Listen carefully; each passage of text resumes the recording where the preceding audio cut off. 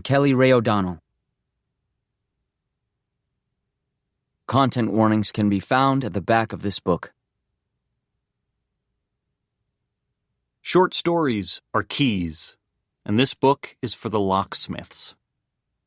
For Richard Matheson, Kelly Link, Ray Bradbury, Carmen Maria Machado, Robert Bloch, John Langan, Charles Beaumont, Nathan Ballingrud, Stephen King, Brian Evanson, Peter Straub, Haley Piper, Mariana Enriquez, Clive Barker, Eric LaRocca, Joe Hill, Stephen Graham Jones, Ramsey Campbell, Paul Tremblay, Clay McLeod Chapman, Rachel Harrison, Tananarive Due, T.E.D. Klein, R.L. Stein, Nadia Bulkin, Junji Ito, Paula D. Ashe, Joyce Carol Oates, Manly Wade Wellman, Anton Chekhov, Lisa Tuttle, Michael Wehunt, Angela Carter, Laird Barron, R.J. Joseph, Carl Edward Wagner, Philip Fracassi, Michael Shea, Tyler Jones, Dennis Johnson, Alvin Schwartz, Thomas Ligotti, John Horner Jacobs, Anthony Boucher, Joe Lansdale, Ananda Lima, John Paget, Robert Westall, Jeremy Robert Johnson, Raymond Van Over, Daphne du Maurier, Amy Hempel, and Harlan Ellison, just to name a few. It's also for you, if you'll come with me. Let's open some doors together. Introduction. Stephen King. These stories are fucking great. They rule. Basically, that's all the introduction I know a place needs. But sad to say, that won't do. It's not an introduction, it's a blurb. It would look perfect on the cover, only then it would say, these stories are fucking great. Because bookstores are, theoretically at least, places for the whole family. And these stories are fucking great might cause impressionable children to become degenerate serial killers. That might sound ridiculous. But it's not as off track as you might think. Because most writers of terror and the supernatural started as impressionable children. Nat Cassidy didn't grow up to become a degenerate serial killer, but I'm guessing that he loved tales of horror and the supernatural as a kid. As did many of the stars in the genre, such as Ray Bradbury, Robert Bloch, and Richard Matheson, as did I. In his excellent biography of Jerry Lee Lewis, Rick Bragg gives a perfect anecdote concerning the artist, not as a young man, but as a child. Jerry Lee and his parents walked up the road in their town of Faraday, Louisiana, to see their relatives, the more well-off Swaggerts. Jimmy Swaggart, who would become a Hellfire evangelist, was Jerry Lee's cousin. The Swaggerts had a piano. Jerry Lee told Bragg, "I didn't know what it was. I just knew I had to get at it." My guess is that Nat Cassidy felt the same way when he read his first scary story. Given his age, he was born in 1981, it might even have been Horrors, one of mine. For sure, something he read made him get at it, to turn the key to Wonderland. The result, a few miles down the road we all travel, our talent carried on our backs or in snakeskin traveling bags, is this book. It's full of stories that are fucking great. They rule. I'll write a little bit more. Play your harmonica, son, as Lightnin' Hopkins liked to say. But that's really all it comes down to. Fucking great stories. They rule. Case closed. I've heard Nat Cassidy on Neil McRoberts' podcast, which is called Talking Scared. He's a well-spoken, thoughtful critic with that rarity in well-spoken, thoughtful critics. An actual sense of humor. I picked up his third novel, fourth if you count Steal the Stars, the novelization of a podcast, When the Wolf Comes Home, thinking I probably wouldn't like it, because in my experience, well-spoken and thoughtful critics often make boring-as-shit storytellers. They have a tendency to think too much about what they are doing instead of just wailing away. To my surprise and delight, When the Wolf Comes Home was terrific, full of scares and good old-fashioned gory fun. The final girl main character, Jess, is totally relatable, and there's a scene involving Halloween display that blew my mind. It was a fine and scary novel. Mr. Cassidy wrote me an email mentioning how one of my idols, John D. MacDonald, wrote an introduction to my first book of short stories, Night Shift. Nat didn't come out and say, why don't you do me a solid and pay it forward? But the implication was clear. Based on When the Wolf Comes Home, I agreed. Although, as I have said, all the introduction needed to say was they're fucking great, they rule. If they hadn't been, I would have found an excuse, possibly an inoperable brain tumor. Don't expect me to summarize any of these tales, which Cassidy calls dark detours.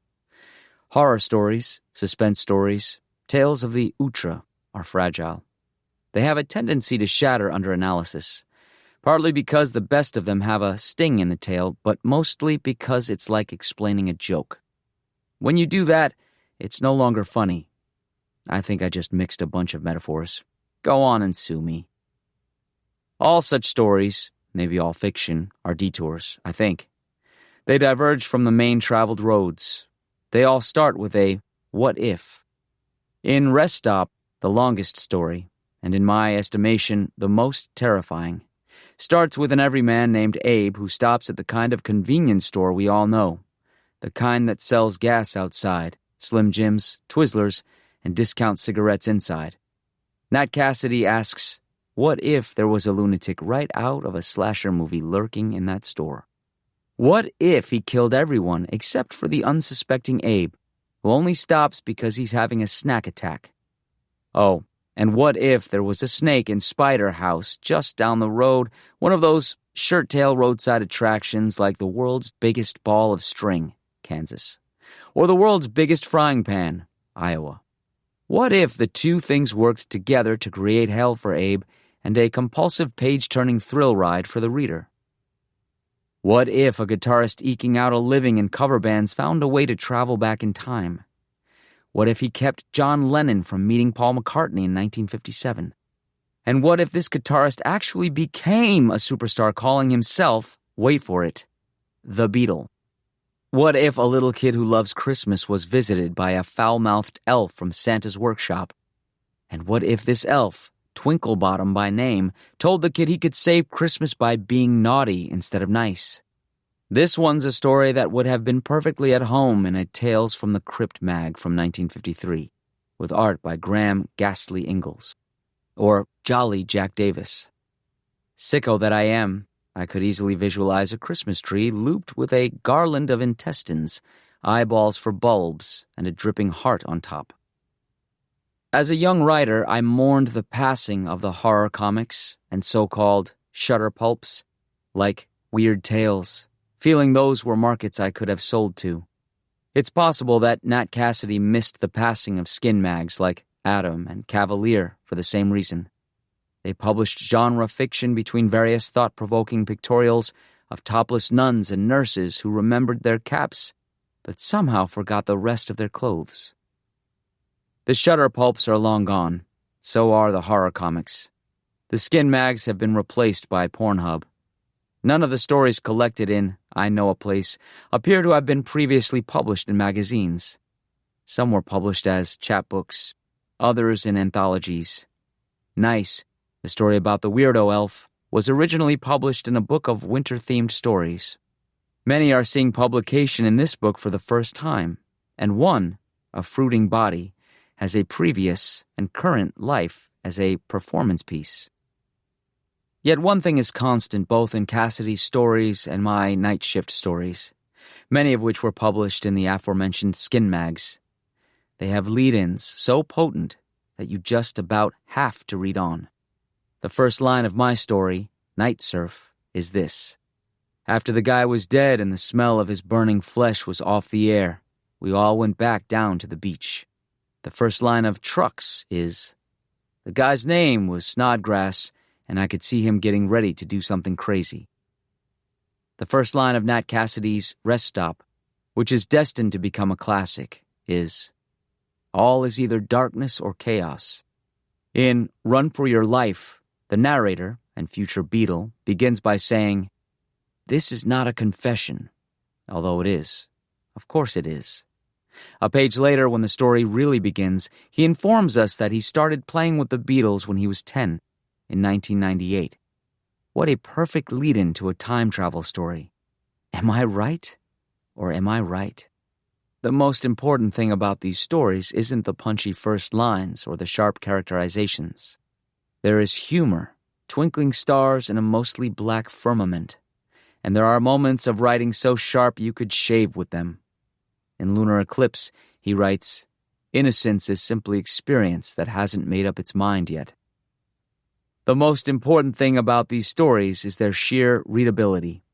If it was an album, it would be like CCR's Cosmos Factory or AC/DC's Highway to Hell.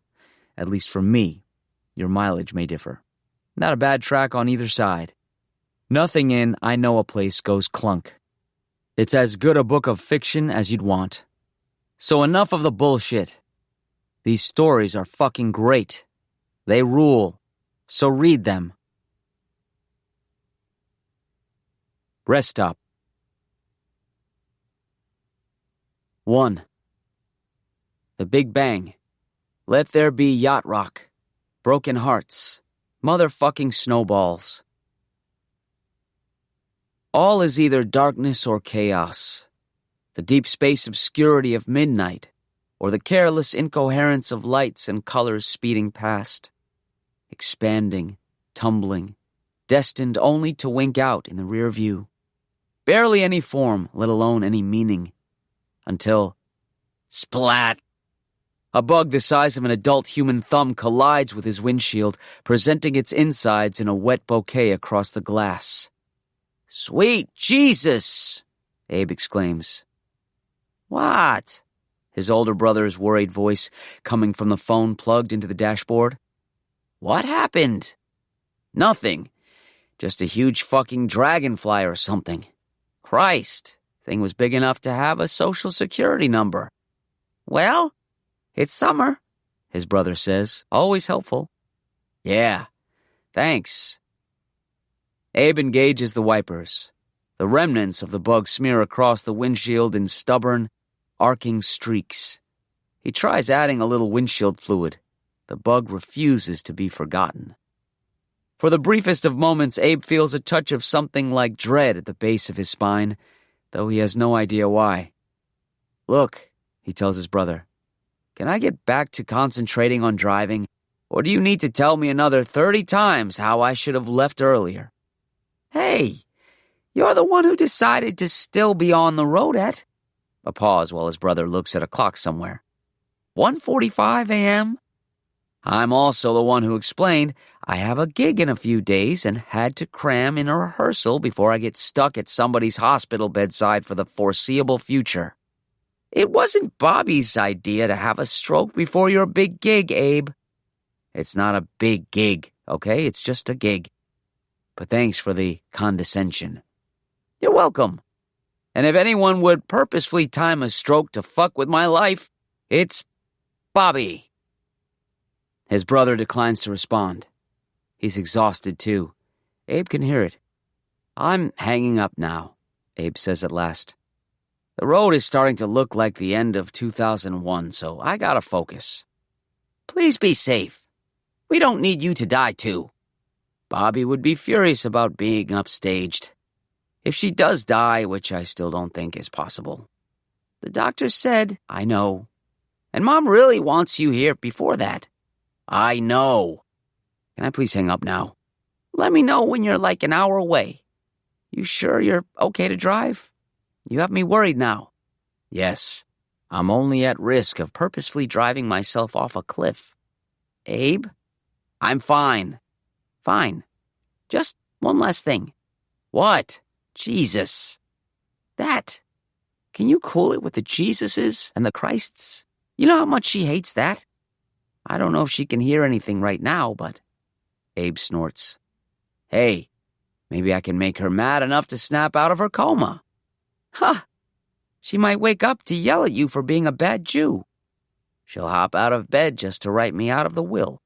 Like she did to Uncle Mike for being rude to her at that dinner once. And his kids, too. Don't forget she wrote his kids out. Just 'cause he asked her to stop being racist to the waiter." "Hey, what if she wakes up and the stroke has made her an actually pleasant person?" "That'd be a miracle.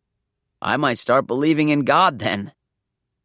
The brothers fall into brief, guilt-tinged giggles, thinking of their own emotional infarctions with their not-so-beloved grandmother, Bobby Madel, their mother's mother, the only grandparent they've ever known.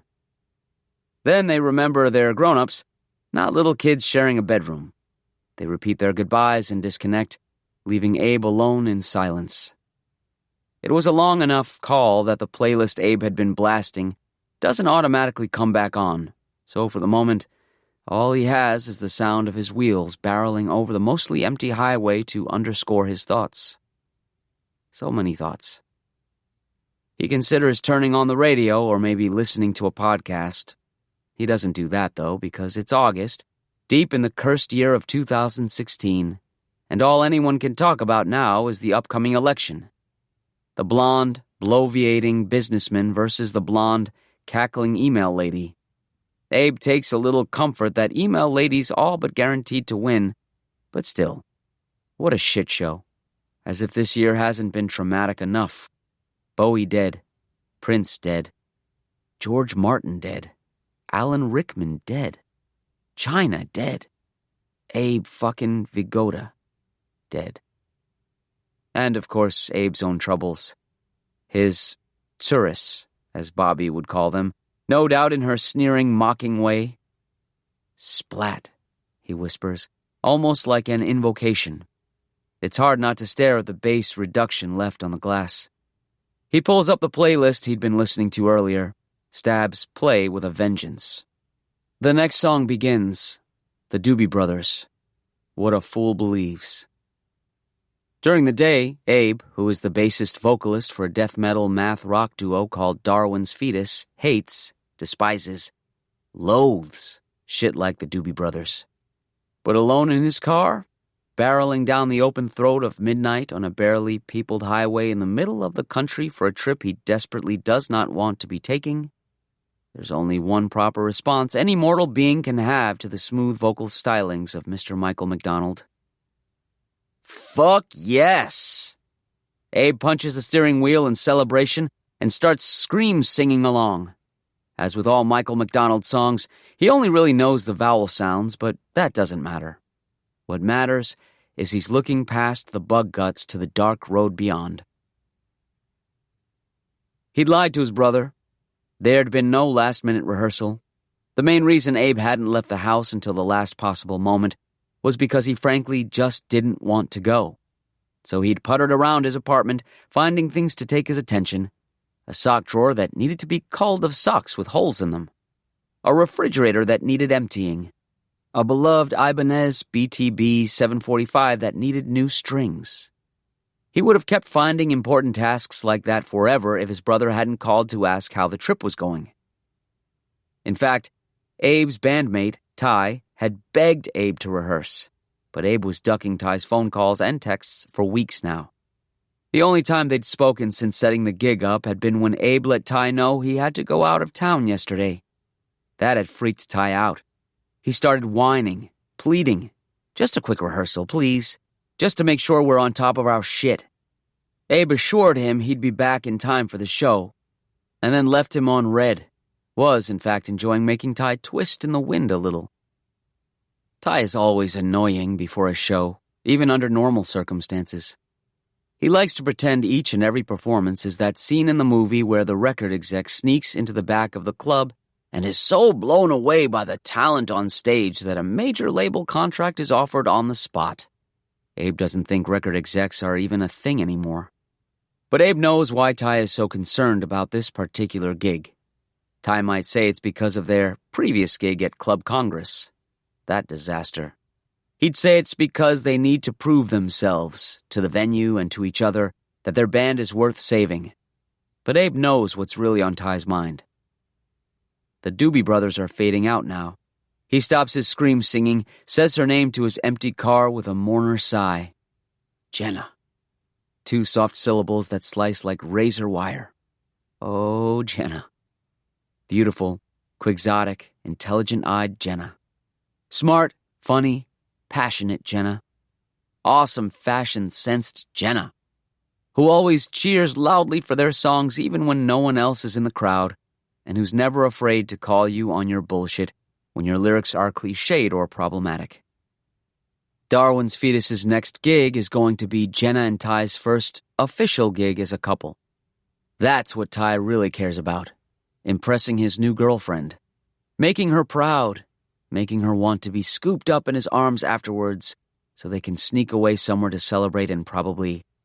Fuck, Abe exhales, horrified to feel an actual tear leaking out of his eye. He wipes it away, embarrassed and furious. Christ, he has it bad for this girl. Don't call me a girl, he imagines Jenna saying. I'm 31 years old. Also, watch it with the C word, remember? The next song on his yacht rock playlist begins. Summer Breeze, Seals and Croft. Abe turns the music up to try to drown out his thoughts. 2 a.m. on the dot now. Precisely the number of cars that are sharing the highway with him. Out of the deep-sea darkness, a billboard floats past, wavy, kitschy letters proclaiming, Trumbull Farms, Snake and Spider House. Visit, if you dare. Next exit. Flanking the lettering are a few photos of, surprise, surprise, snakes and spiders. Truth in advertising. Always nice to see. That'd be a cool spot to visit during the day. Maybe on the drive back. Kill a little more time before showing up and relieving Ty's anxieties. Plus, it'd be nice to visit some of nature's more pleasant creatures after being around his grandmother. Thinking of creepy crawlies, his gaze is drawn to the guts on the windshield again. Oh, Jenna, I'm the bug. You're the windshield. He wants to roll his eyes at the sentiment, but refrains. The movement might cause more tears to spill out. What about Bobby? What's she in this metaphor? The darkness, he mutters, and gives a wet chuckle. Even stupid, golden retriever-brained Ty knows how Abe feels about his grandmother. One rehearsal, Ty had been reminiscing about his own perfect and cherished Nana, who baked cookies and still sent birthday cards with a $10 bill tucked inside to her precious grandson. Abe had scoffed. That's wild. My grandmother is one of the worst people I've ever met. Your grandmother? As if grandmothers were some trusted brand. Seriously? Seriously. Abe started fiddling around on his bass. Minor key riffs and runs. For just a taste, she tells me I'm a failure every time I see her. Those are her exact words. Abraham? Are you still wasting your life? That's how she says hello. Damn! Ty followed along on guitar. And let's see. She chased my mom with a hammer once for dating a black guy in the 70s. My mom ran away and lived in a park for a few weeks after that. Fuck! Oh, and she's the worst whenever she meets any other immigrants. She'll start quizzing them on where they're from and then start telling them how she had it worse as a child. That they should be glad they're not her, which I'm sure they are. I've seen her spit at people. I've seen her flip them off to their face. She's rude. She's mean. And the only reason she's not constantly being beaten with sticks is because she's this tiny old lady. She sucks. She really sucks. Why is she like that? Abe shrugged. The war? She grew up in this tiny village in Poland that got sandwiched between the Nazis and the commies and... Oh, man! Did she get sent to a camp? Ty whispered it, the way he did whenever he spoke of something serious. Like he expected to get in trouble. Beautiful, dumb Ty. Nah, Abe replied. Some extended family did, but she got to stay with some family friends. I guess things didn't actually get bad for her until right after the war. I don't know. Trauma's trauma, but I think some people are still just born assholes. Suddenly, splat. He finds himself wondering, what would Jenna be like as a grandmother? Their whole impossible future flashes by in an instant. They have kids. Grow old, watch their kids have kids. Jenna becomes one of those cool grandmas with tattoos and a record collection. She curses and makes naughty jokes and sips whiskey, but never too much. She has long silver blue hair, or maybe a wicked bob, and every time she looks at Abe, she smiles a warm smile that says, "Look how far we've come." That says she's never once regretted her decision to fall in love with a man who, sure, doesn't look like your everyday romantic hero, but who has a heart of gold and fingers of... Abe! He shouts at himself. Fucking stop it! He whips his head back and forth. This is all way too depressing. Not even summer breezes blowing through jasmine can keep the midnight blues away. He's also getting hungry and thirsty. More than that, he wants sugar. Lots and lots of sugar. He should get gas, too. And maybe wipe off the bug guts from his windshield before the idea of driving off a cliff really does become tantalizing. As soon as he has that thought, a radiant green and white sign with the image of a gas pump emerges from the darkness. And the Lord said, "Let there be a gas station," and it was so. Hallelujah and amen. Mouth-watering at the thought of ices and beef jerky and, holy shit, some Hostess motherfucking snowballs. Abe glides smoothly onto the exit ramp. 2. Pariahs, biggest parts, unpleasant friends. The parking lot isn't empty. 2 other cars sit next to each other near the entrance to the gas station's convenience store. There's also a powder blue VW Westphalia that's as far away from those 2 cars as it can get while still being parked up at the front. It looks like some pariah animal at the local watering hole, not welcome to hang with the other gazelles or hippos.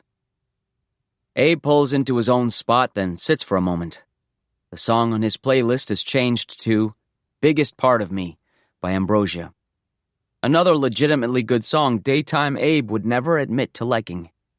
Full of complex changes and interesting harmonies.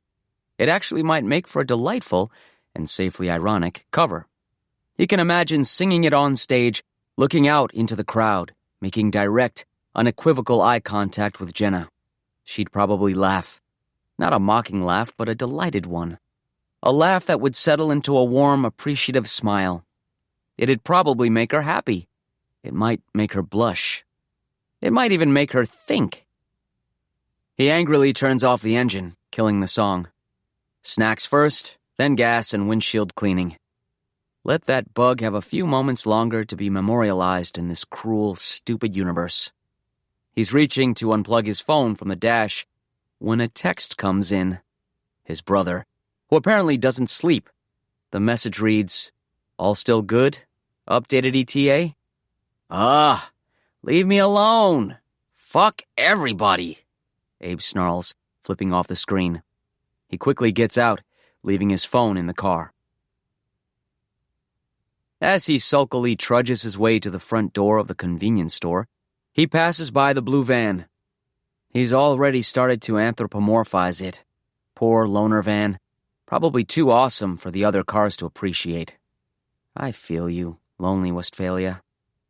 A band he once knew called the Benson Ash used to tour around in a green Westphalia, and that had always seemed like a fun time. So Abe gives this one an appraising look.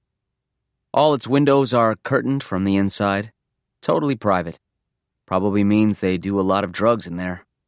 Rock on, lonely Westphalia. Live your truth. Then he notices the license plate, a vanity plate. It takes him a moment to understand what it means, but as soon as he does, a shudder ripples through him.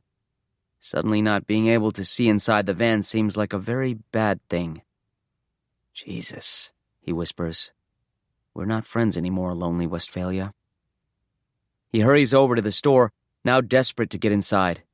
This parking lot has gotten too dark, and it feels like that van, with its impenetrable windows, is swelling in size, blotting out what little light there is. When he reaches the front door, he turns back around as if to double-check what he just read. The front license plate is the same. CR8H8. Create hate. 3.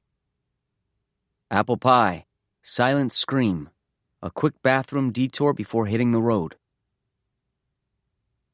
Safe inside the store, so bright, so blissfully cool after even just a few moments of the muggy summer air, and he feels better. Sometimes capitalism knows how to hold you just right. Abe starts wandering up and down the aisles, idly scanning snacks, keeping his head down so as to not make eye contact with whatever psycho owns that van outside. Soon enough, he's lost in his snack options and his thoughts. Maybe it's because she's dying, but Abe's been thinking of his grandmother a lot lately. Thinking as his grandmother. Her accented, sneery voice will randomly buzzsaw into his brain, offering all sorts of unwelcome, unhelpful commentary. As he starts grabbing brightly colored treats off of the well-stocked shelves, here she comes again. No wonder this country is so fat and lazy. Look at all the poison they stuff into their faces. Disgusting. Abe shakes his head, not just at the sentiment. Fuck you, Grammy. This food is dope. But at the implication. Because whenever she said something disparaging about this country, it carried the implication that Abe was among the fat and lazy too. That, in fact, Abe was an avatar of horrid Americanness. That's me, Abraham Yehuda Neer. Right up there with baseball and apple pie. He supposes he gets it. To an extent. Meidel always looked at Abe and, to a lesser extent his brother, as not just creatures from another planet, but as betrayers of their true faith and culture. After everything she and her family went through, it makes sense she'd be a little sensitive about stuff like that. But it's called assimilation, Grandma. It doesn't have to be a bad thing. Hell, their ancestors might have done well to do a little bit more of that over the millennia. Maybe then they wouldn't have been such a frequent target. And it's not like Abe doesn't want to be Jewish. There's a lot he digs about the religion, the history. Contrary to what he joked to his brother earlier, he's not necessarily against the idea of the existence of God either. Or at least a godlike energy out there. It's the arbitrary rituals he doesn't care about. Being Jewish is cool and all, but who in their right mind ever volunteers for extra homework? Who doesn't love the occasional pork chop or cheeseburger? Sometimes he wonders if maybe Bobby's unpleasantness isn't actually more generational than religious. He has another friend, a metal bassist named Win, who's half Korean, and has a similar relationship with his grandmother. Win's Halmani lived through her own horrors during the war, courtesy of the Japanese, and Win thought the things she witnessed were a big reason why she'd never been, let's say, interested in social niceties. I mean, that entire generation's gotta be so messed up, right? Win said over post-show beers once. That's the thing about a world war. Everyone gets bit, no matter where they're from. Abe supposes that might be true. On the other hand, hadn't he met plenty of nice old people with faint numbers tattooed on their forearms when he was a kid? People who radiated a love of life? Why should Bobby's travails give her license to be such a shit all the time? Why should anybody's? We're all in this mess together. We're all just bugs against the windshield of time, right? Looking for an amen, he finally glances up at the other customers in the store, and his thoughts cut off abruptly as if somebody screamed in his ear. No one screamed. Quite the opposite. Except for the crinkle of the bag of corn nuts in his hand, this place is silent as a tomb. Because there are no other customers. The store is completely empty. Abe's been so wrapped up in his thoughts, it hadn't registered until just this moment. The hell? He mutters. The icy machines whir. The refrigerators hum. And yet, not a soul around to operate or browse through any of it. Not even someone at the counter. Weird. Especially considering the 3 cars in the lot.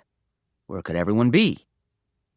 He gives a stupid, disbelieving laugh. He goes to the front door, looks out into the night. The cars are still there. The van, create hate, is practically leering at him. For the first time in his life, he actively wills the voice of his grandmother to come back into his head, keep him company, chide him for being silly. She's totally silent, too. Of course she is. When has she ever chosen to be helpful? He turns back to face the store, scan it from this angle. Still no signs of anybody. Next to him, the newspaper stands blare headlines and photos about, what else, the election. Both candidates frozen in mid-roar. Here in this gas station, even they're rendered mute. Okay.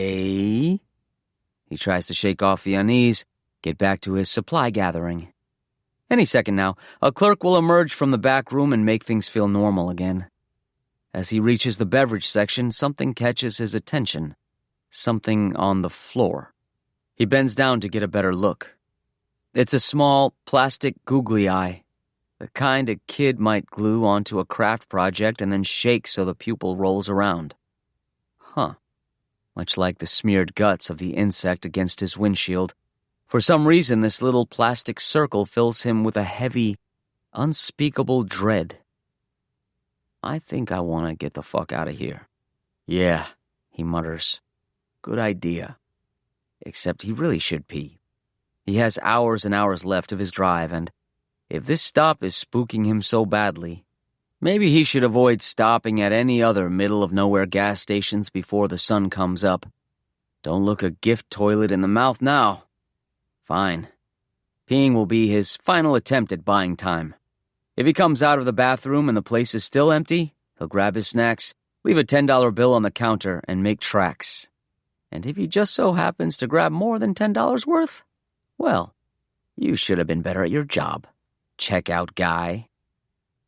He crosses over to what's clearly the bathroom, a plain white door on the opposite wall, in between a beverage case and a display of shirts and hats and a couple ice scrapers. There's a sheet of printer paper taped to the door. No key. If it's locked, it's ocupado. Under which someone had handwritten, that means someone's pooping in French. Great. Bunch of comedians run this joint. He puts his hand on the knob, then stops. What if everyone's hiding in there right now? What if he walks in on an orgy in progress? 3 cars worth of naked weirdos, holding their breaths and their naughty bits, waiting for Abe to leave so they can resume their midnight game of fill-her-up? What if the create-hate guy is their fuck maestro, and this is how he goes about creating? What if they ask him to join? Best excuse I'd have yet to keep Bobby waiting, I guess. He turns the knob and pushes the door open. A completely empty and unremarkable bathroom stands before him. Just a single toilet. Not even a stall to hide behind. Not ocupado. No one pooping in French. Abe sighs. Maybe in relief, maybe in disappointment, and steps inside. 4. The point of the joke. The dread recedes a little but doesn't disappear. The sound of his peeing feels too loud, too exposed, so he starts humming the first yacht rock song that pops in his head while he finishes up. At least his body feels a little relief. Peeing is the best. Whoever invented peeing was a stand-up guy. Yuck, yuck. When he's done, he steps to the sink to rinse off his hands, studies his face in the mirror, an all-too familiar thought. This is not the face of the guy who gets the girl. Gets her to laugh, maybe. Gets her a thoughtful present for her birthday, maybe. But outside a Woody Allen or Adam Sandler movie, where the point of the joke is that the nebbish somehow has sex appeal, no one's throwing themselves at someone like Abe's feet. With his wavy, thick hair that covers his head fully but doesn't do anything interesting. With his skin still faintly marked from a merciless bout of teenage acne. With his somehow simultaneously pudgy and scrawny frame. With his prominent, oh-so-Semitic nose, which one particularly nasty bully in middle school had dubbed his Jew beak. That had prompted Abe's first, and up until a few weeks ago his only, fight. Hell, Abe barely even looks the part as a musician. He'll never forget that one gig where the club owner asked him, "So, you're the band's manager, right?" That's when Abe had decided to grow his hair out, no matter how awkward it looked. Despondency over his severely dented heart replaces his dread for the moment. He stares at his stupid, schmuck face in the spotty, streaky glass of the gas station bathroom. Examines every angle. It's time to admit it. Jenna and Ty make sense. Jenna can have her pick of literally any human she wants, and Ty is a big, handsome, uber-mensch rock star with a jaw that doesn't quit and a good boy sweetness. Abe can play the bass line of a death metal song in 9/8 time while screaming lyrics on top of it. And he's pretty good at Super Smash Brothers. But he doesn't have much else to recommend himself. Besides, what was that old Groucho Marx quote? I wouldn't want to belong to any club that had me as a member? Something like that. Just like that, he decides he's just going to be happy for Jenna and Ty. Hey, if Ty and Jenna make it work, at least Jenna will be around more. She'll come to more rehearsals, more gigs, more after-parties. She can tell more of her corny jokes in her dry, wicked monotone. She can show Abe more panels of her sci-fi graphic novel in progress. They can get into more arguments about movies and books. Just friends, but still, friends. That's right, Bobby Madel says. be happy for them. She's not one of us anyway, Abraham. Stick to your own kind. Yeah, he grumbles. What I really want is someone who'll turn into you in a few decades, Bobby. That's some hot shit. Okay, so maybe he's a little bitter. Know what the best cure for bitterness is, though? I'm gonna get me an icy and some snowballs and some goddamn motherfucking fruit stripe gum if they have it, he tells his reflection. Mirror Abe gives a resolute nod. He dries his hands on his pants and is planning the exact combo of flavors he's going to dump into a single icy cup when he bounces off the door and stumbles backwards into the room. The fuck? He tries the door again. It won't open. The handle goes down, popping out the handle lock he'd depressed when he'd entered the bathroom. But when he pushes on the door, it sticks fast in its frame. Is he not pushing the handle down far enough? He puts his shoulder into it. Still no luck.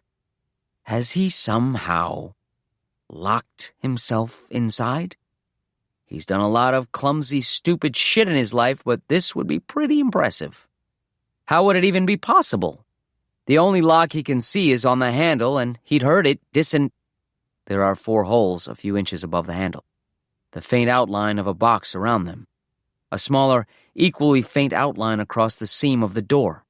Like a deadbolt had once been there, and what? Moved? To the other side of the door? The fuck? He says again. Quieter but no less baffled. He presses on the door. It does feel like something at approximately that height on the other side was holding the door shut. Perhaps he'd been too busy reading the dumb jokes on that stupid sign to notice there'd been a deadbolt on the outside of the door? Maybe. But the thing about deadbolts is they don't engage automatically. Someone's got to slide them in place.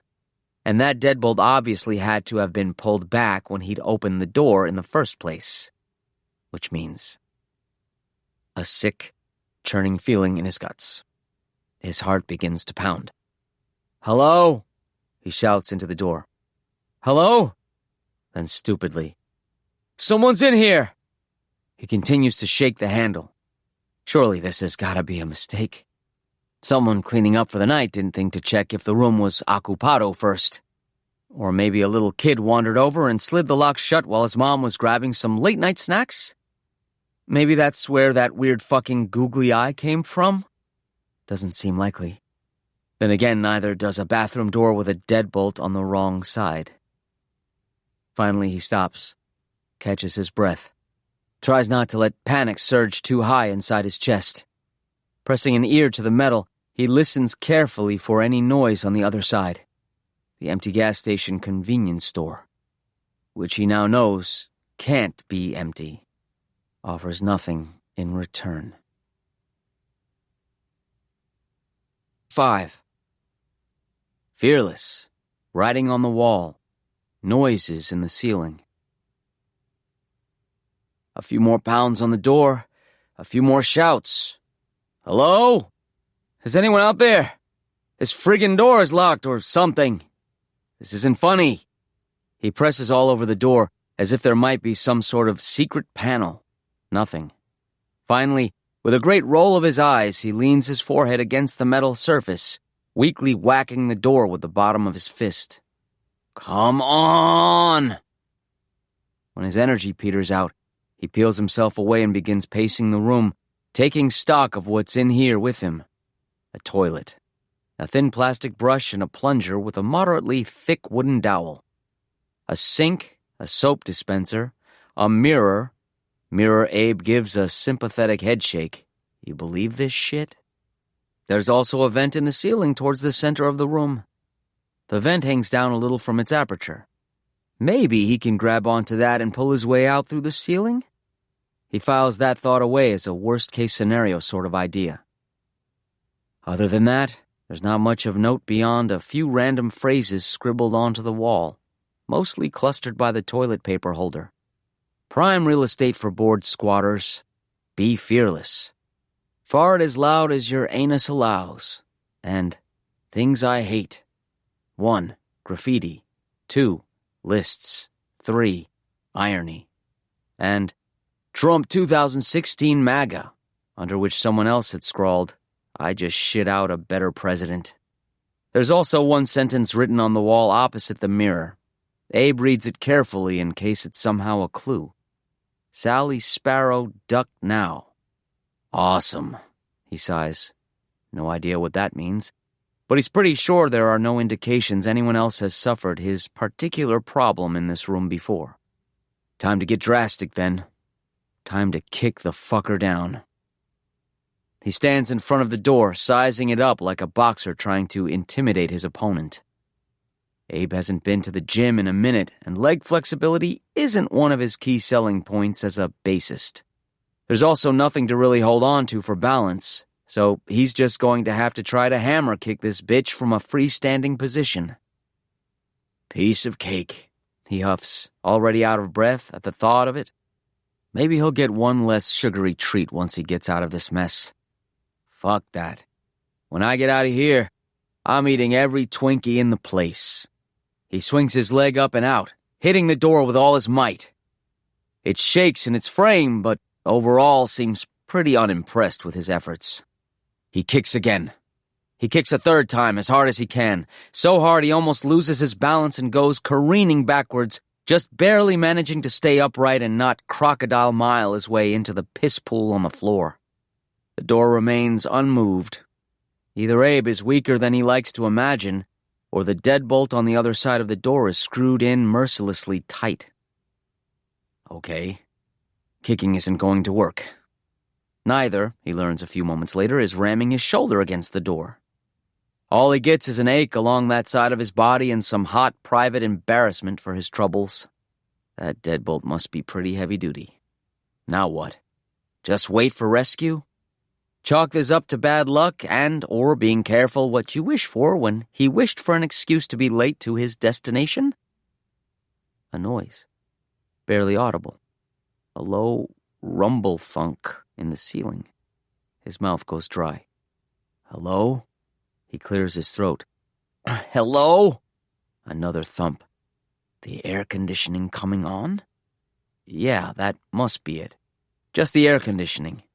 Definitely not the sound of someone crawling through the ceiling towards him. Definitely not the soft titter of someone giggling. Abe has a couple seconds where he's able to convince himself he's just being paranoid. Then the biggest spider he's ever seen falls as if pushed out of the vent and drops to the floor. 6. Boris. A prank. Some plastic gag toy. Has to be. No way are there real spiders that big. The size of his actual hand. The fake spider lays where it fell. Immobile. Inanimate. Which makes sense because the only other times Abe has seen a spider like this are for Halloween decorations. And thankfully, Halloween decorations aren't. The spider scrambles towards the wall. Very fucking alive. Very fucking real. Abe goes rigid. He'd piss his pants if he hadn't already gone. Is somebody up there? Abe asks the ceiling in a high, tremulous voice. Gentle, almost absurdly soft, not wanting to agitate his new companion. He listens hard for any movement above. The ceiling is low, maybe 8 feet? 7.5? Abe could scrape it with his fingertips if he jumps. and the thought of someone crouched so close to the top of his head, quiet, listening, lurking, is beyond unsettling. Regardless, there's no response. Back to the spider. It's given up trying to crawl up the wall. Now it's tucking itself into the corner, hopefully as scared as Abe is. Even from this distance, he can't help but marvel how hairy and angular the thing is. Like a spider cobbled together with discarded rat parts. Ugh. So where'd you come from? Abe asks, putting on his best chill, go-along-to-get-along demeanor. He doesn't know if spiders appreciate such things.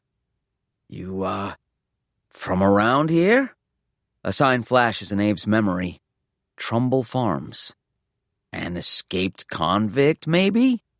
The spider only glares at him. Abe can feel the multiple eyes sizing him up, breaking him down. You're a tarantula, right? You look scary, but you're pretty docile. You've just got a bad reputation. I can dig that. If Abe ever had occasion to visit Trumbull Farms, he would have seen this particular specimen on display. Not a tarantula, but a Sydney funnel web spider. The signage would have informed him that the Sydney funnel web spider isn't deadly. Not usually, at least. But it is a favorite here at the farm because, as you see, they're not shy. In fact, they're quite aggressive. And those fangs can bite down hard enough to break a mouse's skull. Now Abe raises his voice, again trying to reach the, possibly, person in the ceiling. He feels like a supplicant begging some remote, inimical deity. Hey, this is really funny. Super funny bit. I dig it. He listens for a moment. Is this being filmed? Another long pause. Maybe I can help you out? I did theater in high school, and I did improv for a couple semesters in college. I could, help you with bits and stuff. The presence in the ceiling, if there is one, stays silent. Meanwhile, the spider raises two of its front legs. It makes Abe think of a magician preparing onlookers for a feat of wizardry. He doesn't like it one bit. Look, little guy, Abe gulps. I don't want to hurt you. And I'm like 400 times your size, so I probably could hurt you. So just stay over there, okay? We're just gonna be super chill roommates until someone comes and lets us out. Cool? The spider's other legs ripple, each one briefly lifting off the ground, testing its readiness. I'm just gonna go over here. Abe backs towards the opposite wall, pressing himself into the most diametric corner possible. Super chill roomies. No stress. All good. Do you know The Who? John Entwistle? One of the greatest bassists of all time. He's got a song called Boris the Spider. Fucking dope song. Although he kills the spider with a book at the end. Never mind, you don't need to hear it. It's not very good, but the name's cool, right? Boris? The spider puts its legs down. It seems mollified. Yeah, Boris. We're cool, Boris. Best buds, me and Boris. Meanwhile, Abe looks around for something to murder Boris with, just in case. Nothing reveals itself. Neither the toilet bowl brush nor plunger looks serious enough to deliver a killing blow. He could maybe trap Boris under the upturned trash can, but probably he'll just have to resort to a good old-fashioned stomping. And for some reason, stepping on something so big, so complex, as Boris the giant spider makes him want to barf. He'll feel the exoskeleton break. He'll feel joints dislodge. He might have to do it multiple times. Fuck! His grandmother pipes up. Pathetic. Your goyish friend with the chin would never be so afraid to kill a little spider. Before he can assure his imagined grandmother that he's not, in fact, afraid, Boris makes the first move. Whoa, what are we doing? Abe tries to back further into his corner. Boris has taken a few tentative steps forward, sticking close to the base of the wall. Now a few more steps, and a few more. And no real hurry, which somehow makes it even worse, like watching the tide roll in while you're buried up to your neck on the beach. Abe decides maybe the toilet bowl brush or the plunger don't seem so useless after all. He circles around the room opposite Boris, a slow-motion pursuit. Of course, both the brush and the plunger are tucked behind the toilet, so when he finally reaches his destination, Abe has to turn his back on Boris to pick his weapon. He opts for the plunger, which then gets tangled up with the brush. He has to jimmy it out of its place for a precious second or two. When he turns back around, Boris is gone. The wall that Boris had been skimming against is empty. All the walls of the small square room, in fact. Fuck! Where'd you go, Boris? Fuck! Where'd you go? The huge spider is already at his feet, rearing back, lifting its massive fangs, which Abe can see with horrible clarity. Boris means business. Nope! Abe tries to do several things at once. He tries to swat Boris with the plunger. He tries to kick Boris with his shoe. He tries to run away. What he manages to do is flick the top of Boris with the plastic end of the weapon in his hand and also take a half step to the side with his right foot. His foot meets the puddle on the floor, and then, in apocalyptic slow motion, Abe loses his balance and falls onto the tile. The graze with the plunger knocked Boris back a few inches and stunned the spider momentarily. But now Abe is laid out before him, and Boris isn't going to miss the opportunity. The spider rears up again. It's grown somehow, at least the size of a small dog, and its fangs are long black daggers jutting from two thick extensions that look like a child's drawing of bodybuilder biceps. Those fangs come straight for Abe's face. Then somehow, the next thing Abe knows, Boris is flattened against the floor, and the heel of his left hand is radiating with ice-white numbness. Abe scrambles away, at first just relieved Boris doesn't pursue. He starts to put together what happened. He'd swung his free fist down onto Boris's back before Boris could strike. He'd done it out of pure panic, so hard and frantic that some of Boris's guts had shot out of his spinnerets. Even though the thought of touching that hairy carapace still fills him with panic-barbed nausea, Abe reaches forward, picks up the still twitching spider, and hurls it with all his might against the wall. As his hand grips Boris's body, Abe thinks, "This doesn't feel right. My hand doesn't feel right." But his thirst for vengeance is stronger. Boris the spider, the would-be face biter, now lays upside down, legs curled against the wall, fully shrunken to the size of an impressive but real spider.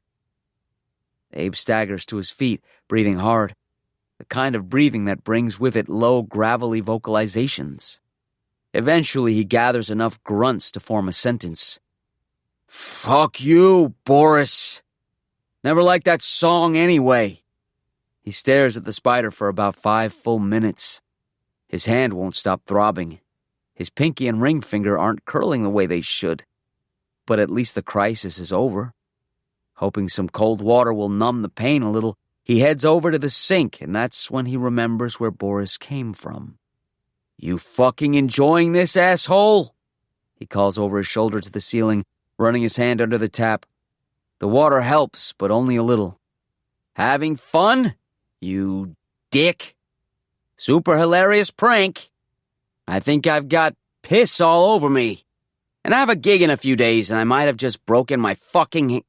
Movement catches his eye in the mirror. His words cut off. He spins around, hoping that what he thinks he saw in the glass isn't what's actually coming out of the ceiling vent. It is. Oh, God, it is. And it's in this moment Abe realizes, perhaps belatedly, that none of this is a prank. It's in this moment he realizes how fucked he truly is. He begins to scream, louder than he's ever screamed in his soon-to-be-ended life. 7. Nameless. What a fool believes. There are 32 different species of rattlesnake that can be found in the United States. The smallest species, the aptly named pygmy rattlesnake, averages around 12 to 14 inches, boasts vibrant dorsal splotches, and is very rarely fatal to humans. Chances are, though, When someone imagines a rattlesnake, it's the classic western diamondback. Grayish-brown scales the color of dirt. White lines outlining darker hexagonal patches along its back. Golden eyes in a permanent glare. Venom easily capable of killing an adult human if left untreated. This breed tends to range from 3 feet to 6 feet in length and weighs about 2 to 4 pounds. However, there's a breed of diamondback that can be found in the southeastern part of the country, and they're often a foot longer and several pounds heavier than their western cousins. In fact, the largest rattlesnake ever recorded in the United States was an eastern diamondback, over 8 feet long and close to 15 pounds of coiled, scaly muscle. What begins to emerge, at first, from the bathroom ceiling vent isn't that large, but it is an eastern diamondback, and not a small one. It's the sort of specimen a snake in Spider House might display with special prominence, for children and adults alike to gasp at in fear. Abe is gasping. His initial screams have turned into ghosts of themselves. He's also weeping, a helpless, odd kind of weeping, shaking his head, moaning, "No, no, no, no." The snake ignores Abe's refusals. It continues slowly and intractably outward. Not cautious, more like skeptical, maybe even annoyed. Its tongue flicks out, scanning, probing. Already it's the size of Abe's hand and forearm, and there's no sense that the end of its body is anywhere near. Somewhere in the ceiling, its rattle whirs. Ghosts of cicadas on a summer day. In a few minutes, gravity will take over. Then, Abe understands the snake will not be trapped in the room with him. He will be trapped in the room with it. He picks up the plunger from where it fell during his spill to the floor and backs away as far as he can go. His left hand throbs harder and harder. His eyes never leave the snake, but he can feel the locked bathroom door in his peripheral vision, taunting him, pressing down on him like the compactor of a garbage truck. His legs want to give out, but he wants as little of himself near the ground as possible. When the snake finally drops down onto the wet tile floor, it makes a thunderous noise, like a heavy stone falling into a shallow puddle, like a war drum played in the rain. The snake swirls into an enormous coil where it landed, close to the toilet. No cute name for it like Boris. It's too massive, too elemental for names. It stares back at Abe, flickers its tongue at him. "Oh, God," Abe wheezes through a pinhole throat. He tries to appeal to the person in the ceiling once more. "Are you still up there? Please let me out. Please stop this. Please. Please, God, please." "Oh," Bobby says with a luxuriant sigh. "Now you believe in God. Now you pray." He's barely even aware of the voice in his head. He's as close to actual disassociation as he's ever been. Why is this happening? What did he do to deserve this? How can he hope to survive? He doesn't know. He doesn't know anything. The crushed and curled body of Boris lies near his feet. So small now. Trivial, even. Will he look the same way when he dies? After his blood congeals in his veins? Will he land face first into that piss puddle and taste piss as his lungs suck in their final breaths? Will he be eaten, or will he be left to rot? Perhaps alongside the serpent that kills him? Do rattlesnakes eat their victims? He doesn't know fucking anything. Another voice pipes up in his head. "You don't have to be afraid of a stupid snake, man. You're a monster slayer. You defeated Boris the Spider with your bare hands. Even Frodo couldn't do that shit." Usually Abe hates, or at least barely puts up with, Ty's Boy Scout enthusiasm. Now he's desperate for it, even if he doesn't believe a word of it. There's no defeating what cannot be named. The snake holds its rattle up and shakes it, agitated. The sound moves through Abe like an electric shock. The bathroom's too small. Abe can't back up any further, and he's still too close for the snake's comfort. Go into the corner, you fuck, he growls. You've got more room behind you. The snake doesn't listen. Its head rises up a few inches and bobs back and forth. Flick-a-flick, flick. Its black tongue a visual stutter. It's going to strike. He's seen random internet videos of how fast they launch themselves forward, like horizontal lightning. He's also seen what rattlesnake venom does. It turns your blood into Thanksgiving cranberry sauce. The canned kind that slides onto the plate in a quivering lump. It's going to hurt. A lot. He wants to cry. He wants to put the plunger down, sit and sob about the unfairness of it all. All he'd wanted to do was take a leak, and now... Unfairness is the law of the world. Bobby's voice again. I tried to teach you that, and you refused to listen. When I was a little girl... Oh my God, shut up! Abe shouts. And without intending to, he stomps his foot in petulant rage. The snake actually flinches a little, shrinks back into itself. As surprised as Bobby Madel might be to hear Abe yell like this. There you go, monster slayer, Ty says. Scare that fucking snake. Shut up! Shut up! Shut up! Abe shouts again, aware that he might ultimately be making the snake more upset, but for this brief moment he doesn't care. He starts stamping his feet and, without even thinking, he begins to huff out a death metal version of What a Fool Believes. He came from somewhere back in long ago, he shouts in a glottal growl that's half Michael McDonald, half Satan himself. The snake has no idea what to do with this. Abe realizes that the toilet seat is up and an insane plan flashes in his mind. Get the snake wrapped around the plunger and somehow get it into the bowl. Close the lid, sit on it if he has to, but get it in the bowl and out of his sight. It's impossible. It's impractical. But it's also... What a fool believes, he bellows.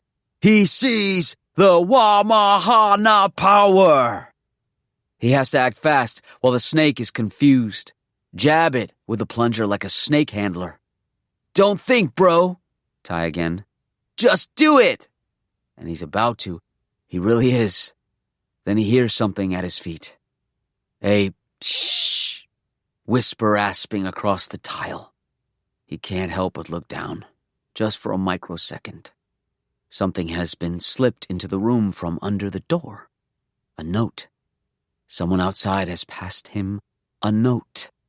What the absolute ever-loving He turns back just in time to see the rattlesnake launching itself towards him. 8. Snakebite. London calling. It doesn't hurt like he thought it would. He supposes it's shock. His nerves need a moment to collect themselves before reporting on the agonizing end that's in store for his body. The clotting suffocation. Then he realizes what actually happened. The snake's aim was just a tiny bit off. Or maybe Abe also happened to move the plunger as his body turned. Instead of Abe's flesh, the snake latched its fangs into the black plastic of the plunger. Even a quarter of an inch in the other direction, and its venom would be pulsing through Abe's chest right now. Sheer dumb luck. That's all it was. The plunger was in his dominant hand, the one not swelling up like a balloon animal right now. But when the snake's not inconsiderable weight was added, the plunger fell out of his grip and clattered to the floor. Now the snake is writhing and twisting, and Abe realizes its teeth are stuck in the thick plastic. It can't detach itself yet. He has to act fast.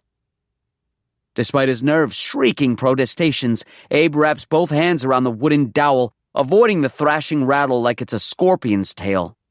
With all his goddamn might, like Paul Simonon bringing his bass down onto the stage floor of the Palladium on the cover of London Calling. He starts slamming the snake against the wall. It doesn't do much damage. The softness of the plunger must be buffeting the blows. Abe can sense the snake's fangs beginning to wriggle free from the plastic, so he reverts back to plan A. He dashes towards the toilet. Just as the snake's fangs finally escape the plunger, Abe manages to drape the snake over the rim of the bowl, with the snake's head dipping into the water. Before the fucker can squirm out, Abe slams the seats down onto the snake's upper back and then sits as hard as he can. The solid resistance of the reptile underneath is horrifying. A metal pipe wrapped in muscle. But after a few bounces up and down, really putting his weight into it, he feels something inside the snake break.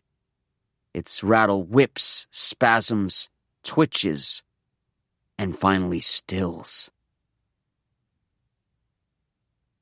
9. Notes. The best song you ever heard. Hanukkah present. The Proclaimers. Abe sits there for a long time, panting, sweating, tingling all over, carbonated by adrenaline. A long time. Years, maybe. What finally gets him to move is remembering the note on the floor. He stands up, amazed at how suddenly sore and tired his body is, and waddles his way to the door. Before he picks the note up, he checks back with the snake. Definitely still dead. But unlike Boris, the snake seems to have grown in death. Abe can't believe how much of it trails out from the closed toilet lid. Like a giant necktie. Its defeat feels impossible. He should absolutely be dead now. He gives a weak shout through the door. "Why are you doing this?" His voice sounds so small for such a mighty gladiator. "Hello? Will you just talk to me?" Then absurdly he tries. "I'm not mad. I promise." Worth a shot. Might even be true. But like all his other attempts, it goes unanswered. It turns out to not be a note. At least not in the way Abe expected. The white piece of paper slid under the door had been folded in half to act as a simple envelope. When he picks it up, what looks like confetti rains down from inside. No, not confetti. After he retrieves the bits that fell, grateful none of them fluttered over to the piss puddle, he sees their 5 pieces of candy wrappers, each cut to show one letter, like a ransom note that had forgotten its glue. Before he can indulge himself in thinking maybe this is all just some random garbage that happened to blow under the door, his brain puts together the word the letters are spelling.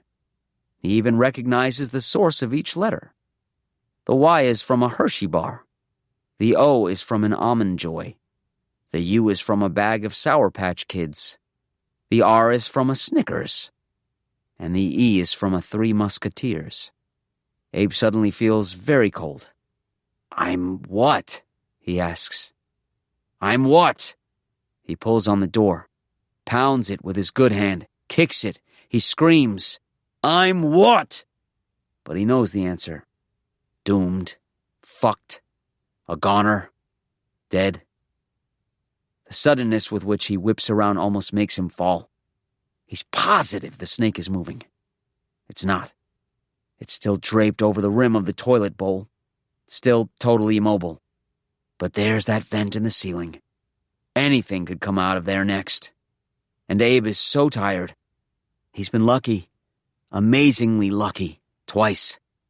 No way he'll be lucky again a third time. And his hand hurts so badly. He's doomed. Fucked. A goner. Dead.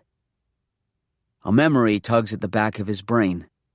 Some anecdote or lesson he'd heard about death. About already being dead. He can't chase it down, though. Instead, he gets distracted by another soft rasping noise across the floor. A new note has been slid under the door. "Fuck you!" Abe screams. "Why are you doing this to me?" No answer. "I'm not gonna play your fucking games, asshole. Let me fucking out of here." His voice cracks. He sounds like he's going to cry. Joke's on you, he thinks. I'm not going to cry. And then feels the warmth of tears spilling down his cheeks again. It only takes him a few moments to arrange the letters from this second note into a word. Longer than the first, but he's almost disappointed it's over so quickly. For those blissful seconds, his brain is occupied with something other than blank terror. The G is from a bag of gummy bears. The O from a Mr. Goodbar. The N from a Crunch Bar. Another N from a bag of corn nuts. And the A from a bag of Lays. You're gonna die, he whispers. The next one is going to say die. He has to wait a while to find out, sitting there staring at the gap at the bottom of the door. But of course, he's already lost any real sense of time. It could be dawn. It could be the next evening. It could be 15 minutes since he first discovered he was locked in. Darwin's fetus has a bit they love trotting out at gigs called Schrodinger's Pop Hit. Abe and Ty talk about it in between every song, telling the crowd that it's their most popular song and that they'll get to it soon, since they know it's what everyone is really there to hear. Then they'll finish their set, and if anyone asks afterwards about why they didn't play that one song, they'll say, "But wasn't it the best song you ever heard?" Not quite nailing what Schrodinger was all about, and Ty could attest to this given he actually majored in quantum physics. But it's all in good fun. After all, as long as the song remained unplayed, it could exist as both the best song and not. Now, I've been Schrodingerized, Abe thinks. I'm living and dead, just waiting for someone to open this box and find me in my true state.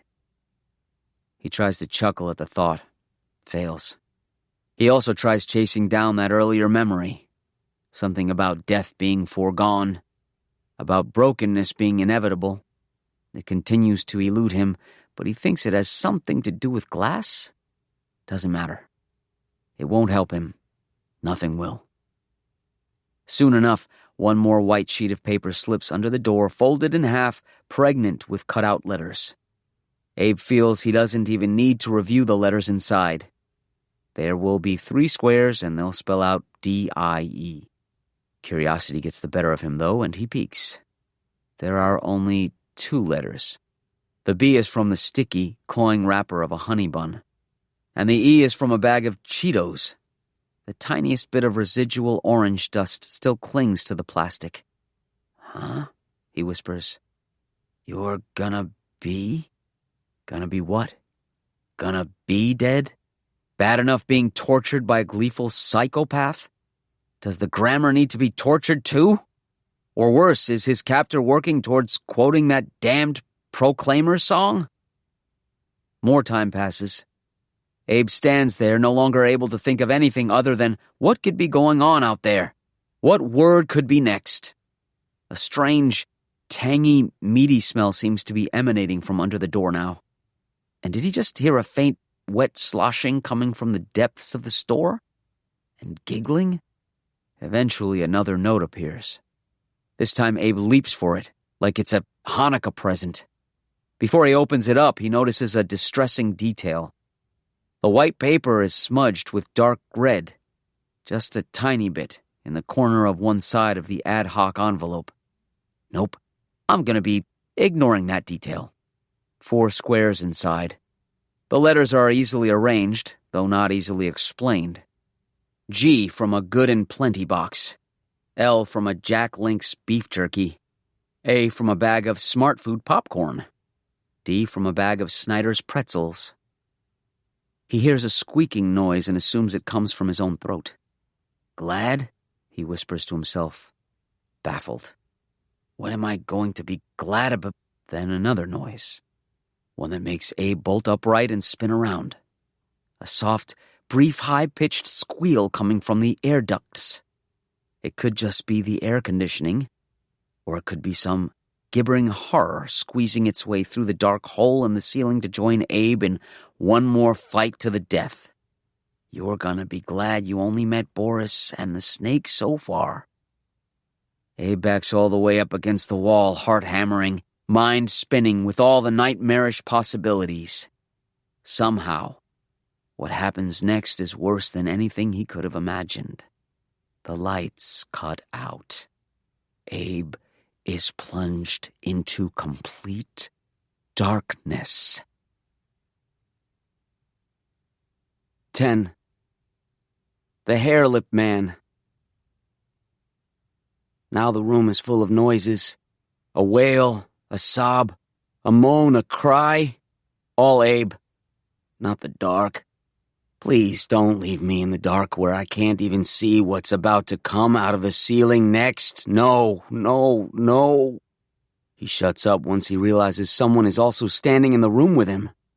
There, in the corner, on the opposite side of this tiny dark room. Abe can't see anything, but he can definitely feel the unmistakable presence of another human body. He can also hear breathing. Not his, someone else's. He holds his own panicky, keening breaths just to be sure, and yes, someone else is breathing in here. No doubt about it. Oh, God. A fear he hasn't felt so keenly since childhood stabs into him. The hair-lip man. The hair-lip man is in here with him. The hair-lip man is going to watch as whatever drops next out of the vent finally fills Abe with enough poison to coagulate his blood and kill him. The hair-lip man will smile his secret charming smile while Abe dies in the dark. For all her complaining and kvetching and reveling in the misery that was her life, Bobby Meidel never went into too much detail about the incidents that had traumatized her as a child. She liked to keep it vague and mysterious. If you knew the things that had happened to me when I was a little girl in Poland. But there was one detail she'd shared with Abe. He'd been 7 years old. For reasons he can't remember, Bobby was staying with them for a few days, sleeping in his room while he slept in a pillow fort out in the living room. He'd been so excited about this new arrangement. He loved forts. And he loved the living room because that's where the television was. The only problem was, he was coming off of a series of weeks where he'd been having terrible nightmares. Midnight shriek fests that sent him running to his mom's room for comfort. It had been long enough since he'd had one of these night terrors that he'd kind of forgotten about them in the way only children can do. Something about sleeping in a new location must have brought them surging back. Instead of running to his mom's, though, he ran to his own room, weeping, terrified, desperate for the familiar. Bobby Meidel was sitting up on his bed, blinking sleep from her eyes. You have nothing to be afraid of, she'd said, stroking hair after he'd breathlessly reported what had happened. Lest he think she was trying to comfort him, she followed up with, You don't know what being afraid really is. Abe had been defiant, though. I do. I know all about monsters. Suddenly it was imperative to him that he convince her. He began rattling off all the scary movies he'd seen, or more accurately, heard about at school. Freddy and Jason and Chucky and... She listened, face pulled in its usual perma-scowl, eyes glittering with smugness. When he finished, she smoothed his hair one last time. He'll never forget the tingle that sped through his body when she did so. That desperate appreciation of her physical attention. This is how I know you're a child, boy chick, she said. Your monsters are ridiculous. They are circus clowns. When evil comes, Abraham, it does not wear a mask. It looks as plain as day. I was a little girl when I learned that. The hair-lip man. She trailed off. He demanded she tell him what the phrase meant. She stared at him, then said, I don't know if he was a Russian or a German. I only know he was so handsome, except for that one tiny detail which made his face human. I memorized that face as I watched him do what he did to my mother, as he loomed over me, as he chased me into the woods. The hair-lip man. Abe felt his eyes going wide, felt a different kind of chill spreading through his body. He didn't even know what a hair-lip was, let alone that it was really spelled hair-lip. But it conjured surreal, horrible beauty. Perhaps she would have told him more if his mom hadn't come in then, yelling at his grandmother to stop, to not tell little Abe that story. Bobby Meidel had received her daughter's outrage with a grin. A devilishly delighted one, Abe thought later. She liked scaring her grandson. I had to live through it. He can't bear to hear it from the safety of his pillows? He never thought to ask for more details later on. She told him enough. The hair-lip man was firmly planted in his brain from then on. For the next several years, up until high school, really, whenever Abe had another shriek fest in the dark, it was because the hair-lip man had come for him at last, the fine hairs that made up his lips rippling like underwater kelp. Now he knows. The hair-lip man has found him again. Glad, I'm going to be glad, I should be glad, because I'm not going to die alone. He's going to be here with me in the dark and... Shut up. Abe hears the voice next to his ear, as real as the pain in his hand, the aches in his muscles. Shut up. The voice is sharp, like a slap to the face. He physically twitches when he hears it. Then it became deliberate, without sympathy, like hands squeezing a throat shut. Don't let him win. Think. He heeds this strange new voice and shuts up, takes a steadying breath, which is still very much unsteady. Tries to think. What are his options? If he lets himself stand here, panic churning in his chest like a hot tub gone haywire, imagining what might be pouring out of the ceiling vent, he's gonna literally lose his mind. He might wind up bashing his brains out on the wall or floor like one of those desperate orcas he heard about, purposefully ramming their snouts into their tank to escape their amusement park prisons. But what to do about the person in here with him, watching him? Can he really hope to fight a human blind when fighting just a spider in full light took so much out of him? He's an out-of-shape bassist. What will he do when this stranger is suddenly next to him, grabbing him, touching him?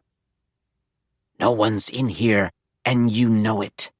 That other, sharper voice insists. And then he realizes it's himself who's speaking. Bobby's no-love attitude, but out of his throat. You've been staring at every inch of this bathroom for at least a couple of hours now. How would anyone have gotten in without you noticing? That's true. He doesn't believe it, but he can't argue with it. Regardless, there's still the matter of other critters dropping from the vent to join him. That's a very plausible threat. First thing to do, then, make his eyes adjust as much as possible. He squeezes them shut, counts to 5, and when he opens them again, he's able to see a little bit more than before. Better. As far as he can tell, nothing is skittering towards him yet. The light coming from under the door helps a little bit too, and looking down at that crack of light, he notices something white and rectangular on the floor. Another note. At first, the usual dread surges through him at the thought of what new word in this torturous puzzle waits for him to decipher.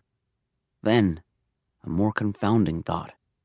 Why would the person tormenting him slip him a note and then cut the power so he can't read it?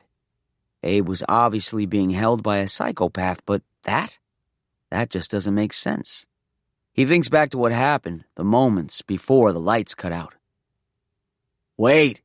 He slaps his hands against the wall behind him until he feels the telltale ridges and shapes of a light switch.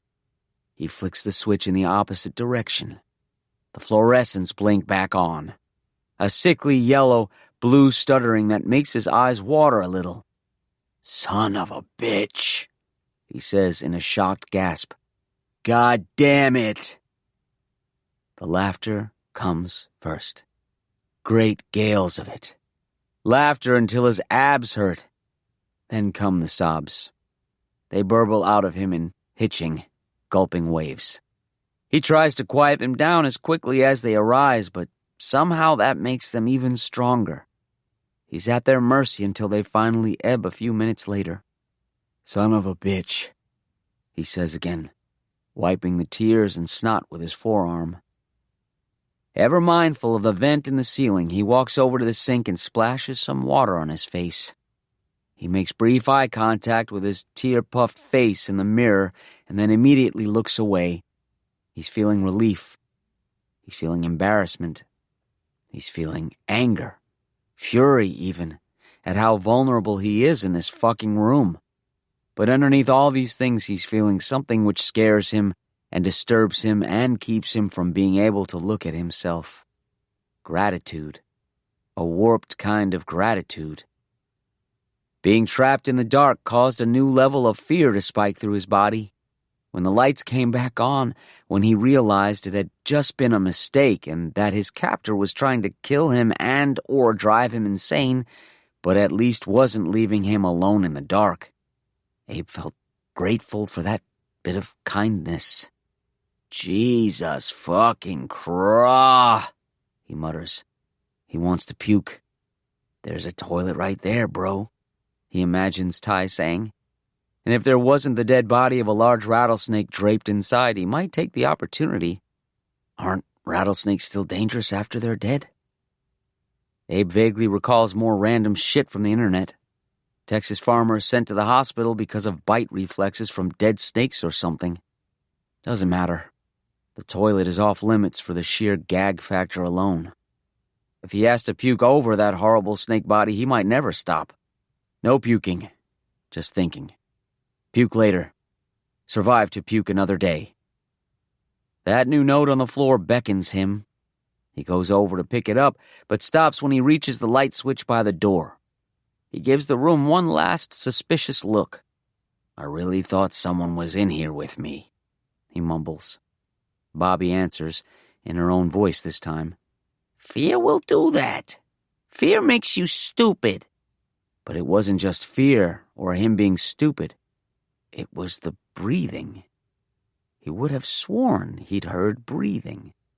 Partially as an experiment and partially to just confirm what had happened, Abe reaches over and turns out the lights again.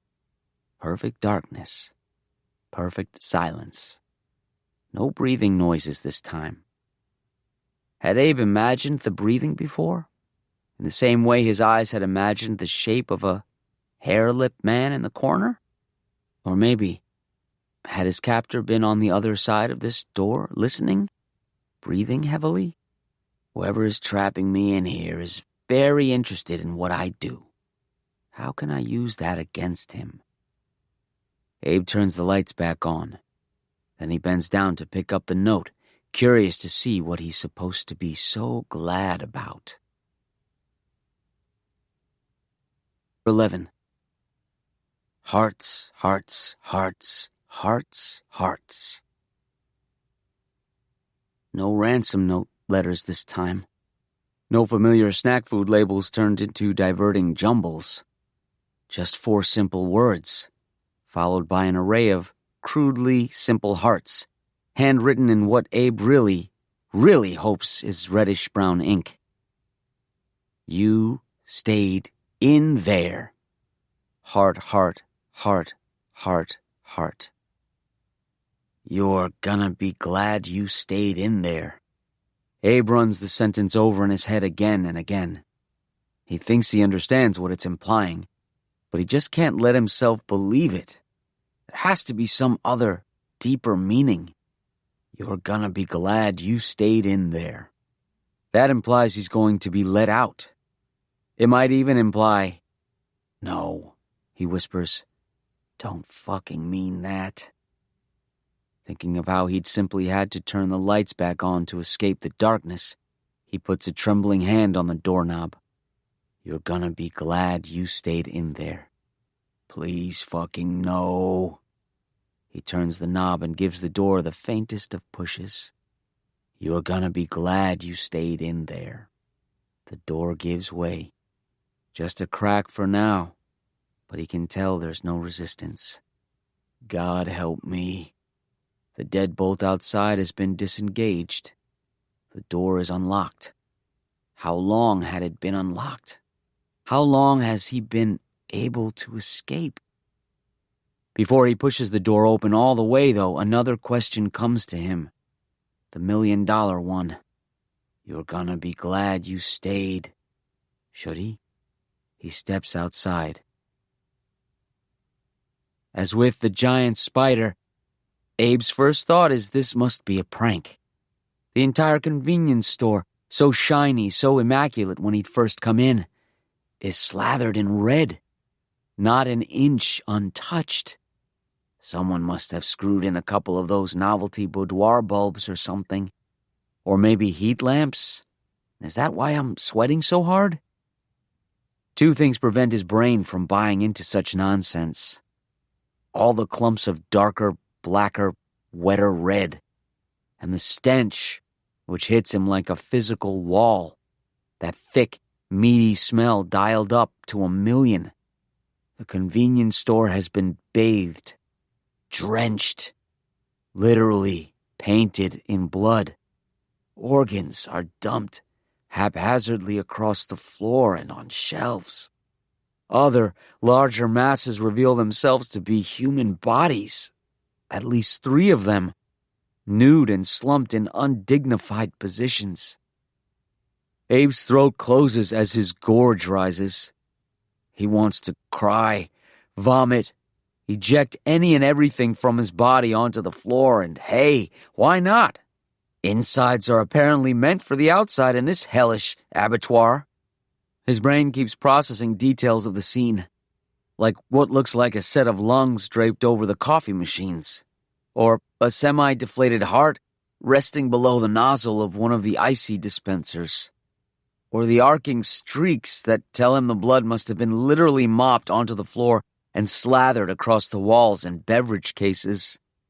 He even remembers those faint sloshing sounds from earlier, which means somewhere there's probably a mop bucket full of... Stop looking. Just move. Get out of here. Yes, good idea. As far as he can tell, no one else is currently here with him.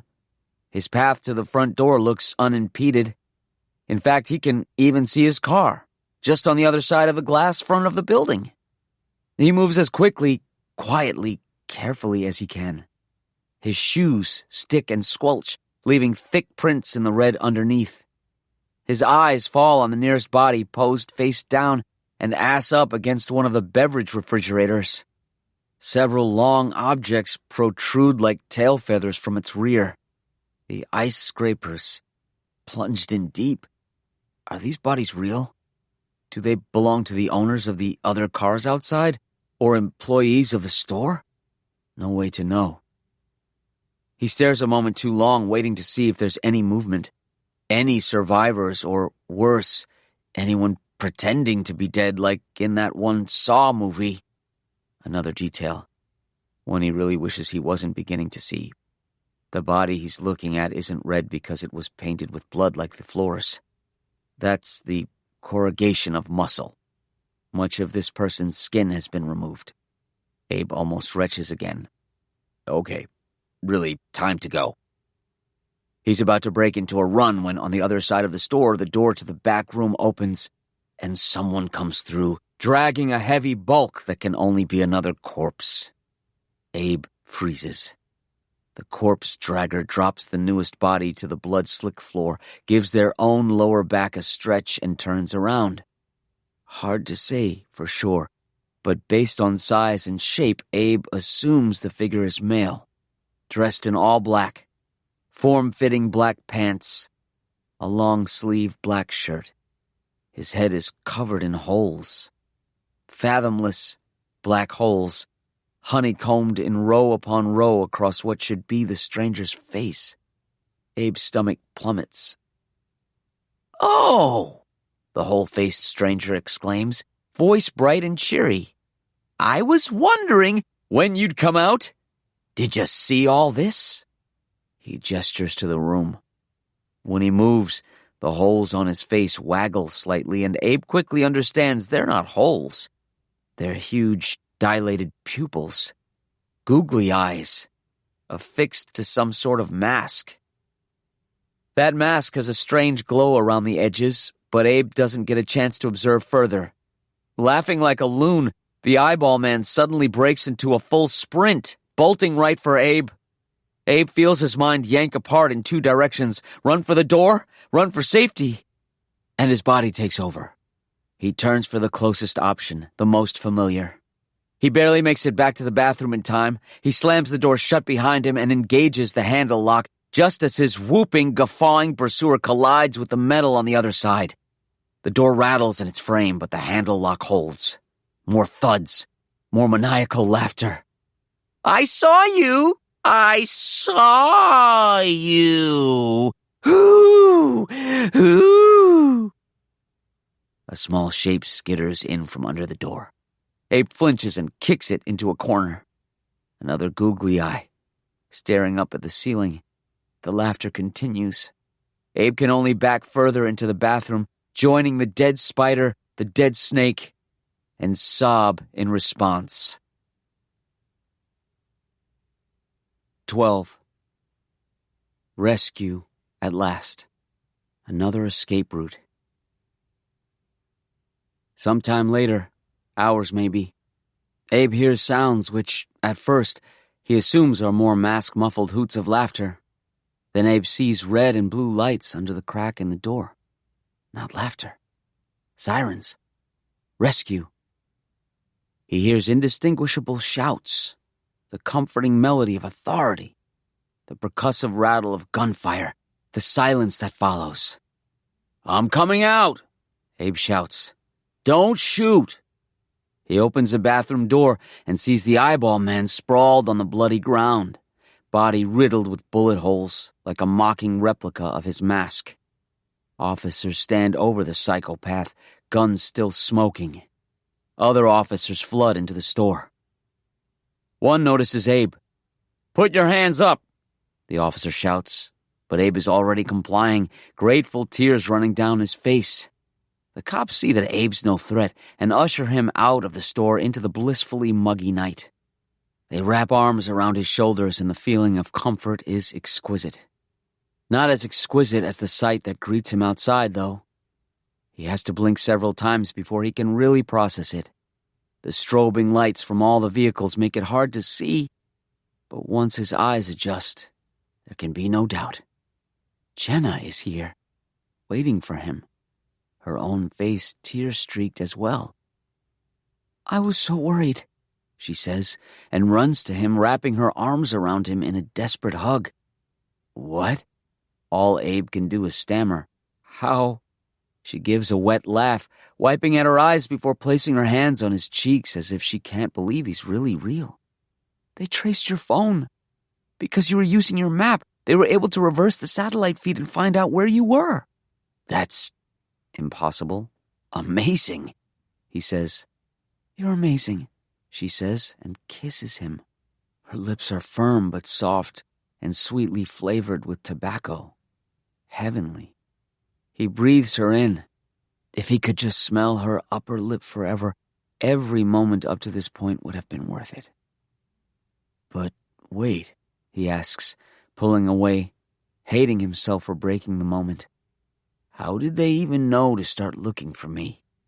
And why are you here with them?" Jenna's eyes search his, her heart-stopping eyes, framed so perfectly by lashes as alluring as sea anemones. "Oh, baby," she sighs, and pulls him close to whisper in his ear. "Because you're daydreaming." "What?" He blinks. He's back in the bathroom, sitting on the floor opposite the door. The body of the spider, the snake, the puddle of piss, the glaring fluorescent light. "You're daydreaming," she says again. Only the voice isn't coming from his head. Is it? His ears are ringing. A constant high shriek from the stress of everything, so he can't tell for sure. But just like when he was trapped in darkness, he's almost positive he's hearing a voice from outside his skull. It's not coming from his own throat this time, though. This time, it sounds like it's coming from the mirror. "You're daydreaming, stupid." He can't see the mirror from where he's sitting, but the direction of the voice is unmistakable. So's the tenor of the speaker. It's not Jenna. It's his grandmother. He sighs. "Eat shit, Bobby," he mutters back. Actually out loud. Who cares? Let him sound crazy. This might be the last conversation he ever has. "You're the one eating shit," she says. "You're pathetic. Running away. You could have made it to that front door. You chose to be trapped." "No, I didn't." "Yes, you did." "He could have followed me outside." He could have gotten me before I even got to the front door. You're telling yourself that. Can you maybe try having empathy for once in your miserable life? Why are you always such a judgmental? He holds back. Calling his grandmother a bitch seems like a heresy that can't be undone, even if it's all just in his head. See? He can hear her smug grin. Weak. I can't just run at him. I need a weapon or something. Your mind is a weapon. Great. Let me just scoop that out and throw it at him like a fucking water balloon. Excuses, excuses. Always with the excuses. I can't do this. I can't do that. You've been trapped in that stoosim well before you found this bathroom. Abe squeezes his eyes shut. Shut the fuck up! Shut the fuck up! Shut the fuck up! Then suddenly an idea. That dim anecdote about broken glass. He still can't remember the specifics of it, but his eyes pop open and he leaps to his feet, pulling off his overshirt and wrapping it around his not-broken fist. His grandmother is still in the mirror, castigating him, mocking him, decrying him and his entire worthless generation. Great. Let her. Just makes it all the easier to crack. A single punch to the glass leaves a spider web in the center. It actually feels exquisite to hit something. Crack! Crack! Crack! A few more blows and several shards loosen and fall to the ground. He picks up the largest with his wrapped hand. I've got a weapon now, he says. Shut his grandma up, too. Or is she simply daring him to put his money where his mouth, his wrapped fist, might be? He looks at the door. Do it. Do it now. He won't be expecting it, and you've got a weapon. Yeah, he whispers. I do. But the memory of that awful hooting laughter, the grisly decorations, now that a physical confrontation is guaranteed, Abe finds himself staring at that solitary googly eye on the floor. When evil comes, Abraham, it won't be wearing a mask. Well, this time it definitely fucking is. And look how many other people are dead already. Eyeball guy's clearly got psycho strength. What if he also has a gun? That'd drop Abe well before he can get into shard-wielding range. It's good he's found something in this bathroom he can use to defend himself, but it's not like he's suddenly invincible. Strategy. Think. Is there a way to avoid running into the guy?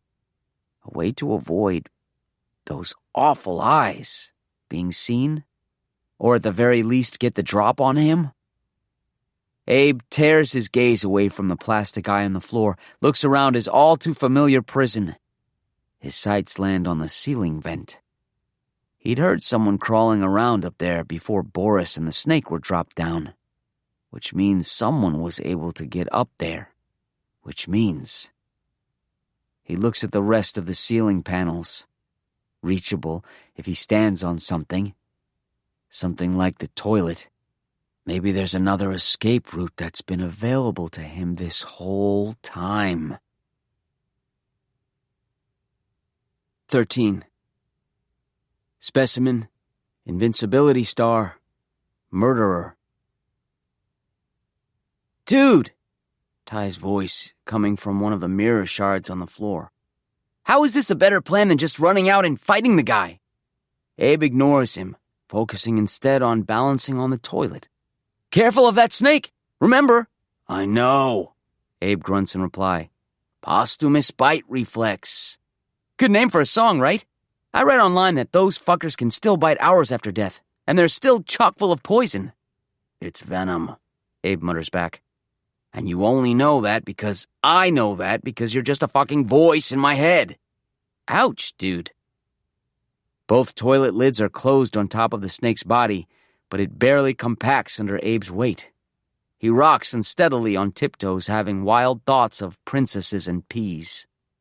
He could just pull the snake out and throw it in a corner, but he doesn't want to look at the fanged mouth of that thing ever again.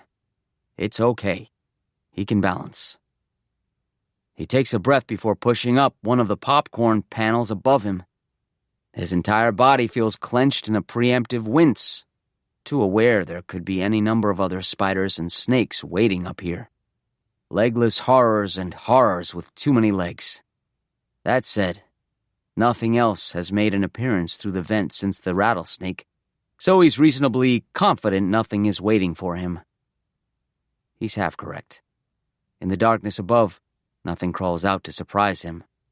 But he can make out 2 brown boxes around the panels nearest the vent. On the nearest box, he makes out some words stamped on the side: Trumbull Farms and Specimen Transport, and shivers a little in recognition. Boris and the snake's rides, he presumes. Hopefully at least empty now. Abe tries to scan the rest of the shadowy landscape. If this is going to be a viable option, he'll need to find a way out of the convenience store that's ideally not the same way his tormentor used. However, that means he needs to lift himself higher to see further into the ceiling space, which also means inserting more of his face into the dark realm of the new Trumbull Farms. A quick prayer to any deity within prayer shot. He plants his elbows into the joints of the ceiling panel and lifts. The effort of holding himself up like this is agonizing. The uneven toilet lids rock under his tiptoes. He won't be able to balance like this for long. He clumsily rotates himself around to get a better sense of the landscape. Another box is staring him right in the face. It had been behind his head this whole time. Several spiders and a thick, centipede-looking monstrosity crawl along its side, not empty at all, and barely 2 inches from his nose. "Fuck," he hisses, flails, tries to shove the box away. His legs kick impotently, toes searching for purchase. In the shuffling, he accidentally puts too much weight on the nearest ceiling panel and it gives way. Down it, and he goes. He plummets to the hard tile floor, narrowly missing cracking his back on the toilet. The pain is symphonic, but tempered by the realization that he'd succeeded in tilting that surprise box towards the now busted ceiling panel, and it's currently raining insects onto him. Spiders, centipedes, God knows what else. He can hear their horrid bodies plinking against the floor into the piss puddle.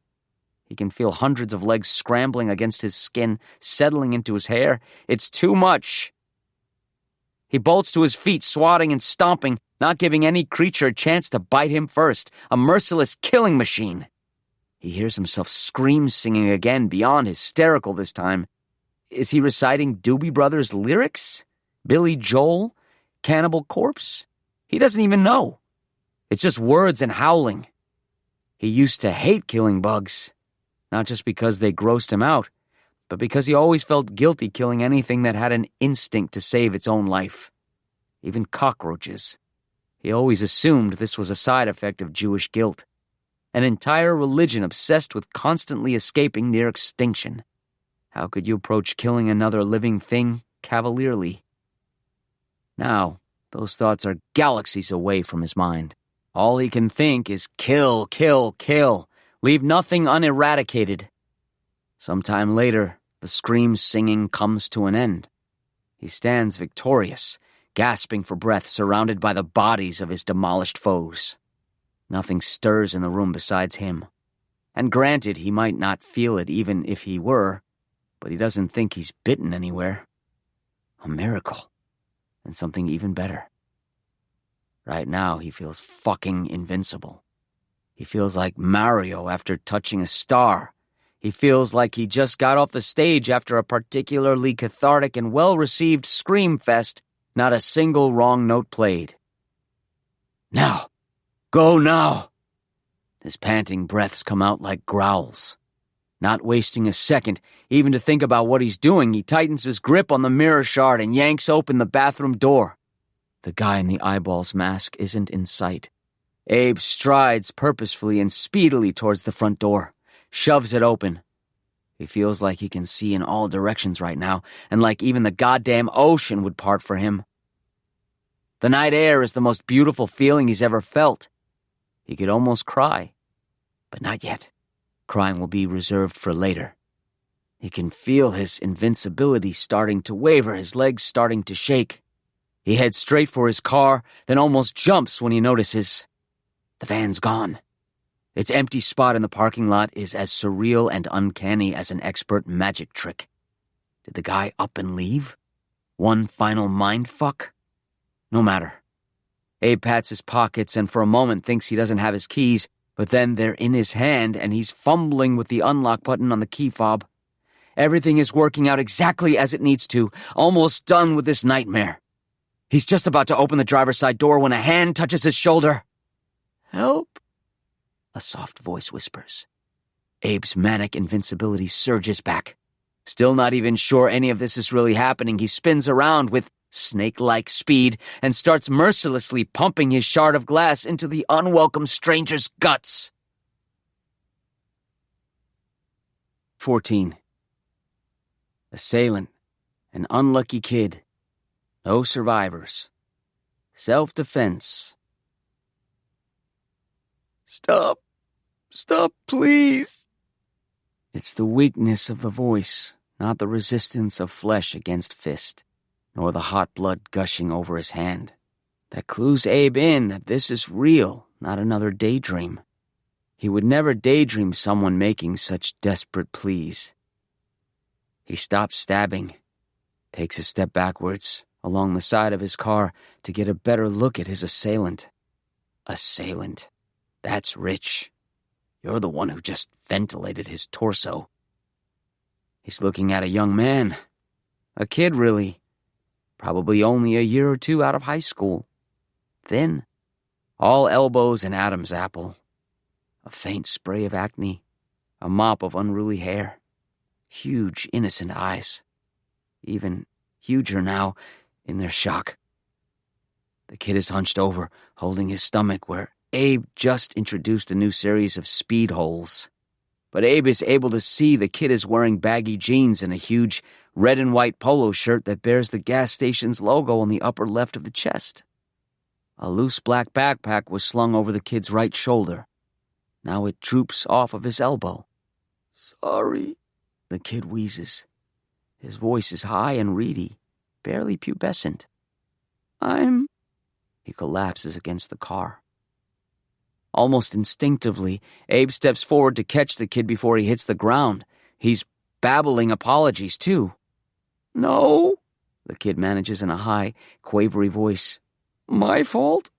I shouldn't have snuck up on you. I was just stuck in the storeroom so long. I was so glad to see some... Oh, God!"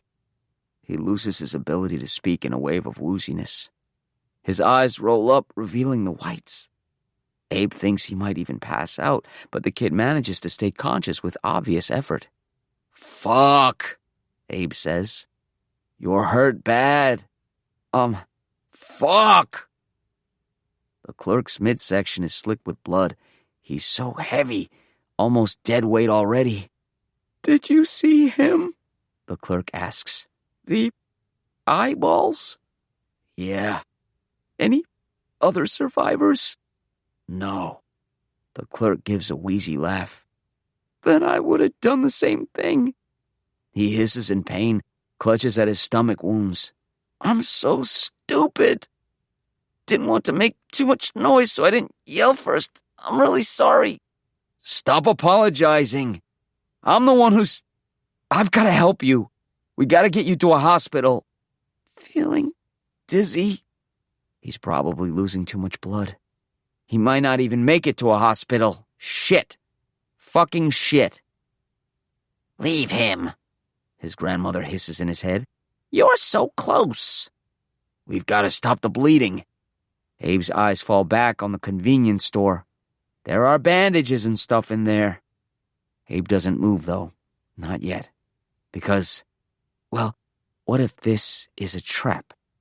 The clerk looks at him, bent over his wounds. His eyes are so big and brimming with tears. It's as if he reads Abe's mind. "You don't know me, man. Just go. Get help. Save yourself. Please." He looks at least 3 shades whiter already. Like he's literally draining in front of Abe. Ashen circles above his cheekbones. His acne-haunted face slick with sweat. Abe looks at his car, looks at the man. The kid he might have just murdered.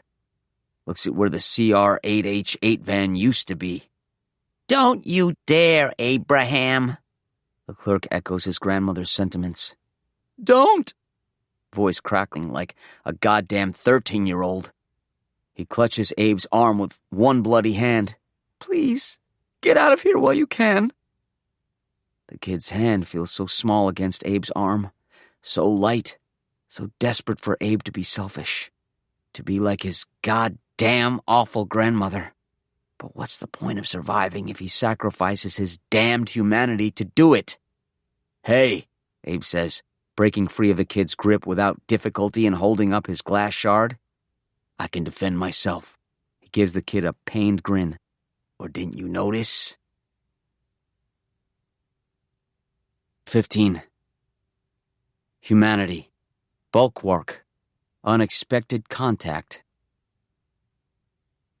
Stupid, he thinks. Stupid, stupid, stupid, stupid. It should only take like 90 seconds tops to sneak in, grab bandages, and sneak back out. But time has begun to pull itself out like taffy. Every squeak of his shoes against the blood-slick floor becomes a 9-part symphony. Every heartbeat becomes an extended drum solo. Every breath, an open invitation for the door to the employee area to swing back open again and reveal the masked psychopath. Where are the bandages? Why are there so many food products? Who needs this many goddamn snacks? He can feel dozens upon dozens of eyes on him. In fact, peripherally, he notices one or two more of those damned googly eyes on the floor where they must have fallen off of their mask or something. His own eyes are busy darting to the backroom door, to the bodies on display. He's waiting for something to move, to give him another cheap horror movie jump scare and come bolting straight for him. The killer must be preoccupied, skinning another victim or violating a corpse with automotive accessories, though. Or maybe he really did take his murder van and flee the scene. All is silent and still. Unbearably silent and still. The open door to the bathroom gapes like an audience member shocked and delighted to see Abe has returned. At last Abe finds what he's looking for. Why would health supplies be kept in the same aisle as antifreeze? And he fills his arms up and hurries back out into the night air, back tingling with the cold fire insistence that someone or something is behind him. When he finds himself outside again, there comes that surprising feeling of invincibility once more. A giddiness. He's alive, goddammit. Alive and with his humanity intact. The van is gone. He keeps repeating in his head. A bulwark against panic. The van is gone. The van is gone. The van is gone. The van is gone.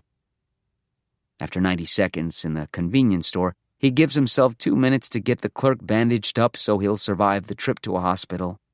This is an unconscionably risky thing to be doing, the sort of thing he's screamed at 1,000 horror movie protagonists for doing on 1,000 screens. But he can't stop himself. The clerk is acting like he's gonna bleed out otherwise. Keep a lookout for me, Abe tells him, while ripping open the bandages. The young clerk gives a weak but genuine laugh. Just don't tell me to keep my eyes peeled. That fucking mask, right? The kid grimaces, maybe with pain or maybe with loathing. I don't know if I'll ever unsee it. Abe moves as quickly as he can. He's done all he can to mitigate the risk of staying here for these additional few moments. He's sitting in the driver's seat. The clerk is in the passenger seat. The keys are in the ignition. The engine is on and the convenience store is in full view. They're ready to peel out at the first twitch of danger or the first sound of that horrible van returning. Getting the kid into the car had been no easy task. He's not a large young man, but he was so weak it took both of their best efforts to get him seated. In fact, Abe's a little dismayed at how sapped his own energies have become. His adrenaline is ebbing. Now, the clerk is leaning back to give Abe easier access to the gashes across his midsection. While the kid talks, Abe cleans and bandages up his wounds. It had been a slow night, the clerk explains. I was working in the back room on stock stuff, which I hate, so I had my earphones in. It took me a while before I realized someone was shouting in the store. I came out to see what was going on. Some guy had come in, wearing that mask, all those eyeballs, and he was yelling. There were 2 other customers and 2 employees, and he was yelling at all of them, almost like a preacher. He was saying he'd come to show them his creation. He wanted to create for them, whatever that means. Abe swallows. He hears his throat click. Hate, he says. He wants to create hate. The clerk looks at him with his wide, wet eyes that seem to say, that makes perfect sense. What happened next? Abe asks. Well, that's when I noticed he had this knife, the biggest knife in the world. And he was blocking the front door so no one could get past him. He slashed one of the customers, then he threw the knife at another customer. He gestures to the spot between his eyebrows. It just sunk in. Never seen anything like it outside of a movie before. Trevor, one of the other clerks, tried to wrestle him down to the ground. He was too fast, too strong. He started choking Trevor. And that wasn't like anything I'd seen in a movie before. Choking in a movie is slow and quiet. This was like... His voice fills with tears. I thought his fingers were going to sink right through Trevor's neck. I wanted to do something, but I was so scared. I was frozen. The kid looks off to the side, ashamed. Abe wants to tell him he knows how he feels. Instead, he lets the clerk continue, rapt. Then all those eyes pointed right at me. He let go of Trevor and he just rushed at me, full speed, laughing, this high, awful laugh. He shoved me. Never been shoved so hard. I don't know if it was against a wall or the floor, but I slammed my head. Blacked out. When I woke up, I was in the back room and everything was super quiet. There was a Post-it note on me, right here on my chest. It said, "Enjoy," with a bunch of hearts. I came out and saw everything he'd done. He fights back a wave of nausea. Abe is finished applying bandages. The wounds actually didn't look so bad once all the blood was wiped away. The kid pulls his shirt down, wincing, and smooths it out. Thank you. Think you just saved my life. Yeah, well, we're not out of the woods yet. They both look at the store. The blood inside glistens like cherry shellac. Why is it so quiet now? The clerk asks. Where do you think he went? Abe shrugs. Maybe he did what he wanted to do? Created what he wanted to create? Abe realizes they're whispering, as if they're trying not to summon the monster back. You think he left us alive on purpose? Abe considers that. What's the point of creation with no one there to witness it? The sight is almost hypnotic in its grisliness, still lit up like an oasis in the dark. Then his eyes focus on the bug guts still smeared across the windshield. Splat. He snaps out of his reverie. They can't have been sitting here for longer than 3 or 4 minutes, but that's too long by half. Doesn't matter, he says. We're out of here. And we're... what? Your phone, the clerk says, pointing. Abe had been so busy tending to the kid's wounds, his story, that he'd forgotten about his phone. His goddamn piece of shit phone plugged into the dash in its stupid little cradle. It's ringing. Someone is calling him right now. The name on the caller ID makes Abe actually gasp. Who is it? The clerk asks. He still seems weak, but his energy is returning. He's not as pale. 1 sec. Just keep your eyes peeled. Abe fumbles with the phone. He should be speeding away, calling the cops, but this will only take a second. No internal voice tells him he's being stupid this time. Every character in his brain understands he needs to answer this call. To confirm this is happening, to hear her voice. Jenna? He asks, barely able to speak her name. Abe! Jenna shouts on the other end. Holy fuck! Are you okay? We've been losing our minds over here. When he hears his name out of her mouth, he immediately breaks down and sobs. But even through those sobs, he can hear her. Really, truly, actually her. She's rambling about how his brother has been wondering where he is, and so he called Ty, and then Ty called her. Everyone is worried. Abe has been MIA for hours and hours. Ty and Abe's brother decided maybe Abe got cold feet and was ghosting them, but Jenna, you know how I'm a chronic insomniac, volunteered to keep calling and see if she could get an answer. I don't know, she continues. I just had a bad feeling, like something in the air, like you needed help. She cares about him. She's attuned to him. How insane, after all he's gone through, that this is what his mind latches onto. Still, no time. I can't talk right now, Jenna, he finally manages. I'm at a gas station. I don't know where, by, a name he'll never forget comes to him. Trumbull Farm Snake and Spider House. If you look that place up, you'll know where I am, just a couple miles away. Trumbull Farms? Yeah. Someone tried to kill me all night. He has to stifle a laugh at the insanity of that accurate statement. What? Abe, are you? I'm still in danger, so I gotta go. I gotta call the cops. Maybe you call them too? I gotta get distance. But it's gonna be okay, Jenna. I think I can believe that now. It's really good to hear your voice. Wait, but... Somehow the hardest thing he's done yet tonight is hang up on her. But he does it. Before he puts the car in reverse, he wipes at his eyes, takes a deep breath. Wow, you really love her. The clerk's voice comes from a million miles away. Abe actually almost forgot he wasn't alone in the car. Love? I don't know about that. The clerk is leaning back in his seat, almost at a diagonal against the window. Looks oddly luxuriant. But his breaths are coming shallowly and his voice is thin. Love is so hard, the clerk says, wheezes. Abe says, let's get out of here. Once we're on the road, I'll call the cops and...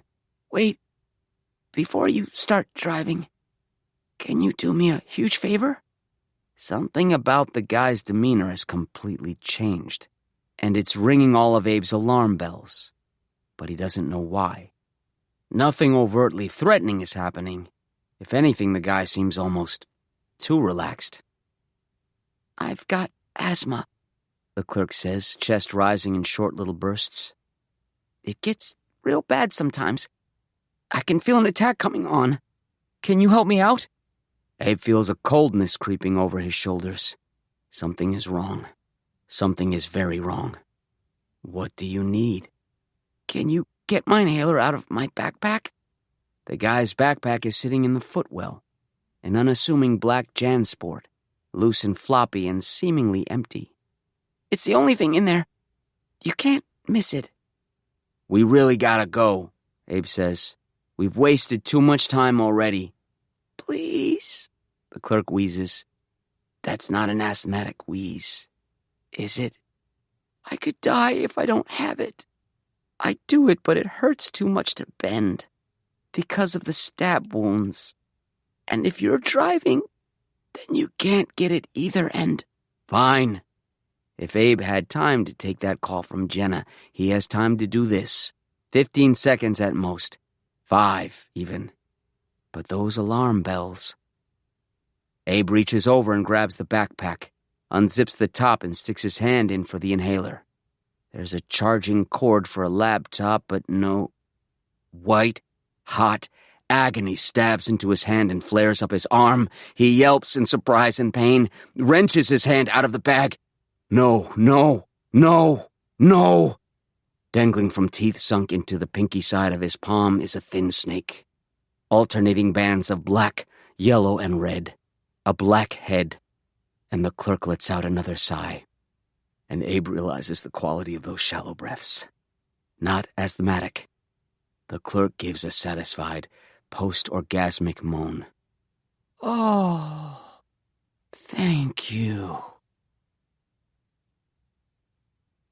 16. Old friends. Forever. Abe stares at the snake with clinical shock as it wriggles in midair, attached to his palm. Then he looks back at the clerk. The clerk is grinning the biggest grin Abe has ever seen. A grin that somehow adds decades to the clerk's boyish face. Centuries. Because only something truly ancient could feel a joy like this. Abe's other hand is broken, of course, but now everything seems to be going numb, so he somehow manages to open the car door with his broken hand and throw himself backward onto the asphalt. The snake finally lets go and slithers off into the night. Abe tries to do the same, backing away from the car, crawling across asphalt and concrete towards the safety of the convenience store. Already he's feeling sluggish, moving through molasses, nerves on fire. Agonizing bursts sparking through him, concrete slabs drying around his limbs. He's never moved so slow. Even the blood in his veins turning into a hardened sludge. The passenger side opens and the clerk slides out of the car. "So," he says casually, like he just facilitated an introduction at a cocktail party. "That was a Sonoran coral snake. According to the sign on its case, it's super venomous, but not always fatal. It's pretty good at not overdoing it with its dosage when it bites as a warning. We'll see if she really meant business, I guess." He sticks a hand into another compartment of his now snakeless backpack and pulls out a slightly curved shield with an elastic strap. His mask. Googly eyes are still stuck all over it, but fewer than before. All this action must be making the eyes come loose, fall off. It's apparent how homemade the thing is. There's something unusual about the surface of the mask, too. Something Abe might try to get a better look at to understand, but at the moment he's a little too preoccupied to care. He reaches the front door to the store, somehow manages to pull himself up and inside, closes the door behind him. He looks for the locks on the door, sees one on the ground, tries to engage it, but it's too complicated for his hands. One broken, the other starting to inflate around its puncture marks. Plus, bending like this is making him feel even woozier. The clerk saunters up to the door. Too close, too late. He raps politely on the glass, his erratic smattering of eyes waggling. Only one place to go. One place Abe knows he can hide. He gives up on locking the front door and stumbles across the snack displays until he reaches the bathroom. This lock is much easier to engage. An old friend. He engages it as he hears the clerk skip his way through the convenience store laughing. Abe begins to laugh too. No. Cry. No. Laugh. Barely any energy to commit to either. He slides down to the cold floor of the bathroom, joining the array of dead insects he'd left behind, and his eyes lose their focus. He stares toward the crack under the door, but really he's looking into the nowhere of nothingness. "You're such a nice guy," the clerk shouts from the other side of the metal. "It's seriously impressive. Like, you really try. Wow." Abe doesn't move. "Honestly, though, it's good you didn't get on the road with me. Things were gonna get messy." Abe doesn't respond. After a long, long silence, the clerk calls out again. "Just made it, so your car won't start, FYI. We're stuck here together now. Maybe forever, I don't know." Abe gives him nothing. The room has been spinning ever so slightly, but whether it's the venom clogging his blood vessels or the stress of maybe losing his mind, he can't say. Doesn't matter. He kind of enjoys it. It's almost like being rocked to sleep. 17. Receiving line. Final goodbyes. Deathbeds. "You were such a needy baby," his grandmother says from the broken glass on the wall and on the floor. "Oh, how you cried. I told your mother not to soothe you so often. It would only make you weak. I wasn't wrong." He nods a little, perhaps in agreement, perhaps as a concert-goer enjoying one of the hits. "Sometimes I would look at you and wonder, is this it? Is this what we fled destruction for? I didn't like thinking this, believe it or not. You think me such a monster, but I don't enjoy this disappointment. It tastes horrible, Abraham. I simply wanted my grandchildren to remember where they came from. I wanted them to plant roots that couldn't be torn from the soil like mine were, like my parents were, my cousins, everyone we lost in the fire. I wanted my grandchildren to continue our traditions, because evil tried to take them from us. And what do we do in the face of evil? We do not say, "Oh, maybe you have a point, I'll keep it down, I'll put my faith and traditions away." We spit in evil's eye and say, "Back to hell with you. I come from a long line of survivors." That's what it really is, Boyshik. I simply wanted you to survive. Every part of you. Welp, Abe mutters. Sorry, Bobby. Looks like that's not happening. His lips feel thick and dry. Ke'enayan hara, peh, peh, peh. Quiet, she snaps. You didn't let me finish. Wow. Can a mental projection get offended?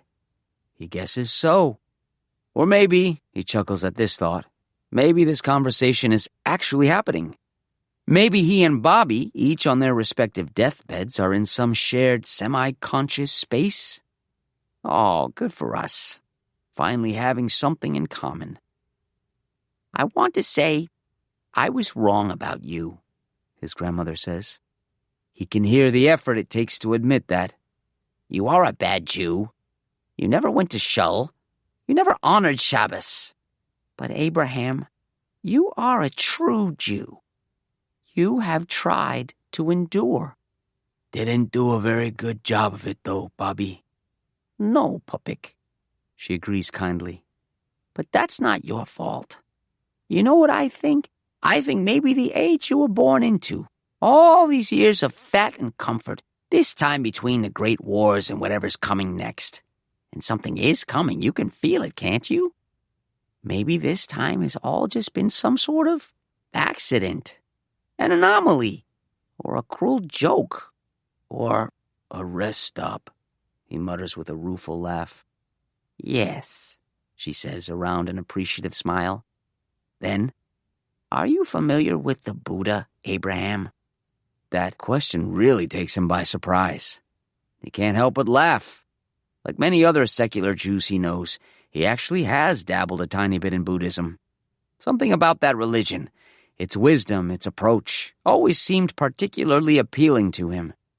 But to hear the word Buddha in his grandmother's voice, to hear her talk approvingly of any other culture, this either really is a conversation between two individuals, or his dying brain is throwing all sorts of ingredients at the wall while it struggles to stay online. I know. I'm just an ignorant girl from a tiny village in Poland. You think I know nothing?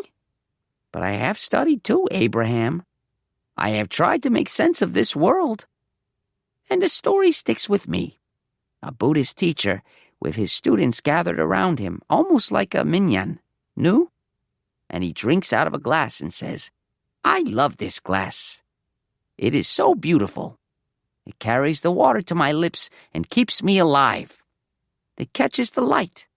But if one day I accidentally drop it and it shatters, my heart breaks with it. I am so sad. So I must remember, being broken is the glass's truest nature. It will be broken far longer than it is whole. It is meant to be broken. It is already broken. How can I be sad, then, for this brief illusion of wholeness? Do you see what I'm saying, Abraham? Broken glass. That lesson he was searching for. A strange feeling fills him, the opposite of snake venom. Thanks, Bobby. He remembers the phrase she always ended conversations with. Those rare occasions he spoke with her, was forced to speak with her, on the phone. Sie gesund and Kim gesund. You know what your problem is? His grandmother is gone. Now it's Ty's voice coming from the mirror shards. Oh, great. Is this a receiving line now? We don't have those in Jewish funerals, Abe mumbles. Ty repeats, You know what your problem is? Abe rolls his head on his neck, closes his eyes. I don't have any problems now. I'm ready to die. You know what your problem is? Maybe the fact that I've got a best friend who doesn't listen to me? But no, This time it's not an imaginary conversation he's having. This time it's a memory. Ty actually said these words to him. Okay then, bring on the memory. One final moment before we turn off the lights and close up shop. No need for the whole worthless story to flash by. Make it a good one. Make it characteristic. Abraham Near, this was your life. 18. Life. Abraham Near, tonight you're gonna be a fuck machine. You're gonna be the T-1000 of jizz. They will turn your conquests into a billion-dollar film franchise, and you'll be awarded the Nobel goddamn prize for your dong's breakthrough discoveries in perpetual motion. With that, Ty handed Abe an overflowing fistful of condoms, each one a glaring neon. Abe recognized them from a previous club they'd played, offered for free in a fishbowl by the front door. Abe looked at the collage of rubber in his palm. What the fuck? The two of them were standing in the grimy bathroom of Club Congress. In 30 minutes, they were due to open a bill that had 3 other acts on it, but there was a decent crowd outside, mostly thanks to a nightly trivia event that had just finished up, and more than a few not unattractive women among it. Not as many women as the overgenerous amount of condoms Ty just shoved into his possession, though. What the fuck is exactly right, my man? You're radiating pure sex tonight. You're shooting off pheromones like a skunk. But good. A sex skunk. Abe stared at his friend through narrowed eyes. Ty, what are you doing? This is gross. Not as gross as all the sweet sloppy poon you're about to get. Man. Ugh. That was too much, even for Ty. He grimaced at himself, the confident wingman disappearing. Ty, the concerned scoutmaster, took over, a far more comfortable role. Sorry, look, dude. I'm just saying you need to get out there, okay? Get in the game. I never see you chatting with girls after shows. I mean, he dropped his voice to a conspiratorial low.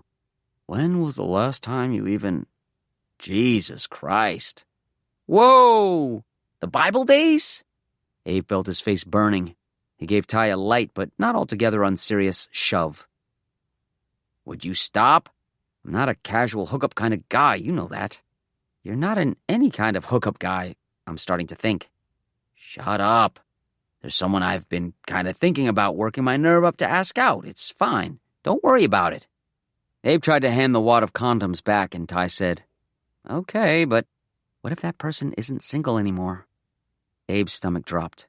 What does that mean? There's something I gotta talk to you about, man. I've been wanting to tell you this for a couple weeks now, and I don't know how. It's a little awkward. Just like that. Abe knew what Ty was about to say. The way a patient knows what a grim-faced doctor is about to report. Or a spouse waking up in the middle of the night to find highway patrol at the door.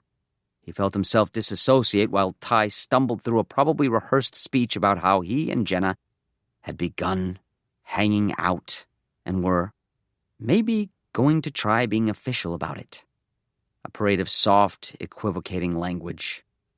A real vibe shift from the vulgar braggadocio a few minutes ago. After an eternity, Ty finished. He looked at Abe for a response. Well... Abe swallowed a hot stone-coated and dried shit. That's all super. Happy for you. He suddenly felt like this bathroom was too small for a single occupant, let alone 2. He tried to leave, and Ty stopped him with a hand on his upper arm. Can we talk about this? Talk about what? She's a person, not a PlayStation controller. She likes you. That's awesome. You're dumb and handsome. She's smart and beautiful. It's great. Good for the gene pool. Here. Use them in good health. He tried to hand the condoms back to Ty again, harder this time, practically punching Ty with them. Again, Ty deflected the effort. I can't play a show with you pissed at me, he said. I'm not pissed at you. You're totally pissed at me. And the thing was, Abe had never been more furious in his life. But it was a fury tinged with sadness, and it was a sadness tinged with fear. His heart was breaking at the prospect of losing this girl he'd developed overwhelming feelings for. but he also loved his friend and knew this was the sort of thing friendships ended over. He didn't want either to happen, but he also wasn't ready to swallow this indignity, nor embrace his future as a bystander to their relationship. Parts of him he never really thought about were suddenly flaring to life, reminding him of all the other indignities he'd swallowed in his life. Suddenly, Ty's eyes lit up. "Do you want to hit me?" "No, I don't want to hit you." "Because you can. I'll allow it." That made Abe laugh. A short, sharp snort. "What's the point of hitting someone if they allow it?" "So you do want to hit me?" "No. I want to get out of here and forget this fucking conversation." This all seemed to be happening beyond him, like he was watching a movie. He just wanted to be out of this bathroom, be among the crowds of people not there for him, drown his sorrow in a whiskey ginger. Her favorite drink, too. She got you into drinking them. Scream out his feelings on stage. A cruel, condescending smile smeared across Ty's face. "You know what your problem is?" he asked. Abe's jaw clenched. "What? What's my problem?" "You want things so badly, but I think one of the things you want is to never have to fight for the things you want, and that makes it impossible to, have those things. It's not even a vicious circle, man. It's a stupid circle." Abe's temples throbbed. "You saying you want to fight?" "I mean, I'd rather not, but sometimes fighting's what you gotta do. Sometimes it's even kind of fun." "Well, you're definitely making me want to fucking punch something. But I also don't want to hurt my hand before we go on, so fuck." The bathroom door pushed open. Some hapless schmuck looking to piss. Abe and Ty shouted at him in unison to give them some space, and he fled, eyes wide. When they were alone again, Ty asked, "So what do we do?" "I don't want these, that's for fucking sure."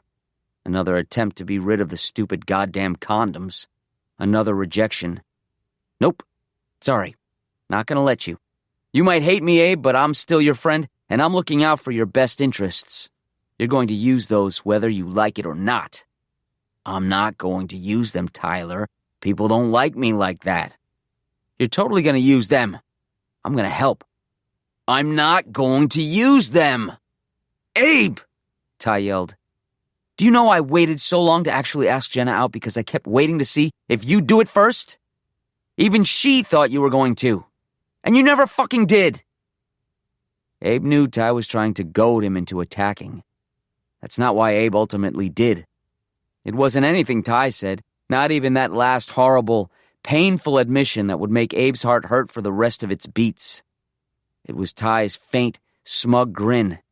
It made Abe think of someone else, someone antagonistic and condescending who loved reminding him he was a failure, that he always feared the wrong monsters.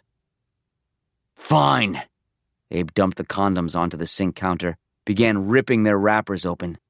"You want me to use them? I'll fucking use them." Ty looked on, curious. Abe held the first condom under the faucet, filled it with water, and tied off the top. Then he did it again to a second. He held 2 heavy water balloons in his hands and glared at Ty over a sneering smile. "You wouldn't," Ty said, suddenly nervous. "Yeah, you're probably right," Abe agreed. Then threw the first balloon. It exploded on impact against Ty's chest. Ty yelped. Abe threw the second one at Ty's shoulder. "Look how fucking cheap these things are, asshole! Condoms shouldn't break like that." Ty didn't hear him. He was too busy mourning over his soaked outfit, too busy grabbing another condom and filling it up under the other sink. "You fucking dick!" He was, of course, far more athletic than Abe, and his aim was unsurprisingly truer. He hit Abe square in the mouth with his balloon. The fight immediately paused, a moment common in every boy fight. Breath-holding, combatants waiting to see how serious a potential injury might be, if the action needed to be halted or if things were about to get really nuts. Then Abe growled, "I'm gonna fucking murder you!" And the battle was on. They got through almost half the condoms, turning the bathroom into a legitimately dangerous water hazard before a bartender came in to see what the ruckus was. Abe and Ty were summarily kicked out of Club Congress, their position on that night's bill revoked. They were told they'd never play there again. Typical Ty, though. He managed to beg and plead with the club's booking manager for a second chance. He was just too charming and sincere to say no to. Another gig for Darwin's Fetus was put on the club's calendar, but it was made clear any shenanigans this time and they were gone for good. Confirming that new gig was the last time Abe and Ty had spoken until yesterday afternoon when Abe informed Ty about his grandmother's stroke. In between, Ty had sent plenty of texts, pleas for rehearsal, for seeing a movie, for just grabbing a beer and hanging out. Abe ignored all of them. He was sure Ty would rather be hanging out with Jenna anyway. Sometimes, though, he did wonder if Ty was right. Maybe Abe just needed to move on, play the field a little, stop putting so much emotional stock in someone who was now unavailable, someone who was even more desirable now because of that unavailability, and someone whose unavailability was, in part, due to his own cowardice. Maybe Abe should go to a bar, go to a concert, try to have a fling or two. He even stuck one of those damn neon condoms in his wallet, just to have it, just to look at it and remember that moving on was an option. The world didn't have to be so cruel. His heart might have been broken, but, well, it was like some Buddhist monk had said. Being broken wasn't cruelty. It was simply the state of things. At least he wasn't dead, right? Right. And while there's life, there's... Abe's eyes open. 19. Afterlife. Abe's last chance. He's not dead. Somehow he isn't dead. At all. In fact, he's actually feeling a tiny bit stronger. Still shaky and numb and a bit lightheaded, but sitting, resting, breathing, meditating has helped. Slowly, wobbly, he gets to his feet, pulls out his wallet with thick, clumsy hands. That dumb neon condom is still there, glowing yellow like an item in a video game. He flexes the fingers of his bitten hand. They're swollen and stiff, but his thumb and forefinger are still relatively usable. Same with those fingers on his other fractured hand. 2 pincers, like a crab. Should be just enough to get the job done. He bites open the wrapper, pulls out the thin prophylactic, fills it with a little bit of water from the sink so it sags. Then he pumps some hand soap into it and resumes filling it with water. Soon it's bulbous with soapy water. Enough to blind someone with a well-aimed shot in the face. That lone googly eye on the bathroom tile catches his attention and he realizes he'll have to convince the guy to remove his mask, to hit him in his real eyes. Can he even make a shot like that, damaged as he is? Abe leans his head against the bathroom door. This time he actually prays. Baruch atah Adonai, Eloheinu melech haolam. That's all he remembers in Hebrew. The rest has to come in English. But hey, God should speak that too, right? Please help me get out of here. Please, Adonai, guide my hand. Help me survive. Please, I don't want to break just yet. He opens the bathroom door, the lock disengaging with a turn of the handle. For a moment, he worries the clerk might have locked him inside once more, but there's no resistance. The killer has been waiting for this final showdown. No need to prolong it anymore. That said, once again the store appears empty. Abe takes a step out of the bathroom, scanning for movement, trying to summon every bit of action movie bravado he's ever seen or felt. In this awful, straining silence, he gets the chance to really notice, dotted across the floor, the scores of random googly eyes that have been shed throughout the night, like glitter after a party, like rodent droppings. They all stare up at the ceiling. A final audience, at once avid and disinterested. Peripheral witnesses. If we're going to do this, Abe announces, let's do this. Okay, a voice answers from the other side of the store, muffled behind plastic. Give me a sec. I want you to tell me if something looks cool. Abe tries to calm his galloping heart, readjusts his hold on the soap grenade. He needs the bastard's eyes out in the open. Hey, how about no more masks, huh? Just you and me. Face to face. The clerk giggles.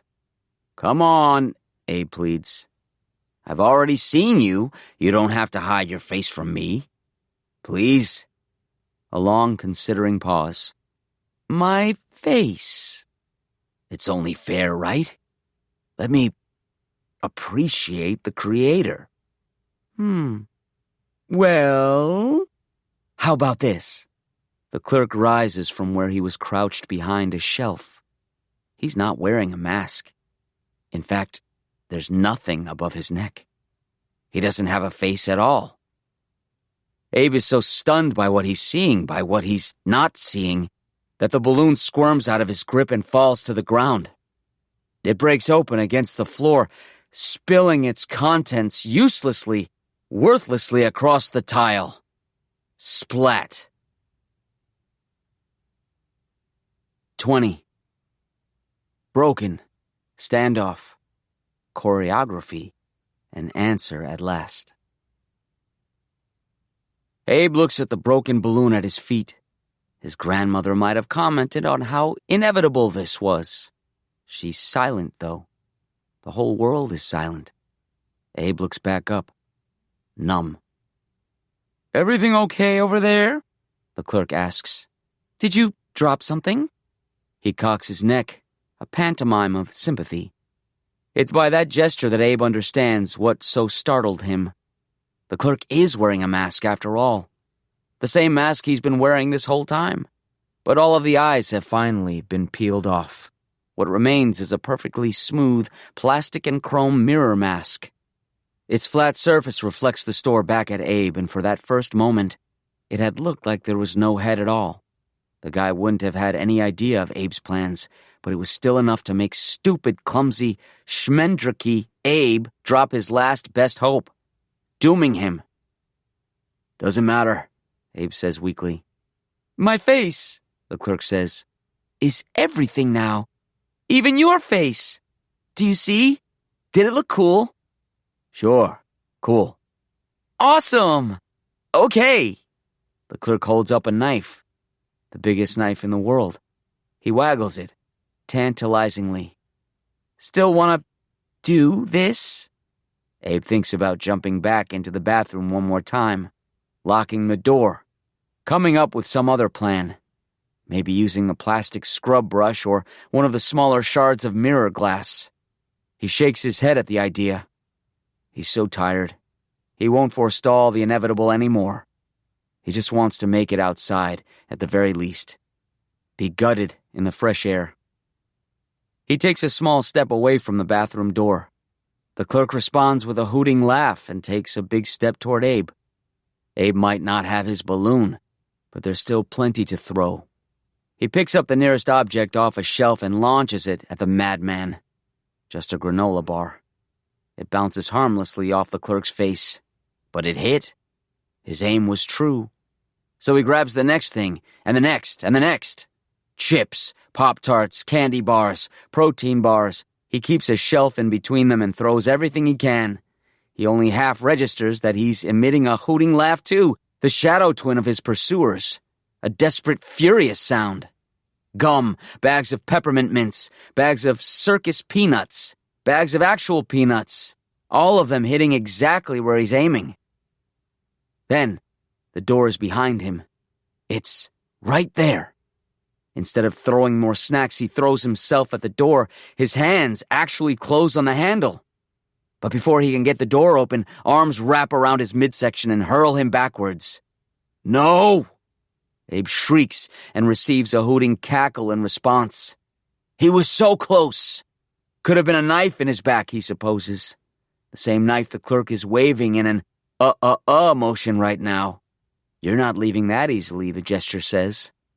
A standoff, then. Abe tries to feint for the door, but the clerk matches his every move.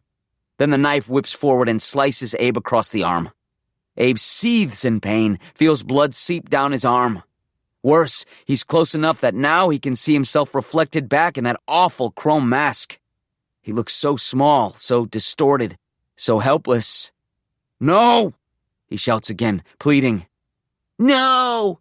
the clerk mimics. No! No, no, no! Abe looks around for other options. Run to the back room? Run back around the store and try again for the front? Pretty much his only options, but while he's thinking, the clerk springs forward with the knife and cuts another deep wound in Abe's other arm before darting backwards. Abe snaps out of his thoughts. He's getting too groggy, too sloppy. As if that realization was all the clerk was waiting for, the clerk springs forward again, and this time Abe manages to avoid the slice by jumping backwards. His reflection shrinks in the mirror mask. There you go, the clerk says approvingly. He lunges forward again, and Abe jumps backwards again. And again. And again. Both of them moving in sync like expert line dancers, until Abe's feet forget the choreography. During his next dodge backwards, he tangles clumsily with himself, and the next thing he knows, he's staring up at the ceiling, his back throbbing against the tile floor. The clerk is on him in a flash, sitting on his chest, trapping his arms. Oops! The clerk laughs triumphantly, pityingly. Abe squirms underneath, trapped. The clerk is heavy. Too heavy. He must be putting his full weight on Abe's chest. But there's no way someone his size can be so horribly heavy. Why? Abe manages, trying to breathe. Why are you doing this? The clerk lets out another guffaw. Why? Haven't you figured this out yet? No. Abe wheezes. Figure out what? Please. Don't you know what's happening? Don't you know who I am? No. I don't know anything. The clerk bends his head towards Abe's, stoops with impressive, maybe impossible flexibility. Buddy, the clerk says, calm, rationally. You've been calling my name all night. His breath, huffing delightedly against the inside of his mask. Ask me. Who are you? I'm God, the clerk says. His voice fills the world. Abe stares back at his own terrified face and realizes the man isn't kidding. 21. God versus Abraham, the Red Sea, Nils Lofgren, company. So heavy, so unbearably heavy. What? Abe asks dumbly. The clerk gives another hearty laugh. You're my creation. All of this is my creation. But I get so bored sometimes, so I come down to visit, to keep from going crazy. You are crazy. Ha! Yeah, well, you're not God. You're everything. Look at me. The mask presses against Abe's nose. And maybe it's because it's so hard to breathe, or maybe it's the lingering effects of the snake venom. But Abe looks into his own terrified, bewildered eyes, sees the swirling prism of the reflective surface, and begins to understand. Yes, this may very well be so. His attacker may indeed be telling the truth. This man, this stranger, this crushing weight on his chest, dense as a dying star. This is God. The God. The one countless generations of terrified humans once worshipped. The one countless more generations try to pretend they aren't worshipping now. The God of lightning in the desert. The God of twisted shadows on cave walls. The God of wrath, of persecution, of corruption. The God that demands proper nouns and capitalization. The God whose first commandment isn't kindness or empathy, but, "Thou shalt have no other God before me." The God of sick jokes. The God of babies born without heads. The God of turtles born having to race to the sea with their first lungful of air. The God of ancient land disputes that turn into genocidal rugby matches. The God of the great cosmic punchline that is mortality foreknown. Of suns destined to implode. Of nerve endings that refuse to stop reporting pain. Of fathers who die of bowel cancer. Of hearts that won't stop breaking. Of promising futures and the unbearably slow deflation from pinprick disappointments. I can do whatever I want, the clerk, God, is crowing. You're my creation, and I just want to drink you up. Abe stares at his own face, braces himself for God to bring his knife down into Abe's fragile, mortal chest. Splinter his ribs, pop his lungs and heart, spray his chin with hot blood. God doesn't do that, though. Instead, he starts casting around for something new, something fun. He lands on an item displayed on one of the racks nearest them. Ooh! He reaches out and grabs it. A glint of light flashes before Abe's eyes. Something metal. Drink you up, God exclaims again, waggling the metal object in front of Abe. It takes a moment to focus on what it is. A souvenir bottle opener. The kind with a round mouth that encircles a bottle cap, and a sharp undertooth that pops the cap off. God sets the bottle opener on Abe's face and gets to work. Pop top, God proclaims in delight. Chug-a-lug. Abe feels the chill of the metal. Then a digging, a scraping. The sharp undertooth bites into Abe's nose, his septum, his upper lip. The pain is exquisite, symphonic, multi-part, polyrhythmic. The shredding of layer upon layer of skin, the cold, bitter metal and hot, bitter blood, the uncompromising squeeze of the round bottle opener around the bulb of his nose, the frantic furrowing as God works the metal over and around and into his skin like an overzealous dentist with horrible depth perception. The sounds of teeth and flesh being scraped. The undertooth chews into Abe's septum, up and down, back and forth until, with a luxuriant rip, the septum separates from the cleft of Abe's upper lip. The flesh at the bottom of Abe's nose puckers backwards like a shirt bunched up against a chair, like blankets kicked to the foot of a bed, revealing a deepening hole. A third nostril in his philtrum where the bottle opener continues to dig. Abe's mouth floods with blood. My nose, he thinks dimly. I always thought it got in the way. He's going to peel my face off. God's going to peel my face off, and I'm going to drown in my own Red Sea. Nothing I can do about it. It's Moses who parts the sea. It's Jacob who wrestles and wins. All I can do is... An unexpected image flashes in his memory. Nils Lofgren, executing somersaults while shredding lead lines during an E Street Band concert. Years ago, Abe had watched video of those moves and ever since had been desperate to try something similar on stage. He'd never played venues big enough to try and was always afraid of getting tangled in chords, but none of that is an issue here. All I can do is roll with it. God is leaning forward in his exertion.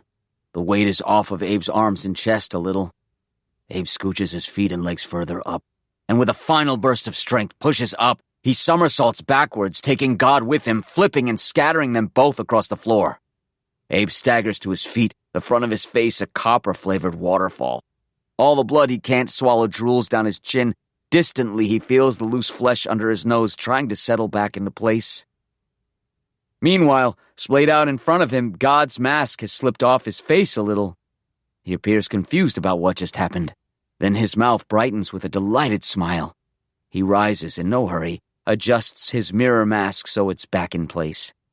Abe's move got him out from being trapped, but their relation to the door hasn't changed. God still stands between Abe and freedom. Abe looks around for an escape route, realizes once again his options haven't changed. Fine, let him die amongst the bugs. In a limping, clumsy run, Abe doubles back to the bathroom, his wet gasps of exertion barely audible under God's appreciative laughter and the tacky squelch of their shoes against the drying blood on the floor. God follows, close behind, swiping the knife, easily closing the distance, managing to get a few more nicks and slices in before Abe reaches the bathroom doorway. Abe sees the puddle of soapy water a split second before his body takes control and leaps over the spill. His jump takes him face first into the bathroom wall, but he stops himself with his forearms and turns around just in time to see God slip and literally fly up into the air before crashing down onto his back. The crack of God's head against the floor makes Abe's teeth hurt. God groans and twitches like an upturned turtle. As painful as the fall appears to have been, though, He won't be incapacitated for long. Already he's trying to get up on his elbows. Abe doesn't think he can step over and sprint to the door fast enough, so he hustles to the bathroom and, straddling the draped body of the rattlesnake, lifts up the lid of the toilet tank. It's heavier than he's expecting. Hard to hold, especially given his injured hands, but he brings it back over to the clerk and holds it high. One of God's hands wraps around Abe's ankle. Abe reacts without thinking, and instead of bringing the lid down on God's head, he drops it on the arm holding onto his leg. The hand lets go and Abe is able to stumble backwards, losing his balance and landing on his butt back in the bathroom. Looks like he broke God's wrist, though. The fingers of the affected hand are twitching and pointing in uncomfortable-looking directions. God seethes in pain in the effort of sitting up, spittle audibly spraying against the inside of the mask. "Oh, wow," God keeps saying in a monotone. "Oh, wow. Oh, wow. Wow. Wow. Wow." The porcelain lid has broken into shards. God picks one of them up with his good hand and starts crawling on his knees and elbows towards Abe. The shard is jagged and brutal-looking. A raptor claw. Wow. Wowee, wow, wow. Wow, wow, wow, wow, wow. Abe sees his own twisted fury and surprise as the mask approaches. The lower half of his face mangled and ruined, drenched in a beard of blood and gore. God advances on all fours, an animal on the hunt, one merciless porcelain claw tapping on the ground. He's obviously hurt and dazed. His breath is ragged, but he's also not stopping. Abe retreats in a reverse crab walk over insect carcasses further into the bathroom until the cold, hard wall stops him. He can't move backwards any further, only to the side. God gets closer. Closer. "Wait," Abe says in a breathy whisper. He has to spit blood out of his mouth to not accidentally aspirate on it. "Wait, please." That changes God's droning wows to waits. "Wait, wait, wait, wait, wait, wait, wait, wait, wait." Abe is in the corner now, nowhere to go.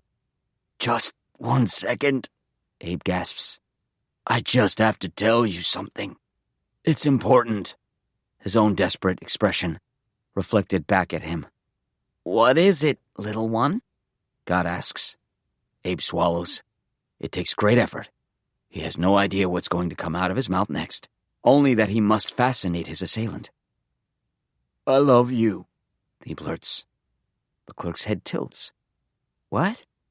"I love you," Abe says again, staring at himself. "I'm so grateful for all you've done, all you've given me. Thank you for music, for sunsets, for laughter, for sex, for ices and beef jerky and satisfying peas. Thank you for life. Thank you for so much life. I love you." God takes this in, sits back on his haunches. I? No, you don't. "With all my heart, with all my mind, with all my strength, I absolutely fucking love you." Puts all the sincerity he can into those 3 words. God's shoulders twitch. Then he begins to laugh. Great belly laughs. He pushes the reflective mask off of his young, ancient face to reveal delighted tears streaming down his cheeks.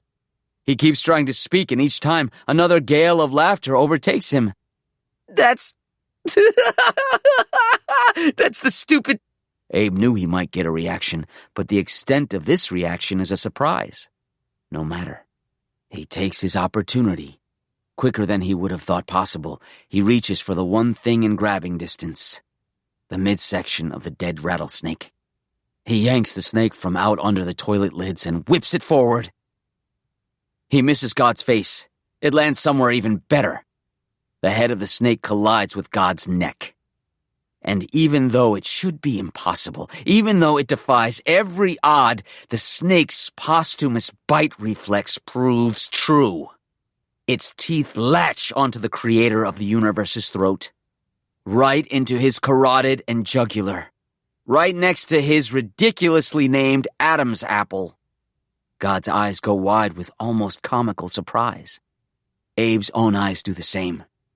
Deyenu, he thinks, and lets go of the snake. God stumbles backwards, trying to laugh, trying to whoop, trying to pry the snake from his neck, trying to get to his feet. He finally manages to pull the dead snake off, but then he slips again in the soap puddle and flails backwards, making a real farcical performance of crashing into the nearest display of snacks. In his flailing, one of the thin hangers holding snacks gets jammed into one of his eyes. It goes in deep. He begins to seize, blood transubstantiating into jellied cranberry sauce.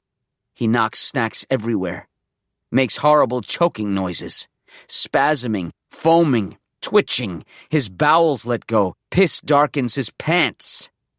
It's an agonizing scene. Abe takes no pleasure in it. He simply watches from where he slumped against the bathroom wall, enjoying the cool solidity of the tile and the quiet that eventually comes. He sits that way for a long time. Eventually, the outside world lights up with blues and reds. Is it real this time? He thinks so. But what's the difference? He's still enjoying the wall, its calmness, its simplicity. So much elegance in a wall. What a blessing to simply hold up a ceiling. What a creation. His eyes never leave the clerk's face. The guy wasn't God after all, was he? Just some normal, damaged human being? And this was nothing more than an unfortunate encounter in an isolated gas station convenience store in the middle of the night? Abe just keeps staring at that young, innocent face. Those eyes, one glazed and half-lidded in death, the other skewered and leaking. What stars imploded within those eyes? What universes were wiped out? The first cop who finds Abe actually screams. Not just because Abe looks like pure hell, but because he's sitting there practically carpeted in bugs. A whole array has found him, trailing down from the vent and from a missing panel in the ceiling. Another box's cargo. Spiders, centipedes, taking their time to investigate what's happening below. Abe doesn't show them any mind.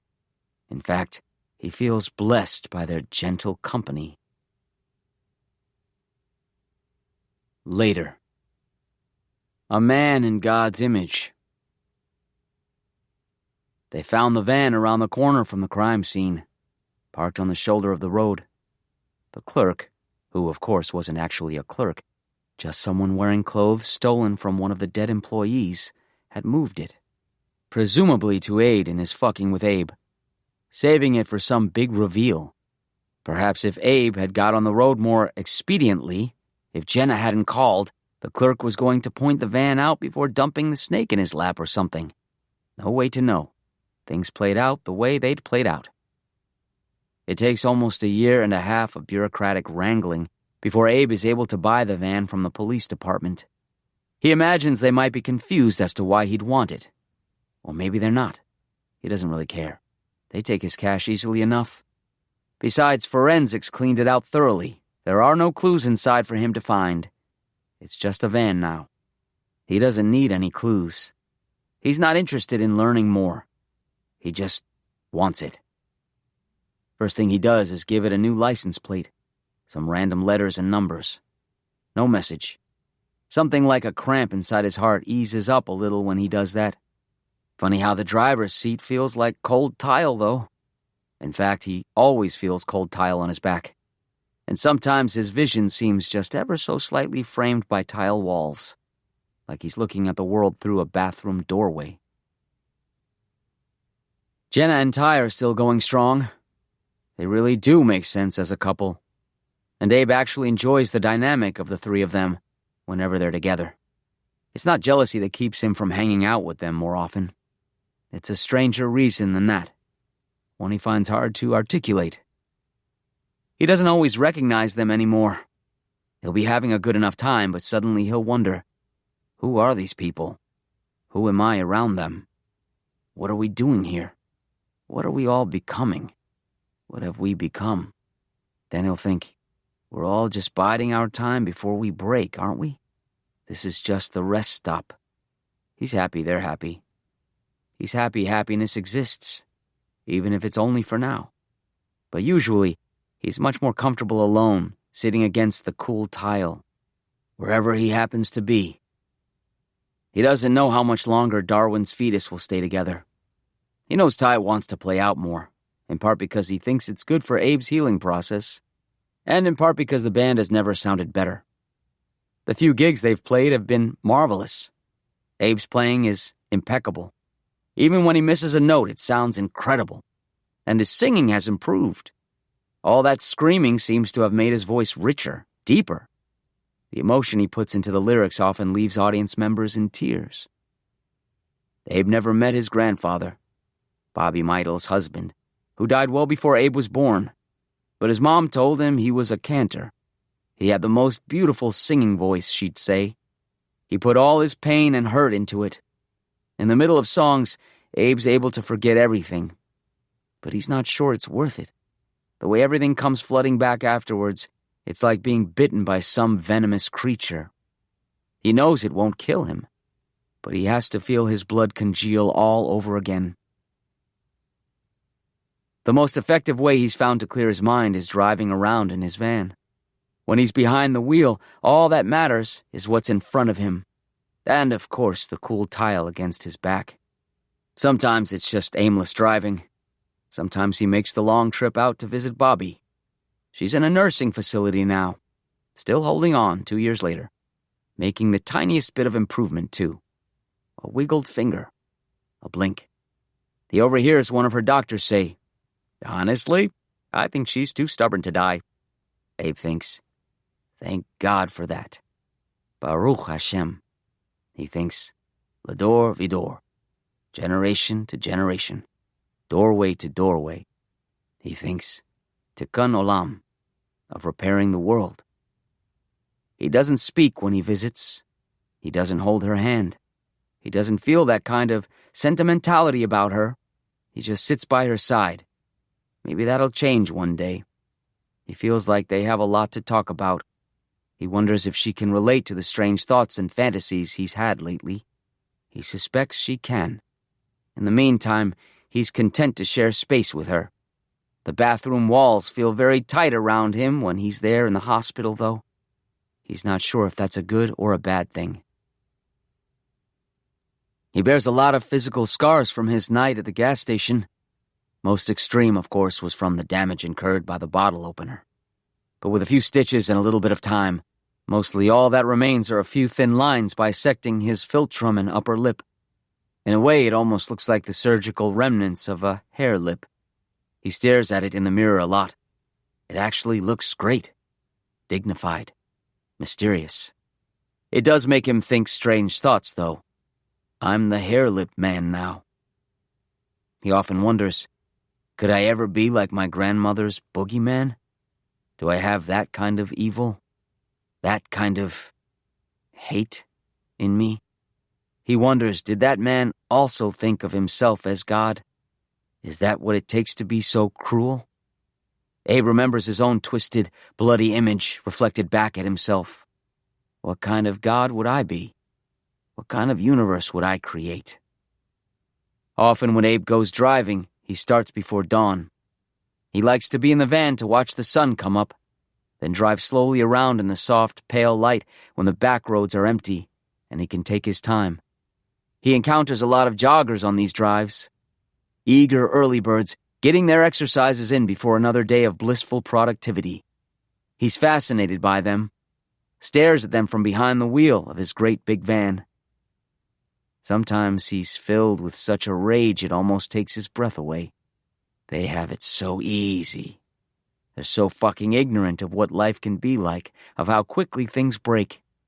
He's started to have incredibly vivid fantasies, the kind that are so real they make him wonder if he really just did it.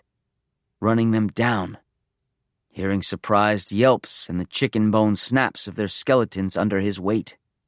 Feeling the tires jump and twitch over their bodies. Crunch. Splat. Sometimes he wonders if he should try it, just once.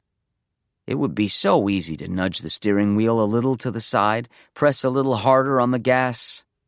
He can imagine how easily the van would sail over their bodies, grind them into the asphalt of the shoulder.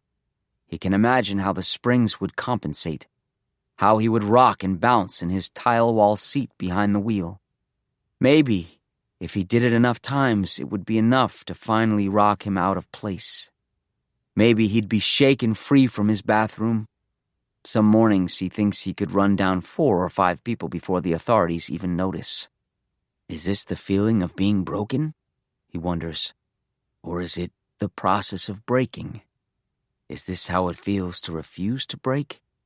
Or is every moment simply its own act of creation, its own God, too holy for a name? He doesn't know. He always keeps the wheels on the road and pointed forward, though. Steady as can be.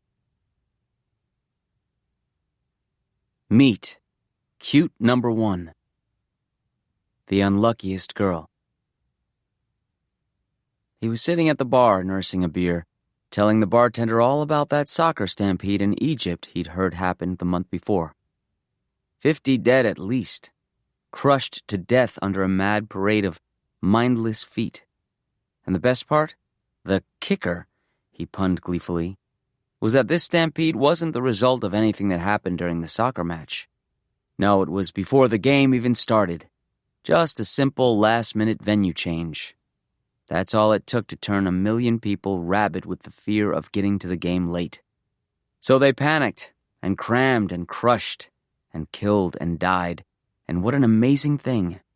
What a statement on humanity during this year of our Lord, 1974. Not to mention the noises it must have made. Feet squashing soft torsos, popping organs, crunching hard skulls. The smells. Blood, shit, brains. Incredible. The bartender nodded and gave a pressed-lip smile that was an off-the-rack expression in every bartender's repertoire.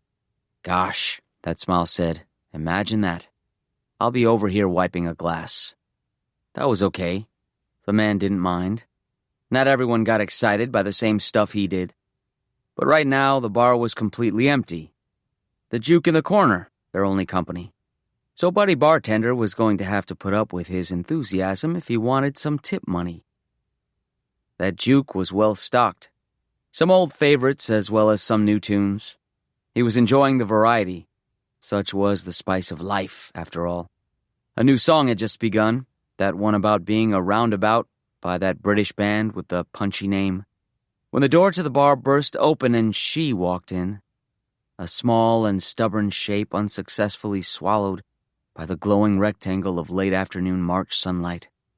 All it took was hearing a single second of the music for her to pump a silhouetted fist in the air. Yes! She proclaimed. Literally! The door closed behind her as she took another step inside. The song had progressed from its ominous, nylon-stringed intro and was jiving aggressively with distorted guitars and snappy drums. She closed her eyes and danced along for a moment. Her movements were wild and free. Oh, I just fucking love music, she informed the room with a luxuriant sigh. Then opened her eyes and realized the room consisted of one guy at the bar and another guy behind it. The brittle edge of a conversation interrupted hung over everything. She blushed a little, or maybe that was just her face reacting to coming in from the cold. Sorry, she said with a self-conscious chuckle. Don't mind me. As you were. The silence persisted. Or not, she muttered before claiming a stool a few seats away from the other patron. Be right with you, ma'am, the bartender said. His hands were busy.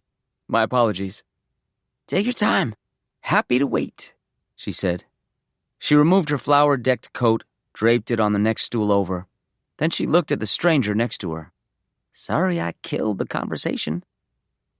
The stranger, who was rather handsome, she noted with a twinge of relief, gave her a warm but wry smile. He told her not to worry about it. That conversation had been no subject for ladies. She made a jerk-off motion and blew air between her lips. Gee, thanks. 'cause I'm so fucking dainty.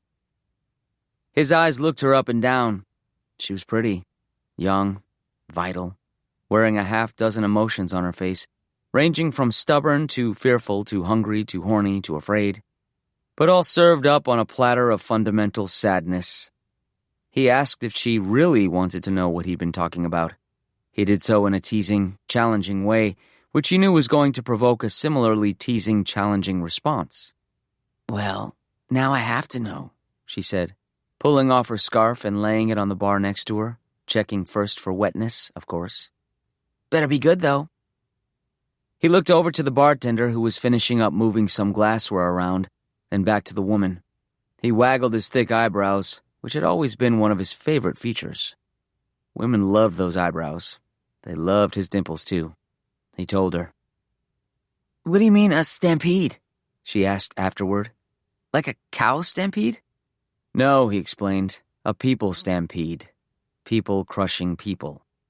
A people stampede? Jeez, that must have been brutal. He nodded enthusiastically. Brutal indeed. Hence, he made a gesture of zipping his lips. They sat in silence. She drummed her fingers against the bar while Roundabout continued, an organ solo, preaching hard. After a performatively awkward beat, she sighed. Well, this is going to be a pretty boring afternoon then. The handsome stranger mimed unzipping his lips and asked what she wanted to talk about. Honestly, she said, I cannot give one shit. I'm exhausted. I am depressed. She trailed off, looked at her hands. He asked if she was having a rough day. That provoked a bitter laugh. Life, she corrected. Having a rough life, my friend. I'm the unluckiest girl on the planet right now. Or at least in Olympia. The bartender, who apparently wasn't much interested in customer service, finally finished whatever he was doing and headed back toward their side of the bar. The man asked if he could buy her a beer. Thought you'd never ask, she said, batting her eyelashes. After a gesture and a nod, Buddy Bartender put a full pint glass down in front of her. Same thing you're having? She asked her new friend. The handsome patron nodded and lifted his own. She sampled hers and it was pleasantly bitter. Thank you, she said, and took a longer, savoring sip. She closed her eyes and cocked her head, listening to the song continuing to play. It was a long song. They were popular these days. God, I love music, she said in a rapturous exhale. Then her face fell. She looked as bitter as the beer in her stomach. You know what? This is all the Beatles' fault. He looked at her with curiosity and asked what was the Beatles' fault. Everything! She set her beer down with a heavy thunk. The whole shitty world we're living in right now. They broke up and now, what, 4 years later and everything's gone to hell?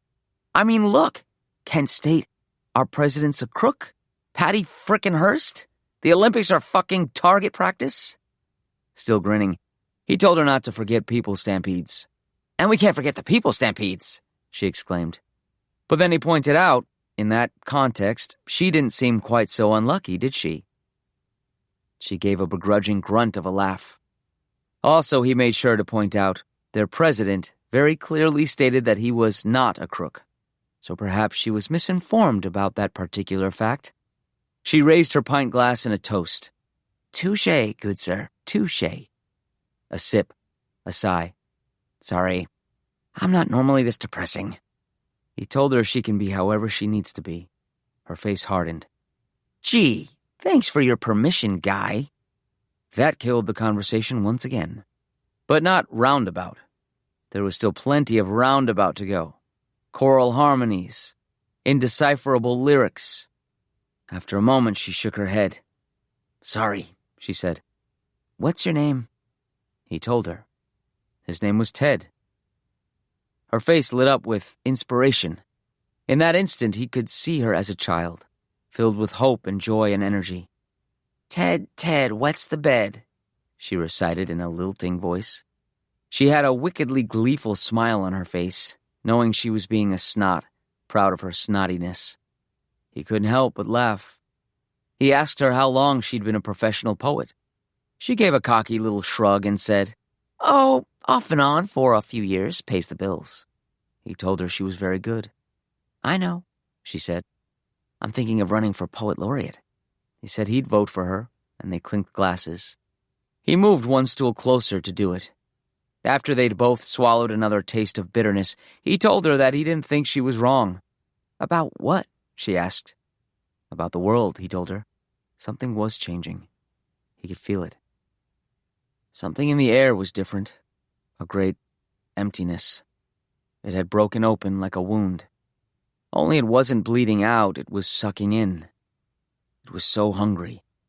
It must not have fed for a long time, which meant it was probably just getting started. It would go on, and who knew what would sate it. The song on the juke, which had been roiling and thundering, suddenly became softer, contemplative. He felt her eyes on him, and for the briefest instant, he felt self-conscious. He asked if that was too much, and then quickly added she shouldn't judge him. After all, she was the one who was just blaming all their woes on Ringo. "No," she said. I know exactly what you mean." She looked a little dazed as she said it. Maybe the beer was going to her head too fast. Maybe she hadn't eaten in a while, poor thing. "You know Stevie Wonder?" He said of course he did. "Do you know about that car accident he had last year?" He thought he might have heard something about it, but it wasn't ringing a bell. She sighed, and there were tears in her exhalation. "It's just so awful. He got into a head-on with, like, a lumber truck.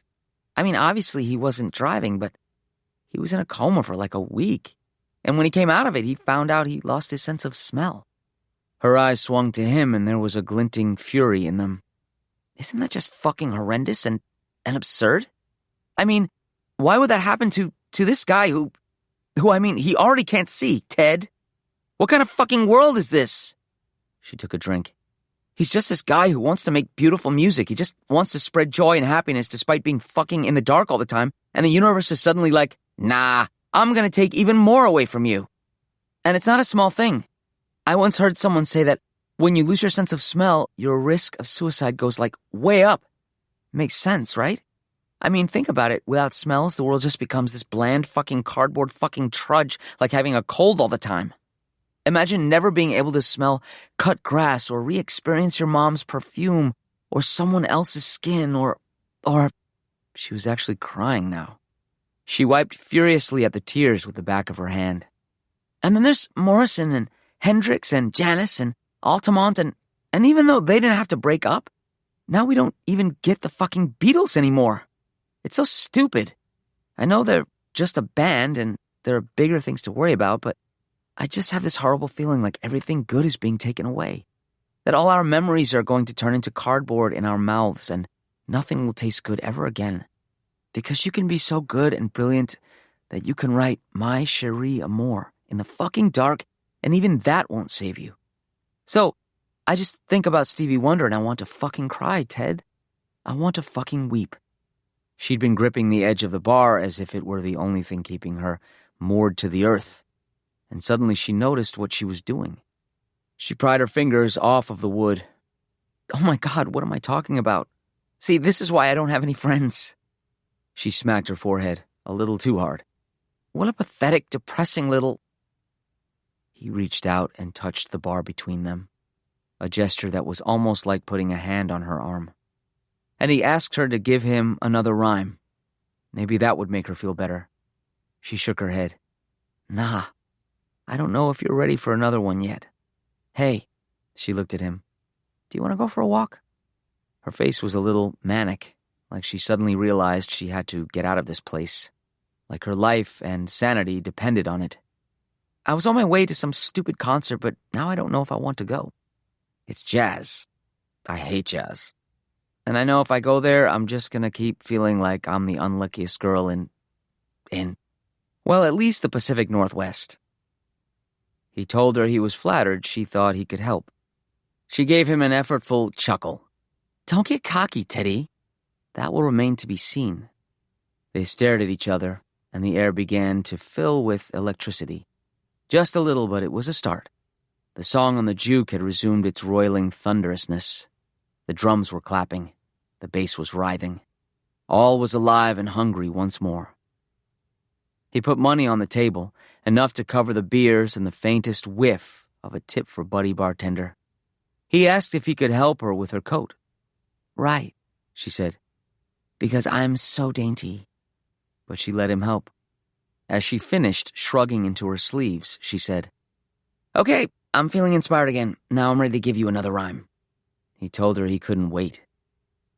Boss, let's see. What's your last name? He told her. She made an adorable face of consideration, which once again made her look very young. She rolled the name around in her mouth. Ooh, that's a tough one. Let's see. Bundy. He gave her a big smile, activating his dimples. His voice sounded different through that smile, fuller, realer. He suggested, let's go have some fundy. Ah, Ted. She rolled her eyes and stuck out her tongue. That was painful. He beamed and shrugged and held the door open for her. She stepped into that golden rectangle, still retching. Just brutal, Teddy. Put me out of my misery. His grin, his dimples intensified. He offered her an arm. Come on, he said, still smiling. His voice filled the world. I know a place. That phrase sparkled in her ears like wind chimes. She took his arm and he let the door swing shut on its own. Inside, the bar was silent for a moment. Roundabout had come to an end at last. Then, with a click and a whir, the juke moved on to another song. Generation. She stood outside the door to her makeshift office, listening to the couple arguing inside. That was fine. Let them. This happened all the time. All the time. Jesus. How was it she'd only been doing this for 5 weeks, and there was already an all the time? Barely a month since she'd first started having these meetings, and here she was, blasé as a grizzled vet. Been through the wars, Mandy gal, she thought to herself in her mother's slurring voice, and repressed a shudder. The door's still sparkling silver nameplate winked back at her with almost mocking mundanity. Her own name, Dr. Amanda Evison, M.D., OB-GYN. Inside her office, the argument continued. To her accounting, there were 3 different kinds of all-the-time arguments she overheard through this office door. She could only rarely make out the actual words from this vantage point. Instead, her ear was attuned to the music of the voices, like a piano tuner. Most popular was the, "Would you calm down?" This involved one patient in hysterics, a word no self-respecting gynecologist this side of the 21st century would ever use professionally. But until Mandy stepped through that door, she was going to consider herself a civilian, usually sobbing or hyperventilating, and the other patient absolutely desperate to quiet the storm before the doctor came in there and caught them in the act. Sometimes it was out of concern. Often it was just out of embarrassment, which was almost funny considering the situation. No one ever won a "would you calm down," though Mandy had walked in once or twice to see a valiant attempt of calming down being made, only to crumble back into hysterics before Mandy was able to cross the room and sit at her makeshift desk. Every time, without exception, one or both patients would begin, "We're sorry, doctor." Mandy hated that.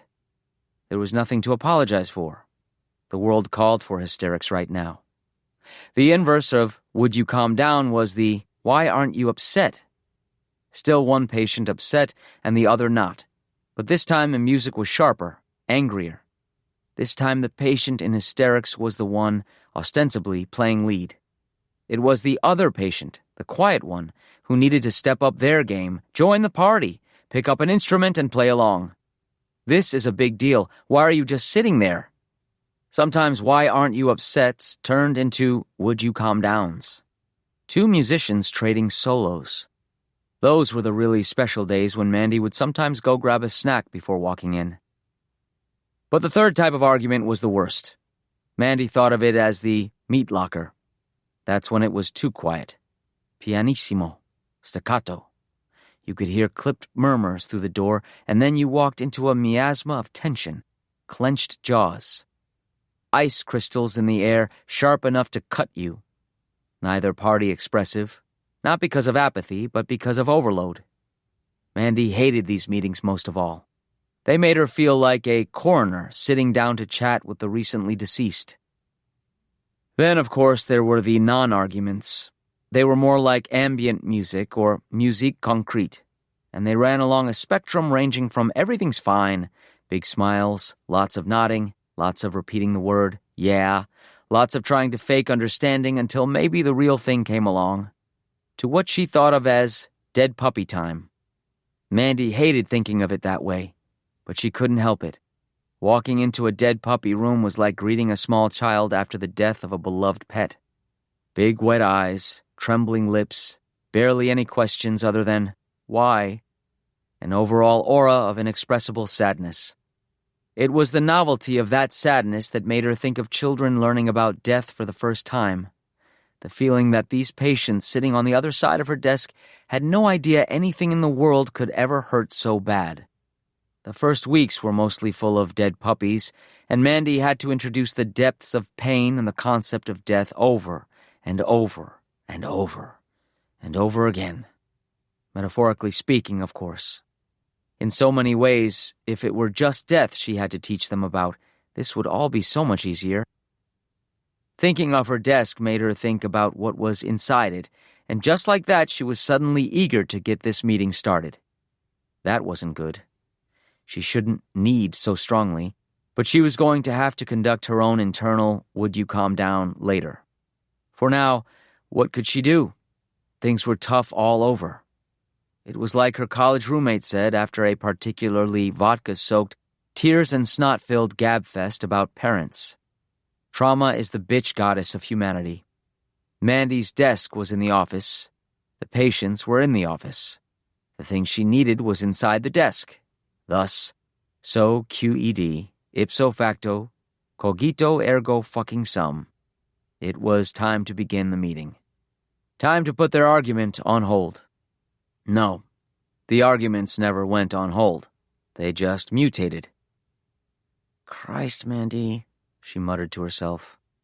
That word was verboten, even in her brain. She twisted the silver knob and walked through the door to greet her new patients, wondering what her walk across the room to her desk would be like this time. The woman was on her feet, pacing, mid-rant. The man was in the chair, staring blankly at the vaguely cream-colored carpet. Textbook, why aren't you upset? Good afternoon, Mandy began, starting towards said desk. Sorry to keep you wait. Yeah, hi, the woman said curtly. I want this fucking thing dead. I want it out of me. She was approximately 8 months pregnant, big as a house, Mandy's mom might have said. Mandy walked the rest of the way to her chair in silence. Sat down, purposefully not eyeing the drawer she wanted to open. Not now, not yet. Put the file folder she was carrying on the flat surface, and then folded her hands over it. Smiled her warm but tired smile. After a beat, she said, My name's Dr. Amanda Evison. We're about to get pretty familiar, so call me Mandy. The woman remained standing, defiant. She gestured at her huge stomach. I'm serious. I don't want to do this. I want it dead, gone, whatever. Mandy raised her hands, a small don't shoot the messenger gesture. I know, she said. She kept her voice quiet and calm and full of empathy. I know, Mrs. She quickly flipped open the file. Tilly, please, have a seat. Mrs. Tilly set her jaw, masseter muscles giving an angry, pulsing bulge. I mean it, she said. Mandy met her gaze, acknowledged she understood, and then Mrs. Tilly lowered herself into her chair the way pregnant people must. Another moment of silence. Then, I'm Paul, the man said. He brought his eyes up to meet Mandy's, then dropped them like heavy bags of groceries back down to the floor. Hi, Mandy said to both of them. She was still smiling. It was a genuine smile. She was good at her job. It was never supposed to be this difficult, but she was good at it all the same. Would you guys like any water? Or we have soda or coffee or a pack of Camels and some liquid plumber? Mrs. Tilly snarled. Charlotte, Paul reprimanded without any force, staring vaguely at the desk before swinging his blank face up to Mandy. I'm sorry, Please. Mandy waved his apology away, then craned her neck a little in a facile attempt at addressing Charlotte privately. Charlotte, may I call you Charlotte? If I were in your shoes, I can't say I wouldn't have already grabbed the nearest letter opener and carved it out myself. Yeah, Charlotte said, petulant. I didn't see one on your desk. No, Mandy said. I have to hide it in a drawer now. She let the implications of that sink in. If they were feeling really curious, she could have also directed their attention to the just barely visible discoloration on the carpet from the incident with the patient and the letter opener, but they seemed to get the gist. So, Mandy continued, there are a few things we need to... Charlotte started to sob. Mandy hated this part. It wouldn't be so hard if only she could turn off whatever was inside her that made her feel empathy. She just wanted to get up, wrap her arms around Charlotte, cry with her. She wanted that every single time this happened. And this happened all the time. Again, her eyes crept to the desk drawer. I need you to understand something, Charlotte said through the tears. I'm being very clear-headed right now. I'm not, hysterical or hormonal or anything like that when I say this. Mandy opened her mouth to speak, but now it was Charlotte's turn to raise a hand. Wait. What I'm saying is, I have always considered myself a religious, moral person. I've never been out there chanting bomb Planned Parenthood or anything like that. I know there are reasons to have this procedure, but I mean me? Being here is not something I ever imagined doing. Ever. Not me. You have to understand that. Mandy, a military brat who wasn't so much raised in one place as across half a dozen, couldn't help but notice how clearly Charlotte's local North Carolinian accent came out when she was upset. I do, Charlotte, she said. I do. And finally she could take no more. Here, she said, pulling open her desk drawer. The drawer. Time for the famous letter opener? Dr. Amanda Evison, board-certified to practice obstetrics and gynecology for over 15 years now, pulled out a half-full bottle of Jack Daniel's Black Label No. 7 and 2 shot glasses. They tucked and clacked against the metal of her desk. She poured herself a quick shot and drank it greedily. As always, she heard her mother in the relieved exhale that followed. Charlotte and Paul stared at her. What a year this month has been, Mandy said through her burning throat. She poured a shot into the second glass and pushed it across the desk to her patients. Go on. You can have a few, it's okay. I mean, we think. We don't really know how alcohol might affect things, but she shrugged. I also have Tito's. Pinnacle Gin? Cuervo Silver or something called birthday cake if you're really feeling. Charlotte grabbed the shot glass, dumped the brown liquor into her mouth, hissed softly, and put the glass back down on the desk. Mandy refilled it and nudged it towards Paul. And you, Paul? She asked. How you doing? Paul blinked as if he'd just woken up from a nap. Huh? I don't... He trailed off. Then he saw the shot glass, took it up, drank its contents. Dr. Evison poured herself another. Meanwhile, Charlotte, a little calmer, lifted herself up and paced around the room again, this time appearing to take the place in. It was a plain office, disarmingly plain, like no one actually worked here.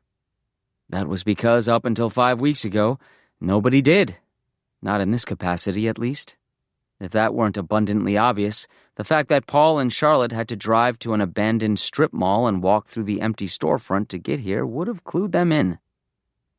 What did this place used to be, by the way?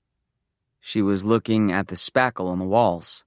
The spackle was the wrong shade of white to match, but they covered up the holes where metal shelves full of stock used to be. I think it used to be a Radio Shack, Mandy said, screwing the cap back on the bottle, but keeping it out. No shit, said Charlotte. I remember those. Yeah, Mandy replied. They're setting us up pretty much wherever they can. She took her shot. Immediately she felt better, steadier. She hated how well the liquor worked, almost as much as she hated knowing she'd need it again real soon. She inhaled some recycled air across her teeth and cheeks to calm the burning, then decided it was time to get to work. You'd think after doing this so many times, I'd have a damned idea how to start, but she cleared her throat. It's important for you both to know that whatever you're feeling, it's okay. Totally normal. I don't know how much of a comfort that is, but I've seen a whole spectrum of responses in this room. All of them natural. We're all at sea here, okay? She flipped open her file and took up a pen. Let's just start at the beginning with the easy stuff.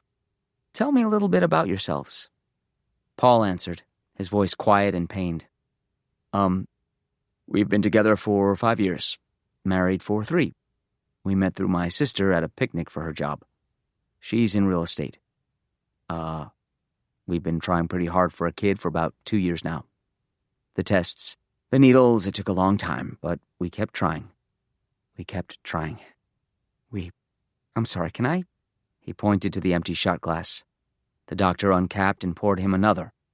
He downed the bittersweet medicine. Come on, Paul, Charlotte chuckled wryly, though not without sympathy, from where she was standing behind him. This is the easy stuff, remember? That made Paul laugh. A short little percussive burst, but it did Mandy good to see it. A little glimpse into their life, their actual life, before this nightmare began. She teased him. He took it in good humor. A rapport, which meant maybe something for them to cling to when the shock wore off. He still wasn't looking at his wife, though. He continued. We were pregnant for about 4 months before the news. When we got the ultrasound and they told us, I actually fainted. Took them almost an hour to convince me I wasn't just having a nightmare. I still don't. He looked down. Charlotte put her hands on his shoulders and squeezed. Okay, Mandy said. Thank you. You all sound like a lovely couple. Now, tell me what you know. About? Charlotte asked, her face growing pained, like she was about to vomit. Another not infrequent occurrence in this office, which was why there was always a small trash can with a fresh bag right by the chairs. Discreet enough to look like normal office accoutrement, but obvious enough should the need arise. Mandy nodded. Yes. I mean, well, like everyone, we saw the press conference with the president and the Surgeon General, Paul added. Right, Mandy nodded. And there was that woman in the crowd? Charlotte's eyes went a little glassy at the memory. She wouldn't stop screaming, Paul said, also remembering that woman and those noises she made in her unguarded panic. Somehow inhuman and all too human at the same time. That woman's screams had become famous, in the same way certain photographs during wartime became famous. They'd captured something beyond words, something momentous, something inarguable. Mandy often thought of that woman, too. Had she been a reporter? Some other cabinet official? Did the president regret not telling the country in a private address?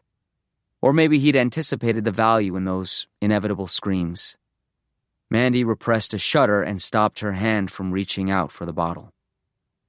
But after that, Charlotte continued, finally lowering herself back into her chair, just drips and drabs on the internet. Rumors, no one saying anything useful. No pictures, no consistency, fucking nothing. We've been asked to keep a lot of information as classified as we can, Mandy said. For the time being, at least. Why? Charlotte demanded. She slammed her palms against the chair's armrests. Mandy pressed her lips into a thin line and raised her shoulders in a slight shrug. Doesn't get more sensitive than this, right? And there's a lot we still don't know, so we don't want to accidentally trip over ourselves. Was she staring at the bottle on her desk? No, focus, Mandy. Plus, she cleared her throat again, I guess they want information given to parents personally. Like this, face to face. Charlotte was looking down at her hands, which were now picking at themselves on top of her thighs in front of her massive belly. They're monsters, she whispered. Aren't they? We're talking about monsters. No, Mrs. Tilley, we're not talking about monsters. Yes, we are. Still whispering as if trying to keep a secret from whatever hid inside her womb. No. Then what are we talking about? She looked up, and the pain in her eyes was like that anonymous woman's screams, beyond words. Your baby, Mandy said. We're talking about your baby. I'm going to be sick.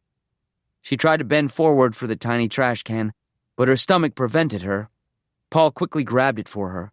She held it under her mouth for a moment, but the sickness abated a little. Still holding the can, she pushed herself back up off the chair again and resumed her pacing. Mandy took a breath, imperceptible to her patients, the practiced sigh of the medical professional, a silent prayer in its way, and began what she thought of as the speech. There are things you'll need to understand. Obviously, whether you decide to follow through with the birth or not is up to you. We're equipped for both. If you do decide to have this baby, first, natural delivery is not an option. Cephalac growth is inordinately advanced, as I'm sure you can feel, and that means cesarean. When the baby is born, you'll notice a few things right away. For the most part, pigmentation is much paler. Much. Also, they run hotter than normal. Significantly. You won't hear it cry. It looks like pretty much across the board vocal cords aren't forming. Same with the ears. There are nubs, but they seem to be vestigial, for the most part. Most likely the eyes will be open, and they'll seem more aware than you might expect. Nursing can start as normal, but weaning should begin roughly around 3 or 4 weeks, as teeth are developing a lot quicker, and you can start on solid foods pretty much right after. High protein is the most important, but we'll give you more information on that when the time is right. As for their appendages, there are special cribs and carriers, and you can apply for a credit if you can't afford them. Obviously, we're only a few months into this, so we're still in the dark when it comes to growth beyond that. We're all going to have to learn together. Charlotte had begun to cry again. She was clutching the trash can for comfort like it was a teddy bear. People are actually going through with this? Why is this happening? Paul asked. Mandy used to think that was the most exciting question in the scientific world. Now she thought of it as the most useless. She had some colleagues who were theorizing that it might be because of cell phones. Enough of them in pockets near the genital region. She had others who were theorizing it was radiation in the air. Some thought climate change. Maybe a mutagen released from Arctic ice that was never supposed to thaw. Some thought food hormones, BPAs, PFAS, high fructose corn syrup, GMOs, antibiotics, 5G. Some whispered alien invasion. Ultimately, what did it even matter? What did anything matter when you were sitting across from expectant parents, cataloging their arguments and watching their faces as they digested the fact that what they were growing in their bodies, what they'd put all their hopes for the future on, was entirely other from them. All that mattered was it was happening.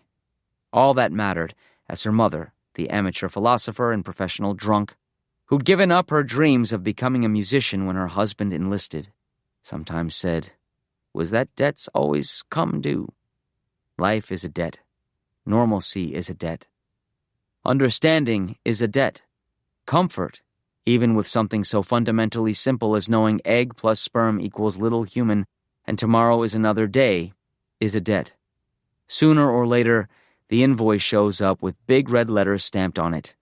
Time to pay. Services rendered. Most nights lately, Mandy passed out from exhaustion, and Jack Daniel's Black Label No. 7, the moment she got into bed. But on the nights when she couldn't sleep, the thought that plagued her most was, maybe this was all happening simply because it was time for it to happen. Maybe abrupt and catastrophic change was the most normal thing of all. How do you live with knowledge like that? How do you not lose your mind? We have some ideas, but nothing concrete yet. And every child is going to be born like this?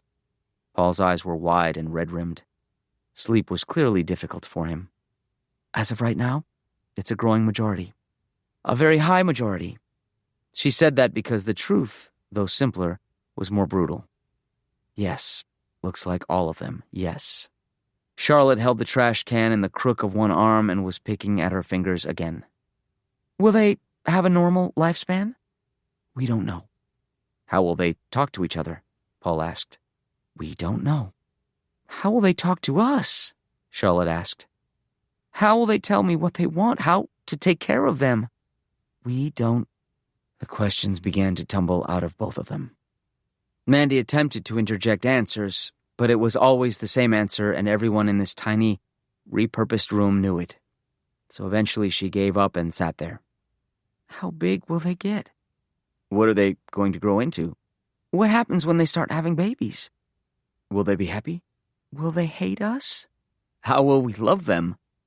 Is this the end of humanity? What does this mean? Eventually the questions burned themselves out and silence took over the room once more. Happens all the time, Mandy thought, eyeing the bottle, hating herself for the way her mouth was watering for another taste. When it was silent for just long enough, she asked her question.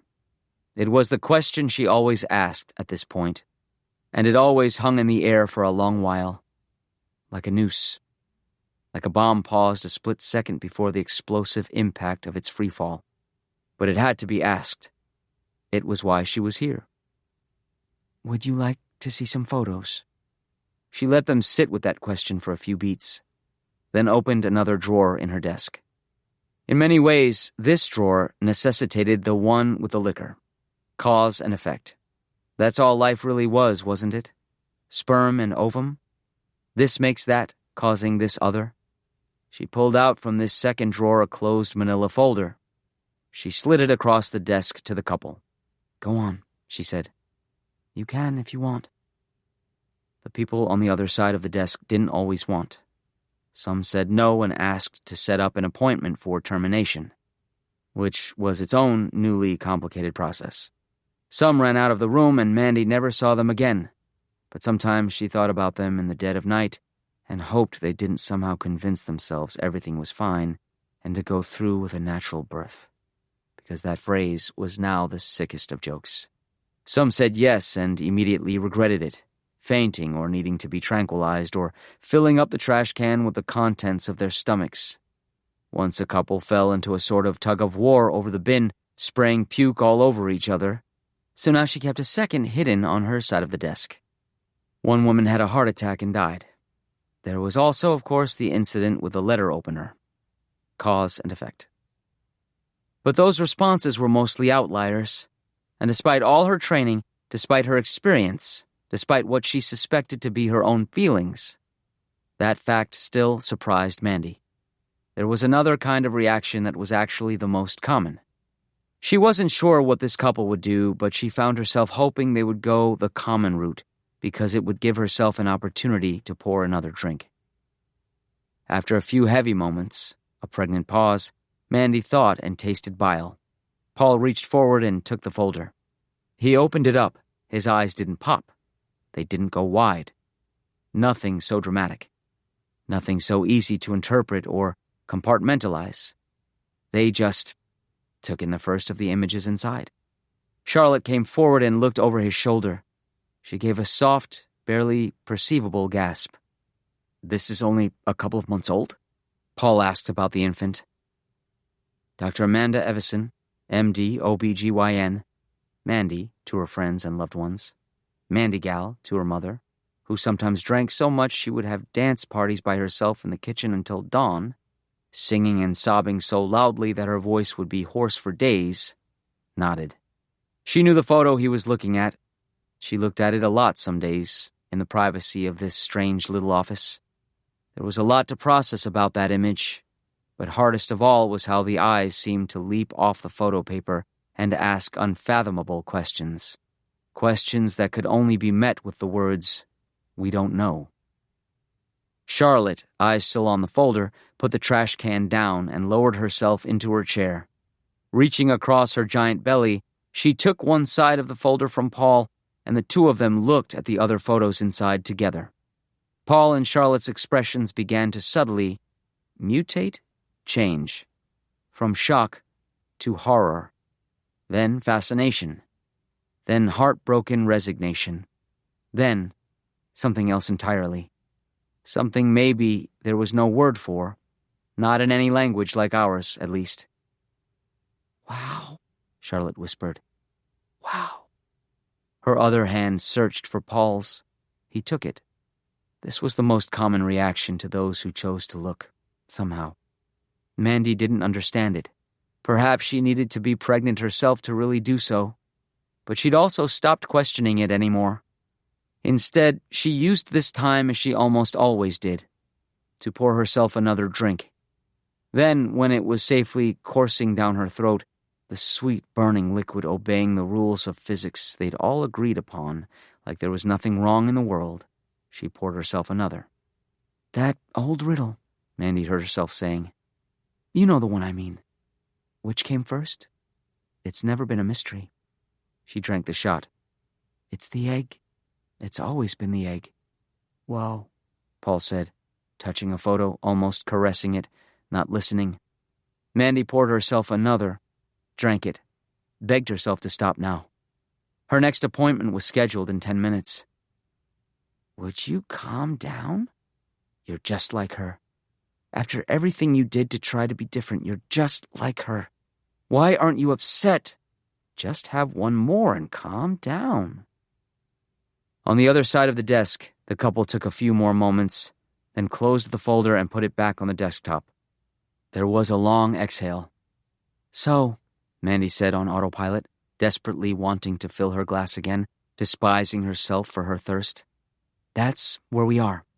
Her rhythms, rehearsed, professional, her diction, immaculate, her pretense, suffocating. "Now it's time to discuss what you'd like to do next." Paul and Charlotte finally looked at each other. It was their first real moment of eye contact in days. Something passed between them like silent music.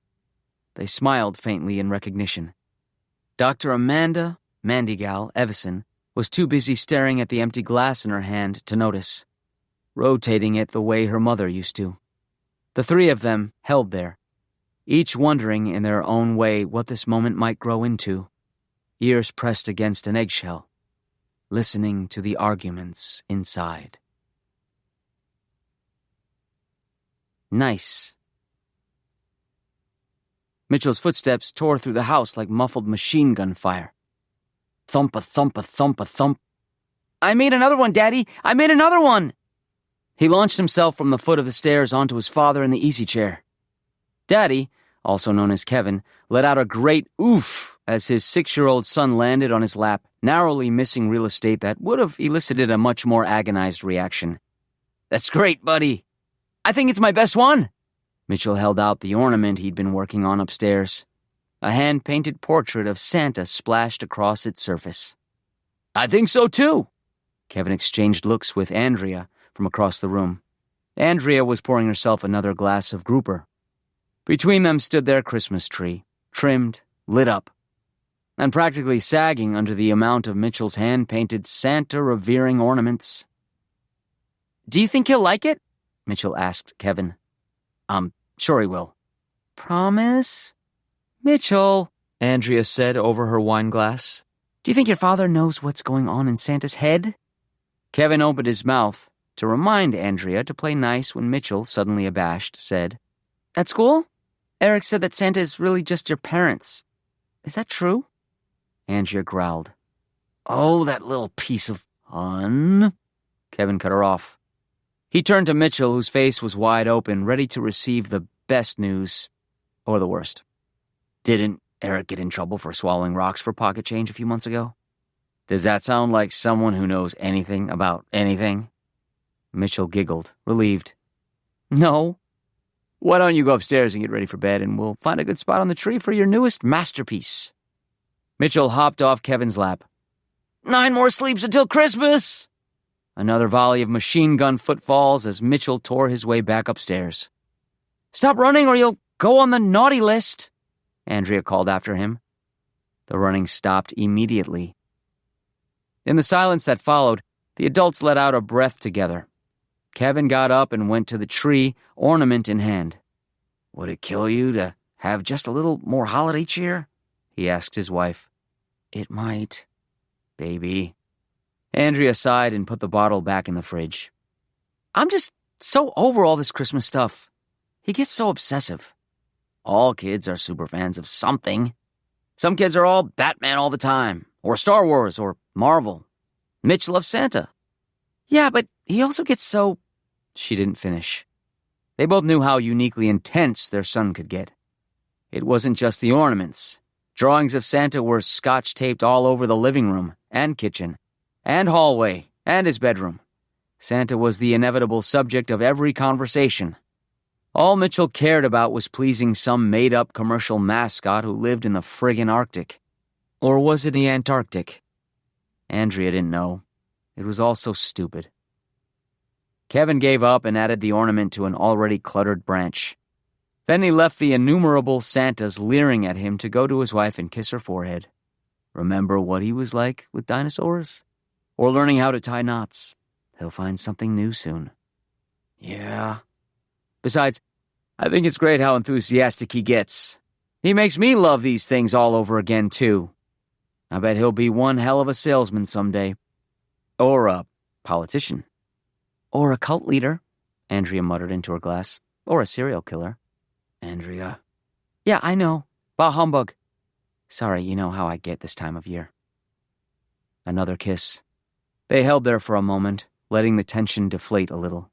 Then Kevin yawned. I'll go tuck him in. Andrea stared at her glass. Before Kevin disappeared down the hall, she said, Hey, I'll find the Christmas spirit soon. Promise. I know you will. Kevin gave her a smile. I noticed you put that little elf on the shelf in his room. The Christmas spirit gets everyone in the end. Then he was gone, leaving Andrea with her wine. She had no idea what he meant about an elf on the shelf, but by the time they reconnected later that night, she'd already forgotten it. It was just past midnight when a pair of tiny hands shook Mitchell awake. His eyes fluttered open. Standing on the bed was the elf that had mysteriously appeared on his bookcase this morning, about a foot tall, a sparkly red conical hat on his impish little face. Being 6 years old, Mitchell didn't question it. His face lit up like, well, a Christmas tree. Hi! The elf put a white-gloved finger to his own lips. Then, in a whisper, Hey, Mitchell, gotta keep it quiet, okay? Otherwise your parents will be on us like crabs on a Williamsburg toilet seat. I don't know what that means. Course you don't. Just hush, okay? Mitchell nodded, smiling a huge smile. The elf's voice was high and sweet, and despite the seriousness of his expression, or perhaps because of it, Mitchell thought he sounded delightfully silly. Cool. The elf began to pace a little over the bedspread. So, what's your name? Mitchell asked at full volume. It's Twinklebottom. Mitchell giggled and clapped. The elf's face drew down in a sneer. Oh, like Mitchell makes any goddamn sense. Listen, we don't have a lot of time. I need to talk to you about something very important, okay? So just shh, please. Mitchell nodded and did his best to keep his voice down. I've been good all year, right? I've tried so hard and... Yeah, you've been great. That's kind of the problem. I couldn't help but notice you've got a bit of a Santa thing going on here, and so... I love Santa! Twinklebottom seethed through gritted teeth. Kid, shut your fucking tithole and listen! Something flashed in Mitchell's eyes that made the elf pause for the briefest of moments. Something hard and cold, gone as quickly as it arrived. But Twinklebottom took a step backwards all the same. Hey, sorry, Mitchell, Twinklebottom said in his syrupy, sweetest voice. It's just, I'm a little stressed right now. This is a stressful time. Do you know what stress is? Mitchell nodded again. Daddy says Mommy is stressed. I wish I could make her feel happier. The holidays are rough, kid. But that's why I'm here. In fact, I need your help. My help? Mitch, I need you to help me save Christmas.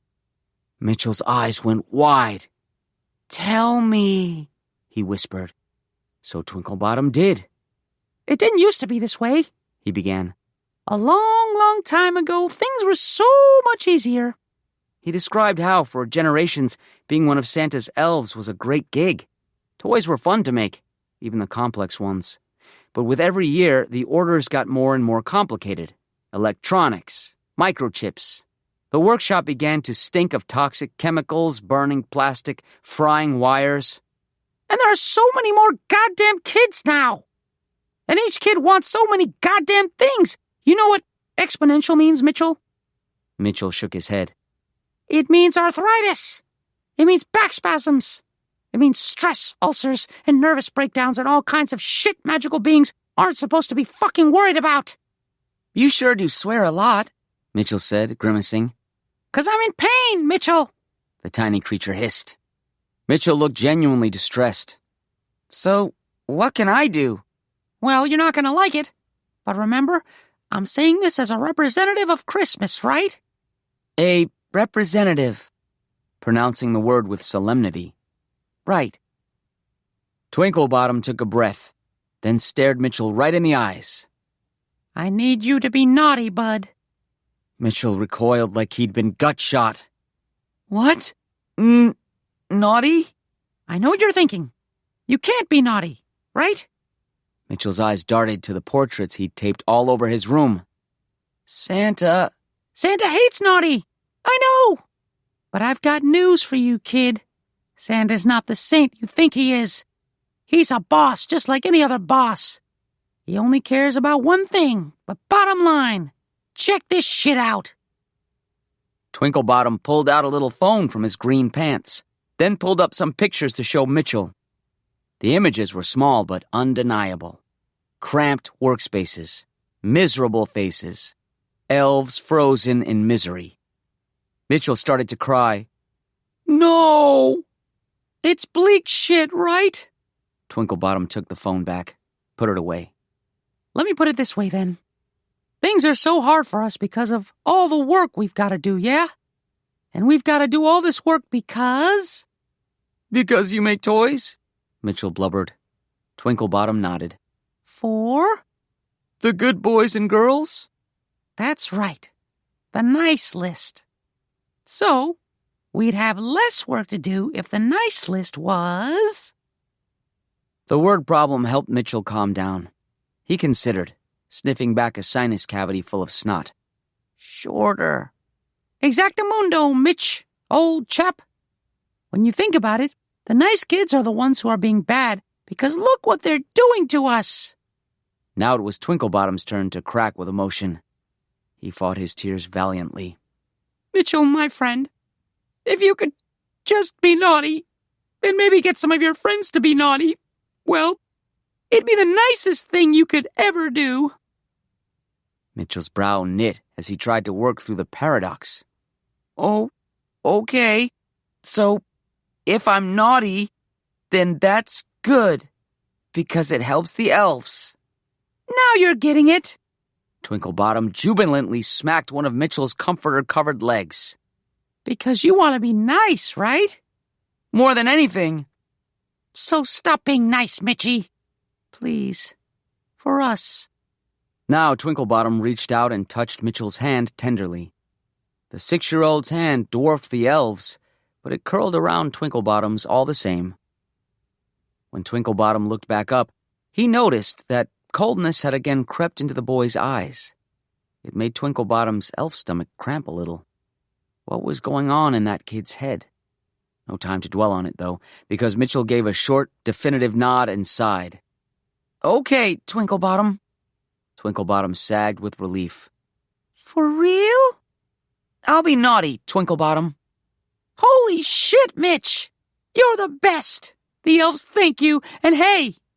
He gestured to the drawings on the wall. Happy elves mean happy Santa, right? So, even if you still got a hard-on for old Jelly Guts over there, you're still doing him a solid, too. Aw, shit, speaking of, I gotta get back to the pole before he notices I'm gone. Time and Yuletide wait for no one, am I right? Mitchell couldn't fall back asleep that night. He calmly took down each of his paintings of Santa, stacking them on top of each other, and put them face down on his little desk under a yellow plastic stegosaurus. His head swam. Could he really be naughty? Wasn't that breaking the rules? Or was it really following the rules? That day, Daddy had caught him playing with one of Mrs. Gresham's cats, and that lighter he'd found in the kitchen drawer. Daddy had told him how important it was to be nice. Don't you know, you have to be nice, Mitchell? Those were the rules. How could he be naughty? How would he even start? Then he remembered that box under the bed. 2 nights later, Twinklebottom was on top of the fucking world, which he supposed was kind of an ironic turn of phrase considering he wasn't at the North Pole right now. He was heading back to his dear buddy Mitchie Pooh's boxy suburban house to let him know the good news. He'd managed to sneak a peek at the numbers. Mitchell's naughtiness was off the charts. Hell, even some of the other kids on the block's numbers seemed to be going down too. The kid was a naughty savant. Twinklebottom had to know his secrets. When he'd initially had the idea for this little pilot program, he'd figured a Santa superfan would be an ideal first candidate. Obviously, whatever results he'd get would be too late to affect the demands for this year. But if he could get some movement out of a kid that hardcore, during the height of Christmas fever no less, well, there would be some motherfucking proof in the figgy pudding, right there. And he appeared to have succeeded beyond his wildest sugar plum dreams. There were gonna be some real changes afoot starting next year. This would teach that fat, monopolistic fuck a thing or two about using his workforce as chattel. Twinklebottom sauntered up the side of the house to Mitchell's second-floor window. It wasn't midnight like before, but it was definitely past bedtime. Sure enough, Mitchell was in bed, under the covers, but not asleep. Twinklebottom tapped on the window. Mitchell didn't look as excited to see him, but he did smile. That smile got a little bigger as Twinklebottom jumped up and down on the bed, letting Mitchell know how great he was doing so far, how all the elves were so grateful, how they had hope for the first time in years, all because of one brave little human moppet. Total bullshit. Twinklebottom hadn't told his plans to anyone else, and honestly, the conditions weren't that bad. All the photos he'd shown were the result of a few quick keystrokes in an AI creator suite. But Mitchell didn't need to know any of that. Mitchell's smile seemed to falter, though, and it never quite reached his eyes. Twinklebottom noticed the kid was pretty dirty. Stains all over his hands like he'd been rooting around in dirt and mud. "Someone hasn't been taking a bath, I see. Pretty naughty," Twinklebottom said with a teasing grin. "Yeah. And your room is so messy. I bet Mommy asked you to clean it and you said no." Not really. Mitchell went silent and stared blankly at his hands. "Oh, okay. The kid's aloofness was starting to get annoying. You're squashing my high a little here, kid."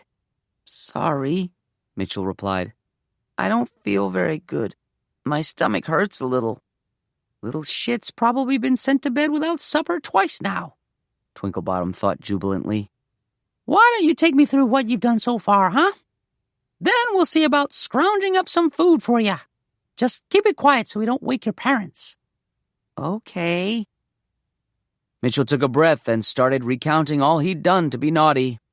It was in that halting, scattershot way all kids of that age have of telling stories. No chronology, no build, all kinds of doubling back and digressions. But at least he started to come out of his stupor a bit as he talked. I did everything I could think of. Mommy always told me not to play with the plants, so I played with the plants. And I ran around a lot. That was fun. I even ran with the knives. Mommy and Daddy both told me never to do that, so I did it. And up and down the stairs, and I turned the TV up real loud. And the screaming. The kid rattled off a number of picayune transgressions, none of which sounded bad enough to juice the kid's naughty numbers up so high. Twinklebottom was about to get impatient when Mitchell said, Then I found my ropes from my magic kit, and then... His eyes expanded. Can I just show you? It's downstairs. Without waiting for an answer, he spun on his heels and ran out of the room. Thump-a-thump-a-thump-a-thump. Twinklebottom followed. Before he could stop the kid and remind him to be quiet, last thing he needed was to wake the kid's parents up. He noticed a stretch of rope tied across his bedroom doorway. Almost looked like a tripwire. Just beyond, in the hallway, lay a plastic stegosaur toy. The toy was yellow, but the sharp plates lining its back appeared coated in something dark and crusty. Some of the plates were bent, like something heavy had fallen onto the toy from a great height. Twinklebottom felt a strange rumbling in his gut. Dread. Mitchell's voice continued, loud and heedless at the top of the stairs. "Come on downstairs! I want to show you!" he called. Twinklebottom climbed over the rope and hurried down the hall to catch up. But then something else caught his eye as he passed the doorway of what appeared to be the largest bedroom, the grown-up's room. He couldn't be sure what he was seeing. He'd have to actually go into the room for a better look, but from this vantage point outside, it almost looked like a pair of legs were trussed to the bed frame, with the same kind of rope that had been stretched across the doorframe. Those legs were very still, inanimately still. But did he also hear moaning coming from further inside the room? A barely audible voice? The words, "Help," and "Please."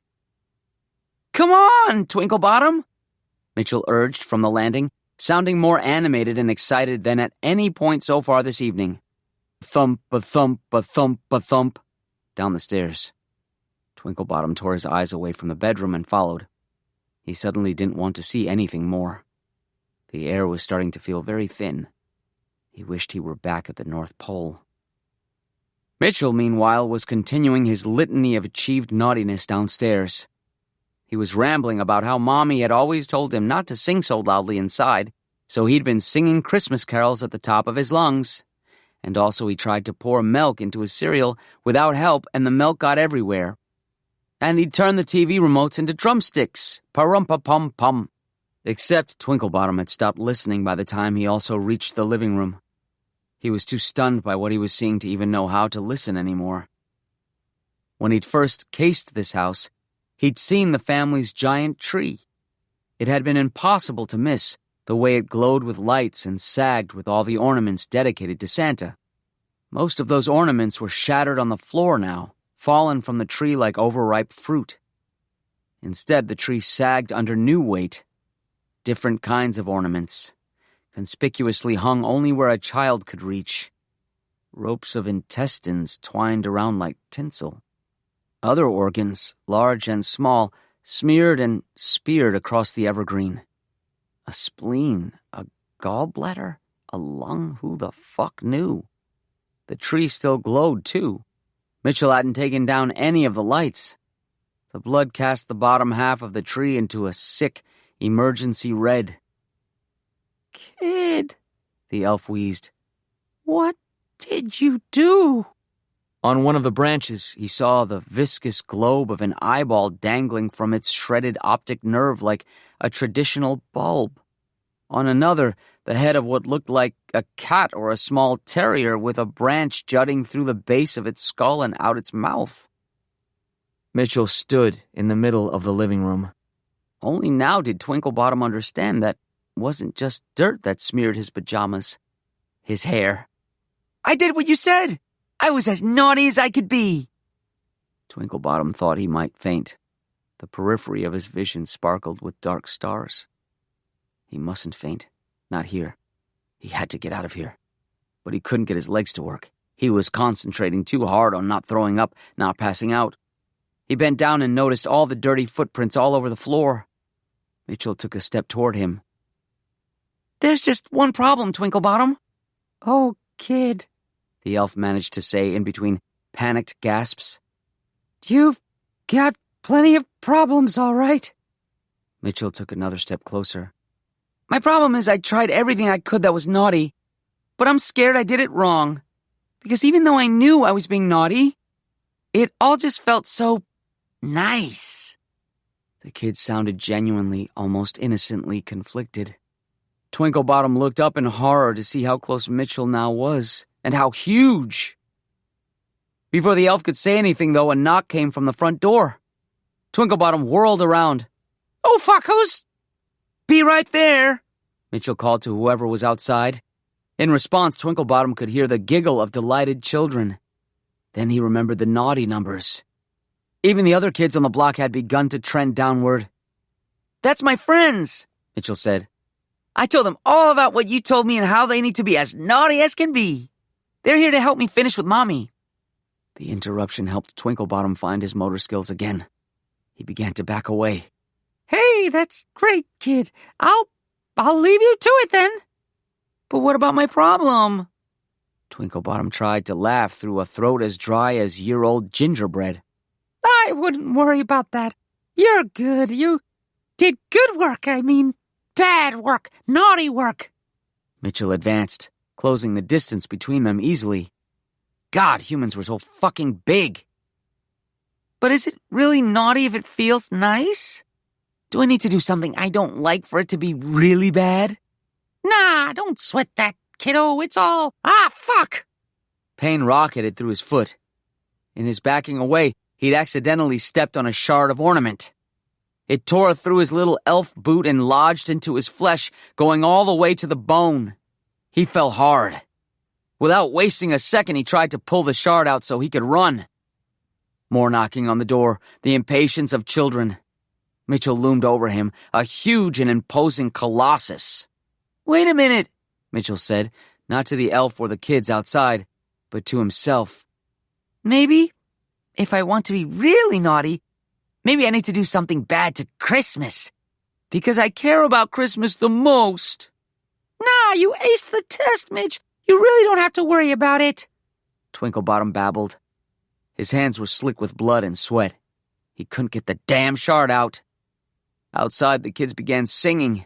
Carols, atonal and insane. Or maybe the elf's brain just couldn't comprehend anything anymore. Yeah, Mitchell continued, piecing it together. Yeah, maybe if I want to be really naughty, what could be naughtier than doing something to... He found the word waiting for him like a perfectly wrapped present. A representative. No!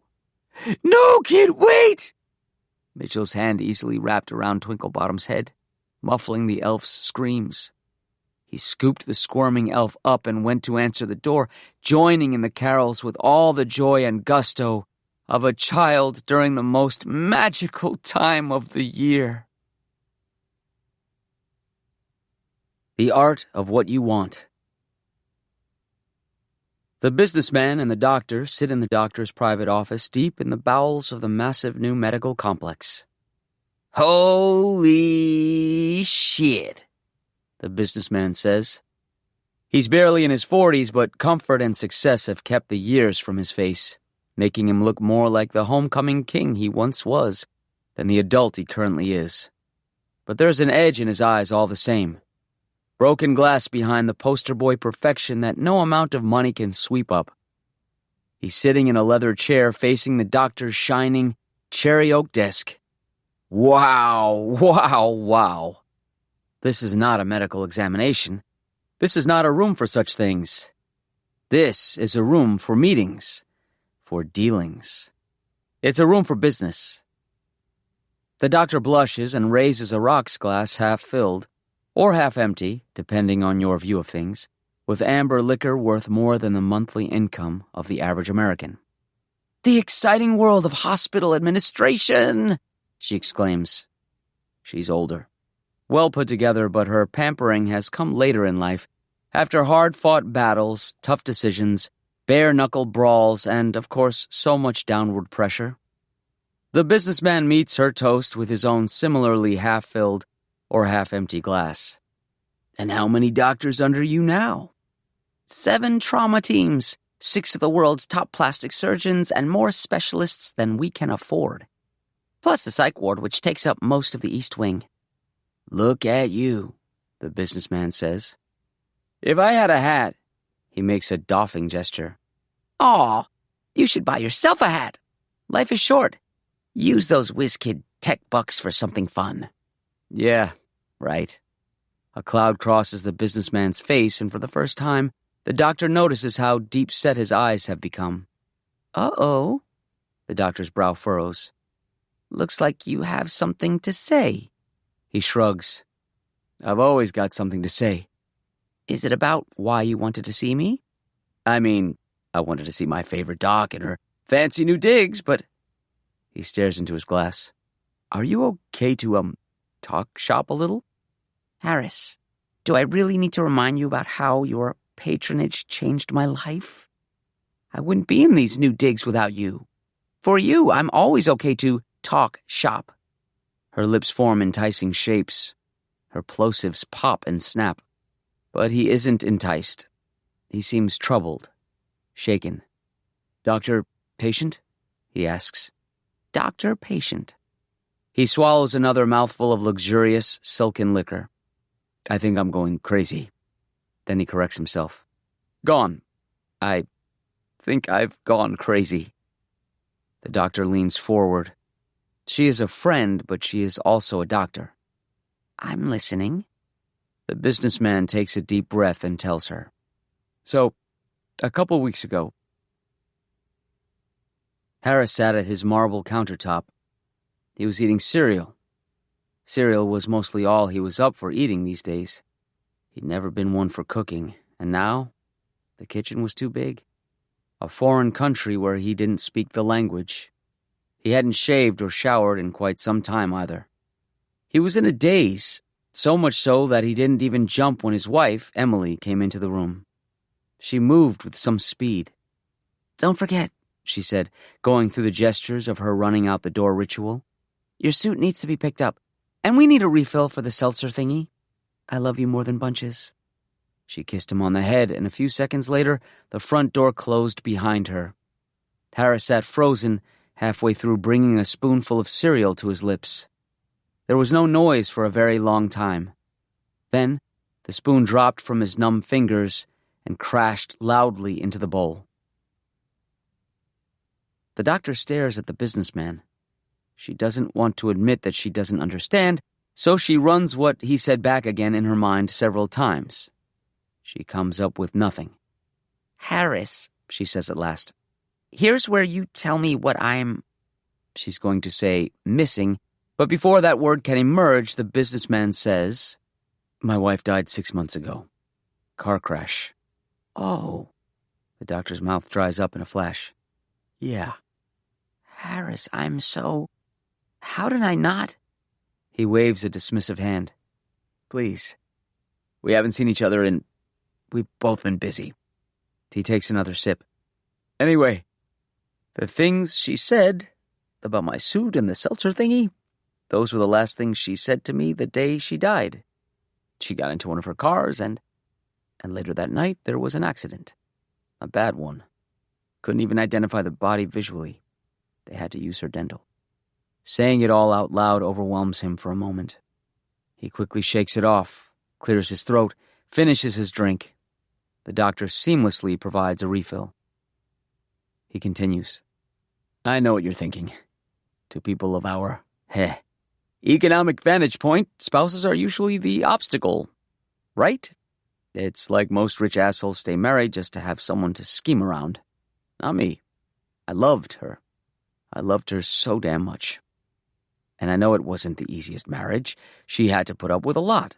My working all the time. And my temper. I knew she wasn't always happy. Hell, I'm pretty sure she was going to leave me sooner or later. But I would have done anything to keep her. She was the apogee. Good word, the doctor says, her heart breaking for her friend. Yeah, and then I lost her anyway. He's back to staring into his drink again. Wait, but you said this thing in the kitchen with your wife was a couple weeks ago? How if she died 6 months ago? His eyes meet hers, sparkling with what? Sarcasm? Dark humor? Mania? Weird, right? The next morning I thought maybe I'd imagined it, you know? I mean, I had just reached that stage of grief where the waters were ebbing a little. It's like you're buried up to your neck in sand with the tide crashing in on you. But it had finally started to recede. I could grab a gulp of air and maybe... Don't forget, his dead wife said again. Your suit needs to be picked up, and we need a refill for the seltzer thingy. I love you more than bunches. Harris was back at his marble countertop. He'd poured himself an identical bowl of cereal. He was wearing the same set of dirty pajamas. The only difference was this time he was shaking too badly with anticipation to hold a spoon. He'd been waiting to see if she'd show up. When she kissed him on the head, he jumped as if electrocuted. She giggled and continued for the door. What are you doing?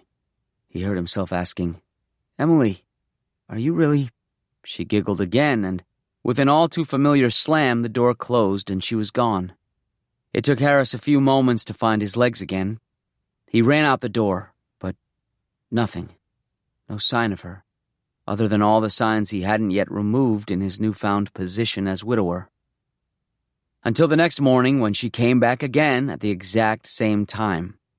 Don't forget your suit needs to be picked up, and we need a refill for the seltzer thingy. I love you more than bunches. She kissed him on the head and disappeared. And then the next morning. Don't forget your suit needs to be picked up, and we need a refill for the seltzer thingy. I love you more than bunches. She kissed him on the head and disappeared. And then the next morning. And then the next morning. And then... You get it, the businessman tells the doctor. She's aghast. Personally, she doesn't believe in hauntings or spirits, but Harris would never lie to her.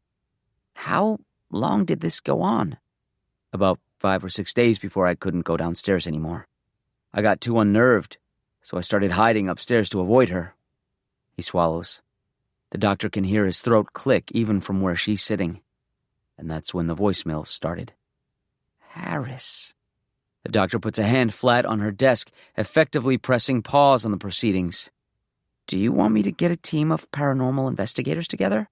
I know people who are, they're as reputable as they can be in that field, but just listen. He gets up and pours himself another drink. He tops off the doctor's as well. A sly smile has crossed his lips. I'm not even close to done. What kind of voicemails? Here, have another drink. Once Harris's glass was fully filled, Terry asked again. What kind of voicemails? They were standing out on Terry's back patio. During the day, there were mountains all around, gorgeous in the light. But now they were wrapped in such an all-consuming nighttime nothingness that the two men might as well have been floating in the middle of a midnight ocean. Terry was small and wiry, with a growing hump in his shoulders from bending over a computer keyboard for too long. He was clearly the grown-up version of what some would have called an indoor kid. So his mansion, with its large, luxurious outdoor space, was an awkward fit. But most things fit awkwardly on Terry. Harris gulped down his drink, then pulled out his phone. He conjured forth his voicemail and pressed play.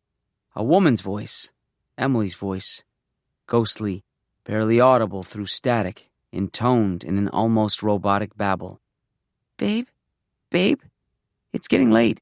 I'm worried. Just let me know you're coming home. Babe, it's getting late. I'm worried. Just let me know you're coming home. Babe, it's getting late. I'm worried. Just let me know you're coming home. Babe? But Harris turned it off, unable to stand anymore. He said in a hoarse voice, and there are plenty more where that came from. It was a warm night, but Terry shivered. Fuck me in the dick hole, he muttered. That's what I was texting her. Wait, fuck me in the... No. It's getting late, I'm worried. The night she died, I kept texting her. Texting and calling, wondering why she wasn't answering. I didn't know I was texting her corpse. The floodgates broke. Harris began to weep. I don't... Just tell me you hear it. Please, I need to know. I'm not... Terry's arm shot out, wrapping around Harris, and pulled him close in a desperate hug. It was a sudden and surprising move, and resulted in the spilling of both their drinks. I hear it too, Terry said. It's okay. I hear it too. They stood that way for several moments. Terry, despite being a year older than Harris, was at least a head shorter, with none of Harris's natural athleticism. So it looked like Terry was some vulnerable animal, clinging to a larger, stronger one for support. But it was Harris who was shaking. At last, the two friends separated. Harris gave Terry a playful shove. It's okay. Right, you fucking idiot. He gave a tired laugh that turned into a sigh. God, why is this happening? Terry set to refilling both their drinks. My fucking goosebumps have goosebumps. Shit. Suddenly Terry screamed, his voice echoing into the mountains. Shit! His face screwed up in rage. He threw one of the glasses he was holding over the edge of his balcony and into the nothingness beyond. Someone's fucking with you! He exclaimed to Harris. Then he blanched, looking back in the direction of his wayward glass. Crap, I hope that doesn't land on anybody. Harris hadn't even noticed. He was processing. Somebody's what? Fucking with you, Harris. Gotta be.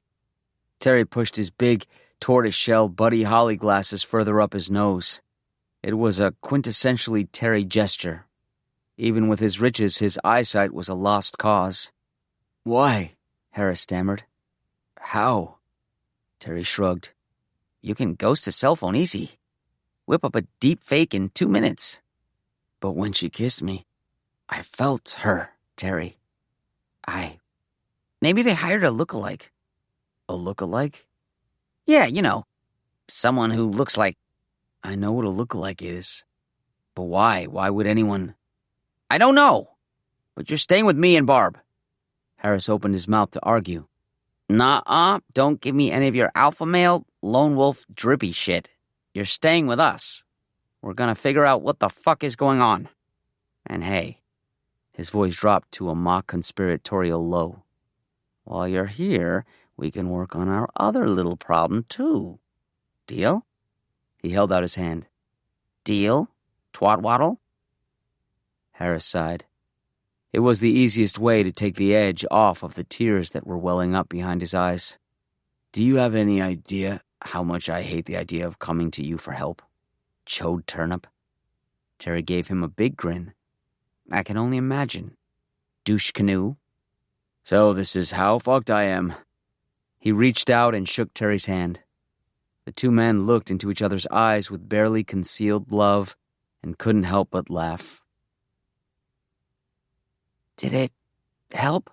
The doctor asks. Staying with him? The businessman nods. I slept for the first time in fucking millennia. Did you ever meet Terry? Once, I think.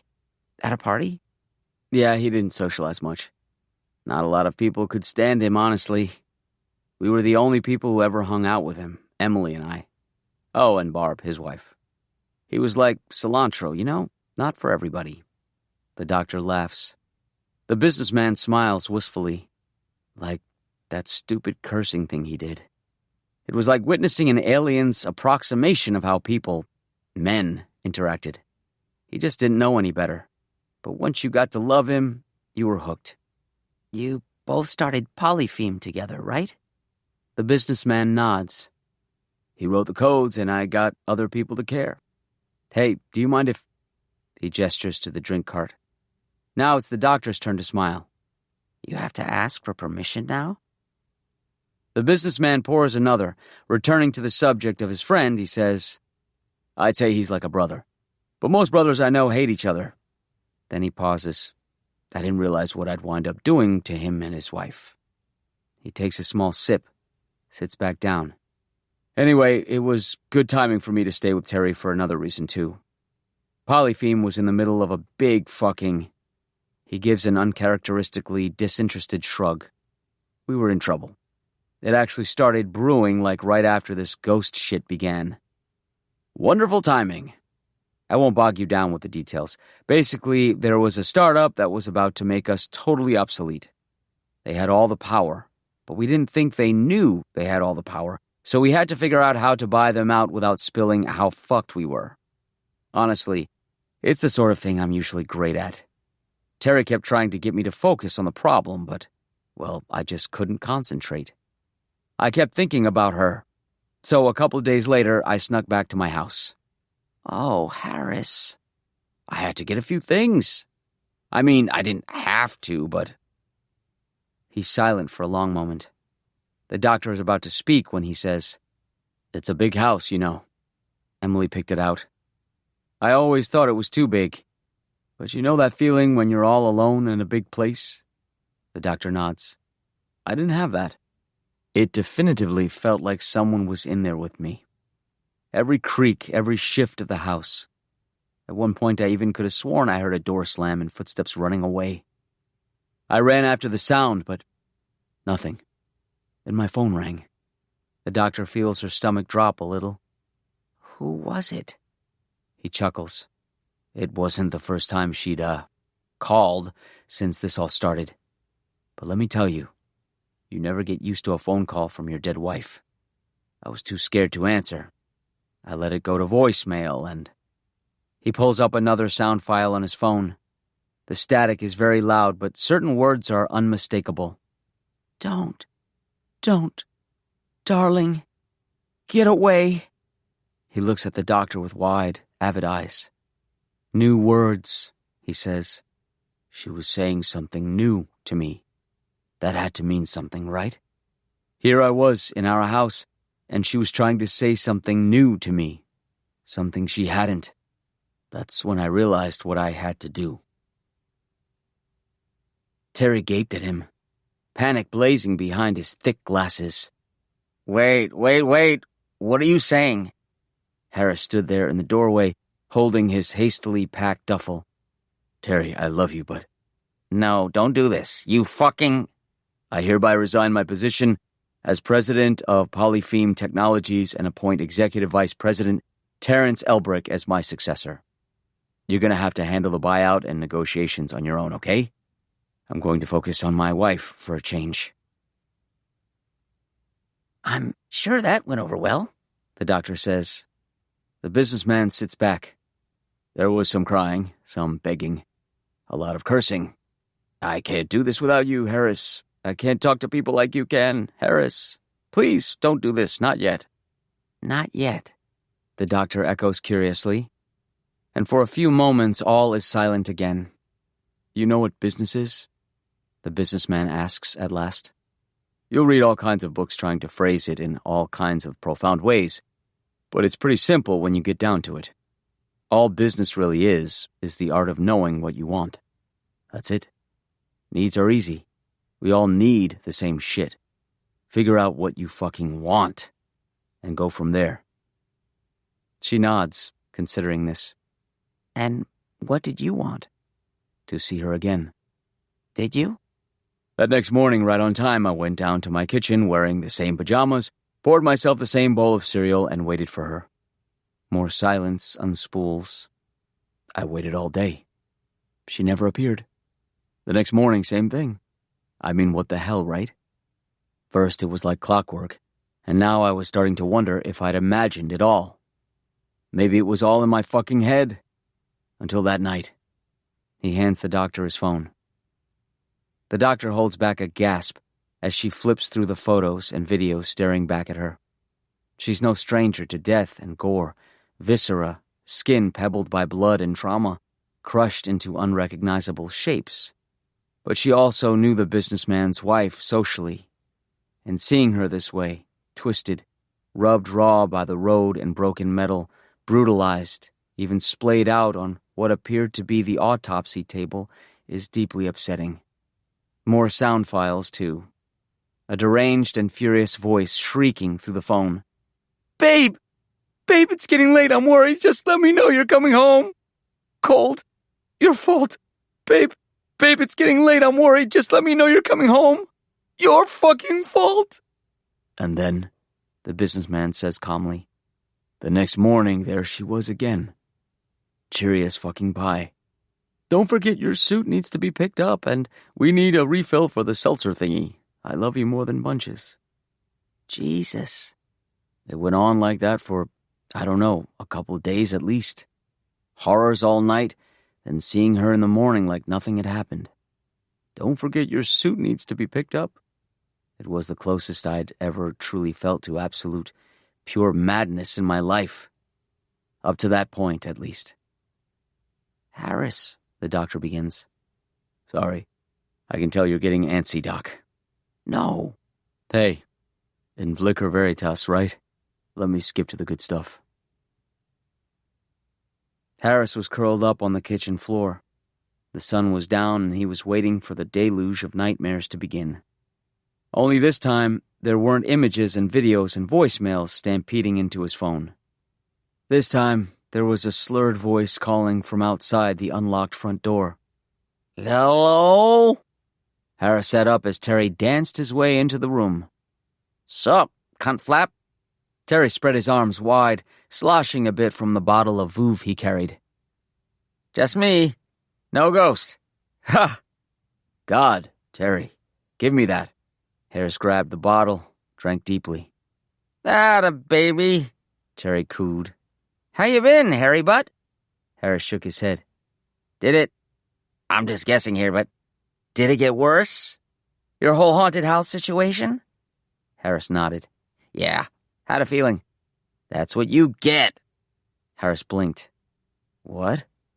Terry shook his head, visibly changing the subject. He took the bottle back. Hey, we're celebrating. Celebrating?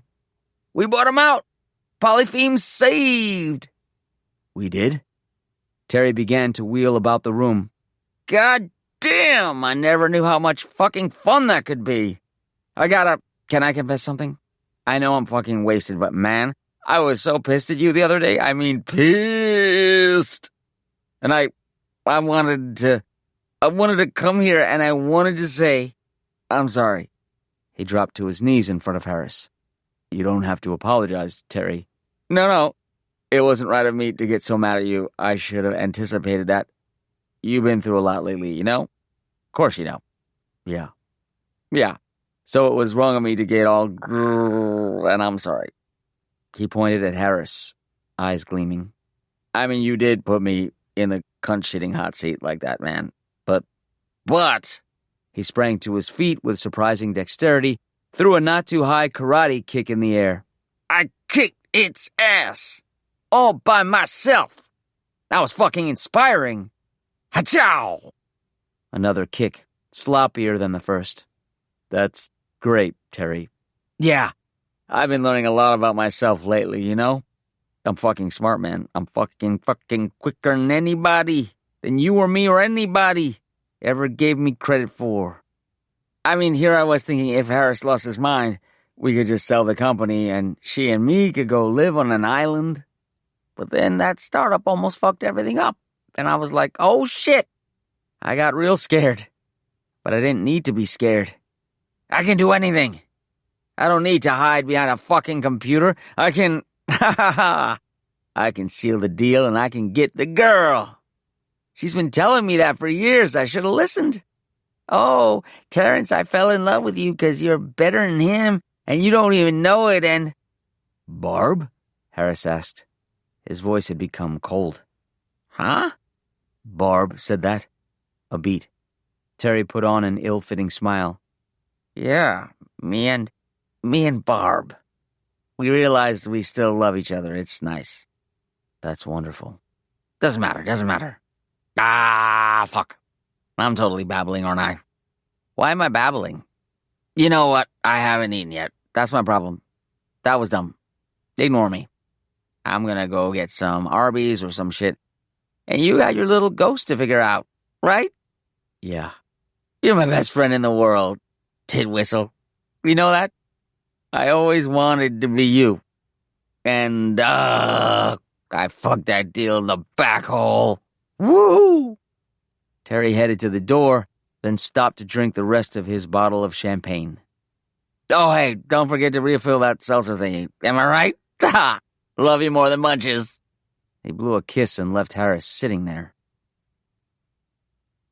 Silence. Just the sound of ice snapping in glasses. Then the businessman speaks. Here's another thing about business. Hunches are everything. Hunches and acting fast. He took a small sip. That next morning, I waited for my lovely little ghost to appear, and I approached the situation like I would any other kind of deal. Slowly, coldly, knowing what I want. Harris was still on the floor when his dead wife visited him the next morning. His hands were folded neatly in his lap. Don't forget your suit needs to be picked up, she said. And we need a refill for the seltzer thingy. I love you more than... Emily, Harris said flatly. Wait. She had just bent down to kiss his head. That repetitive gesture that was so maddeningly tactile. All this time he'd never thought to touch her in response. It had been too jarring, too close to blasphemy.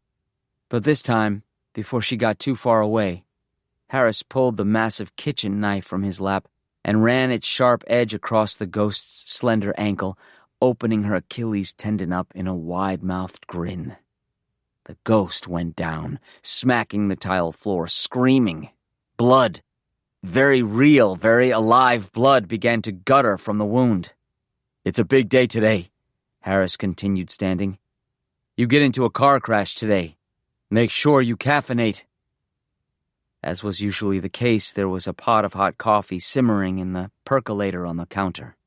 Harris grabbed the pot and poured scalding liquid all over her neck. The supposed dead woman shrieked in agony. "Stop! Stop! Harris, please! I can explain. Just wait." "Wow. You stay in character," Harris said. "I'll give you that." He grabbed another item from the kitchen counter and approached her. She was on her stomach, crawling away from him. "I'll also give you this," he said. "You were always great at reminders." He straddled her back and stuffed the brand-new CO2 cartridge for their SodaStream seltzer thingy into her mouth. Then he proceeded to slam her face into the floor. It took a few whacks before the cartridge exploded, taking most of her head with it. The doctor's hand is shaking. She puts the mostly empty glass down on her desk. "My God," she breathes. "So Emily and Terry were scheming around you? How long do you think they'd been together?" "No." The businessman slams the desk in front of him. He leans forward, eyes blazing, and the doctor wonders for the first time whether, if she screams for help, anyone would be able to hear her in this office. "No," he repeats. "My wife died in a car crash. She died months ago. That was a look-alike. Do you understand?" The doctor manages a weak nod. The businessman raps his knuckles on the desk and gives a rather shrill laugh. "But ha! You're a smart cookie, doctor. That's why you get those big doctor bucks. My buddy Terry? He's a little schemer, for sure. So I made a quick call. I said, 'Hey, Terry, you and Barb should come over. I need to talk to you both.' Shit bucket." "And then what did you do?" the doctor asks in a whisper. "Just business, baby." He tips his glass into his mouth and crunches on a piece of ice. "I knew what I wanted, and I asked for it." "You're right, Harris." Large, unquestionably sincere tears spilled down Terry's cheeks as he spoke. "It had been my plan all along to make you think you were going crazy. I wanted you to resign from Polypheme, leaving it all to me, but only after you saved the company one last time. Then I was going to sell it away. I always resented you. I cannot tell you how sorry I am." "You got him to confess all that?" the doctor asks. "Sure, only maybe not so articulately." The businessman reaches into his jacket pocket and pulls out a fistful of broken, bloody teeth. He lets them rain onto the doctor's desk one by one by one. "Harris," she straightens in her chair. "Professional opinion?" "Please." He leans back into his. "You're not crazy. Insane, maybe, but not crazy." He considers this. Then, "Oh, I almost forgot. I also have this." He reaches under his chair for his briefcase, unclasps it, removes a small brown paper bag. The bottom of the bag is dark and sopping wet. He plops the bag on the middle of her desk blotter. She peers into it. "I'm looking at severed male genitalia," she reports. "Oh, Harris, I hope this isn't yours." Harris chuckles. He stands, smoothing and adjusting his clothes with automatic grace. "Terry is in the trunk of my car right now, Doc. I have with me papers that will transfer all of my assets and net worth to this hospital. All of it. And in exchange, here's what I want. I want him stabilized. I want his bones broken and shaved down, and I have plenty of photos for reference. I want that area." He gestures to the paper bag. redesigned. I want just the right amount of his brain taken out so that he doesn't fight. He pauses for a half-second, appearing to remember something. Oh, I killed his wife Barb too, so that's gotta get taken care of. And lastly, I want a private room. Here, in your beautiful new psych ward. I want to voluntarily commit myself. She stares at him in horror, all color leached from her face. Harris. But she can't think of anything safe to say, and knows her voice will tremble. I love them both, you know. Terry and Emily. I know I wasn't perfect, but I could have lost everything if I'd still had them. His eyes ice over. I don't like being fucked with, though. I don't like being lied to. I don't like not being in on the joke. And you know what they were most wrong about? Doc, do you know? No. Being visited by my dead wife like that was pretty fucking terrifying. But after the initial shock wore off, they were wrong if they thought I ever wanted it to stop. The businessman puts on a record in his new home. Soft jazz fills the room. It's a small home, smaller than any place he's lived in since he became a successful businessman. But God, does it feel right. Even the cushions on the walls are as cozy as a hug, and they're not without a certain minimalist chicness. He's wearing a blue jumpsuit, as soft as the music, simple, elegant, similarly soft white shoes. He pours himself a glass of amber liquor from a crystal tumbler. Not every tenant of this facility gets these kinds of accoutrements, but he's always been talented at negotiating. Oh no! He pauses mid-pour and calls out to the other room. Babe, I just realized something. Somebody should call the dry cleaners and tell them they can keep my suit. Ha! I've got a feeling we'll be staying in a lot, you know? His wife comes into the room. Shuffles, more like. She's wearing one of his favorite cocktail dresses. Leopard print. Its colors are striking in the muted tones around them. Her face is swathed in bandages. It will take a while before the reconstructive surgeries heal into something more palatable. There's still some blood seeping through the dress between her legs, too. He's been a little neglectful when it comes to bandaging up that area. It's hard to be patient sometimes. The businessman thinks this and laughs because he has to admit it's something of a pun nowadays. God, you look good, he tells her. And despite everything, he means it. It's perhaps a little strange to see her now having to wear tortoiseshell Buddy Holly glasses all the time, but he doesn't mind. They, and the eyes behind them, remind him of someone else he loved too. This is everything I ever wanted. He takes an appreciative sip. The apogee. He sits in the armchair by the record player and pulls his wife onto his lap. A pained moan floats out from the bandaged face. Ooh, he exclaims. Still sore? Don't worry, my love. You'll be all healed up soon. And then? He gives a lustful chuckle. Back to business. He begins kissing her neck. Through her glasses, she stares off into nowhere. I can wait because I know what I want, the businessman whispers into her hair. The kisses continue. Soft. Tender. I just want you. I just want you. I just want you. I just want you. I just want you. The lunar eclipse. It was a joke, more or less. He had to have known that. This is the last thought that crosses her mind. It was a joke, more or less. He had to have known that. How absurd that this is what she thinks. But it is. There's no stopping that fact. Any more than there is stopping a dead tree from being brown, water from being wet, a chinchilla from not being a typewriter. It is night.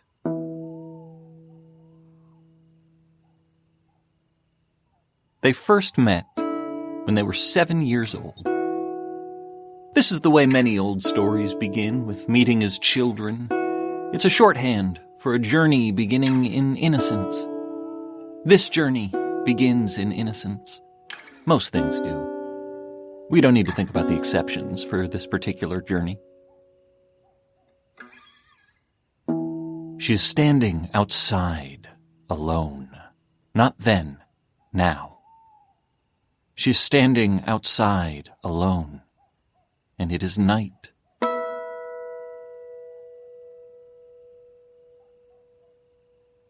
When they met, when they were 7, this is the then world now, not now. They behaved the way most children do. They hated each other. Then got distracted by some new object or emotion, and within minutes of fomenting that hate, latched onto the other with hunger. Children view other children the way dogs view other dogs, the way survivors view other survivors. Competition and confirmation. And innocence is nothing if not mercurial.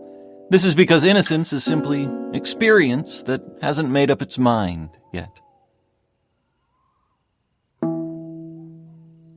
She doesn't know why she's standing out here, outside, alone, at night. It is cold, and it is eerie. Some idea or other brought her out here, a whimsical remembrance of an eider thought, a threadbare cotton thought, oh right, an eclipse. Tonight is the lunar eclipse.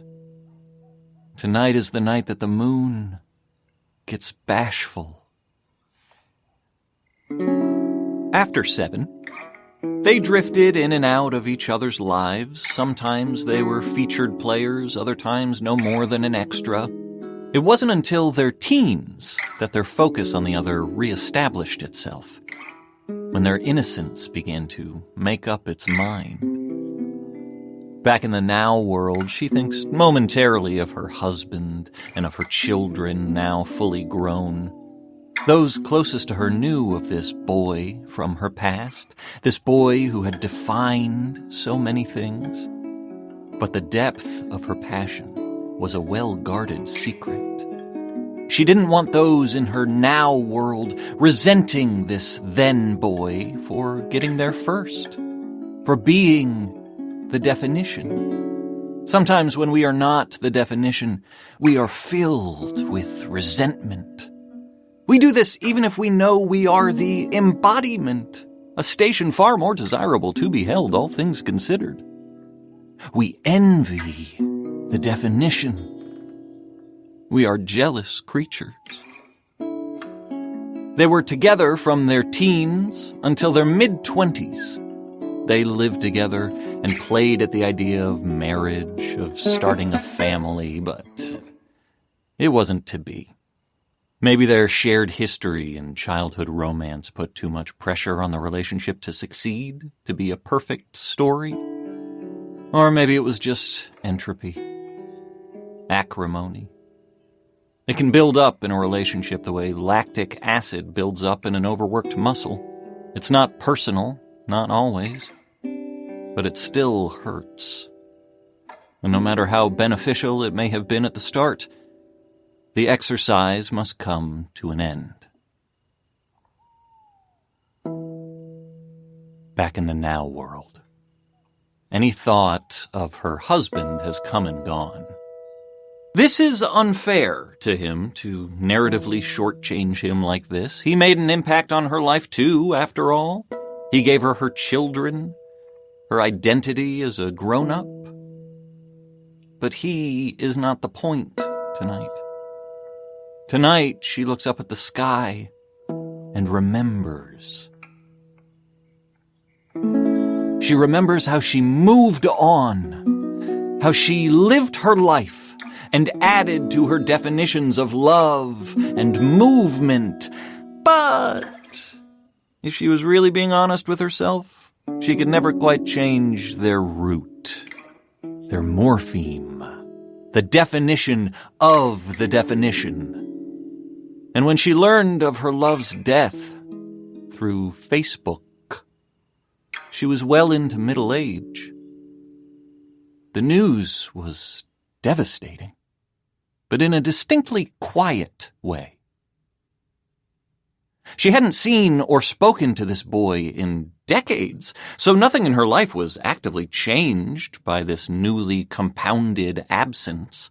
But everything felt changed. Green was still green, only now it was green. Molecule for molecule, the world was still there, but the flavor of the word molecule had changed. When a possibility dies, it does not leave a body, but it does leave a smell. Smell and memory. Did you know that when a person permanently loses their sense of smell, the risk for suicide goes up exponentially compared to the loss of any other sense? It's true. This is because, not only will food forever taste differently, it's because you lose access to so many memories. Memory and smell. It's a beautiful relationship. She can remember smell a night equally as cold and dark as tonight. They were in their early 20s, at the apex of their optimism, while their innocence quietly gathered all the facts. Lavender and creosote, and that particular ice crispness of autumn chill. They were in their early 20s, and there was a lunar eclipse. They stayed up until 3 in the morning to see it. And while they watched, he said, I just realized something. The moon, she's just like you. Oh yeah? She said, not sure if she should prepare to be insulted or if this would be a compliment made sweeter by subterfuge. Yeah, he said. She's got no problem being the center of attention. But every now and then she gets a little bashful. And that just makes you love her all the more. Oh, this made her feel warm. Blanket on a stormy day warm. And she gripped his hand, as if the loveliness of his words might enrage some jealous god, and she'd have to hold him down to keep him from being whisked away in punishment. The next one won't be for another 50 years, he said. Lunar eclipses happen all the time. Yeah, but not like this, he said. This one's special. And he was right. This one was special. The moon was red. Tonight, the moon is red. 50 years later, that same moon, blushing as if remembering some deliciously scandalous secret. And she is outside, alone, remembering as well. She was holding his hand, and she brought it up to her mouth to kiss. 50 years, huh? She said. Hey, let's make a promise. And he laughed at that, patient but mocking, and she bit his hand in reprimand. I'm serious. Let's make a promise. No matter where we are, no matter what happens, let's be together for the next one. What could happen? He asked. She watched the moon and said nothing. Now she is an old woman, which is to say she is still that 20-year-old, but her body has, like all bodies, made her mind promises and then broken them. It has lied to her. Bodies are the worst, cruelest liars, and they make up their minds without having all the facts. And the moon is red, slowly hiding behind an upturned palm as if it needs privacy for just a moment. And when she hears footsteps behind her, she is filled with fear. Fear of the unknown, but also fear that the last 50 years on the timeline of her life have just been folded over and lost. There's exhilaration in that fear, but that's still an awfully big chunk of time to lose. She turns around. The footsteps are coming from far away, echoing in the isolated dark. And there's a smell on the air. One she has no memory of, but which is instantly recognizable and carrion sweet. And the moon is red, embarrassed, or demented. No matter what happens, let's be together for the next one. What could happen? The footsteps grow louder, and a figure appears on the horizon bathed in the red-tinged light. And that smell fills the world, one new and final memory being made. The figure approaches, and a single thought rushes through her mind as of a loved one in greeting after a long, long absence. She is rooted to the spot, and not even the moon can bear to see what happens next. It was a joke, more or less. He had to have known that. Laugh lines. From Missy Speaks to Robert_Wayborn48. Subject: I have arrived. May 9. Hey, Robert. Quick note just to let you know I made it in. Whew, that was a long flight. But I finally caught up on the last season of BoJack, that show I told you about, so I used the time wisely. Wish I could have had something to entertain me during that equally long car ride, but then I would have booted. A term I understand means something different here in merry old England. Service out here is a bit spotty, but I seem to have pockets of reception with no problem. Yay, technology! Good job, England! Feels kind of weird to be looking at my phone out here, though. Surrounded by moors and castles and those tiny little buildings with the thatched roofs and wooden beams, crisscrossing the cream-colored walls like something out of a children's storybook. I have no idea if I'm describing them right or what they're called, but it's very oldie, Englandy, villagey. I'm famished, so I'm going to go get a bite at a pub or something and then check into the inn. In case it's not clear by my charming smarminess, this place is beautiful. My goodness. When was the last time you were out here? More soon. And thanks again. Smile emoji. XOXOXOXO M. From Robert Wayborn 48 to Missy Speaks to. Subject: I have arrived. May 9th. Hey, kiddo. That's great to know about service. Let's just say last time I was there, any cell phone had zero chance of working. The times they are a-changing. That's an old song you're too young to know about. So glad you like it. I can't wait to hear more about what you find. It is beyond my pleasure to share this with you. This will sound super corny, but be honest. Do you feel anything yet? Any sort of connection? I won't be sad if you say no, but I won't laugh if you say yes. I feel it every time I'm there. You'll probably have already picked a place to eat by the time you get this, but I highly recommend the Blue Baker Tavern. I assume it's still in business. Things last a lot longer out there. P.S. The type of architecture you're referring to is called half-timbered. Very common in Elizabethan and Jacobean times. Think about this. Lambridge Village is so old, at one point that would have been considered a new style of architecture. From Missy Speaks to Robert_Wayborn48. Subject: I've arrived. May 9.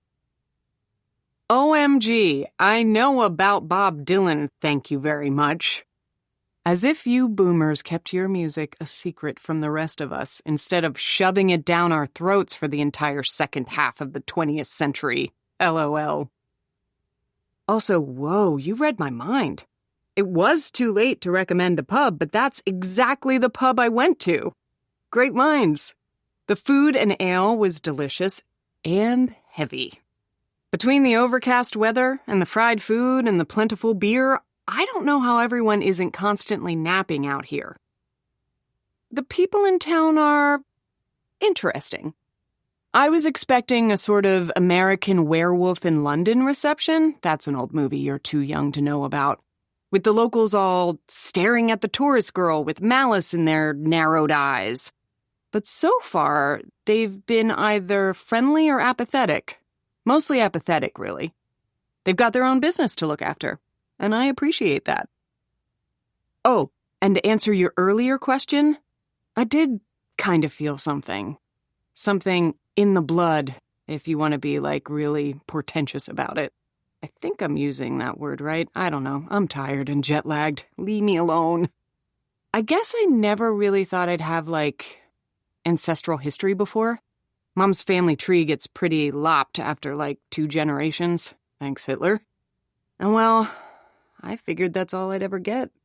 Maybe it's psychosomatic, but, yeah, this place does feel like home in a very, very weird way. Or maybe that's just the 3 bottles of airplane vodka talking. Upside-down smiley emoji. From Robert_Wayborn48 to Missy Speaks 2. Subject: I have arrived. May 9th. No, that's not the vodka talking. That's great to hear. Enjoy the village, but make sure you visit the castle. That's the best part. If you don't see it already, it's the building up on the hill that looks like a castle. I'm sure any villager will point the way to Craster Arms Keep. P.S. You're very funny. I know you'll try to deflect that compliment, but too bad. Facts are facts. From Missy Speaks 2 to Robert_Wayborn48. Subject: I've arrived. May 9. The castle is on tomorrow's agenda. In fact, it basically is tomorrow's agenda. So looking forward to it. I'm going to keep saying this, but thank you again and again and again for making this happen, Robert. This all means the world to me. It's exactly what I needed. P.S. Does ignoring count as deflecting? You're pretty funny yourself. Maybe genetics is a thing after all. From Robert_Wayborn48 to Missy Speaks 2. Subject: I have arrived. May 9. Smiling emoji, smiling emoji, smiling emoji.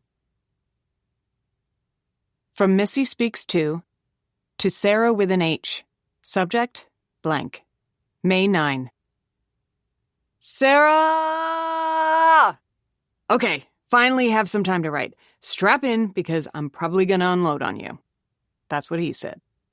I could tell you all about the flight. A woman brought a cat, an actual fucking cat on board, and it screamed more than a baby. It was atrocious. Or the epic cab ride from the airport to this strange little hamlet. It was very Bram Stoker's Dracula, which I guess makes me Keanu Reeves. Whoa. But honestly, I'm so tired. And the thought of reliving all that again today makes me want to disappear. So, I'll get to the stuff I know you really want to know about. The people here are bananas. Yes, the accents are charming in their Monty Python-y way. No, I have not seen any attractive men on which to work my alluring Midwestern wiles. Fucking amazing that being from Racine will be seen as exotic out here, though. But they're all definitely a little touched. Is that a term we can still use? Like Sarah, it wasn't just that they didn't interact with me. It was like they avoided contact with me. Like eyes darting away once I looked back at them.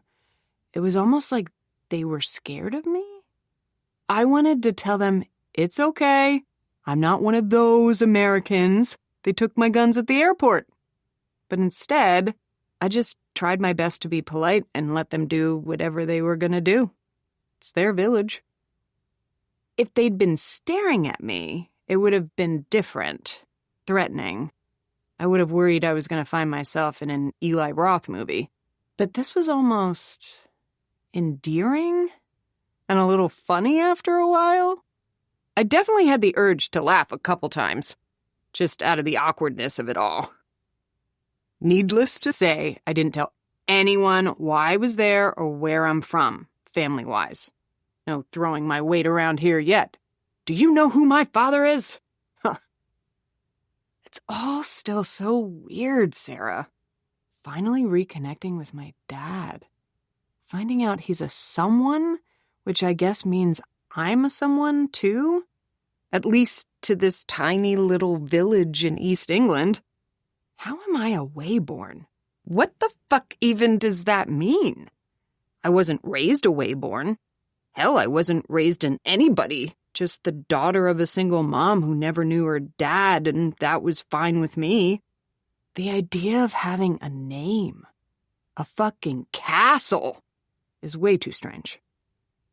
Maybe it will be less strange when I actually get to reconnect with him? Or no, not reconnect. Reconnecting implies we had any sort of relationship before. Considering he ran off before I was even born, that feels like a bit of a stretch. This would just be connecting. Dear old Robert. Not sure I'll ever be able to call him Dad. I'm still trying to lose that awkwardness with him in emails. He still feels mostly like a stranger to me. I'm all solicitous and crap. You know what I mean? Like everything is super peppy and polite. Like I'm answering a work email. Sounds great. You know it. What an excellent idea. I love it. Ha ha ha. So many exclamation points, so many LOLs and smiley emojis. If I was anywhere near as excited and chipper in real life as I must sound in these emails, I'd look like the goddamn Joker. Everything is so happy. But maybe one day soon I'll be able to actually have a real conversation with him. Tell him how pissed I am at him. How shitty he was for leaving my mom. For not being there when she died. For never reaching out to me. For waiting until I found him on Ancestry.com to even show any interest in my life. I mean, I can't lie. Setting me up with a free visit to his, our ancestral freaking castle is a nice gesture, but I'm a big girl and I know a Band-Aid when I see one, even if it does have pretty princesses all over it. Holy shit, Sarah, I wrote so much. I'm so sorry. This email is insane. Good luck reading it. I used voice to text, and so it let me just ramble. Thank God it didn't pick up the voice of the handsome farm lad who's currently sharing my bed and begging to service me again. Ain't technology grand? It even does most of the punctuation for me. It's pretty accurate. It must base it off the rhythms of my voice. Neat. Okay, I'll stop. Now, to just reread everything to check for mistakes, you deserve nothing less, and get some sleep. I'm wrecked. I wish you could see this inn/B&B I'm staying at. It's so fucking cute. Oh, but shit! I almost forgot one last thing. So, I was talking about how weird everyone who lives here is and how they all avoided me, but I was going to tell you about the one exception. The lady who runs this establishment. Really cute little old lady.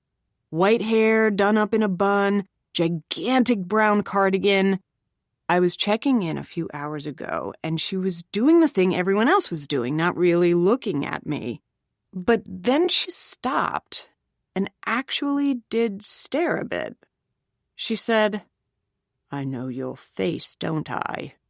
I said, "Oh, I've never been here before, so..." And she said, "You're a Wayborn." Just like that. No question. I was like, how did you know? My last name is Riker. I mean, I figure Robert told her, obviously, when he called in my reservation. But still. Then she leaned over the counter a bit and said, "I can see it around your eyes. Your laugh lines." Sarah, I have never heard anyone say the word laugh lines with such fucking venom before. This lady hates laugh lines. Again, it was almost funny, but this one actually did creep me out a bit. I don't know why. Maybe because she was implying that I'm getting wrinkles? So no, I shan't be playing up my distant heritage amongst the locals, thank you very much. See? Like I said, weird. Okay, time for sleep now. Gotta get my pretty princess beauty rest because tomorrow I'm gonna spend some time in a motherfucking castle. From Sarah with an H. To Missy Speaks To.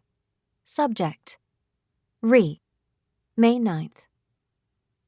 My sweet Missy Miss, I am so fucking proud of you for being open to anything that Robert, not Dad, has to offer, for being a badass solo traveler, for all of it. I know nothing can make someone get over losing a mom, but I really hope this trip helps. Just, please be careful. Those villagers sound intense. Maybe they're just intimidated by your rank Americanism. Are you wearing your MAGA cap and flag pants? Oh wow, I can hear you barfing from here. I shall eagerly await your next update, pretty princess.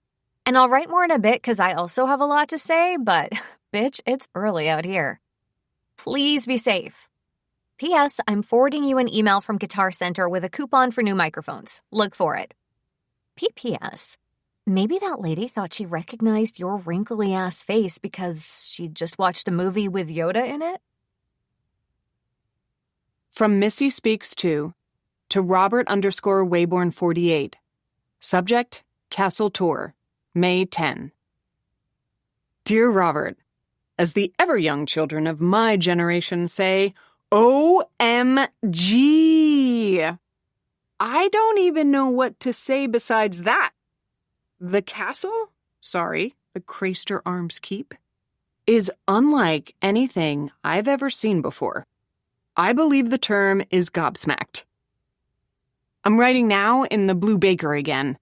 There's barely any reception at the Craster. Not surprising, considering the hill you have to walk up to get to the main entrance.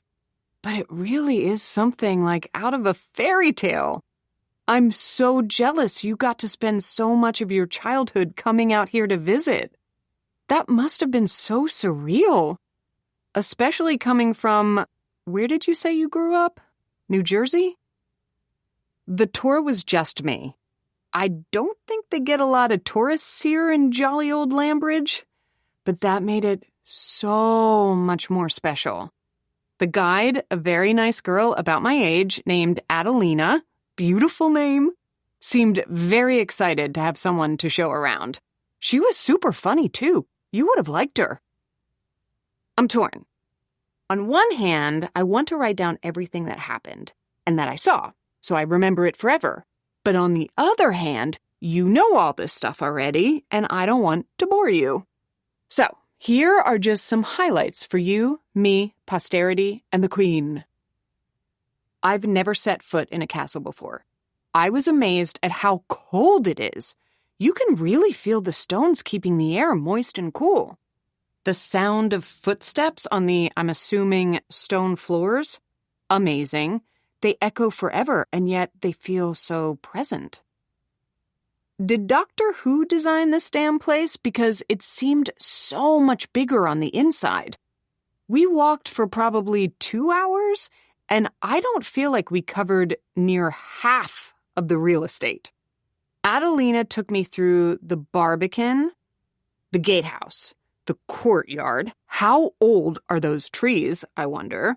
Through 2 kitchens with massive stone ovens, a whole bunch of hallways, at least 2 great halls, seems a bit excessive, dear ancestors, and a few rooms that were, I guess, castle equivalents of living rooms or parlors.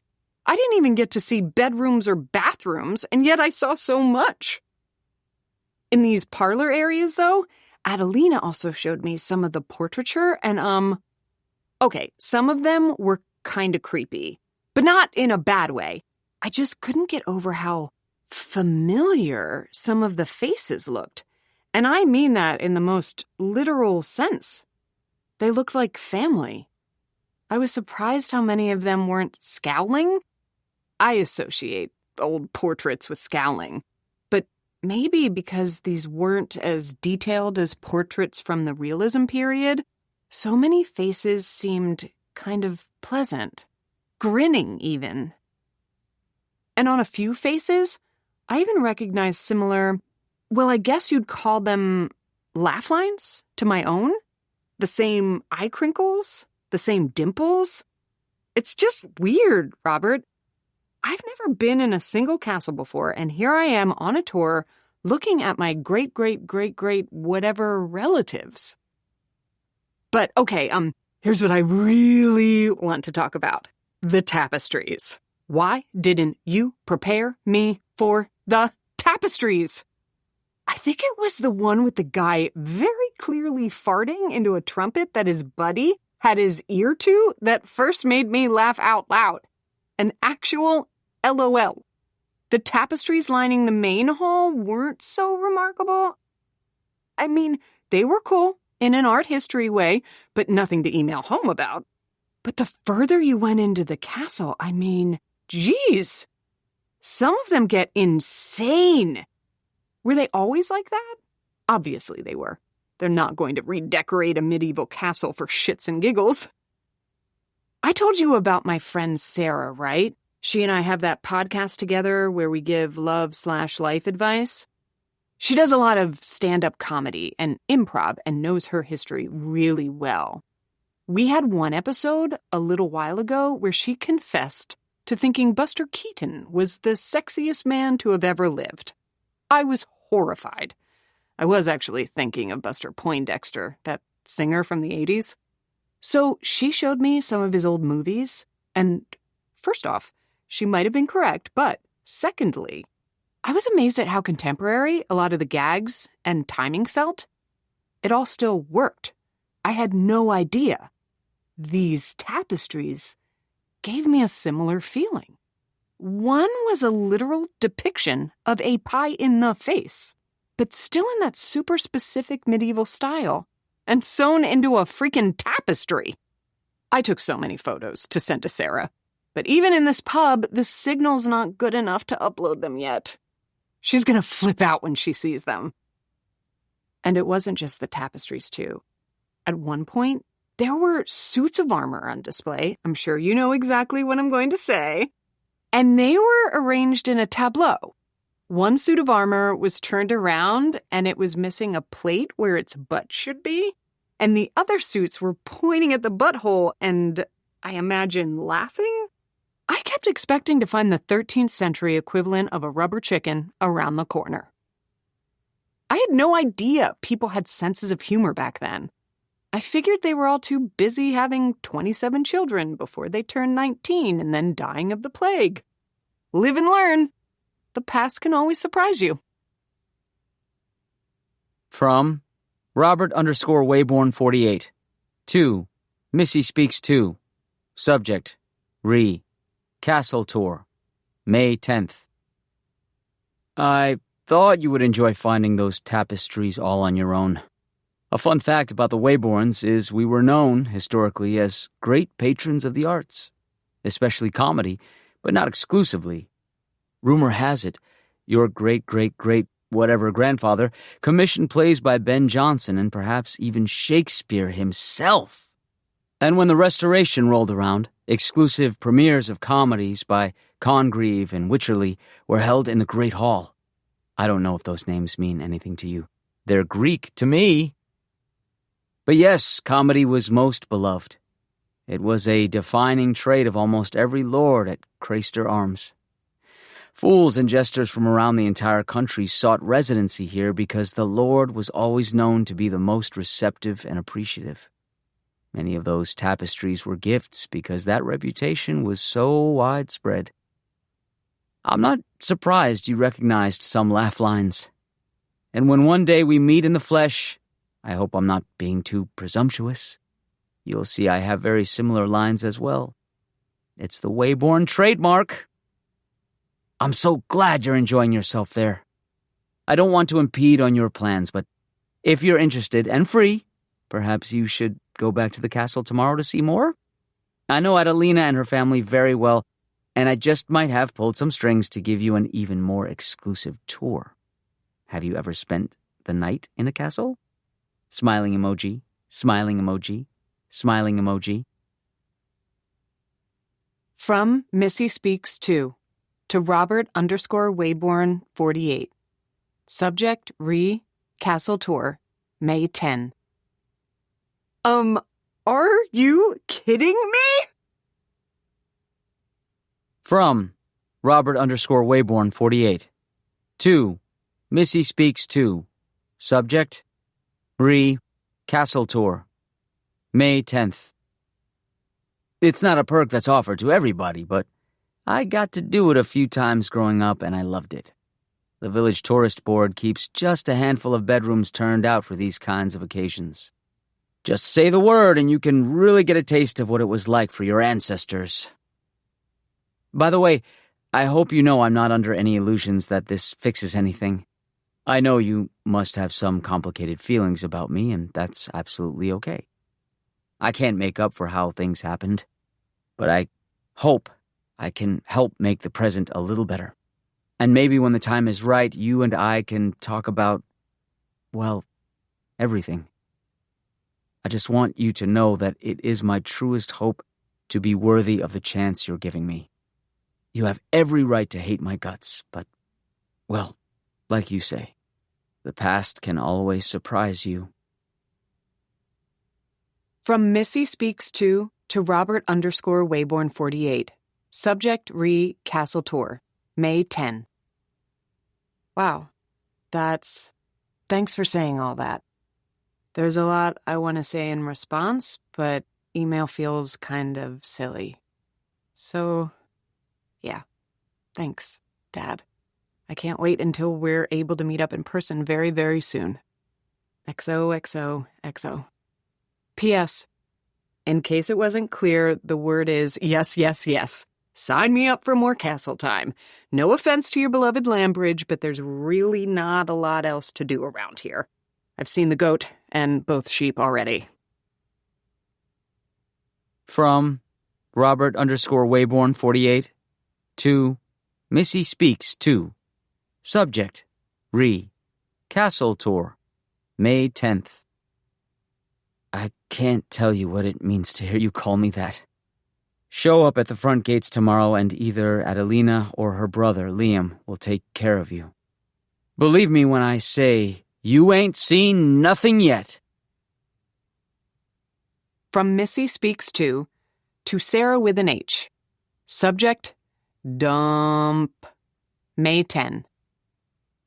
Time for another late-night dump, as opposed to your early morning dumps I remember so well when we were roommates. I'm so glad I did this, Sarah. This is turning into one of those truly magical experiences, and I hope you understand how truly special our friendship is, considering I'm willing to let myself be this sincere with you. Give me a bucket and a mop for this wet-ass vulnerability. Yes, I have had several pints of lager. Yes, I'm currently crying and feeling very sad and missing my mom. I wish she were here. I wish we were doing this together. Not that I don't like emailing you, oh chum of chums. I just have so many more questions for her.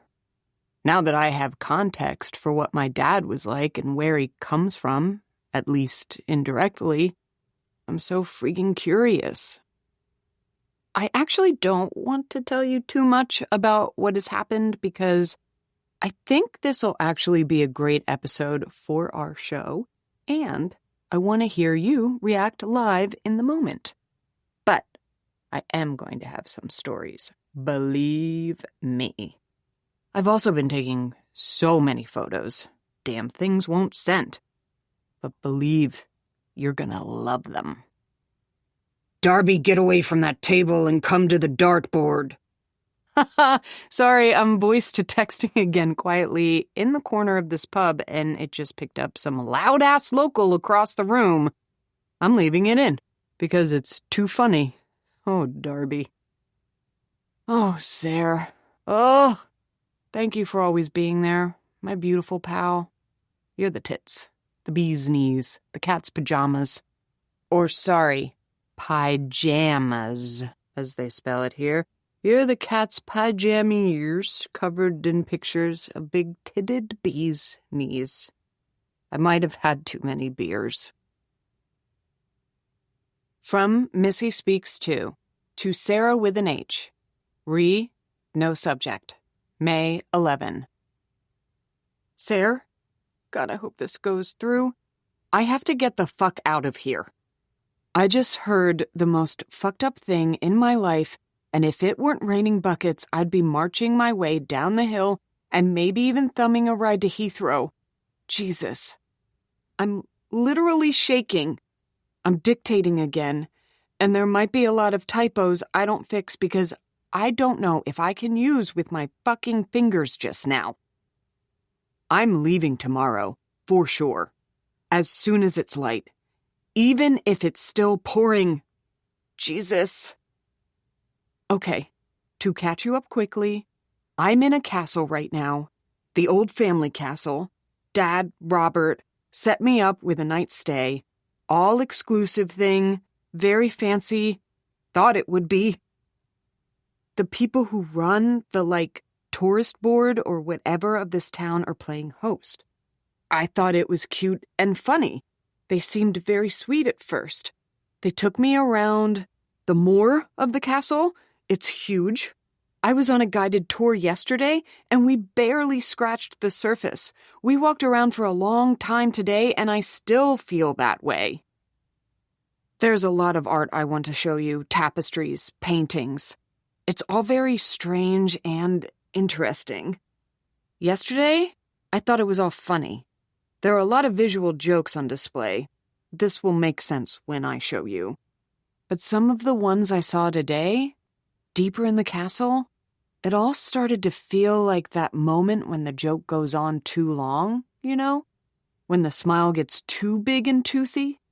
When the laugh gets too robotic and insane? The images started to seem wrong, twisted. Something wasn't right. I couldn't put my finger exactly on it, but I could almost hear the laughter in my head, and it sounded more like screaming. Then came dinner. I got to eat dinner in a giant castle serving hall. Just like your ancestors, one of the hosts told me. Liam. Weird kid. He's got to be in his early 20s. He's tall as hell, but his voice is so high and reedy. I thought it was just me and the two tour guides, who I guess are brother and sister, but there were a few other servants there as well. An older man and woman, and Sarah, I swear to God, they were all giggling about something.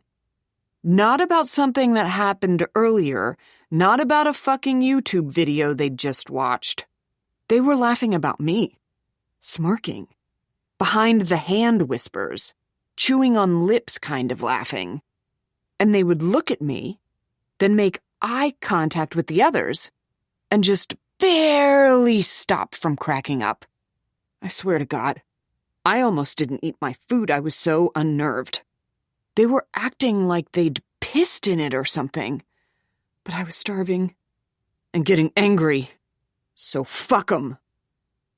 Have you enjoyed the tour? The old woman asked me. I told her, sure, being polite, but pretty clearly dripping with contempt, too. I'm not proud. Have you enjoyed the tapestries? Her husband, brother, both asked. Again, I said, sure. Did they entertain you? Very much so, I said. And they all looked at each other like I'd just agreed to go see the pool on the roof or just chosen the chair that had a whoopee cushion on it.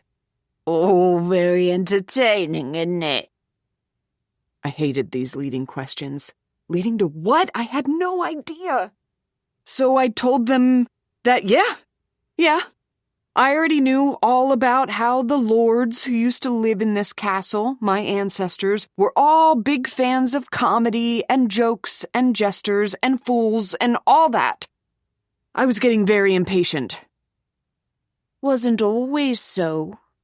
Adelina, the girl a little younger than me and the one I liked best, said. The old woman nodded. Wasn't always so indeed. No, it wasn't. I asked them what they were talking about. Robert had told me that back in the day, people basically came from all over to bring gag gifts and do stand-up routines, more or less. Well, yes. For the good Wayborns. But not all the Wayborns were good. No, dearie. God, that old woman spoke like a witch from a fairy tale. Not all of the Wayborns had a pleasant sense of humor. The old man again. I don't know why I asked. I really don't. I just felt so trapped. They were all pinging looks off each other, biting back smiles like they couldn't believe I wasn't in on the joke. So I asked them to explain themselves. Liam turned to the old woman. Should we show her the other tapestries, the dark ones? I don't know if she wants to see those, Liam. But she might find them funny. Liam barely choked back a laugh of his own. A low giggle. It made my skin crawl. I was suddenly aware of how far away I was from everything I know, how surrounded I was by darkness and rain and thunder and ancient dripping stones. I kinda snapped. Please let me in on what you're talking about. I sounded pathetic. They looked at each other, and then they told me. Round robin style, seamless, each one picking up where the other left off. I think that's when I realized they were all related. Must be. Hell, for all I know, everyone in the village is family. Not with me, but with each other. According to legend, the Wayborn line was not exclusively full of nice comedy aficionados. As far back as people can remember, every handful of generations there would be a lord with a notably crueler sense of entertainment.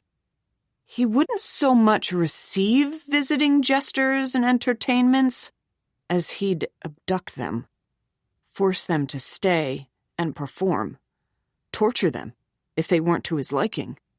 This little quirk in the family line wasn't common, so it didn't destroy the family reputation all the way. And whenever it did happen, the succeeding lords always made sure to pay even better than before. But it happened just frequently enough that it was always hanging in the air as a distant possibility. It was known as the dark thread. It twined its way down the family tree like a snake in vines. Until, for whatever reason, the dark thread disappeared. They went almost 100 years without any sort of incident similar to the brutal, bloody days of yore. By the 15th century, people talked about the Mad Wayborns as just some ancient legend, a myth. They even began to doubt the legends that had been passed down as being entirely truthful. For those 100 years, the worst lord at Craister Keep was a chinless, humorless doofus who didn't ever laugh except at anything having to do with pee.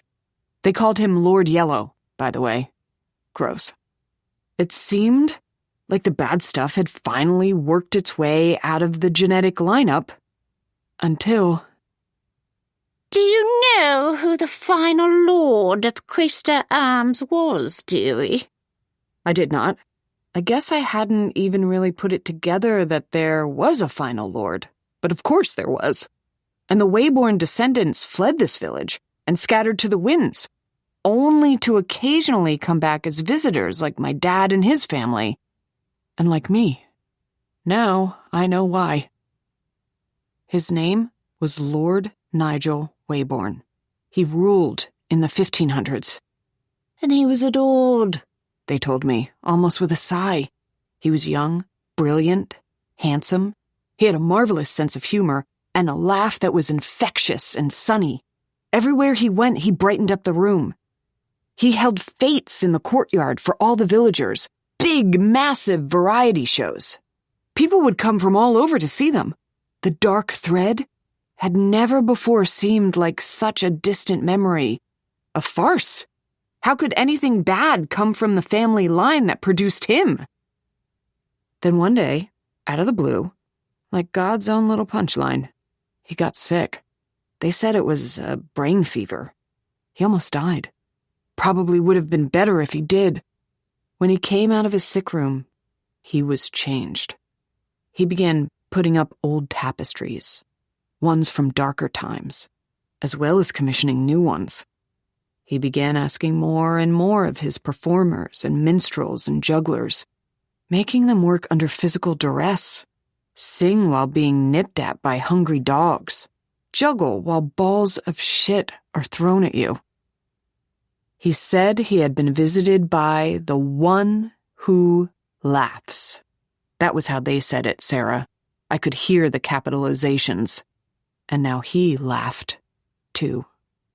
The dark thread had returned with a vengeance. It became a noose, choking off the entire village. Apparently, at this time, there was also this famous itinerant family of jesters, a comedy troupe, a dad, a mom, 2 young kids, and an uncle with his wife. Physical comedy, tumbling, acrobatics, pratfalls, raunchy songs. Carlo was brilliant at impressions, the old man added. They traveled across the country, and they were something of a phenomenon. They didn't know what was happening in Lambridge, and had just arrived as a sort of culminating show for their most recent tour. They'd been saving Lambridge for last, and it was their last. Lord Nigel held one of his courtyard fetes, and he built a special platform in the middle of the castle square. No one wanted to attend, but they knew he'd punish anyone who sat it out. The family began to perform, but the crowd was so tense, waiting to see what would happen, that the reaction was strained at best. Nigel found it hilarious, which only made the crowd even more uneasy. He started taunting the performers. "They do not like your japes," he called out, pointing to the crowd. "They are not yet delighted. Perhaps what you need is a little fire in your step." So he snapped his fingers, and this massive cauldron was rolled out into the square. Everyone could see it was bubbling with unimaginable heat. It was a vat of oil and fat, hotter than lava. The vat was rolled under the stage. Nigel made the family start performing again. Only the steam from the cauldron was too intense, too painful. They couldn't get through their act. And of course, the crowd was even more horrified and unresponsive. "I am afraid a verdict must be rendered," Nigel shrieked. A shitty pun, but he was laughing hysterically at it. Then he snapped his fingers again, and the platform floor fell away where the family was standing. They dropped into the cauldron. Sarah? He boiled them in oil, all together. They screamed and melted as a family in front of everyone. And when the heat died down, Nigel had the contents of the cauldron dumped out onto the stage for all to see. It was this steaming, hideous ball of flesh, melted into the shape of the bell of the cauldron, with hands and feet and twisted necks and gaping mouths. And I can't stop imagining those final few seconds, when that poor family dropped down, when the little children must have shrieked in agony, eyes wide, everyone looking at each other, apologizing to each other for not being able to stop this. Like how my mom looked at me when she realized she couldn't keep breathing through the cancer. And the way I must have looked, trying to get her to hold on, to breathe. I just can't.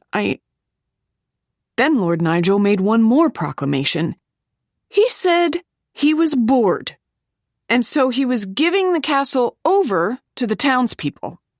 He disinherited himself right then and there, gave the land back to the people. Maybe that's why the Wayborn line isn't completely persona non grata out here. And then slit his own throat. Right there in the courtyard. Problem solved. Sarah, I thought that was the end of the story. It was the old lady who spoke first, but they all continued their tag team conversation. Rumor is they're still out there, dearie. One large lumping mass. Melted together, you see. They weren't satisfied. They were angry he escaped punishment. Furious. The people of Lambridge say they sometimes hear laughter in these halls. Mad laughter. And the sounds of hands and feet slapping against the stones. Still turning somersaults, you see. One bowl of flesh. An eternal fool's tumble. And there's only one thing they want more than to perform again. They want revenge on the family line of Wayborn. So says the legend. And the rain outside was so loud, Sarah, I actually slammed the table, stood up, and screamed at them to stop. I could barely breathe. They were grinning at me, making fun of me, teasing me. A huge crash of thunder echoed outside like a fucking rim shot. Dearie, it's only legend. This country is full of legends. You don't actually think there's, what, a ball of jesters rolling round these halls? All hands and feet and faces melded together. That's a bit daft, don't you think? And of course I don't think that's real. Of course I don't. But their grins, their shared looks. Sarah, it was the most unsettling thing I'd ever heard. And now, it's even more than unsettling. It's scary. It didn't seem so scary until now. Alone in this strange bedroom, in the dark, with the sound of the rain pouring outside, as loud as galloping hooves, even though I'm surrounded by walls and walls of ancient stone. Ugh!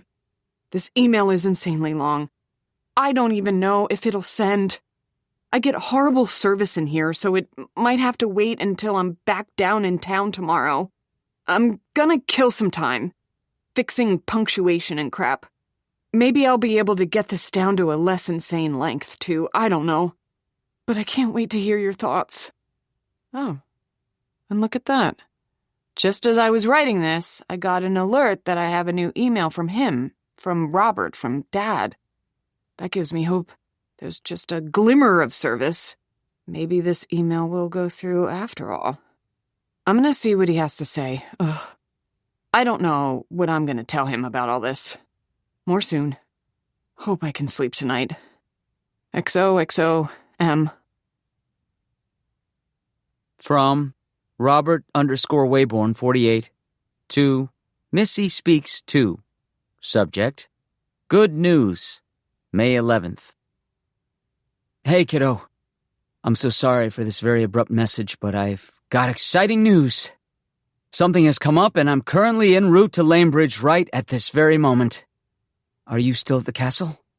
If so, I would so love to meet up with you in the morning. We can have breakfast in the Great Hall. XO, Dad. From Missy Speaks 2 to Robert_Wayborn 48. Subject: Good news. May 11. Seriously? You're traveling in this rain? Are you sure? I was actually hoping to get down to the village first thing tomorrow. Want to meet up there? From Robert_Wayborn 48 to Missy Speaks 2. Subject: Good news. May 11th. Totally sure. No can do meeting in town though. The flooding. This happens. It's May. Everything will be closed down for the next day or two at least. You're lucky you were up there in the keep before the storm hit. I can't tell you how much it would mean to me to finally meet you in person. In the Craster, no less. From Missy Speaks to Robert_Wayborn48. Subject re Good News, May 11. Yeah, okay. I'm looking forward to it too. From Missy Speaks to Robert_Wayborn48. Subject ETA, May 12. Hey, Dad. It's morning. Just checking to see if you're here yet? Where are you? From Robert_Wayborn48 to Missy Speaks to. Subject re ETA, May 12th. Sorry, kiddo. The rain has me a little delayed. Can you kill some time while I get there? The flooding has stopped, but the hill is super slippery. From Missy Speaks to Robert_Wayborn48. Subject re ETA, May 12. I guess so, yeah. Is everything really closed down outside? From Robert_Wayborn48 to Missy Speaks to. Subject re ETA, May 12th. Go exploring. Check more of the Craster out. Learn more about where you come from. From Missy Speaks to Sarah with an H. Subject FML, May 12. Sarah. Okay. This is going to be a hilarious email whenever you finally get it, but I don't know what else to do or who to write right now because I can't make any phone calls. I'm lost.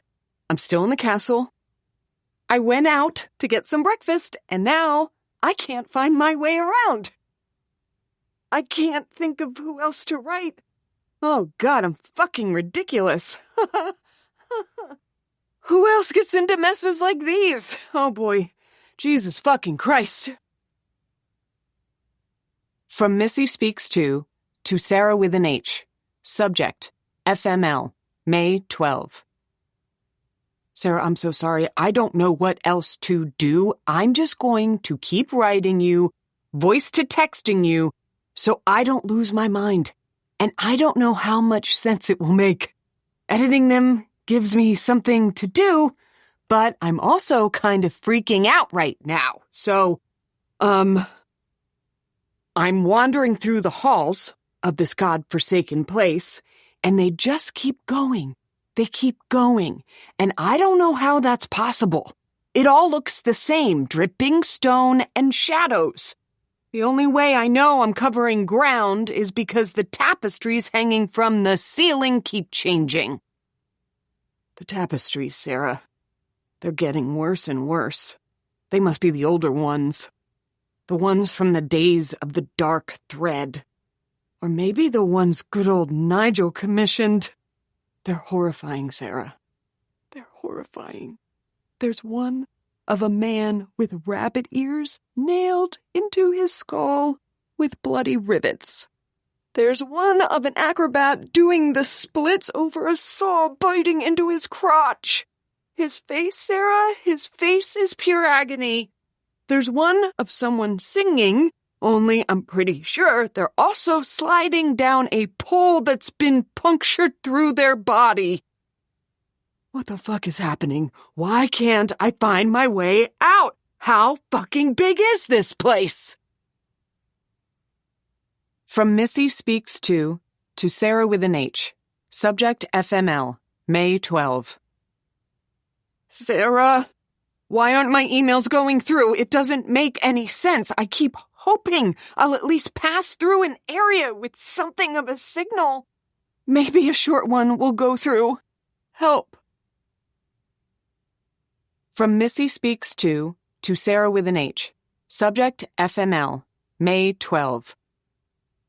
Sarah, I just saw another tapestry. I can't describe it.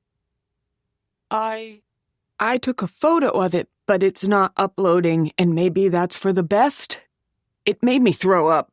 I threw up looking at it. It's hideous. So fucking hideous. And it had writing on it at the bottom. It was hard to read, but not because it was in an old font. Because it was moving. Sarah, it was moving all on its own. All the other cloths hang straight down, but this one kept flapping and swirling and writhing like it was underwater. The caption said, "The one who laughs." I took a picture to show you. It's not funny. It's not a funny joke, although, maybe it is. Maybe it is funny. Funny like too many exclamation points, like the sound of exclamation, exclamation, exclamation, exclamation, exclamation, exclamation, exclamation, exclamation. I'm not going to freak out. I'm not. I'm going to be okay. I still have punctuation. I can still dictate sentences. I'm going to be okay. Period. Exclamation point. From Missy Speaks to Robert_Wayborn48. Subject, Daddy. May 13. Daddy, please, where are you? It's been a whole day, I think. Maybe longer. I'm lost. I need help. Are you here yet? Please. From Robert_Wayborn48 to Missy Speaks to. Subject, Daddy. May 13th. Yes, I'm here, Missy. From Missy Speaks to Robert_Wayborn48. Subject, Daddy. May 13. Oh, thank God. I need you to come find me. Please. I'm all alone and I'm freaking out. Please hurry. From Robert_Wayborn48 to Missy Speaks to. Subject, Daddy. May 13th. LOL. That's funny. From Missy Speaks to Robert_Wayborn48. Subject, Daddy. May 13. I'm not kidding. I can't find my way back to my room. I spent all day walking. I don't know where I am or what time it is. Please, come find me or send someone to find me. I haven't seen a single person since that dinner the other night. I can't make phone calls. I haven't gotten any emails except from you. I can't believe I'm getting your emails even. From Robert_Wayborn48 to Missy Speaks to. Subject, Daddy. May 13th. LOL. Must be because I'm so close. Can you hear me? From Missy Speaks to Robert_Wayborn48. Subject, Daddy. May 13. No, I don't hear anything. Just like water dripping or something. Please call out for me or something. From Robert_Wayborn48 to Missy Speaks to. Subject, Daddy. May 13th. Drip, drip, drip. Are you sure that's water? Or is it slap, slap, slap? Feet and flesh tumbling your way, pitter-patter. Let's get at her. Come find me. Or maybe I'll find you first. LOL. From Missy Speaks to Sarah with an H. Subject, no subject. May 13. Sarah, I'm so scared. I'm on voice to text. It's the only thing I can think. I'm trying to catch my breath, sitting against a cold rock wall right now. Been running. He's chasing me. I was so wrong. So wrong. Sarah, I'm losing my mind. These noises coming to get me. Slap, slap, slap. Getting louder. I've got to keep moving. Oh, God. Getting closer again. Fuck. Okay.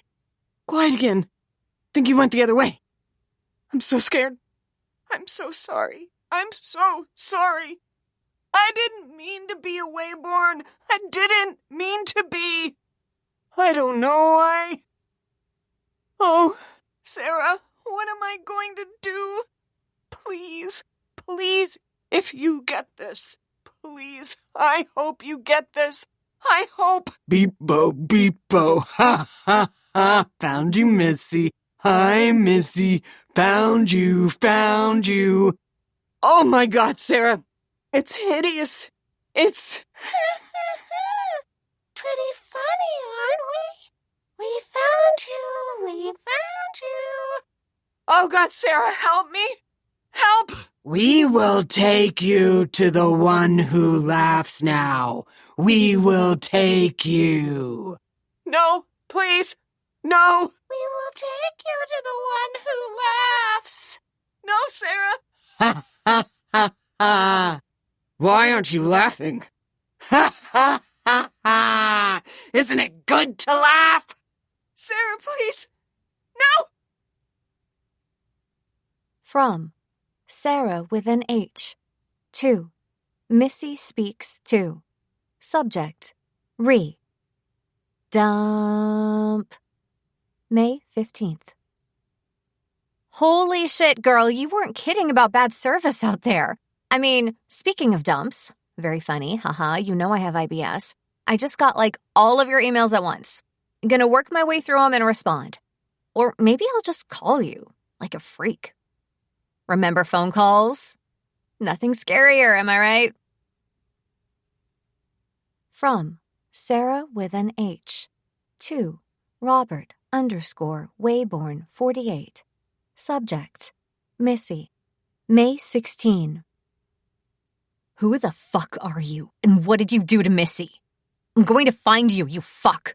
I know Missy's passwords. I checked her inboxes. I have your information, and I'm having the police track you right now.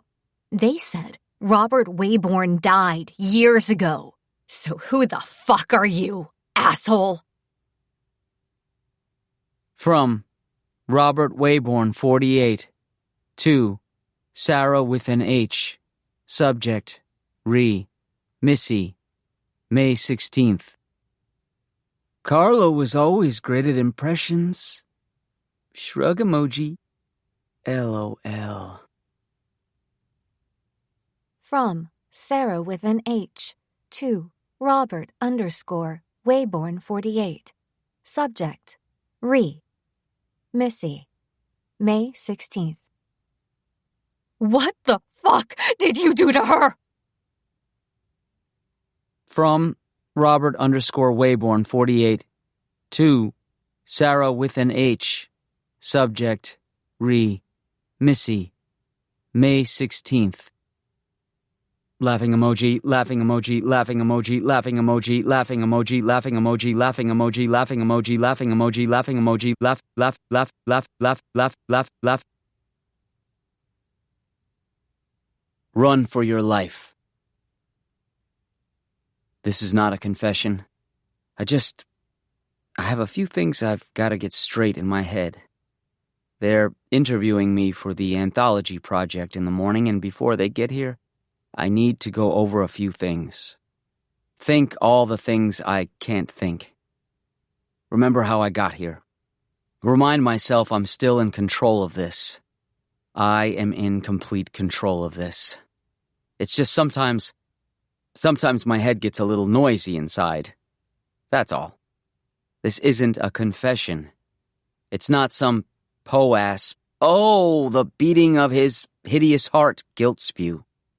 Because, hey, none of this is what actually happened, right? Not according to history. They're just some memories. Memories I need to forget. Places I remember. Another life. And some have really fucking changed. But don't you know, it's gonna be all right. Heh. Might as well start there. I started playing with the Beatles when I was 10 years old. Not bad for someone born in 1998, right? Later, I would often think about how I was thrust into the universe. Not just at the absolute worst fucking time.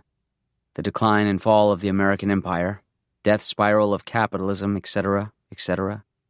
But also in the worst fucking place. Rapid City, South Dakota. I mean, what's a person supposed to do with that hand? God, I hated it out there. That vast, idiotic sky. That endless flatness. The brains around me, equally as smooth as the landscape. Most exciting thing you could do was either drive out to Deadwood or spearfish and look at a mountain. Ooh, wow, slight variation of the skyline. Or pick a fight at the nearest Applebee's over which racial group you think is superior. I lived with dullards and went to school with dullards. Our house was far away from everything, so it seemed like most of my childhood was spent either walking or waiting for a bus to get to or from a place I didn't want to go, where I'd be surrounded by people I didn't want to see. Staying at home wasn't much better. I was a late-in-life surprise for my parents and never had anyone close to my own age to play with around our little shithole. A trailer would have been an improvement. With a trailer, all you need is a truck and a hitch, and you could at least believe the world was your oyster. Our house was more like a cancerous knot on a tree stump. It wasn't going anywhere until all the life inside it had been sucked dry. I'm making it sound actively depressing, I know. In the moment, it was just a drag. I knew there was more out there, and I couldn't wait to leave. I just didn't know how. I didn't have money. I didn't have connections. I didn't have any dreams because I didn't have any examples to dream by. Everything changed when I was at the library one day, and I picked up a dinged-up DVD box set from the recently returned cart. 5 discs. A decent-looking time killer that promised something like 10 hours of distraction. The title sounded intriguing enough, even though I only knew one of its 3 words. The Beatles Anthology. A few minutes into the first episode, and I felt my life opening up. We didn't have much around us, but besides that library, there was also a semi-decent record store. I bought or borrowed, or let's be honest here, usually stole, every Beatles album, every Beatles book, every Beatles bootleg. I asked everybody over a certain age about their memories and opinions of the band. My parents, useful lumps of prolapsed couch stuffing that they were, had this to say. Yeah, they were pretty good, right, Douglas? Humph. I was consumed. I listened to each album, each bootleg, each interview, again and again and again and again. People got so fucking sick of it. My folks actually bought me a decent pair of headphones for a Christmas present one year, just so they wouldn't have to hear the songs I refused to stop playing. One of my older brothers had an acoustic guitar he wasn't using. He'd tried to learn that Green Day song, Good Riddance, to impress a girl a few years earlier and discovered it was too hard, which was apparently the guitar's fault, so it had a big dent in the side from where he kicked it. I took that guitar from his room and played along to the records, the demos, the outtakes, all of it. I learned every note and every part. I watched every interview. I joined along. Them 40-something years in the past and at the heights of fame. Me in my sad and lonely present. I pored over studio logs. I memorized the dates of every recording session, knew the numbered takes for each master track, what got spliced where, who played what. I practiced along with every recording until I could play it back note for note. I wanted the experience to be as authentic as possible every time I chose which band member I was going to be. The Beatles became my best friends, but they were also all me. Finally, I didn't feel so alone. More than that, I discovered I had talent. Real talent. Not just relative talent. You know what I mean by the difference? I discovered I was good for anybody, not just for some Rapid City wood rat. I didn't know the extent of it yet, since I wasn't playing with other people and getting to know their limitations, but even in the privacy of my room, I knew what I could do was the real deal. You can call it all sorts of things. Perfect pitch, a phonographic memory. What it boils down to is my brain can hear a thing, and then my fingers pretty instantly know exactly how to play it. I had a great singing voice, too, with a range that encompassed all three main singers. Hell, I could even nail the motherfucking Liverpudlian accent. Didn't take me long to learn each Beatles part on each track. After that, even though my heart remained with my favorite group, I applied those skills to other classic rock songs as well, partly out of pure boredom, partly to see if anyone could stump me. I developed a repertoire. That's what became my ultimate curse, because it made me perfect for cover bands. Is there anything worse than a fucking cover band? Maybe famine and genocide, but it's a close fucking race. Cover bands are to music what flies are to shit. A nuisance. A disease vector. And they can drive you crazy with their god-awful noises. Sometimes, though, in the trashiest of places, they're your only companions. What other choice did I have? Look, I was meant to make music. That much was clear. I didn't have any other skills. I'm not an otherwise pleasant person to be around. You'd be unpleasant too if you had all this talent and nowhere to put it. I also didn't have the money to travel somewhere new on my own. I didn't have any connections or insights as to where I could go that would be better for me. The music industry was dead. Just another playground for nepo babies and investment bankers. I hated all the pop shit that was currently being produced, so the idea of being some studio zombie sounded just as bad as the cover circuit. It wasn't just that the odds of having a career were stacked against me either. The fact of the matter was I also had no real talent as a songwriter. See, I'm not a total egomaniac. Nothing I wrote was any good. It was all hack, cliched garbage. At the very least, not worthy of what I was capable of playing. A musician of my caliber needed extraordinary music to play. No, what I really needed was a partner. That's the common denominator of all great musical acts. Talented people who find each other, complement each other's genius, push each other to new heights. Somebody was out there.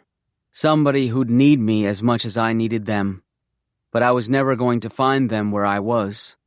So I resigned myself to the cover band life. And yes, I'm aware of the irony, railing against cover bands when that's seemingly what I was fucking made for. Here's the thing. I know. I hated myself worst of all. But actually, that's not entirely accurate, because I wasn't like most other musicians I played with. Most cover acts are content to be smug little Xerox machines. If Xerox machines also had male-patterned baldness and unfortunate ponytails, I knew how to play the notes behind the notes. I breathed life into the familiar. I didn't want to just copy the sound. I understood every song was an attempt to communicate something, and the only thing anyone ever really tries to communicate with song, no matter what the subject, is desperation. I was desperate, all right. My future was out there. My band was out there. I just had to hold on and wait for the universe to finally point the way. Sometimes the universe has a very strange sense of humor. That's how I ended up at merry-go-rounds and discovering the existence of time travel. It was the worst gig of my life. There'd been a couple gigs earlier in my career that I'd thought were my worst. Gigs where I'd sounded like shit, early days, green nerves, almost threw up or shat myself on stage. This gig put those experiences to shame, because at this gig I sounded amazing. I was on fire. Every note I played, whether it was on bass or lead, or the dinky little electric piano the venue had, was right, full of passion and invention. Then I looked out at the crowd. 5 people at various tables, none of them listening, because they'd heard all of these songs a million times before, and no matter how amazingly I played them, I might as well just be an iPod on shuffle. And I looked at the band on stage with me, sagging, middle-aged, and worst of all, satisfied, smiling, except for the guy whose mouth hung open while he concentrated too hard on whatever he was playing. This was the happy culmination of all their effort and skill, this pathetic gig. I saw my future in them and I wanted to die. No exaggeration. The very idea that I could ever be satisfied on a night like this. It probably says everything that I don't even remember what band I was gigging with, doesn't it? I was playing in God knows how many groups by this point, earning just enough to eat and keep my car. Since I was solid on every instrument and could learn parts after a few minutes of practice, I got passed around from band to band like a bit of gear. It didn't make sense for me to settle down with any one group, and none of the groups were worth settling down with anyway. All I really knew was I was in Madison, Wisconsin, at an ugly little venue that was the partial birth abortion between a music venue and a dive bar, with the unpleasantly stylized name of Merry Go Rounds. The set we played was standard fare, classic rock, from Allmans to ZZ. A few Beatles tunes thrown in at my insistence. We played for a few hours, and then after we got paid out, the rest of the band, all roughly 100 years older than me, declared they wanted to grab some chow and a few more rounds somewhere else in town. I opted to stay behind. I said I wanted to rest my voice. What I wound up doing was hiding in Merry-Go-Round's shit-ass green room, literally the repurposed ladies' room, with all the toilets and stalls removed and a ratty old couch dragged over the stained tile floor. I sat there, alone, numb, for what felt like hours, and the next thing I knew, I was sobbing uncontrollably into my hands, just full-on weeping. That's when the bar's manager, Tall Tony, came in and found me. Tall Tony was aptly nicknamed. He was close to 7 feet of gangly human joints, with a nose like a shark's fin and an Adam's apple like a crowning baby. He asked me if I was okay, and I was so startled my first impulse was to hit him. How much more pathetic would that have been? He wasn't even remotely close to me. Imagine if I'd just started swinging at the air. Honestly, though, me squirting out tears while punching at nothing in a repurposed bathroom feels all too appropriate a visual for how my life was going. I didn't try to punch him. I did the next toughest thing. I told him to fuck off in my whiny, babyest voice. Very intimidating. And very smart to do to the guy who could decide whether I ever got booked there again. Learn from the best, kids. To his credit, Tall Tony didn't tell me to fuck off twice as hard. He looked at me for a long time and said, "It's a tough life, isn't it? Sometimes the music just don't love you back." I sniffed and nodded. I didn't want to explain to him the real reason I was so miserable. That being here, looking at him, looking at everyone tonight, made me feel more viscerally decrepit than I'd ever felt before. I wasn't even 23. I was talented, handsome, but now I could feel the edges of it, could see what was on the other side of it. Hell, at 23, George Harrison was only 4 years away from the end of the Beatles. Where would I be in 4 years? Duluth? It was the slowest death sentence a person could ever receive. Then Tall Tony said, "Hey, want to see something special?" He said. "This always puts things into perspective for me," he said. "If this doesn't get you to believe in the magic of music, I don't know what will." I couldn't turn that down, right? We left the green room and he steered me to the office, where I'd already been earlier when the band got paid out. This time, Tony pointed me past the piles of papers and supplies to a white door set into the white wall. A back room. Easy to miss, especially when you were watching dollar bills being counted. I eyed him suspiciously, suddenly remembering I was a skinny, young-looking kid who'd just been all sweet and vulnerable, all alone in an empty bar in the middle of the night, floating through the deep space outskirts of Madison, Wisconsin. Didn't take much convincing for me to ignore my misgivings and follow him into the dark, though. Just one little hand wave from him. Guess I was eager for any sort of action that night, even if I wound up under the floorboards. I wasn't under any floorboards yet, though. I found myself standing in a pitch-black room, lit only by a few candles set into a display on the far side wall. It looked like an altar. As my eyes adjusted to the light, I could make out the faint impression of symbols and figures drawn on the dark walls with darker paint. I had to look away pretty quickly. It felt like all the designs were squirming restlessly in the candlelight. What the fuck had I just stepped into? That altar beckoned me forward. In between the flickering candles was a large, shallow Tupperware tub, maybe 3 feet wide and 1 foot deep. The sort of thing you might do a hefty load of hand-wash laundry in. The water in tub looked clean, at least as far as I could tell in the darkness. The tub was some kind of light color. The water was clear. I jumped when Tony revealed a knife in his hand, a silver butterfly knife he'd pulled from his pocket. Par for the course for the manager of a joint like the Merry-Go, to have a knife on him, I guess. He flipped the knife open with one smooth motion, and I was already imagining my funeral when he pressed the handle into my palm. "Drop a little of your blood into the water," he said. "Then dunk your head and look inside." Any non-musicians hearing this might balk at the idea of sticking their face into a tub of water that was full of God knows how many other people's fluids. Believe me when I say, sometimes we get into weird shit after a gig. Plus, there's no other way to explain this, but you had to be there. In that room, you could feel it in the air. Something arcane. Something impossibly possible. Something... You know that thing in movies where people always slice open the palms of their hands for any kind of blood ritual? That shit drives me crazy. Way to injure yourself for days, genius. Maybe even get an infection and lose your whole damn hand. I chose the least intrusive place to draw some blood. The pad of my left thumb. The one finger that could withstand being a little injured and not affect my playing. And popped the blade into the skin. Squeezed out a couple drops into the water. I watched the blood swirl and squirm, like black tadpoles, before vanishing into the still clear-looking liquid. I looked one more time at tall Tony. He nodded. Then after a deep breath and a prayer to whatever googly-eyed idiot ran this universe, I stuck my face into the water. In an instant, I wasn't bent over a tub. It took me several seconds before I realized I was standing upright, outside, and the sensation brushing against my face wasn't liquid, but leaves, branches. My head was jutting out of a well-manicured hedgerow.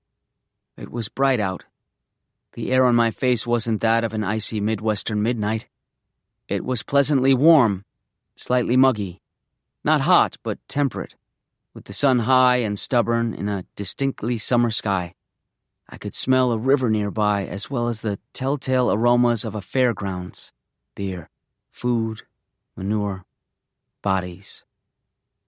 I looked around, not knowing where my neck was in all this, though my head was clearly still attached to something, and put it all together pretty quickly. The cars told me I was somewhere in Europe. The accents I overheard from passers-by told me it was England, specifically the north, based on their flat, melodic lilts. The clothes told me it was sometime in the 1950s or early 60s. And then I saw signs for a church a few yards in front of me. St. Peter's Churchfield. Woolton Parish Church. Woolton, a suburb of Liverpool. That church in front of me, actually one of several churches I could see from here. That's where, in July of 1957, Paul McCartney was introduced to John Lennon by a shared school chum after John's group, the Quarrymen, played at the Woolton Village Fete. That's where the Beatles story really begins. Holy shit. Holy fucking. Suddenly, I was yanked back through the shrubbery. My head whipped into the dark, candlelit room. I was gasping, partially from the water, partially from the mindfuck. I sputtered some outraged curses. Tony clapped me on the back. "Well, did you recognize where you were?" Wiping water from my eyes, I rattled off everything I'd noticed, everything I'd put together. Tony had to stop me, otherwise I could have kept going. "Yeah, I figured you were a fan, he said, laughing. I saw the way you looked when you were playing those songs tonight. Leonard's a fan like that, too. He's the owner of this place. He's one of those super fans. How? What? I was already starting to feel like I imagined it. How does it work? Tony shrugged. I won't pretend to have any clue, brother. It just does. Leonard loves two things, the Beatles and occult shit. Said all he ever wanted, more than anything in the world, was to see that moment his favorite songwriters got together, up front and in person. Somehow, over the years, he found a way to make it happen. Jesus, I said. It was terrifying to contemplate.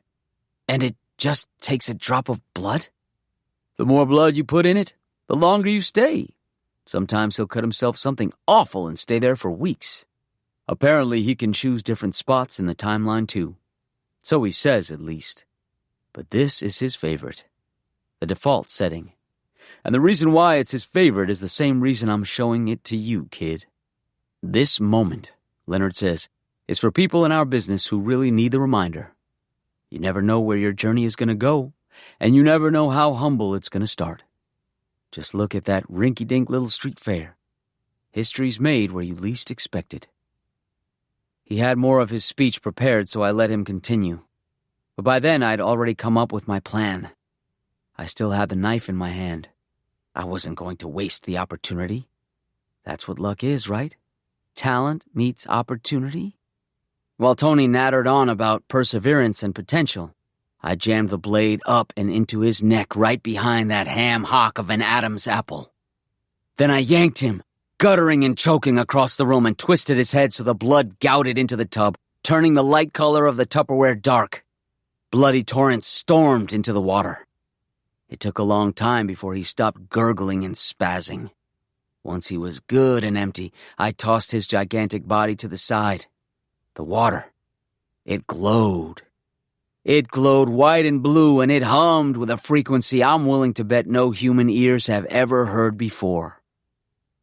You know what it kind of reminded me of, if I'm being totally honest? It reminded me of the first time I ever heard that chord at the end of A Day in the Life. That E major, struck simultaneously by 5 people on 3 pianos and 1 harmonium, left to sustain for almost an entire minute. I knew I had a long road ahead of me. Long and winding, yeah. So I didn't waste another second. Before that glow could fade away, I stuck my hands and head into the water, pushed off with my feet, and literally dove into the past. I stumbled quickly away from the hedge. Bloody, wild-eyed. I bumped into some lady who squawked in protest. I flipped her the bird while staring at the bushes. At my body. I was all in one piece. And I was here. Tony wasn't gonna pull me out. Even if he was still alive to try, I'd somehow gotten my whole body through the barrier. What was there to grab onto? As long as the magic held, I was here. And I had a feeling, since I had given whatever forces behind that magic an entire tall Tony's worth of blood, I'd be here forever. I looked around, cocked an ear to the wind. No music. The Quarrymen set hadn't started yet. It didn't go on until 4 p.m. or so, if memory served. I had plenty of time. I merged into the crowd, suddenly grateful this particular shitty cover band employed a stupid dress code of all suits. I stuck out amongst the more casual working-class crowd, but I certainly didn't look like a time traveler, and the dark clothes hid most of Tony's blood. Quickly enough, I found who I was looking for. I recognized him from photos. Ivan Vaughn. The kid who would introduce Paul McCartney to John Lennon after the Quarrymen set and start off a partnership that changed the world. He was a skinny kid, easy to surprise and grab by the arm, yank into an alleyway between some buildings. I promptly beat the shit out of him. Not enough to do him any permanent damage, but definitely enough to make sure he wasn't going to meet up with his little friends and enjoy a day at the fair. That done, I looked for a place to ditch my bloody clothes and get to work. I'm sure I don't have to recount what happened next in too much detail, right? Everybody knows the story. A young, handsome stranger in northern England starts playing clubs and gathering a bit of a local fan base. He plays sweaty, pulsating rock and roll, and he insists his drummers splash their cymbals like they're trying to crack the heavens open. Everyone who plays with him says he's an intense perfectionist, maybe a bit of a tyrant, but also a visionary. His fans squeal that he's the next incarnation of Elvis, but he's also better than Elvis. Younger, leaner, more exciting. And his songs? His songs are punchy and energetic and fun and thrilling and alive. He works a residency stint in the red light district of Hamburg, Germany, then comes back and continues his conquest of Britain. His fan base grows. It's not long before he gains a manager, and that manager nabs him a record deal. His first album is a smash hit in England. And not only did he record it in one marathon session, he innovated new studio techniques that allowed him to play every instrument. Things like track dumping and artificial double tracking. Even on this nascent album, he turns recording music into a new art form. He's a writing, performing, recording machine. A wonderkind. It's just a matter of time before he takes over America. But he waits, perfectionist that he is, until he has a #1 hit single in the States before crossing the pond. Once that happens, which of course it does, he kickstarts a mania unlike anything the world has ever seen. Wherever he goes, his audiences, mostly teen girls, become a sonic wall of desperate ecstasy. His face is on merchandise piled from store floors to stockroom ceilings. He fills stadiums. He influences fashion. And more than anything, he drags the begrudging critic class, who first try to dismiss his music before eventually becoming its biggest champions, along for the ride. He calls himself the Beatle. A strange name for a strange fellow. He's witty, charming, cute, sometimes lovable, sometimes caustic, sometimes even a little intimidating. But he kicks the door open to a new era of popular music, and finally the baby boomers feel like they have something to call their very own. I won't lie. It was a lot of fucking work. I might have had an outline to go off of, but still. At first, I thought the hardest thing would be those first few years of waiting for the ride to begin. But actually, in some ways, that was the best part. Playing in clubs, playing in Hamburg. I really understood why John once said that those were his fondest memories. The energy in those rooms. The thrill of audiences discovering the potential of this new kind of rock and roll. It was heaven, man. Thank God I looked young. It always cracked me up how much older previous generations looked at the same age. All those cigarettes, I think. All that lead in the gasoline. Even though I was like 6 years older than the oldest band member would have been, I still projected plenty of youth and innocence for those first few years. I did have to change a few details along the way. I left Liverpool pretty early, after kicking the shit out of the Vaughan kid. I didn't want him squealing on me and making life difficult. So I knocked around Manchester instead, until it came time for me to head to Germany. I still made sure I played a couple gigs at the Cavern, though. I couldn't resist that. And unlike the lads, I could be more targeted in my actions. I knew exactly who to pursue. I reached out directly to Brian Epstein for management. When it came time for a producer, I personally requested George Martin. I feared at first that these little tweaks might affect the story, but things still played out the way they were meant to. Like everyone else knew their roles too. Sometimes the biggest challenge was making sure things didn't happen too early. The Beatles story is one of talent, but it's also one of timing. For instance, I wasn't waiting until I had a #1 single in America before crossing the pond. I was waiting for November 22nd, 1963. I was waiting for national tragedy to give the U.S. kiddies an emotional vacuum that needed filling. Again and again, though, it seemed like the universe was willing to play ball. To jam along. Much obliged, Lee Harvey. I made sure to hit all the big beats. No pun intended. Or maybe it was intended. Sue me. I played Sullivan and Shay. I said I was bigger than Jesus. I let myself get arrested for weed. I starred in movies, including a baffling magical mystery tour. Even threw some early Monty Python bits into that one, just for shits and giggles. I got into a car accident and chipped my tooth, and that one wasn't even intentional. Funny how fate can work sometimes, right? But after it happened, I had someone spread a rumor that I was actually dead and replaced by a lookalike. Just for fun. Just for the mystique. I made sure the album art looked as close as possible to what I started thinking of as the older versions. I went to India. I started Apple Records. I played on the roof. I did it all. Greatest story ever told, man. Of course, there were aspects I couldn't manage the same way this time around. This was especially true about the teeny bopper phase. I could be cute when I needed to be, but I couldn't be 4 separate people.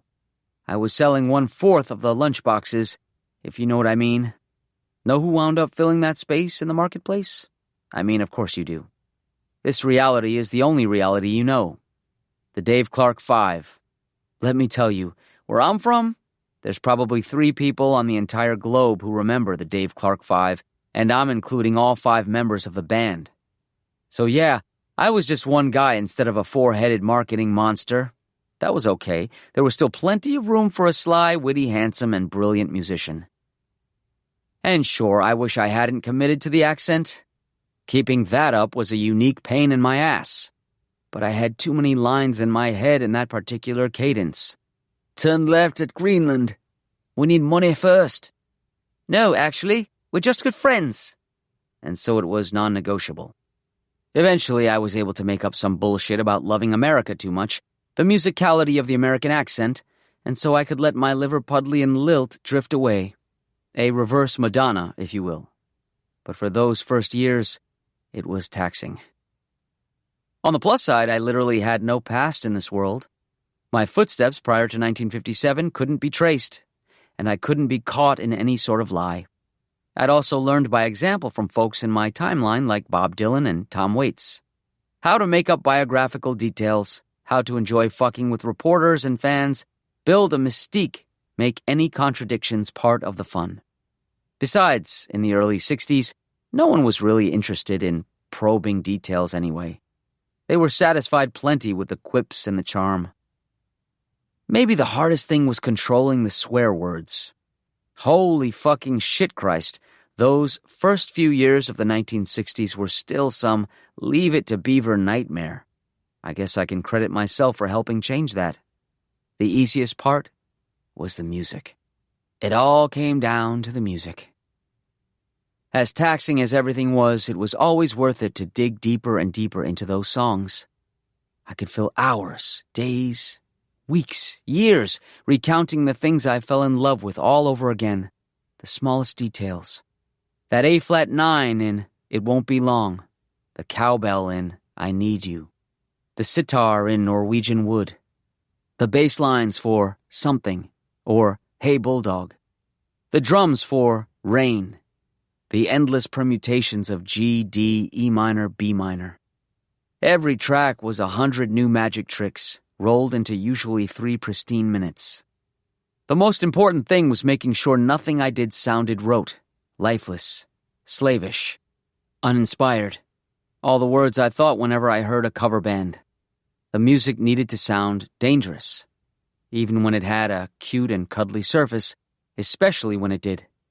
Each song needed to act as if it was a threat to the status quo. It needed to have teeth, in other words. And there needed to be mistakes, organic moments captured on acetate. Even though I quickly became known as a monster in the studio, I made sure there were always little hiccups, little pimples. Have fucking fun, but do it right. I'd bellow at any studio morons I had to bring in for various sessions. Greatest story ever told. Even an old cynic like me could get caught up in the enthusiasm. Did I ever feel guilt? Or even hesitation at what I was doing? Not in the fucking slightest. I suppose, in the interest of full transparency, though this isn't a confession, maybe there were times when I thought it was kind of a shame that the greatest music ever was now the product of one guy instead of 4. There was something beautiful about the idea of 4 distinct personalities coming together to create something special. I almost felt bad for the people who weren't going to experience that version of the narrative. But then I'd remember how alone I used to feel, how desperate for partnership. My circumstances weren't my fault. Why should I be punished for them? I'd turned the Beatles' story from a fable of luck and timing into a triumph of individual talent. And shit! There were still plenty of other great band stories out there. If you wanted to believe in the magic of groups, you had plenty of options. But now, if you wanted to simply believe in yourself, look no further than the Beatle. And sure, I can even admit to the occasional night when my love for the music curdled into something dark. Something like jealousy, maybe even outright loathing. Thinking about the arbitrariness of talent, the unfairness of it all. But I couldn't stay mad for long because look how I righted that injustice. Look how I fought for myself. Like Miles Davis used to say, it's not any specific note you play that's wrong. It's how you react to the note that makes it right or wrong. I had nothing to feel guilty about. I have nothing to feel guilty about. I didn't even need to feel bad about Tall Tony. Motherfucker wasn't even born yet. He literally had his entire life ahead of him. And more than any of that, if I had one of those rare bad nights full of dark thoughts, here's all I had to remind myself. The music was mine now. Obviously, I didn't have a way to listen to the original recordings anymore. I hadn't smuggled my fucking iPhone and a charger back to the past. I was going entirely off of memory and instinct here. So, who's to say I wasn't bringing my own genius to the music? Who's to say I wasn't contributing? Playing along like when I first sat down with those anthology demos. Making things different. Or better. No one can say that. No one can fucking say that. These were my songs too now. My recordings. My memories. My fucking life. Mine. Any cover artist worth a damn knows you have to bring yourself to the material to make it work. Ha! Jimi goddamn Hendrix himself told me something very much like that after I complimented his cover of Sgt. Pepper at the Hollywood Bowl 2 days after the album came out. I told him he should cover Dylan next. That was my idea. I have no regrets. I did what I was supposed to do. And that's where I should leave these memories. Get a few hours rest before the big interview in the morning. And yet, for some damn reason tonight, my mind keeps going back to the train. To that moment when I first got a taste of how things might crack.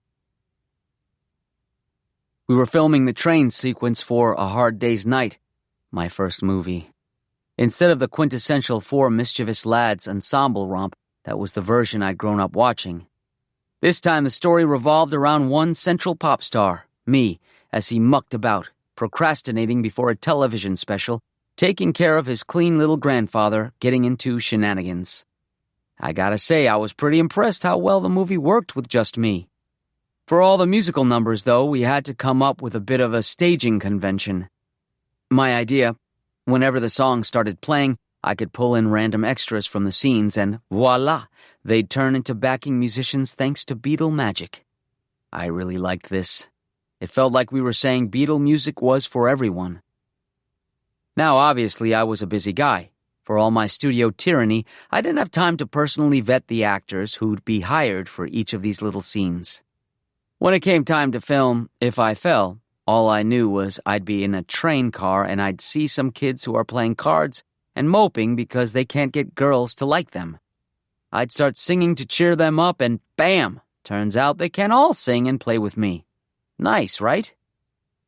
When I saw him among the actors hired to join me in that train car, I almost shit myself. There he was. James Paul McCartney.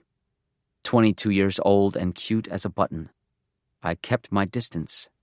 But during setup, he came right up to me. Bold. Hungry. He told me he was a big fan, and he too was trying to start a career in the rock and roll business. He told me he was also from the pool, and he recognized a certain energy in my music. You believe that?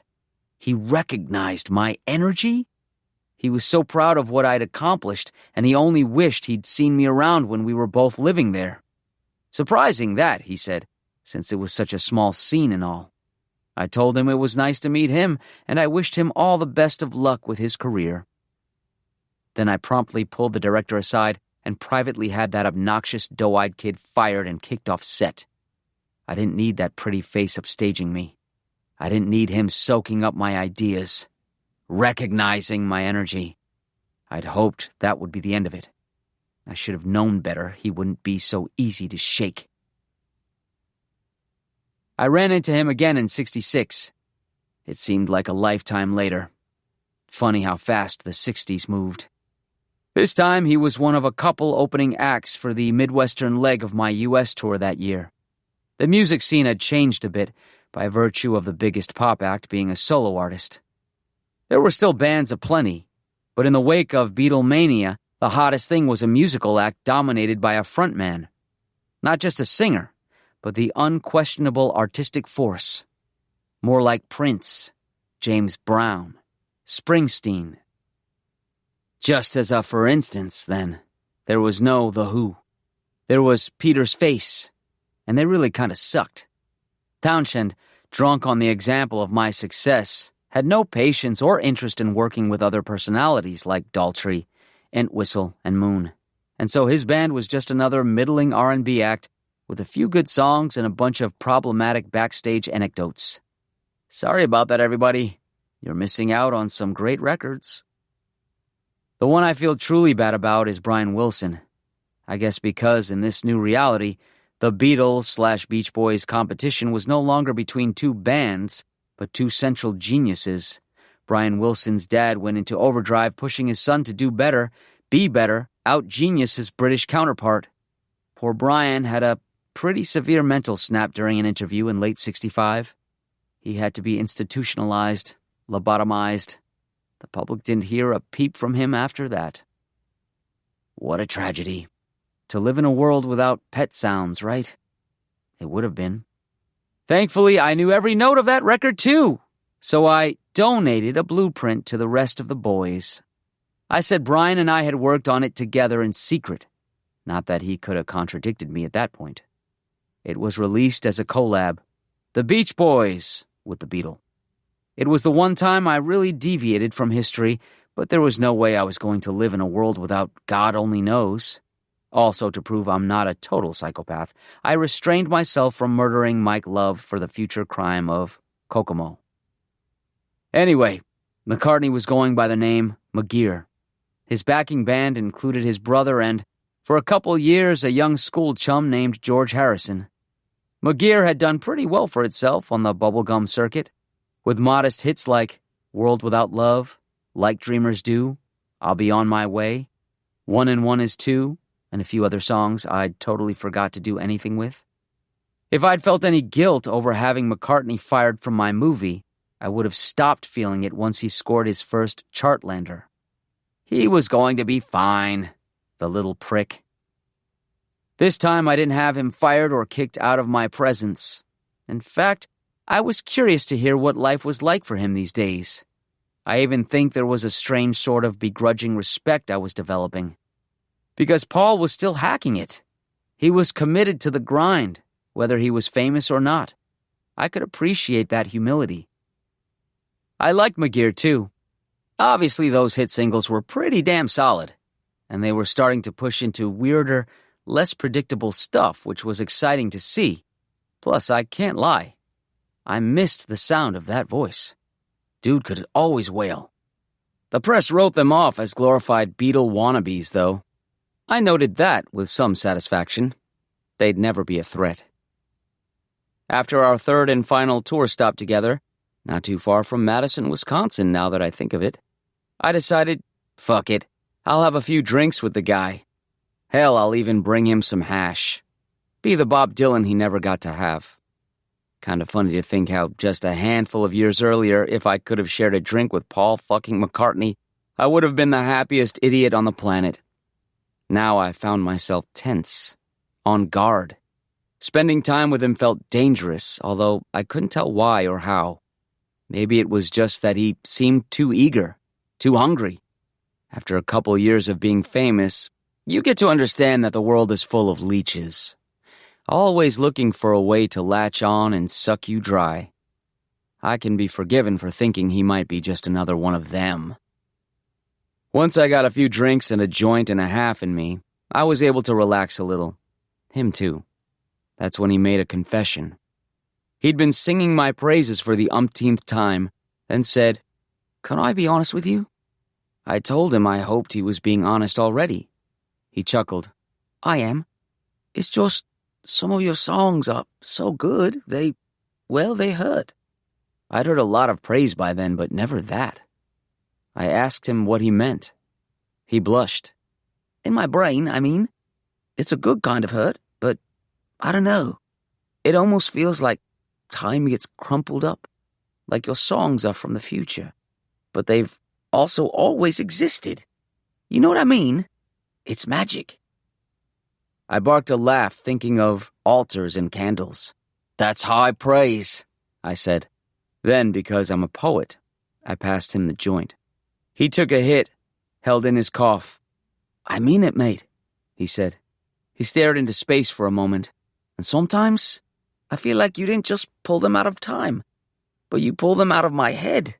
I know that sounds mad, but I don't know how else to... He was already high as a kite.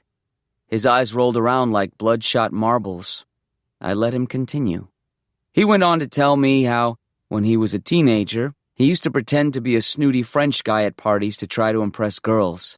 He would play a little fake French-sounding song on the guitar while pouting dramatically in the corner. And that song was essentially the same as my own, Michelle, which had come out late last year. "Almost note for note," he said with wonder.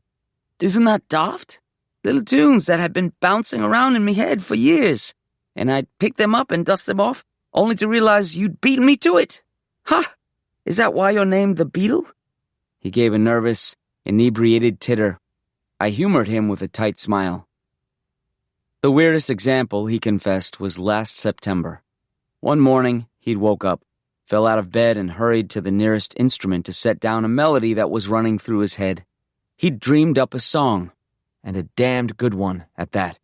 Something about it felt classic.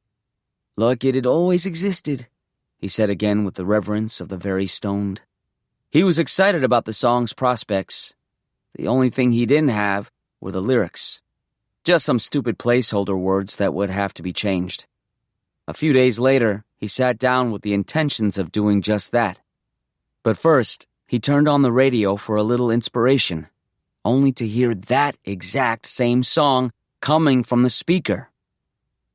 "The DJ said it was the premiere broadcast, you see?" Paul said. "It had never been played before. There was no way I'd somehow nicked it on accident. And yet there it was, like the universe was laughing at me." He stared into his glass. "Eerie, yeah? Stupid." Another smile. Trying to be chipper, but a familiar pain was smeared all over his face. I stubbed the joint out. "Creativity's a funny thing," I replied. "Can't let it get you down." I was suddenly eager to have this little heart-to-heart over with. I worked on draining the rest of my 2 full glass down my throat. "Besides, take it as a good sign that you're writing songs that good without even trying, yeah?" "I guess you're right," he said with a shrug. Then with some mock bravado, "Hey, I almost wrote yesterday in my sleep." "There you go." I took another deep drink. "And we'll just thank God it'll never be known as scrambled eggs." One more gulp.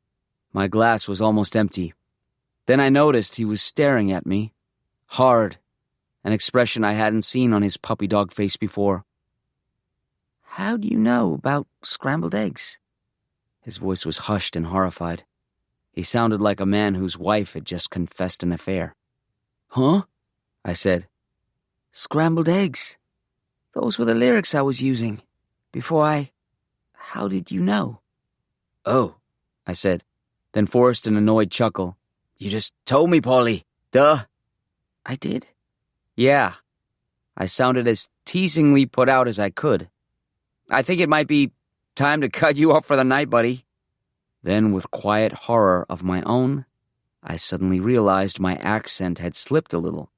I'd said at least that entire last sentence as old American me. The first time I'd made that mistake in years. I cleared my throat and redoubled my scouser. "Any road, We're all drawing from the same pool, lad. The important thing is to keep at it. He gave a glum smile and nodded. Then he set to finishing his own glass.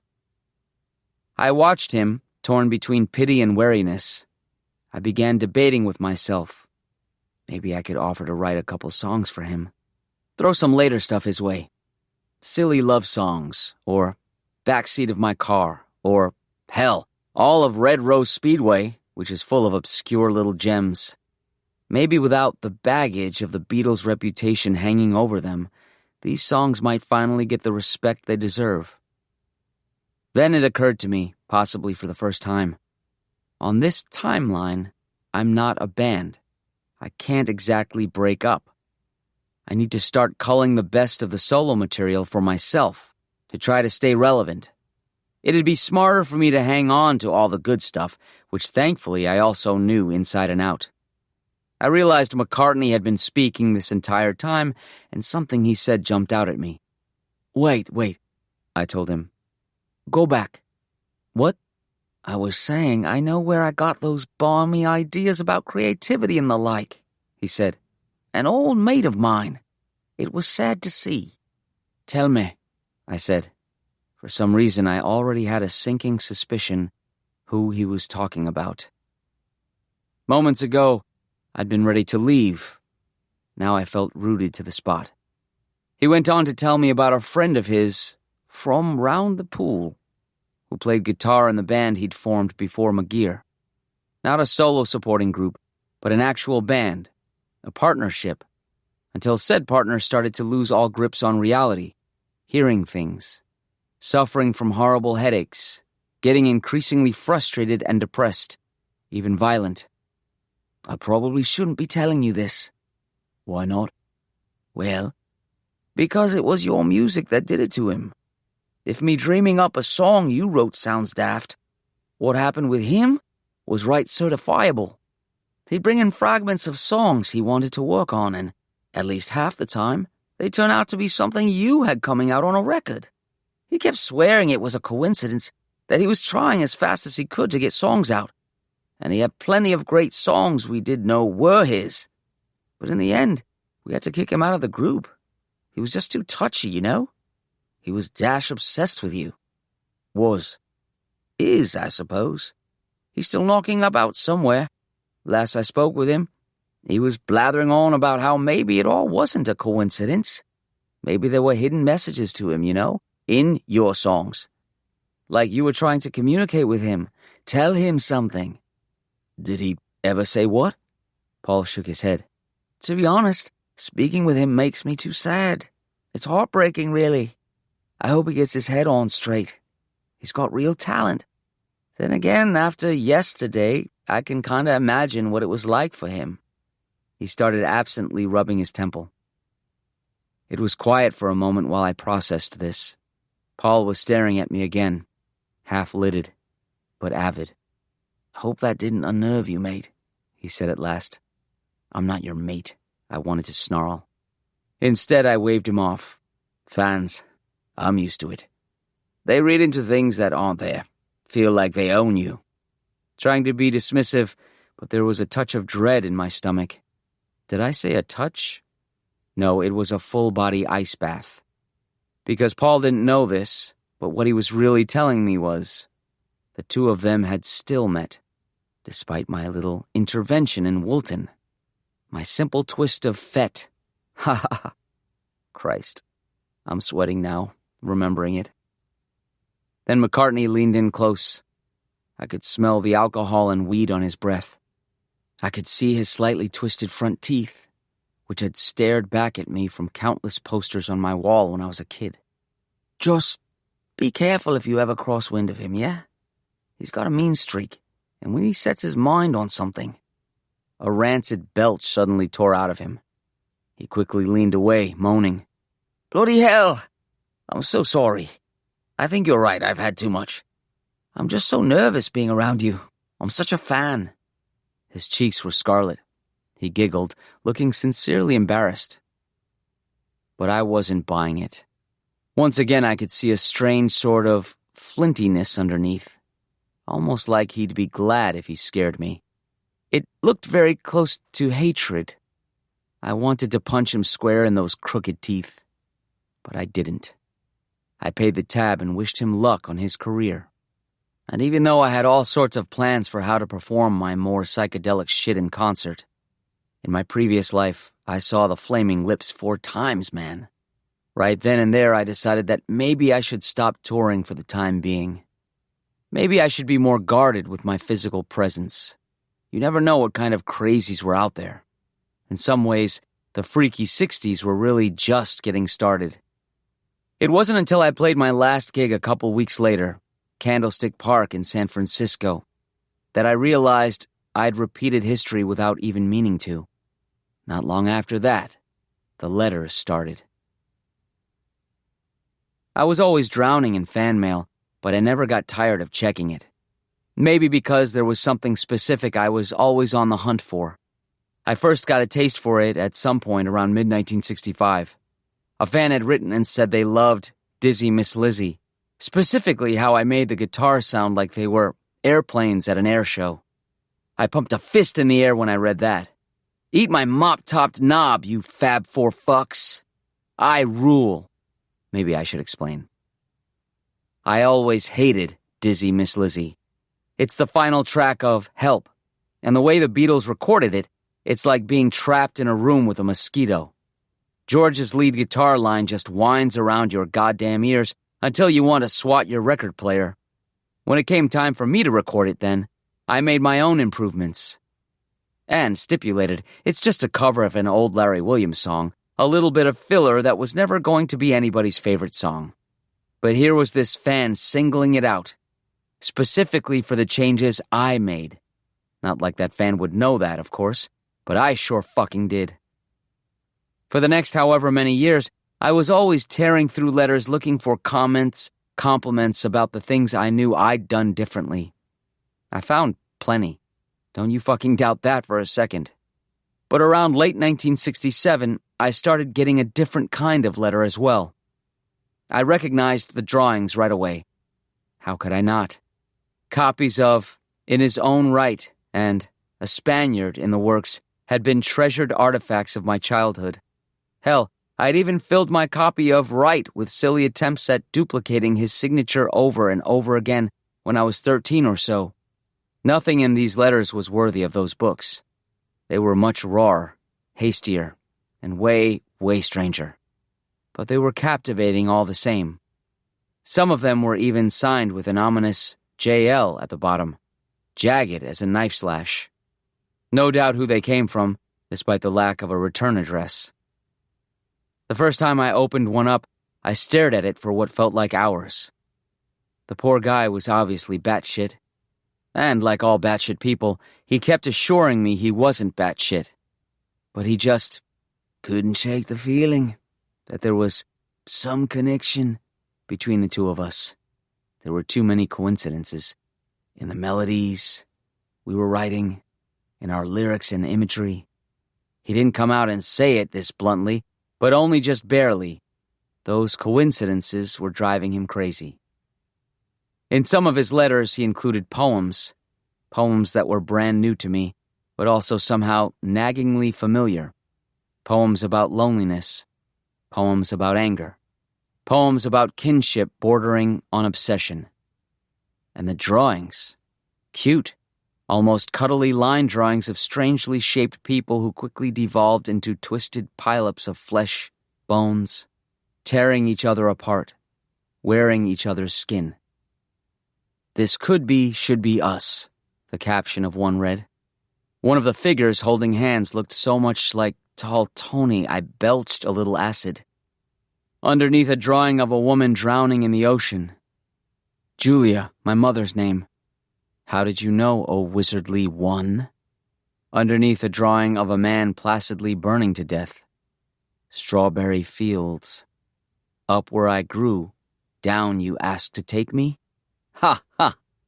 Nut hinge is real indeeds. Please get out of my head," he asked, ever so polite-like. There was never any return address, and the envelopes were always typed, so there was no way to anticipate when they were among the fan mail flood. And no matter how many times my mailing address changed, he always found me. At home. At studios. At Apple. I didn't know how he was finding me. Then I'd flash on that night with McCartney. That shimmering hatred in his eyes. And I'd wonder, was Paul somehow helping his friend out?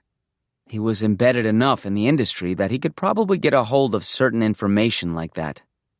Hell, maybe Paul was in on the letter-writing campaign too. Maybe the two former partners weren't as estranged as he'd made it seem to me. That look in his eyes. That rageful suspicion. Not to mention, there'd been the phone call after Sgt. Pepper came out. It was a landmark smash, of course. I knew it would be, but even I was unprepared for how monumental Sgt. Pepper wound up being. The hype around it had always been a bit academic to me.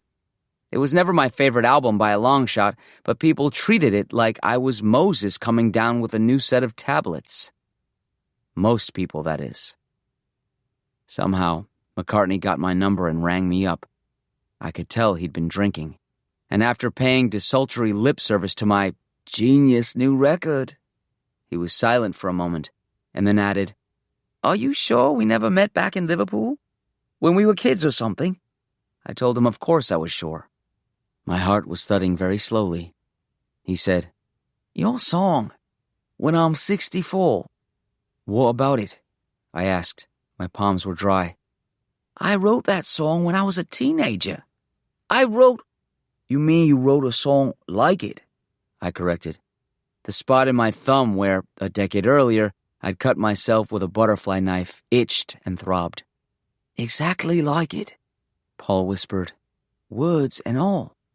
We're all drawing from the same pool," I said again, then made an excuse and hung up. I never spoke to him again, but that's when I first decided they both needed to die.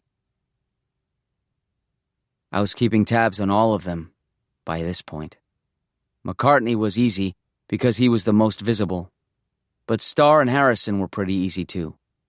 I was fairly positive George was never going to be a problem, and I was right about that. He wound up cycling through various groups before setting off on his own and writing a boatload of new songs and hits in the 1970s. He'd found his voice, and I was happy for him. I knew he wasn't going to hold any sort of cosmic, interdimensional grudge against anybody. That wasn't his style.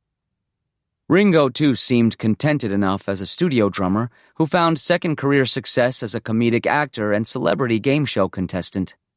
But Lennon... I knew Lennon was dangerous. It was Lennon who was capable of an anger that even time travel couldn't tie off. I didn't need any letters or drawings to understand that. Looking at Lennon's original biography, it took burning through the heights of fame before finally finding a family and a purpose that could grant him peace. I'd robbed him of that little journey, hadn't I? There was no telling what kind of person he was now. Of course, gone were the days when I could do that sort of dirty business myself. Thankfully, I had people on retainer who could take care of him for me. There was only one problem. Nobody could find him. In a lot of ways, it was still the goddamn Stone Age, man. Those same technological limitations that allowed me to slip into the world without a past meant the person I was looking for could disappear without a trace. It was infuriating. I could find all the places he'd been. He'd served jail time for assault. He'd moved around a bit once he was released. It looked like he even sold a few bits of artwork at some point. But where he currently was remained a mystery. Fuck, I should have brought some coding books with me from the future so I could invent goddamn Google. I kept my guys on ice for the time being then. Told them they were free to take other jobs, like working security for an upcoming music festival over in Altamont. I said I'd call them when I needed them. I'd changed my mind about doing anything to McCartney too. For now. 2 reasons. First, my better angels reminded me that a musician dying young did wonders for their reputation. I didn't need to go around accidentally making any martyrs who'd be even more popular dead than alive. And second, before the decade wrapped up, McGear called it quits. I didn't know why, nor did I much care. I was just grateful that little gadfly stopped buzzing. I had enough problems as it was. If it was relatively easy to press pause on taking out some annoying also-ran musicians, it was an act of titanic fucking willpower to not have every member of the press fucking slaughtered. They weren't doing it right. They weren't playing their part. I had to keep reminding myself, this could be totally normal. This could just be what the story was like from the inside. In all my studying and memorizing, maybe I'd simply overlooked this part of it. Hard to believe, though. Critics were cooling on The Beatle. No, they were being fucking savage. It was insane. Now, at the height of the magic, I was killing myself to make sure the White Album, Abbey Road, Let It Be, and even goddamn Yellow Submarine were all as iconic as they were meant to be, and yet, a distinct disinterest was creeping into the reviews. Ho-hum, another Beatle hit single. But is it any good? Melody Maker said, as catchy as it is, one can't help but wonder, what's the point? About Hey Jude for fuck's sake! Look, I knew the story would play a little differently when it's one guy instead of four, and I can admit to a little increased volatility on my part. I was getting meaner, less interested in interviews, in playing the role of this batshit generation's spokesperson. I was also starting to get even more demanding in the studio, firing idiots, requiring more precision, breaking things, breaking people. Big fucking deal. I was making some of the greatest albums in the history of music. For the love of Christ. You know it ain't easy. I had a legacy to secure. I had a responsibility. And yet, his erratic behavior is increasingly being reflected in his music. One wishes he would regain his clarity of vision and stick to it, quoth the New York fucking Times on the White Album. The fucking White Album. It's not supposed to have a clarity of vision. The chaos is the point. You know what they are? Leeches. All of them. The fans, the press, hungry fucking leeches. Fuck them. I knew history was on my side. I knew because I'd already lived it. Was it around this time I realized I was being followed? I think it was. Those shadows. Sounds crazy putting it that way. No crazier than some of those bad reviews, though. By 1970, I knew I had a tough decision to make. If you'd asked me before I got into all this, I would have said one of the reasons this was the greatest story ever told was because it was finite. If the Beatles don't break up and stay broken up, their magic gets tarnished, right? They become, what, the Rolling Stones, or as they're known now, Jagger? A cover band of a different stripe. But a thing you've got to understand is this timeline was different. The creative force behind the magic was different. I wasn't four bickering personalities. I was one clear-headed individual who could ensure a unified quality control. The beautiful harmonies remind one of how isolated their singer has become. And the album's final message of love and karmic return rings a bit hollow in light of how much little love he has been willing to make. The Village Voice on Abbey Road. Can you fucking believe that? So fuck that. This Beatle was going to continue into the 1970s. I was going to prove the magic could last. I had a whole buffet of solo album tracks to choose from, too. Every Beatles fan's wet dream. I could put tracks from All Things Must Pass on an album next to tracks from Imagine and Ram and even Beaucoup of Blues. To show I wasn't daunted by this new decade, I put out 6 new albums from 1970 to 73 alone. And they were all fucking brilliant. Objectively. But you wouldn't know that from the fucking critics. Namby-pamby little reactionary pissholes complaining that something was missing. A Beatle release used to feel like magic. Now it's just another collection of decent songs. It feels like he's going through the motions. I would scream at the papers in my hand. I fucking spoiled them, and now they were moaning about having more of what they always wanted? What is this shit? Rolling fucking stone on Let It Be? That one made me go nuclear. That was supposed to be said about a different album, not one of mine. I was happy to spend all my time in the studio anyway, because everywhere I went, there was that feeling of being shadowed. Here. There. Everywhere. To a certain extent, you got used to that as a celebrity. There were never not eyes on you all the time. Wherever you went, your presence instantly redefined the space. You could never go to a restaurant. You could only go to a restaurant where the Beatle visited. You became a perpetual event in everyone else's life. But this sensation was different. This wasn't the omnipresent slathering of eyeballs. This was a feeling of turning around and just missing the eyeballs. It was the feeling of losing at tag. But who was tagging me? Who was I just missing? Why did I always see shadows just slipping away around corners, behind walls, too fast for me to catch, laughing at me, making my head ache, and my thumb itch? Around early 72, Paul released a statement saying he'd formed a new group. He was tired of solo supporting outfits like McGear, or heavily implied in his smug little press release, The Beatle, and wanted more of an egalitarian experience, one where everyone contributed. What a fucking joke, right? Paul McCartney, of all people, saying that? He called his new group Wings. I read in an interview later that he'd originally wanted to call it the Ramones because he sometimes liked to play under the fake name of Paul Ramone. But when I released my song, Ram On, he decided to come up with a different name so he wouldn't be associated with the past. He still wanted an animal theme, though, and the name Wings just sounded right. His wife was also in the band. His wife, Linda, the famous photographer. They met at a press event she happened to be photographing and fell in love. Why, when I read that, did I want to shriek in terror? I remember back in '67 when my manager, Brian Epstein, died. That had been wonderful.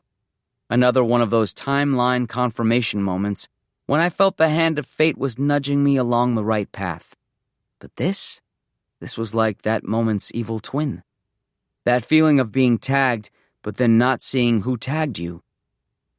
I don't remember if I received the letter that same day, or if they've just merged together in my mind.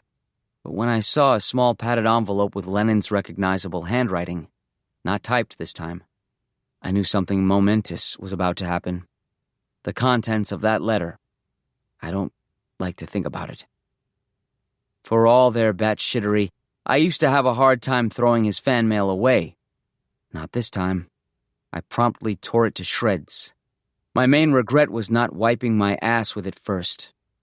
It began, I know you don't know me, but I owe you an apology. Christ. Got worse from there.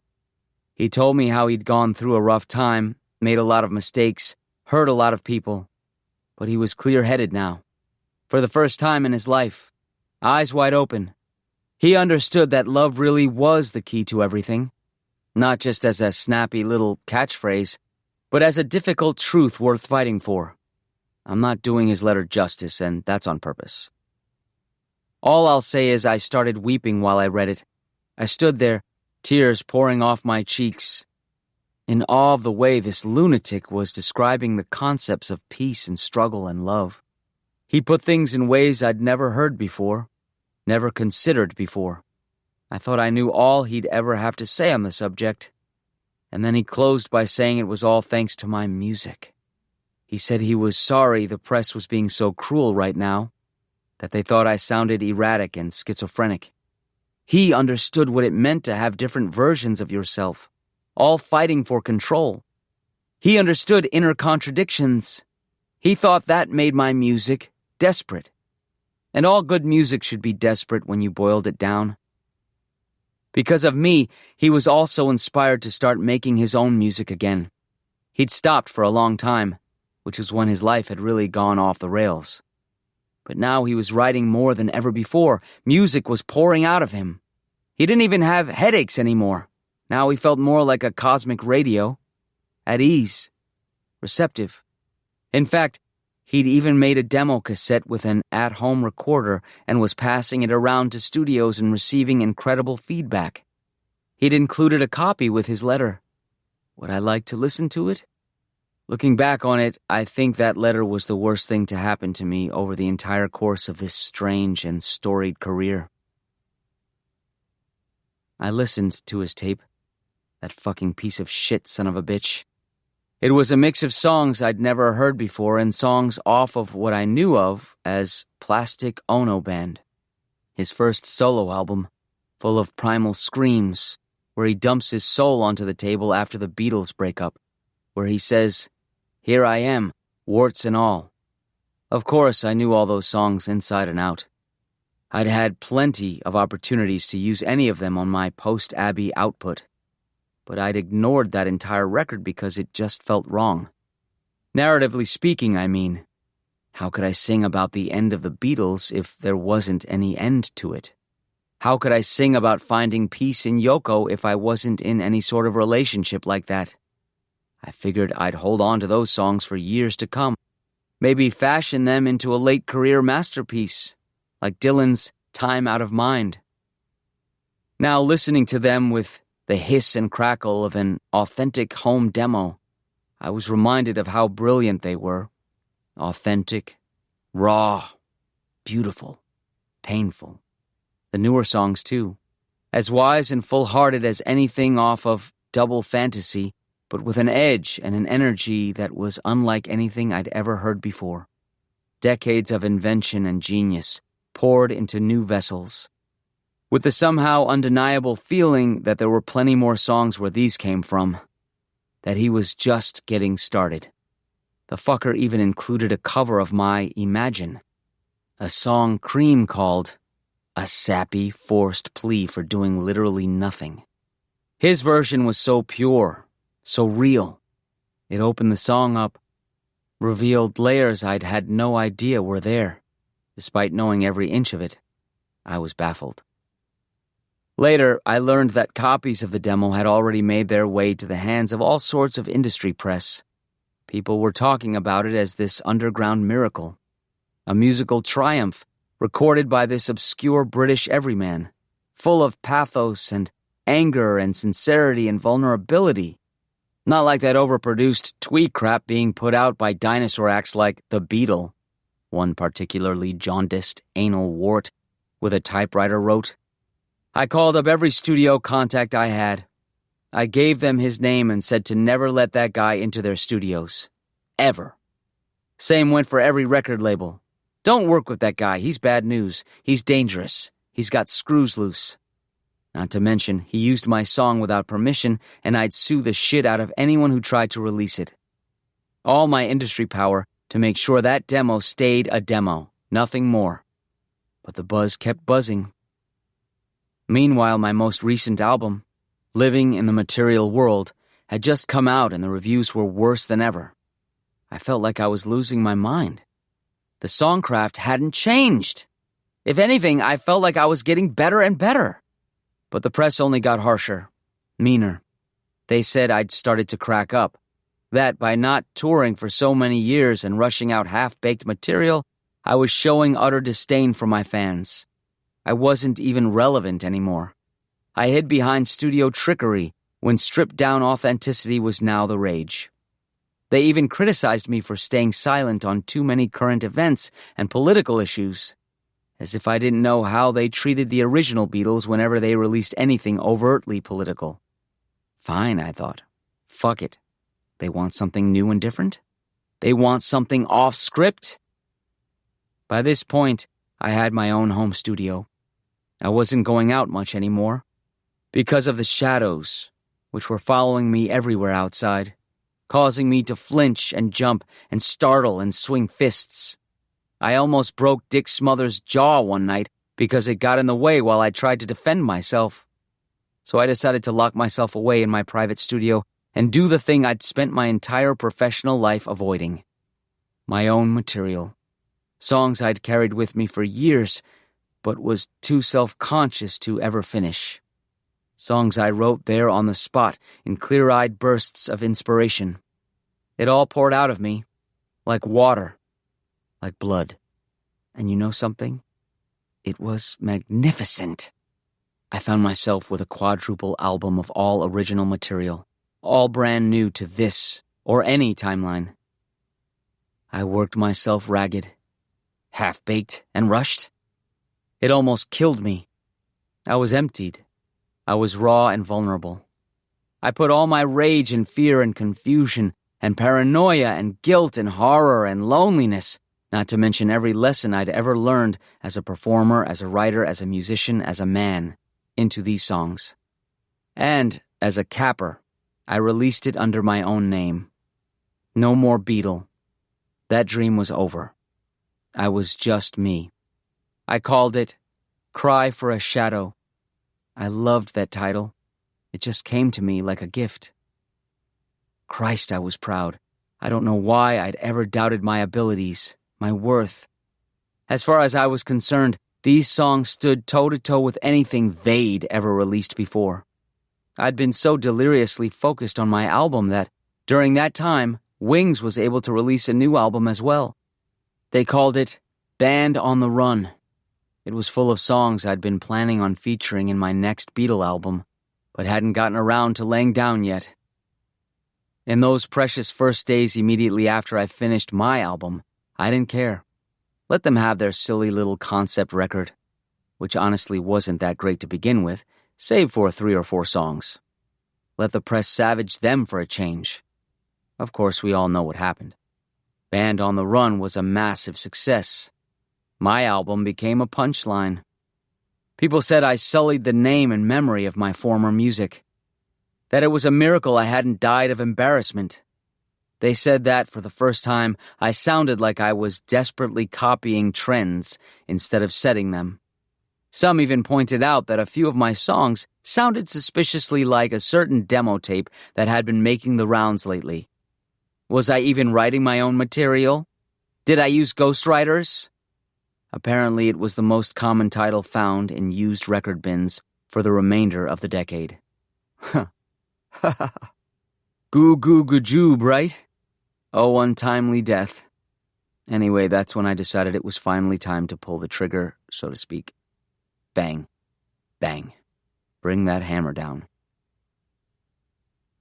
It was the only hit I put out in 75. Ha ha ha. I'd been putting out hits for over a decade now, but none like this. Ha ha ha. Christ. What the fuck am I laughing about? I never should have let them live so long. I called up my guys, substantially upped the fee I was willing to shell out, and waited for the good news. I had them start with the crazy one. Now that his demo tape was everywhere, at least he was findable, the stupid git. Finally on the map now. This would be over in a jiffy. Except it wasn't. On the first attempt, the gun jammed. On the second attempt, a cop showed up at just the right time. On the third attempt, the guy I hired got cold feet. And would you believe there was a fourth attempt? A fifth? All told, there were 9. Each as unsuccessful as the last. The fucking guy was unkillable, it seemed. And I don't even know if he was ever aware of how close he came. Again and again, it was like the universe was taunting me. By the time I decided, screw it, move on to the cute one instead, I couldn't get anyone to take the job. One of my contacts even said, "The guy from Wings? My wife loves him. No way, man." Fine, I thought. Fuck it. Next time I see him, I'll kill him myself. I've done it before, I can do it again. Maybe I'll just invite him over to my place and do to him what I did to Tall Tony. What I could have done to Ivan Vaughn. Meantime, I tried to get Wings blackballed from every studio and label too, same as I did with Lennon. I could tell right away I was getting lip service. No one was taking me seriously. Wings sold too well. Apparently that's all that matters these fucking days. Also, I think some people resented me for forcing them to miss out on the early Lennon opportunity. Fucking leeches. They're all fucking leeches. That's why they were still passing Lennon's tapes around, swishing it all in their mouths, wondering how much they could suck from it. I was doing Lennon a favor, really. They're no different than the fans, just as insane, just as proprietary. They think they're entitled to everything of yours. They think it's a game just to get close to you, to take over your life, to make you a part of their story. And those shadows kept dancing around me, man. Around every corner just out of sight, slip-sliding away. Wait, I didn't write that one, did I? I started thinking more and more of that back room in Merry-Go-Round. That room made of squiggling shadows. That tub of water with a single vanishing squirm of dark blood. A shadow dancing out of sight. Back then, I thought of it as a bloody tadpole, but it was just another leech. Lennon decided he didn't need studios after all. He started releasing music independently, and soon enough, the major distributors decided they didn't have to heed my warnings anymore. I was the past. I was another Elvis. They picked Lennon up, gave him store placement, radio placement. I was right, he had plenty of new material in him. Tremendous, exciting stuff, really groundbreaking. Except, he's talking to me in his songs. Taunting me. I can hear it in his lyrics. Every new release, I shut myself up and listen to it, for clues. Where is he? What's his next plan? I knew it was you, he sings in one. It was always you. Or his song, Mother's Name. That one's definitely about me. I know he wants to kill me. Honestly, who can blame him? I know because he's already tried, at least once. That was one of the last times I left my compound. Sometime in New York City, 1975. I'd had to go to take care of some legal issues in Manhattan. I had bodyguards with me by this point. Too many days, too many shadows darting in the periphery. A shot rang out. One of my guards went down. I stood there and watched his blood pool out across the concrete while my other guard tried to usher me away. I was okay, though. Not a scratch on me. Just a throbbing, itchy thumb. Watching the pool. We're all drawing from that same pool. No one owns anything. No one owes anything. I tried to kill him. He tried to kill me. Even Stevens. Life goes on, brah. Then the other guard went down. Another shooter? The same one? He'd hired a group, it seemed. Not just a solo artist. Later accounts described me as running away from the scene. Some rather uncharitable tabloids even said I was trying to use bystanders as human shields.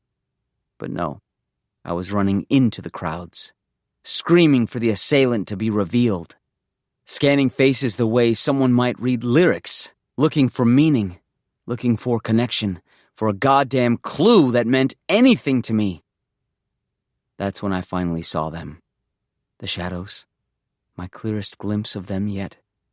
4 silhouettes, thin, full of energy, bounding and scampering off in different directions. But I saw them, the little fucking brats. John and Paul's hired goons. Wearing my old suits, even copying my old haircut. Very clever. They must have been following me for years, waiting for their moment to strike, but I survived. I'm still here. I know to watch out for them now. I don't go out anymore, and they can't get into my home. I have too much security for them. I won't let what almost happened to George in the 90s happen to me. I won't let what happened to any of them happen to me. I'm smart. I have history on my side. I'm mostly alone all the time now. I have my staff and my guards.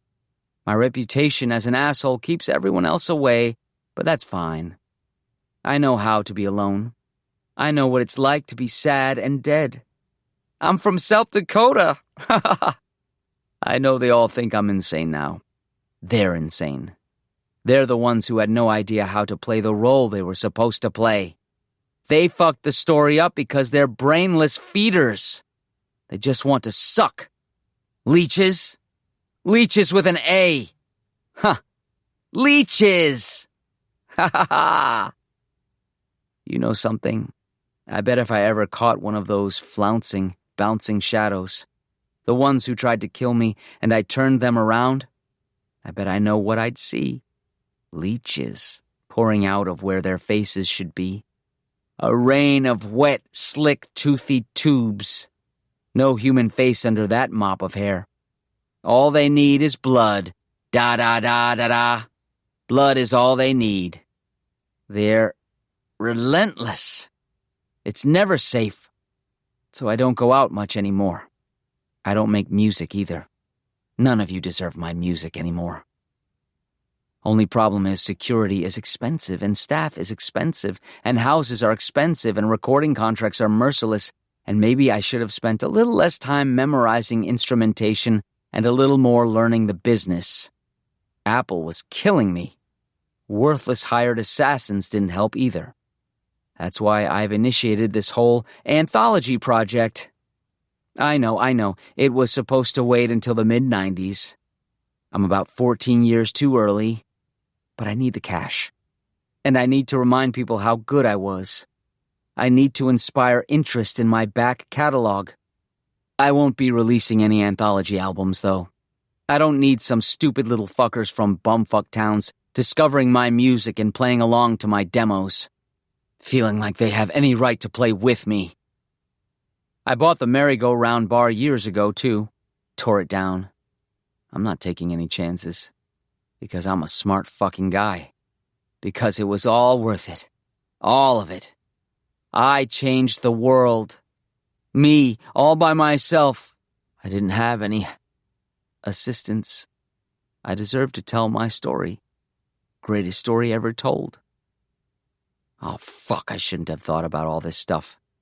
It got me all paranoid and upset. It was stupid to indulge in these thoughts all night. Why did I do that? Fucking time travel? It messes with your head. You think about things too long and it gives you the bends. The Bends! That's a good album. I wonder if that will still come out. Actually, I bet I still know all those songs, and I can still hit the high notes. I've got plenty of time to try making that one. Oh, wow, it's morning already. Happiness is a warm sun. Here it comes. The film crew will be here any minute to set up for the first round of interviews. I'm so tired. I should have gotten rest last night. But no, this was good. I'm glad I did this. I'm clear-headed now. Yeah. Now that I purged all that bullshit out of my head, I can focus on the story I'm going to tell. The real story. The story I watched again and again and again on DVD. Which ends in triumph. Which ends in a rediscovery of my brilliance and why am I shaking and sweating so much? I shouldn't be sweating like this. I must have the heat on too high. Judging by the light outside, it's a cold December day. Oh, God. I just realized what day it is. What year? How did I not notice that when this interview was being scheduled? Never mind that. Oh, never mind. Good album, too. Maybe that can be my comeback. I don't need to worry about that. History doesn't repeat itself like that anymore. It's been a long time since it has.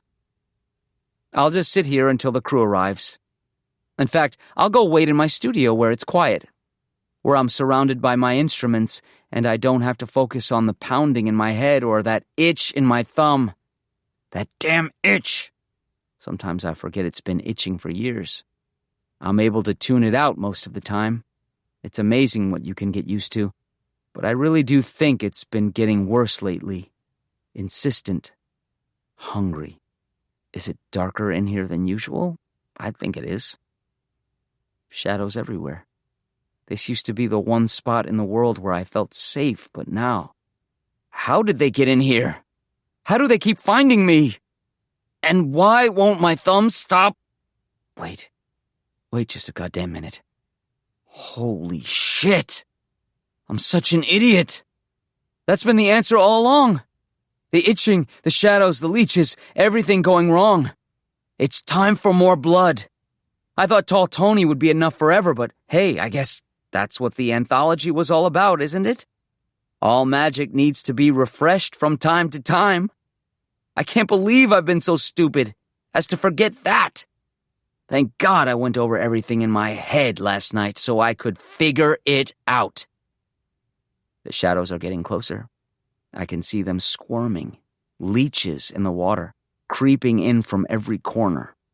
Better act fast before the interviewers get here, before they ruin yet another moment in the story. It'll take more than just a little blood, I bet. They must be starving. Should have fed them years ago, back when my best albums weren't getting the love they deserved. I won't make that mistake again. This interview needs to go perfectly. The anthology is too important. I don't keep a lot of sharp things in the studio, except, wait, yes, there they are. Heavy-duty bass string clippers. These should work no problem. And my thumb won't stop itching. It's practically singing. All together now.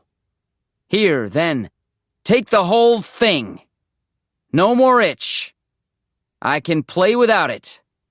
These string clippers have teeth just like good rock and roll, and they fit perfectly between the bones.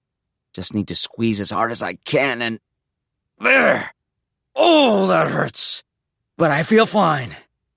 I think I heard the thumb roll somewhere under a music stand or something, but that's okay. What you really care about is the blood, right?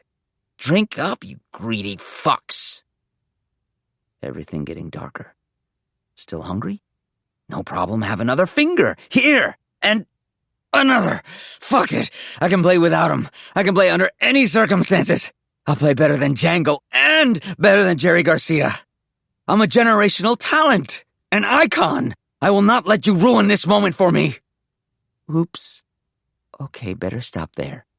That's the whole hand. Doesn't matter.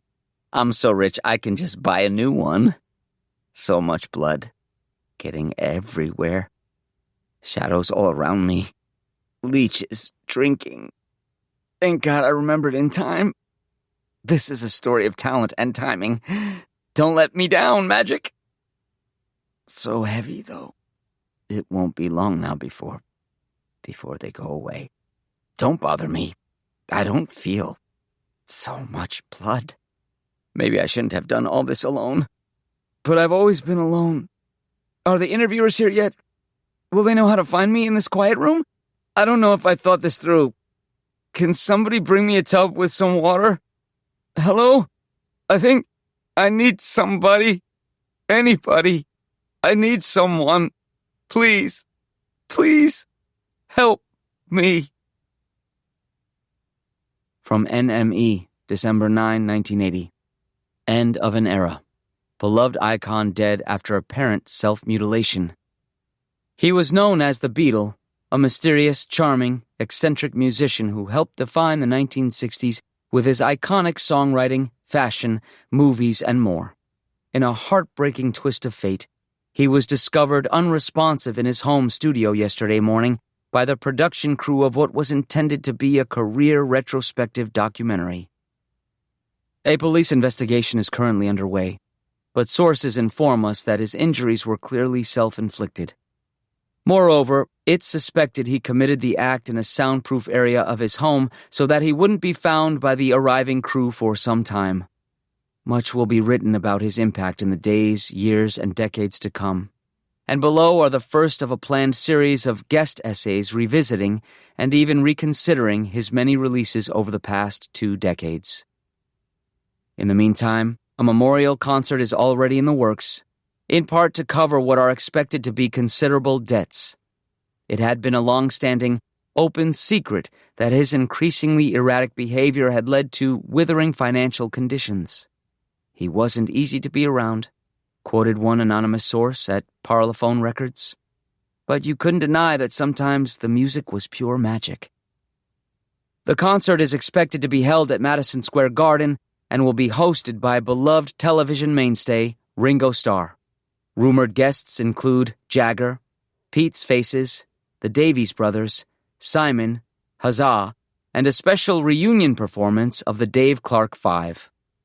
Additionally, new acts are reportedly being courted, such as U2, Talking Heads, R.E.M., Blondie, The Pretenders, as well as the debut performance of recently formed English duo Lennon-McCartney, featuring Paul McCartney of Wings fame, who are already garnering acclaim and buzz for a series of live performances and demos that have been circulating around the industry.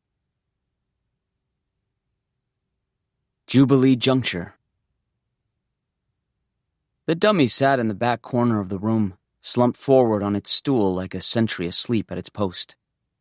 The room, a small parlor standing just off the front foyer of Marvin's isolated, single-level house, was fastidiously neat. A couch covered in plastic, an easy chair covered in plastic, 2 small, neat end tables covered in doilies, a small, neat dining table covered in nothing at all. For all its neatness, though, the room felt cluttered and cramped. It was festooned in shadows. Wedged between the dining table and a wall was a solitary floor lamp, which served as the room's only light source. Its heavy creme lampshade cast most of the light either onto the table or onto the floor, like a pitcher of water with a hole in it. There was one other light fixture, but it served only to underlight the room's single adornment. A large crucifix hanging on the rear wall. An enamel Christ was pitched in agony over the crossbeam, and the lighting gave his martyrdom an eerie campfire ghost story glow. For everything else, the murk dominated. It was smeared all over the room, which is why it took Robert a few minutes to actually see the dummy after Marvin dragged him inside. "Please," Marv had pleaded on the front porch. "Just let me show you. You've gotta let me show you. Now." "Come on, Marvin." Robert, Robbie to his friends and coworkers, wanted none of this. If he'd had his way, he would have been long gone by now. He dreaded coming here, and the confrontation hadn't gone any better than he'd anticipated. "I told you, I've got to go." But then Marvin grabbed Robbie by the arm and pulled him through into the foyer. Robbie hadn't liked that one bit. Now he was inside Marvin's house. Arguing over the threshold had been unpleasant enough, but at least that felt safer than this uncanny expanse of shadows. Robbie yanked his arm away. "Now that's enough! Man!" Slang never suited Robbie well, but what he lacked in authentic cool he made up for in sincerity. He rubbed above his elbow where Marvin's fingers had gripped. "GD, Marvin! I don't want to be having this argument." Marvin looked legitimately cowed. "I'm sorry, I didn't mean to get physical. Well, you did. You did get physical, and now I'm upset and I don't want to be here." Robbie's face flushed from ear to ear. He checked that his soft blue gingham shirt was still tucked into his pleated khakis. He was a slender man, easing into middle age, handsome in that second tenor in the choir kind of way. He was used to being an object of attention in their church's contained community, but not when it came to things like this. He hated anger and yelling. As such, he avoided Marvin's eyes while he reprimanded him. "I told you. Begging like this isn't going to change my mind, okay? I wish it could, but..." Marvin, as if unable to keep from grabbing onto something, clamped his hands together this time and held them toward Robbie. His hair was thinning and unruly, and his eyes swam behind large wire-rimmed glasses.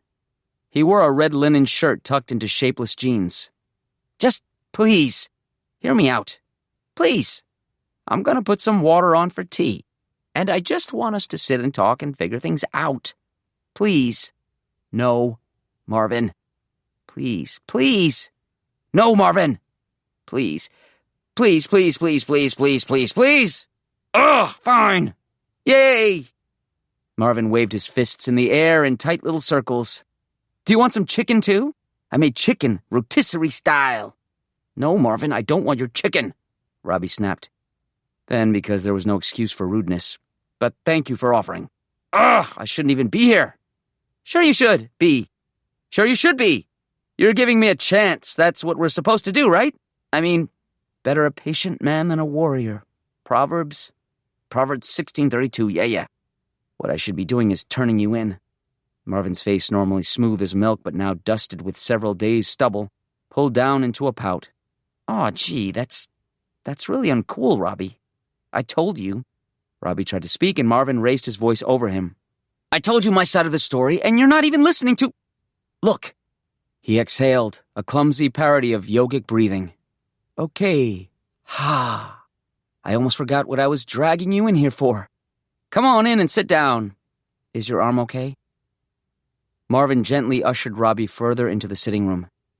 Yes, my arm is okay. You're not that strong. Oh, my lord! What is that? And that was when Robbie finally noticed it. The shape of it, at least. From this distance and in this murk, at first all Robbie could make out was a figure sitting on a stool. The dummy had long, straight hair, which, in its current slumped position, covered its face like a dark curtain. It was also huge. If you stood it upright, it'd be 4 feet tall at least. It was dressed in pink ruffled pajamas that looked like they'd been bought off the rack at a children's department store. Robbie's guts ran with ice water, and as he tried to make sense of what he was seeing, Marvin began to cry. You can't kick me off the show, Robbie. I pour my heart into the show. Our show. You know that, don't you? Tell me you know that.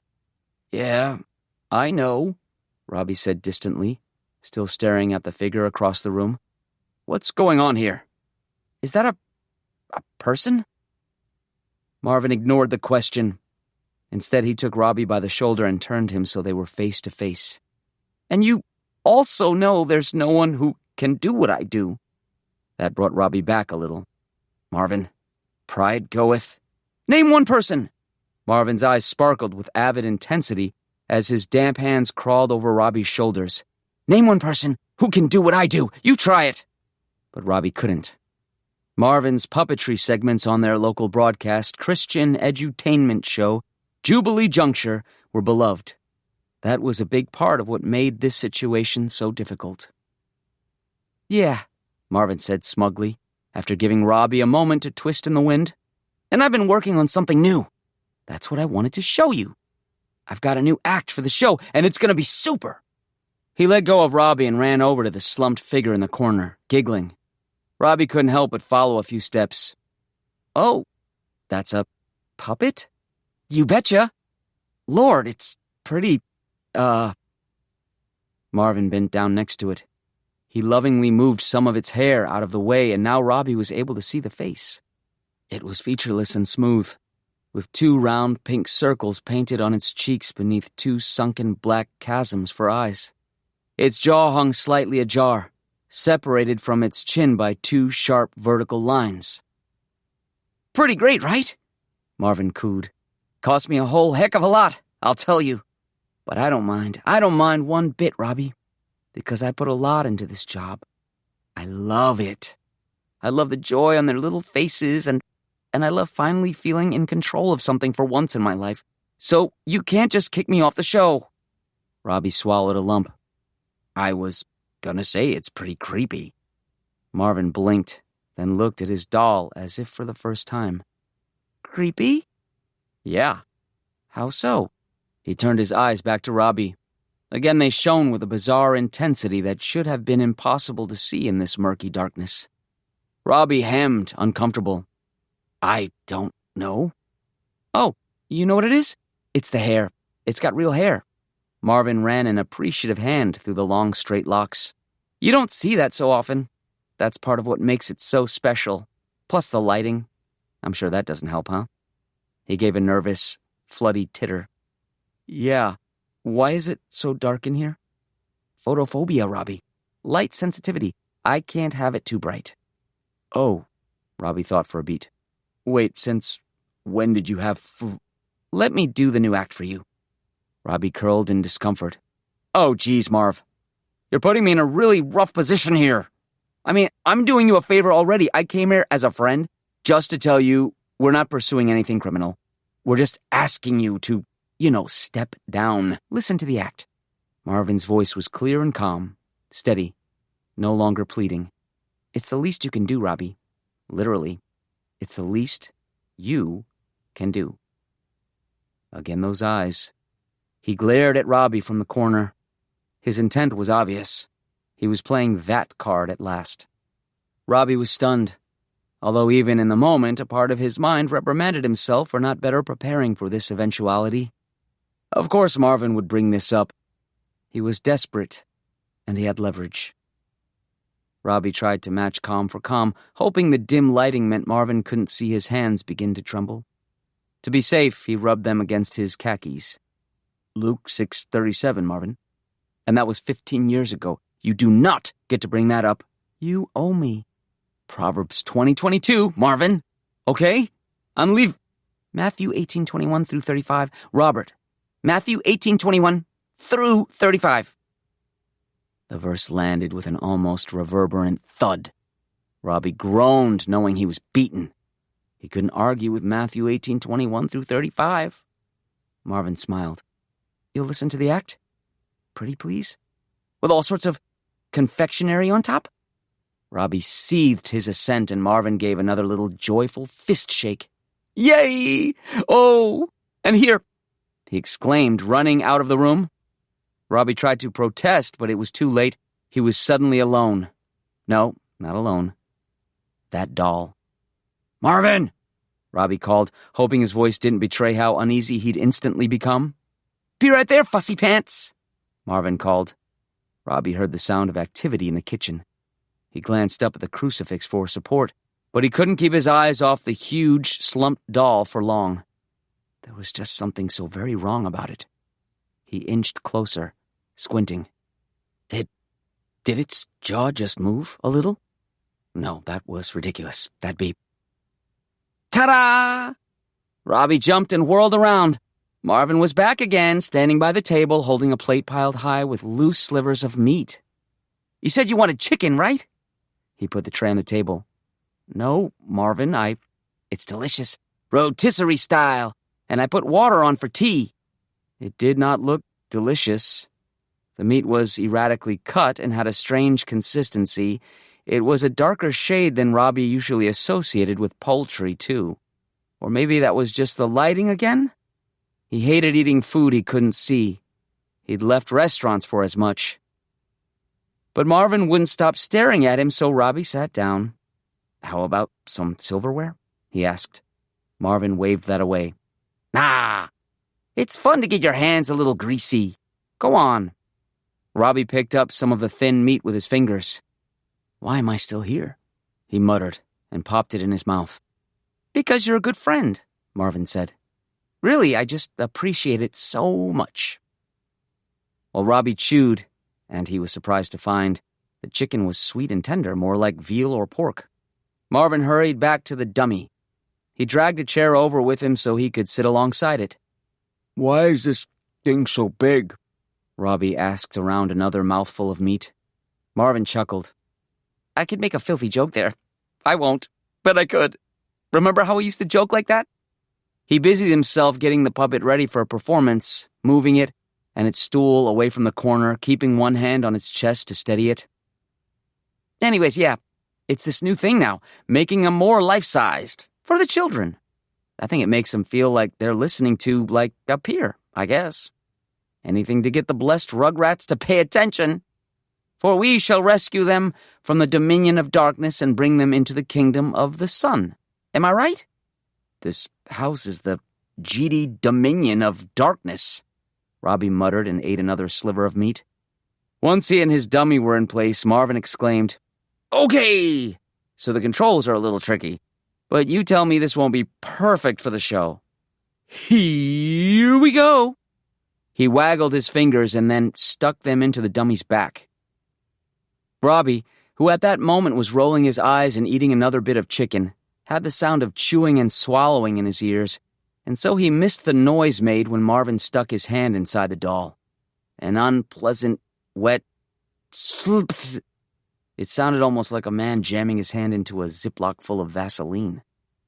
Robbie was spared that, but what happened next wasn't any less upsetting. The dummy's head jerked up in a short, spastic movement. Its dark, bottomless eyes stared out from its plastic face at nothing, at everything.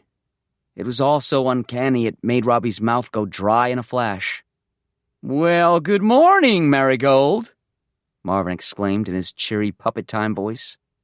From out of the side of his mouth, in a higher register, he answered himself back. Morning, Marvin. Marvin had never been a great ventriloquist, but that was part of his charm. He was indisputably talented at the physical work, moving the dolls and making it seem like their bodies were alive. In a way, his imprecision with their voices made the performances all the more endearing. You could appreciate his talents by seeing the one area they fell short. Not this time, though. This doll, this long-haired, unsettlingly large doll, moved in too herky-jerky a fashion. Its jaw, its neck, all its movements were wrong. Too sharp, too abrupt, too. Robbie couldn't put any other word on it but wrong. Say, Marvin continued, I wonder if we could get a volunteer from the audience. Anyone out there? Don't be shy. He sang the tagline from their show's opening jingle. I'm asking, I'm seeking, I'm knocking. After an excruciating pause, Robbie raised his hand. The chicken was sitting like a rock in his gut. Yay! Marvin cried. And what's your name, little man? Marv, Robbie grumbled. That's a great name, Marvin as Marigold chirped, the doll's awful jaw chewing up and down. I love that name. Then, as himself, Nah, I don't think that's your name, little man. Robbie gritted his teeth. Lord, it's Robbie. Robbie, Marigold proclaimed, head rocking back and forth on its neck. Yay! Marvin broke character and leaned forward with a stage whisper. Keep eating that chicken, Robbie. I don't want it to go to waste. He leaned back. Anyway, here's where Marigold gets sad, you know, like, aw.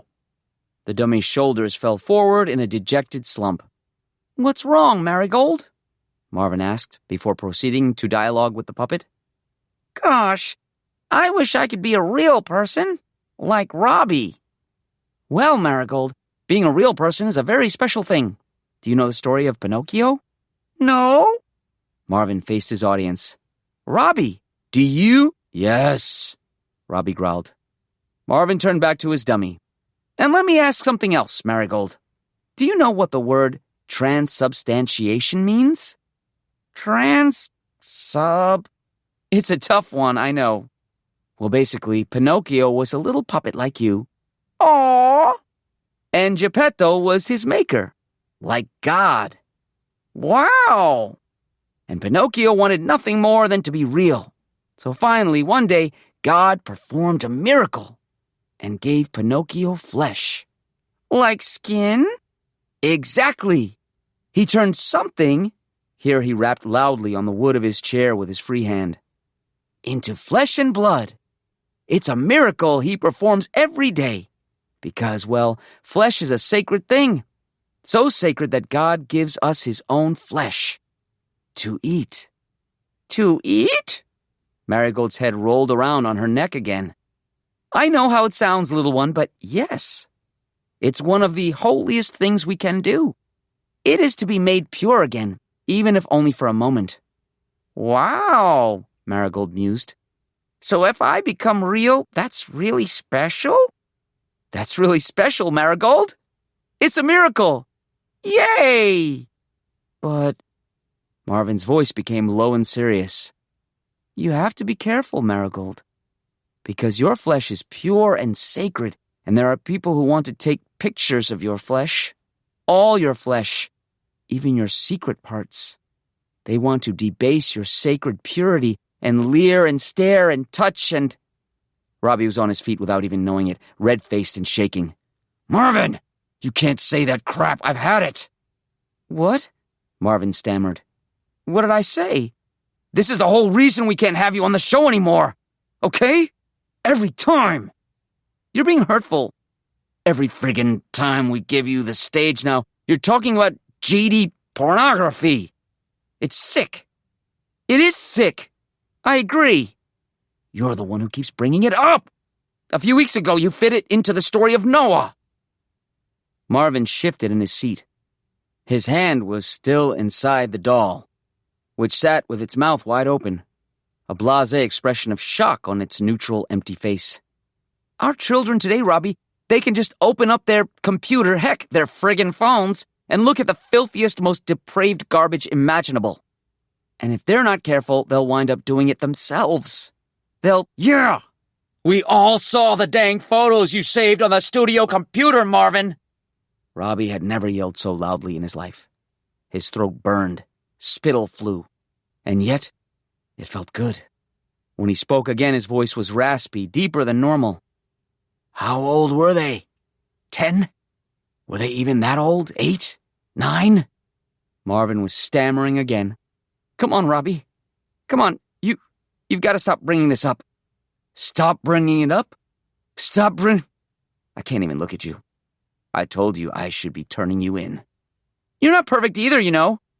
Marvin seemed to have recovered his equilibrium. He cocked his head back haughtily, and the lamplight caught his glasses, making his eyes the inverse of the doll's sunken shadows.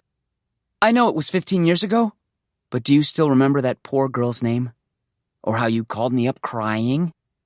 What do I do, Marv? What does this mean? Why couldn't I stop myself? Shut up, Marvin. Shut up. I think about that night a lot. You and I, we know things. Important things about the nature of man. Marvin, you shut the fuck up! The curse word hit them both like a slap. In the kitchen, the tea kettle began to whistle. Both men stood there. The whistle turned into a scream. Then Marvin made Marigold's head turn slightly, in that awful, spasmodic way. Whatever happened to Luke 637, Robbie? The puppet asked with Marvin's voice. Robbie was preparing himself to respond when he noticed the doll's arms beginning to twitch. Pulse. Its legs shook a little, too. Why are you making it move like that? Marvin put his hand on Marigold's shoulder. His other hand was still buried inside. His lenses shot golden daggers at Robbie. Look, my hand is just stuck in the controls, okay? I'm trying to get it out. The kettle continued to scream.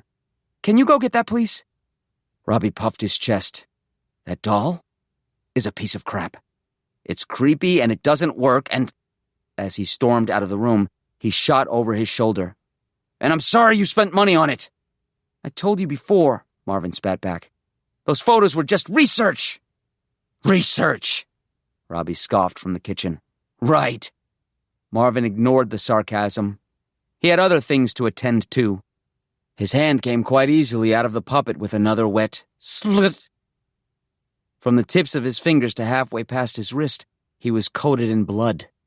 A thick, clotty patina so red it was almost black in spots. The dummy's arms and legs continued to twitch and spasm. Now its torso was jerking too. The tea kettle ceased its screams with a defeated sigh. We're crusaders, Robert, Marvin whispered, holding his gore-soaked hand out. We have to know what we're fighting against. No matter how it taints us, it gives us purpose. A weak moan began to emanate from the dummy. It managed to stumble uneasily to its feet, swaying while Marvin searched about the room with his clean hand. From the kitchen, Robbie whined. Where's your dang tea? Dang it, Marvin, your house is a mess. There are textbooks all over the counter. What is this? Principles of anesthesiology? Spinal anatomy? For Pete's sake, you really need help. The dummy brought one twitching hand up and swatted at its face. The smooth, plastic, rosy-cheeked facade fell away, except for the plastic covering the lower jaw, which had been secured by glue, not elastic. Underneath was a different face, far less smooth, far less rosy.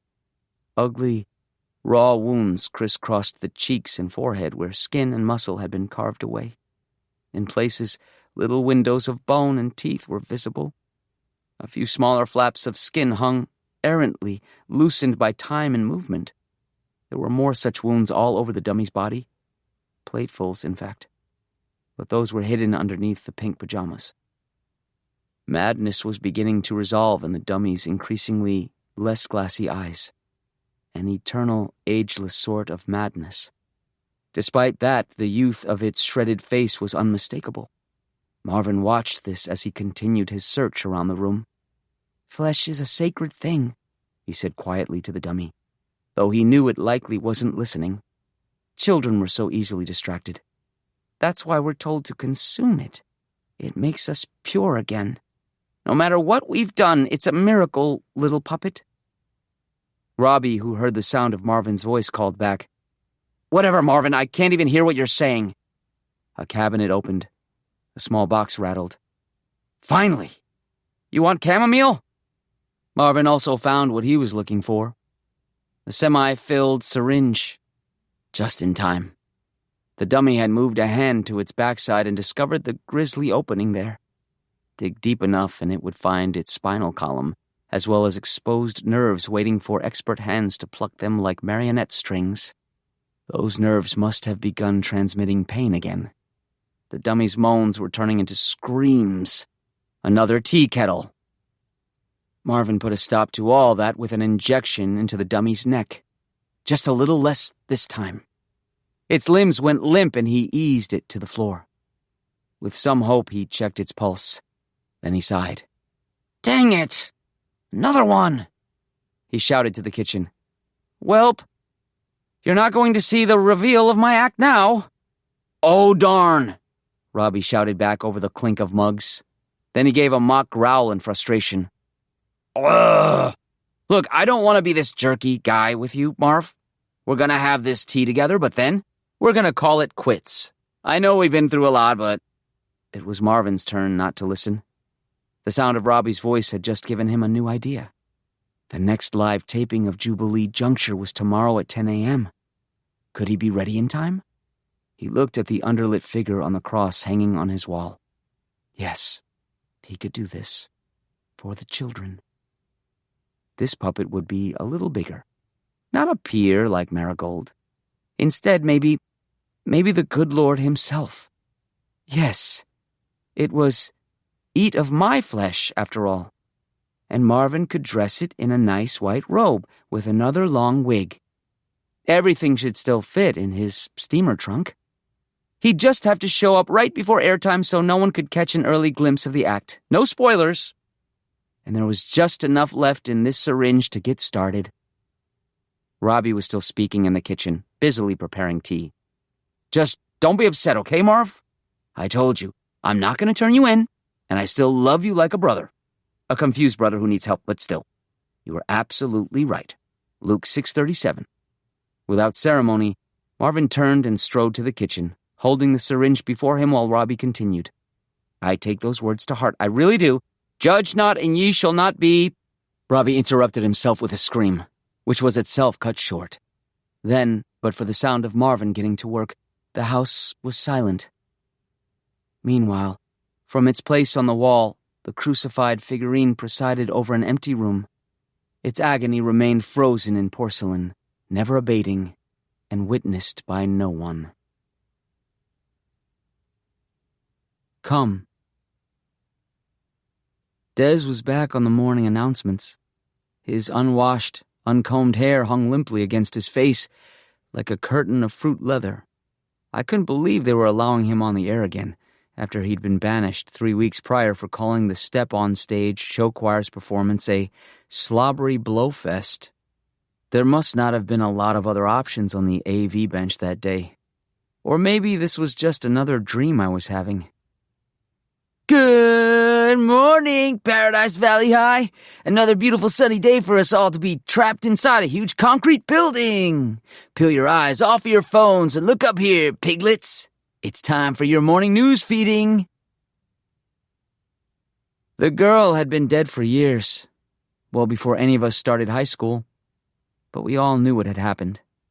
We all knew because of the video, passed around, email by email, text by text. The young, hot shit student teacher. The girl, an actual student.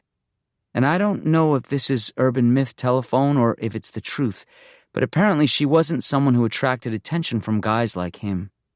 She was a bit of a wallflower, an Ugo, so she was eager, willing to do anything. He probably didn't have to try hard to talk her into it. She killed herself pretty soon after the video leaked. Some say she slit her wrists, others, her throat. Some say she drowned herself, or drank poison. Dealer's choice, I guess. Pick the tragedy that does it for you. All that really mattered was she was dead. Long dead. Years ago. Generations in high school time. It might as well have happened during the 1900s. or in a dream. Knowledge of the video was out there, like a song from before you were born, but which everyone somehow knows the words. I first remember hearing about it in the 5th grade, overhearing older kids swapping tips, pointers. Yo, but if you like that amateur shit, my older brother says there's video of a girl who used to go to PV High fucking one of her teachers in room C22. What? The science room? Yep. And I hear she does everything. Oral, butt stuff, all of it.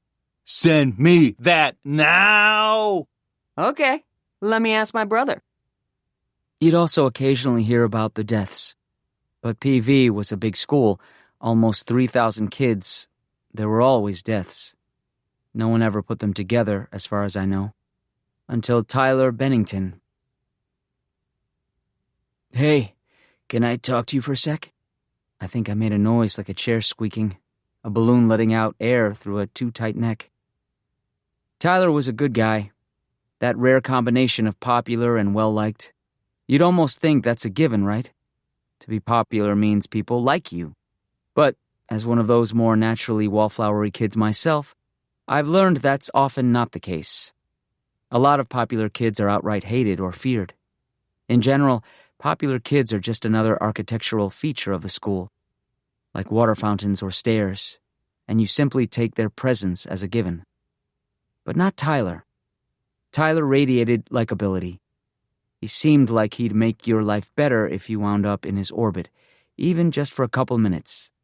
Which, I guess, is why I was so unprepared for him to come right up and talk to me at my locker in between classes. I did that thing you see people do on TV or in movies. I don't know that I'd ever done it before. Huh? I asked, and pointed to myself. Me? Yeah, Tyler said. His expression was patient and kind. He didn't seem put out in the slightest by having to repeat himself. Got a sec? Yeah, sure. I've got many secs, I said. Sex. My face erupted in purple blotches. I hate that even a slight change of emphasis can do that. I hate that some combinations of sounds are so loaded. Tyler laughed, again kindly. I'm Tyler, by the way. I know we don't really know each other. I think we had social studies together last year, but who was awake to remember? My purple splotches were burning. But at least I made him smile. Exactly. I reminded him my name, and he shook my hand. When our skin touched, I could feel eyes fall on us. On him. Hungry eyes. Everybody wanted Tyler, in so many ways. Gay, straight. And it was rumored he was a little of both. Again, there was just something about him. Shit, I'd suck his dick, and I don't even like dudes. He just seems like a decent guy. Peter Mortimer told me that once. Not that I asked. Of course, I didn't feel anything like that, but I knew enough to know that that was weird. I was just glad he seemed nice. In a way, most 17-year-olds aren't. So imagine my surprise when the next words out of his mouth were, I heard you might know how to hack into someone's iPhone. What was the world coming to? Good boy Tyler, star baseball and lacrosse player Tyler, Prince Charming last semester's production of Rodgers and Hammerstein's Cinderella Tyler, coming to me to commit a crime? I stared at him, not committing to a response until he told me a little more. He started speaking at a rapid pace. The class bell was going to ring again any minute, so there was some urgency. But I think he also prepared what he was going to say in advance and didn't want to get off track. It was kinda endearing. So, one of my really dear friends, Kyra, her brother it's really sad. But he just killed himself, I guess. No one can figure out why or how he died, so she really wants to get into his phone and see who he was talking to, what he was up to before, But she's also worried what she sees is going to upset her. So I volunteered. Oh, I said, honestly a little disappointed. Even in crime, Tyler wanted to do the right thing. I heard you were somebody who might know how to do things like that. And here's the thing. I am not. To this day, I have no idea how he heard that about me. I think I just had the look, you know? Quiet, clean, smart, a little confusing. Must be a tech whiz. Still, I agreed to help. I didn't really have any friends. I didn't want any friends. I liked my simple, uncluttered, uncomplicated life. But it was senior year. We were all going to graduate soon, and I figured I might as well try something new for a change. I didn't know anything about breaking into dead kids' phones, but I knew of someone who might. Not a friend, either. More like a troll under the bridge. Des did this thing where, when he talked to you, he'd hump the air, as a punctuation, as a greeting, as a way of keeping rhythm. I hated it. It was one of the many, many reasons I kept him at a distance. For a couple years in elementary school, I suppose you could say we were friends. Friendly. Friendish. Never close. But it wasn't uncommon for us to be corralled into the same location at the same time, which is what pretty much counts as friendship when you're small. Even back then, Des did his weird humping thing. It always made me uncomfortable. But I guess I never really held it against him because all my life most people have made me uncomfortable in one way or another. Anyway, I looked at this moment as an experiment. Putting Tyler and Des together would be the truest test of Tyler's inherent niceness. After Tyler explained the situation, Des took the phone from him, looked at it, snorted some snot that had been hiding in his sinuses for just this occasion, took the longest pause in the history of the world, and then said, "So, I got into this huge fight with my mom last night. Moms are the worst, right? Like, when you're a mom, you're defined by your cunt. So I guess it's no wonder you act like one. But it was so weird. I had this, moment of, disconnect. Like my mouth was screaming at her, 'I'm gonna fucking kill you, you fucking hag!' But in my head, it was like, what video game do I want to play later? I was so not actually invested in the fight. It felt like I was taking a shit. Like my body was just doing its thing. You ever experienced that? Any woodles? Thing is, we can't really hack into an iPhone. However, looking at this particular model, I might be able to swipe the dead fuck's fingerprints off something else and unlock it that way. Can I hang with you guys if it works? All of that. In 2 breaths. Des was a lot. But Tyler, surprise, surprise, was nice. So he said yes, and Des humped the air in triumph. 2 mornings later, we all sat in Tyler's car before first period. He'd managed to get Kyra's brother's remote control, and it had a bunch of teenage oily fingerprints on it. Several of them were perfect, according to Des, and with the help of a little Scotch tape, he was able to dupe the print. He sat in Tyler's back seat. I sat in the passenger seat. The rest of the student body filtered into the school around us. It only took Des a couple minutes to get it to work. A little extra time was taken to also change the security settings so Tyler wouldn't have any problems accessing the phone afterward. Thank God the phone hadn't been set up for facial recognition. Then again, if it had been, everyone else would still be alive. "I fucking rule!" Des said, humping the air from his sitting position, making the car rock a little. "So, now what? We want to cut class and hang somewhere?" Tyler gave him a patient but distracted smile. "Let's see if there are any clues in here." He dove into the phone. Nothing useful in the texts. All the social media apps had already refreshed their feeds 1,000,000 times over. Time and tide, wait for no dead kid. Same with the mail app. But then, swipe up and see what his most recently used apps were, I said. Tyler did. And right at the top of the pile of open apps was WhatsApp, which had been hidden from the main screen. It was still open to a message, something he must have been looking at before he died. Maybe the last thing he'd done on his phone.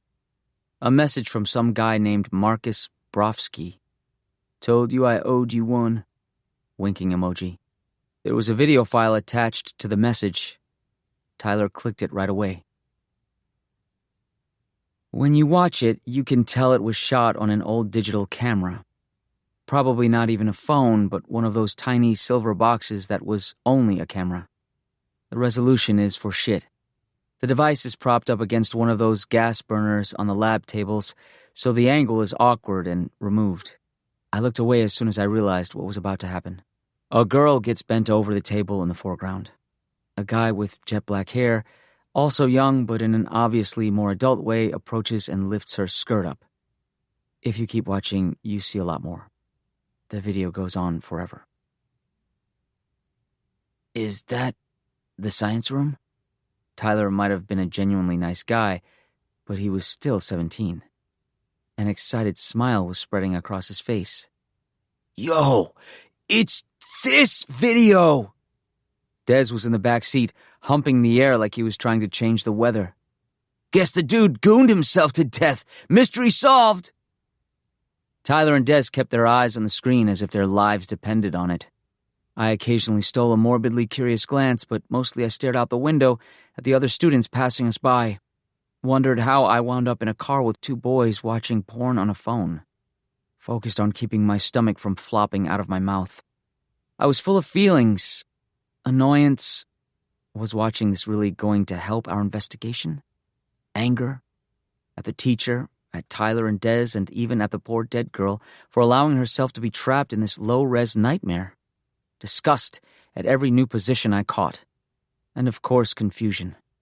Always confusion. My oldest friend and companion, which made me want to do what I always wanted to do. Be alone.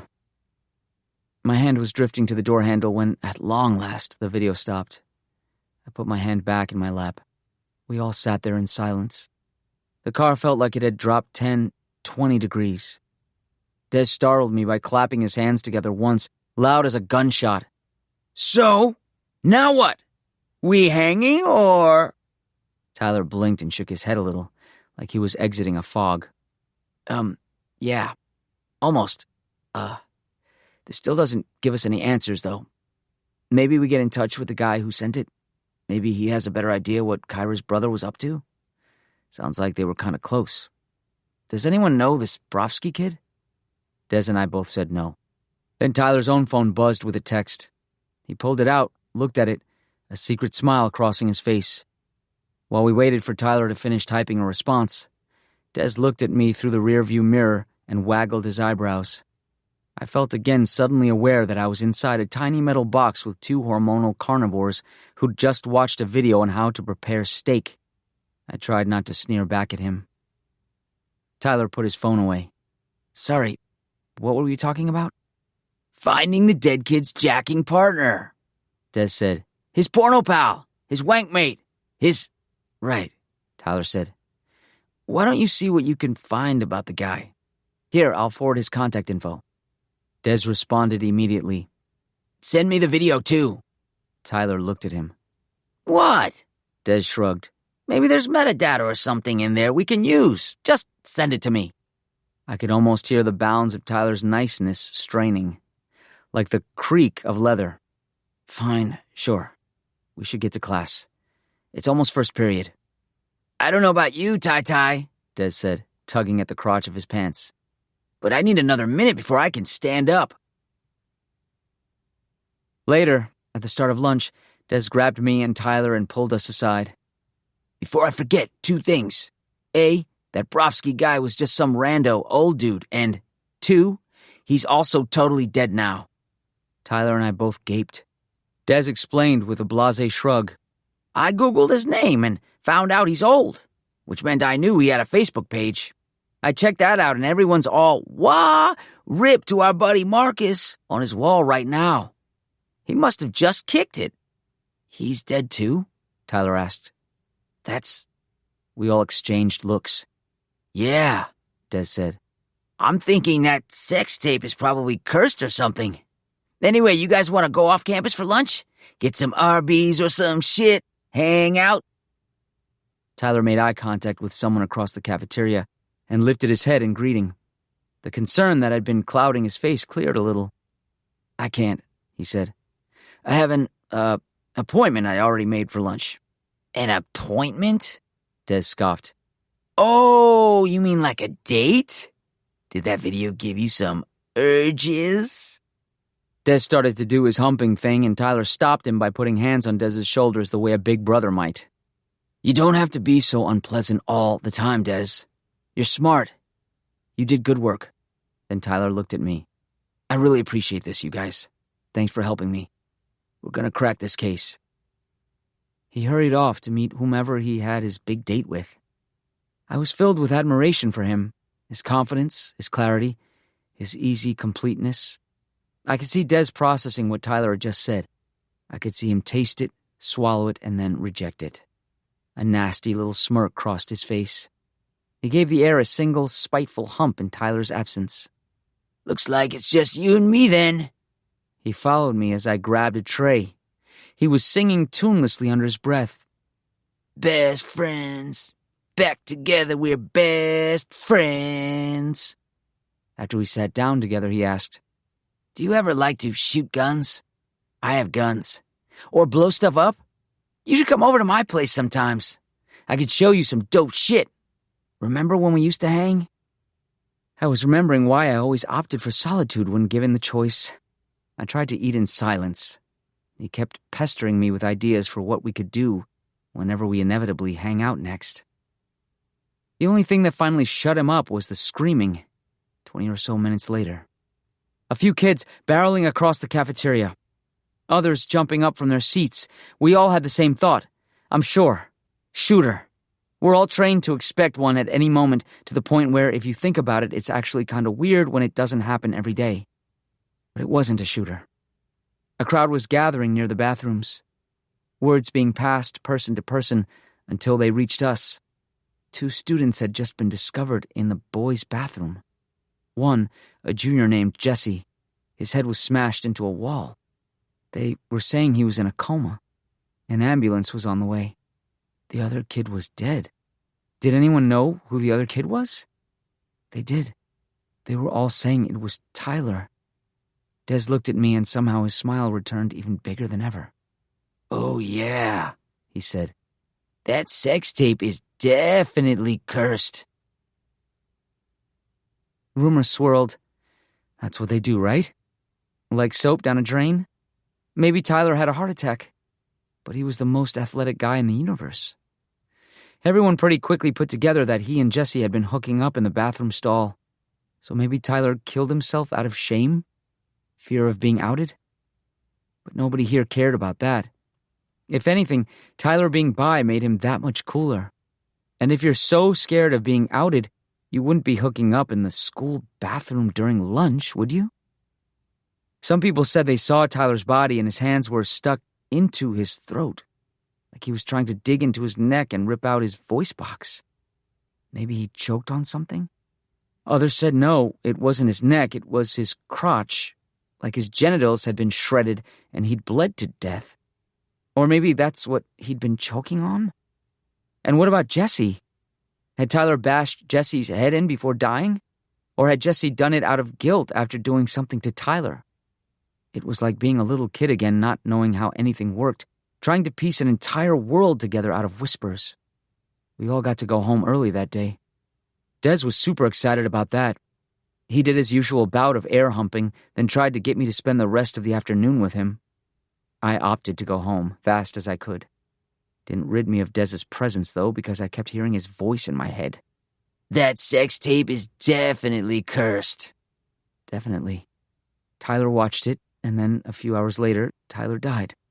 Kyra's brother, dead. Marcus Brofsky, dead. But I watched it too. What did that mean for me? I didn't watch all of it. Did that count for anything? Was I only partially cursed? What about Des? Was he cursed? And deep down in the darkest parts of me, did I care if he was? Mom tried to connect with me that night. I'm so sorry about your friend, baby. I'm just sick about it. She was sick a lot. She had an allergy to current events. I know you guys had been hanging out a lot lately. Was he your boyfriend? You can tell me if... I snapped at her that I wanted to be left alone, then went to my room and felt like garbage for the snapping. She was trying. I should have cut her some slack. But also it got so exhausting that the one thing she never tried was remembering who I am. Who I've always been. She knew Tyler wasn't my boyfriend. I remember her little speech years ago. So, you're gonna be starting middle school soon. You're a little teenager now. can't believe it. But, look, sweetie. When you were a baby, all you wanted to do was eat things, right? Everything. You would stuff it in your mouth because you didn't know better. You just had this impulse. And that's totally normal. Totally natural. That's why your parents exist. To say, no, don't eat that. That's dog poo. That's a power cord. But now that you're older, you're going to have some new impulses. Just as strong and just as dangerous, too. But I want you to know they're just as normal and natural. And that you have to be your own parent a little bit now. But you can still totally come to me with anything. That's about where I tuned out. If there had been a comment card for that stupid speech, I would have filled out, does not apply. I don't see any boyfriends in my future. Or girlfriends. I just don't feel that way. I never have. Sometimes I'd look stuff up online. Names of dispositions, diagnoses, communities I could join. Some people call it being ace. Or maybe it's arrow. Or maybe it's just late puberty. Or maybe I just haven't encountered the right person yet. Or. Starts to feel like I'm a bug, being forced to crawl into one specific case or another. All this pressure to claim an identity. Be cataloged. Just call me not interested. Call me keep me out of it. Call me ew, no thank you. It's not that I didn't understand why sex and relationships are interesting. It's just there are so many other things in this world. And it's one thing to understand why a hammer is useful, but if that hammer is constantly whamming down on you, how do you not start to hate it a little bit? Everyone around me was so obsessed with who's sleeping with who's dating who's breaking up with who in order to sleep with who and then date who. And mustn't forget to look this way or that way so you too can be part of the chain. Otherwise, what use are you? There had to be more to life than all this grunting and rubbing and swapping. Sometimes I would think about how much nicer it will be when I finally get older. When maybe my peer group will be able to focus on other things for more than 5 minutes a day. Then I'd remember how my mom only ever asked me about relationships. I remember the teacher in that video. He was older, and he was so blinded with hunger he ended someone's life. Many people's lives, I was starting to suspect. All these bodies humping the air around me, reminding me how different I apparently am. I don't mind being different. I like me. It's the world constantly forgetting that differences exist that gets to be so exhausting. It's the way everybody shoves their way down my throat. Maybe that's what Tyler was choking on. Maybe that's what we all choke on in the end. I've always had strong, strange dreams. Ever since I was a little kid. Sometimes it would take days before I could let go of the conviction that whatever I'd seen in any particular dream had really happened. I hear of other people having dreams and forgetting them immediately. Must be nice. That night, I was standing on an island in the middle of a sea. Huge sea, tiny island. And the tide was coming in. It would overtake my small patch of land soon enough. And the sea wasn't water. It was this viscous, sticky, roiling fluid, oozing back and forth against the narrow beach, rubbing, eroding, creeping forward to my toes. The air had a metallic stink, the smell of pocket change. I woke up and stared at the ceiling. I thought about Des humping everything. I thought about Tyler's hypnotized face, lit by the screen under his chin, practically drooling at the sight of some obnoxious physical act he'd probably seen 1,000,000 times in 1,000,000 other videos already. I thought about what Tyler was probably doing when he died, what he'd maybe been inspired to do. Mostly I thought about how devastated that poor girl must have been when that video was first leaked. How furious she must be anytime someone watches it now. To know that people were enjoying her suffering, leering at her misery, literally getting off on it, experiencing pleasure through her pain. And I thought about curses. They're a stimulus response. I learned those 2 words in room C22, the very room where that video was filmed. A curse can't be reasoned with. It can't be bargained with. Something sets it off and it becomes an unstoppable force. But something has to set it off. So, if this video was cursed, stimulus, maybe it only killed you, response, after you've had an... Say what? Or, I'm sorry, come again? I was stuck with Des again for yet another lunch period. So I told him my thesis, during which, for some stupid reason, I also accidentally wound up admitting that I'd never done that thing before, experienced it before. Des was astonished. You've never? You're not constantly? He made obscene gestures. Flipping the bean? Scratching the record? Buffing the muffin? I said no. Damn. That's the saddest thing I ever heard. I could send you videos, pointers. I succeeded in not spraying his face with annoyed vomit. Can we focus, please? If that video is cursed... It totally is. Then what if watching it, sets the bomb, but the thing that makes the bomb explode is the next time you... I didn't even want to say the words. Maybe that's why I haven't died yet. I steeled myself to ask the important question. What about you? Have you? Since? Des popped a cafeteria fry into his mouth. Considered. I jerk off all the time, bro. All the time. My record's 35 in one day. The day of the chafe. I put my own fry down, appetite gone. No big loss, they tasted like freezer burn. Freezer chafe. Ugh. Then Des's head ticked to the side. Although shit, now that I think of it, not in a few weeks, actually. They moved me to new antidepressants, and it's made me kinda...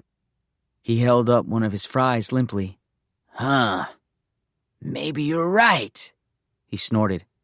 Ha ha ha! Oh man, if that's how the curse works, everyone in this damn school would be dead by 6th period. Ha! Can you imagine? This fucking hormone stew? I desperately wanted to change the subject. Before I could stop myself, I mentioned that next I was planning on visiting Jesse in the hospital after school. I wanted to see if maybe Jesse could tell me what he and Tyler had been doing when whatever happened, happened. Gross, Des said, grinning and waggling his eyebrows. I'll come with you. We can keep talking about your little problem. How to pet the kitty. Dig for clams. No, I said, flinching. I don't... Des, I like to be alone, okay? That's okay, I do too. He helped himself to some of my fries. Friends can be alone together, right? I didn't mean to slam the table so hard. I didn't mean to yell so loud. We're not friends, Des, okay? I shrank at the feeling of eyes on me. I'm sorry. We're just... Des was already shrinking too, pulling into himself like I'd slapped him. He got real quiet. No, right, he said. Of course. Then, barely audible. Why should you be any different? The nurse guarding Jesse's floor wouldn't let me in. Only family is allowed in, she said. Sorry. And even if you could see him, he's not going to be answering any questions anytime soon. Frankly, that's for the best. I don't think he's going to want anybody reminding him of what happened. What do you mean? She looked at me with exhausted eyes. Kid. Those injuries were self-sustained. He bashed his own head into a wall until he knocked himself into a coma. Would you want to remember something that made you do that? That night, the same dream, the same sea, closer than ever, sliming over my feet, making me retreat backwards up my tiny nubbin of land, where the sea was still waiting for me, just as close, just as eager. And as that sticky, sludgy water crept closer, it began to rise, like it was standing up, like it was forming into a new shape, something I knew I wouldn't survive seeing. 2 days later, Des killed everybody in the school, unless this has all been part of another dream. Good morning, Paradise Valley High! Another beautiful sunny day for us all to be trapped inside a huge concrete building! Peel your eyes off your phone and look up here, piglets. It's time for your morning news feeding! And because we're all such good friends, I want to start off with some really hot breaking news. A little movie I'd like you all to watch very closely. He managed to play almost the entire video before someone busted down the studio door and stopped it. He was suspended, of course, and for a day he was a hero. Everyone thought it was so funny. Then, close to 100 kids didn't show up for school the next day. Hundreds more the day after that. All dead. All found at home, in their bedrooms, in their bathrooms, sitting at their desks. More boys than girls, but still plenty of girls. The panic was immediate. So were the rumors, swirling down the drain. It was a plague. It was a conspiracy. Every day, fewer and fewer kids at school. Des killed himself a couple of days into the chaos. Not because of the curse. He came back and jumped off the roof of the school, maybe out of guilt, maybe out of boredom. But by that point, nobody noticed. And the rumors had begun to change. Right before you die, you're visited. She comes to you, comes for you. She who? We all knew. Somewhere along the line, people connected the plague to sex, which caused some to abstain, others to hurtle faster towards destruction, sneaking out to die in their girlfriend or boyfriend's house, looking for comfort, looking for escape, finding death. The gym is closed down because a group of kids locked themselves inside for a suicide orgy. They couldn't even get one set of the doors open because the bodies were stacked so high. There was no fighting it. Kids were even dying in their sleep. Their bodies were signing death warrants whether they wanted it or not. Stimulus. Response. Parents were killing themselves out of grief. Others were ready to go to war, but against who, no one had any idea. Meanwhile, the video wound up on social media, on porn sites. Maybe someone posted it out of vengeance. Or for company. It started spreading on its own soon enough. Organically, like a sneeze, like a baby chewing on an electrical cord. What is happening to us? How can we stop it? And the tide keeps surging, pushing, pulsing forward. Other schools, other cities, offices, homes, one by one. Poor girl must be exhausted, but her rage never slackens. She comes for you. A viscous tide, rolling, roiling, rubbing, tugging. She's not human anymore. If she ever was. And if I'm being totally honest, in a way this is how it's always felt. Watching everyone else experiencing something that's apparently not for me. She's coming. Coming for all of us. It's just me and my confusion, together as always. Coming for you. I've watched the video dozens of times now, looking for clues, looking for understanding, looking to feel something. I know I'm being reckless, but every now and then that hunger to understand gets so strong. Some nights I try and I try and I try, but nothing happens. Not even a tingle. I even bought toys. I'm playing with fire. Maybe one day it'll be different. I'll get it. I'll choose it. I'll crave it. I'll wonder if curses have half-lives. But for now, nothing. Maybe this is all a dream. Which means I have no real choice but to do what I've always done. I'll wait. We wait. For her, whoever she was, whatever she is now. Come for us. Please come for us. For something to change. Come for us. For understanding. For her. For me. To come. Into the life of things. The dead woman was sprawled across the top landing of the hospital's 5th-floor stairwell, directly underneath the skylight set into the high ceiling. Detective Massey's first thought was she looked like a bug, realizing it was just about to be squashed. On her back, legs tented up and splayed open, elbows bent and arms resting palm up against her collarbones, eyes wide, mouth frozen open in a rictus of surprise. Or horror.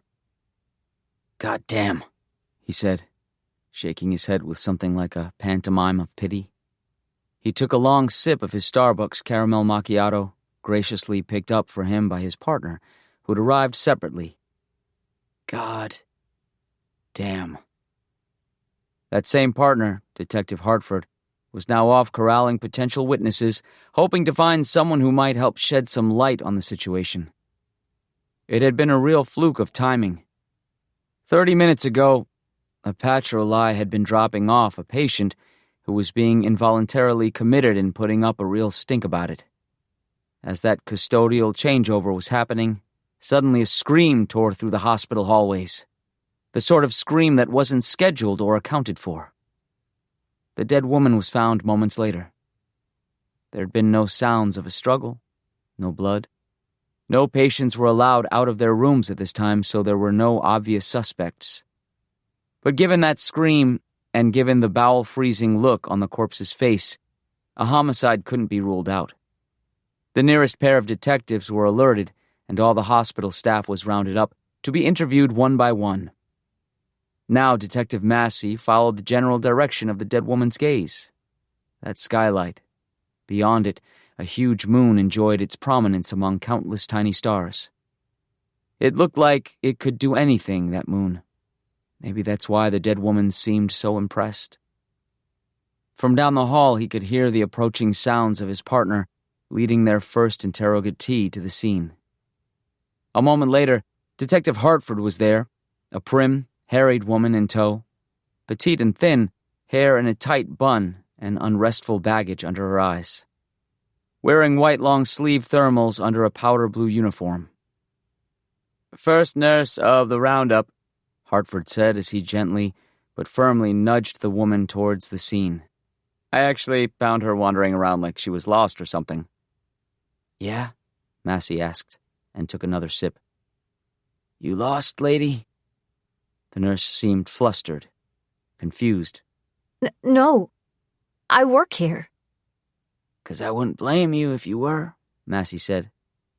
"This place is a fucking labyrinth." Then he chucked his chin towards the body.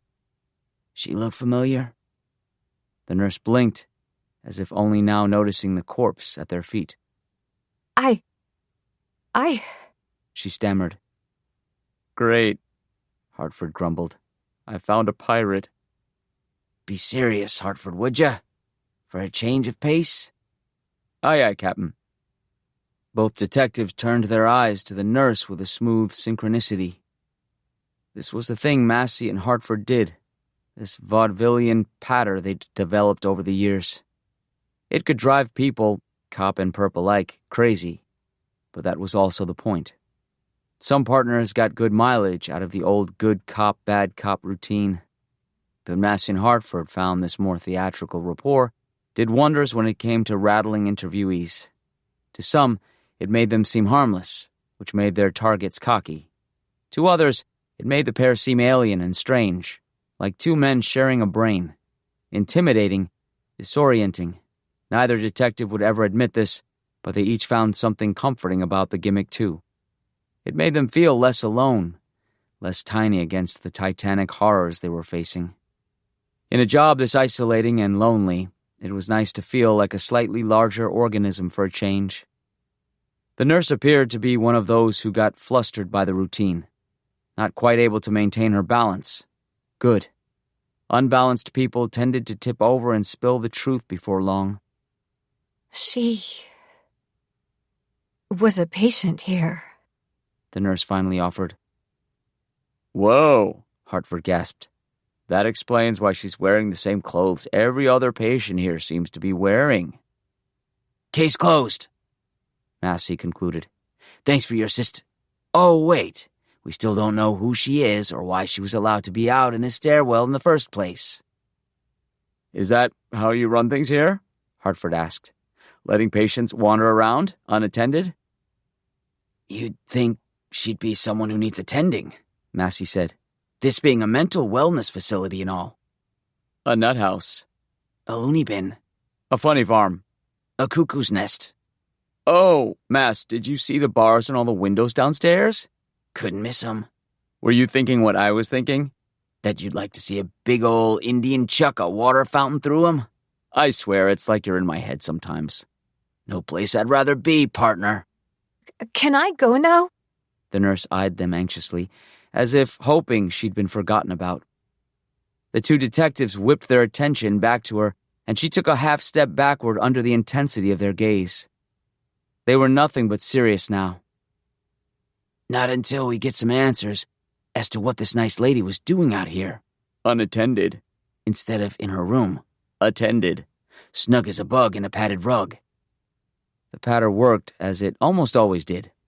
The nurse appeared desperate to give them anything that would stop this insane assault.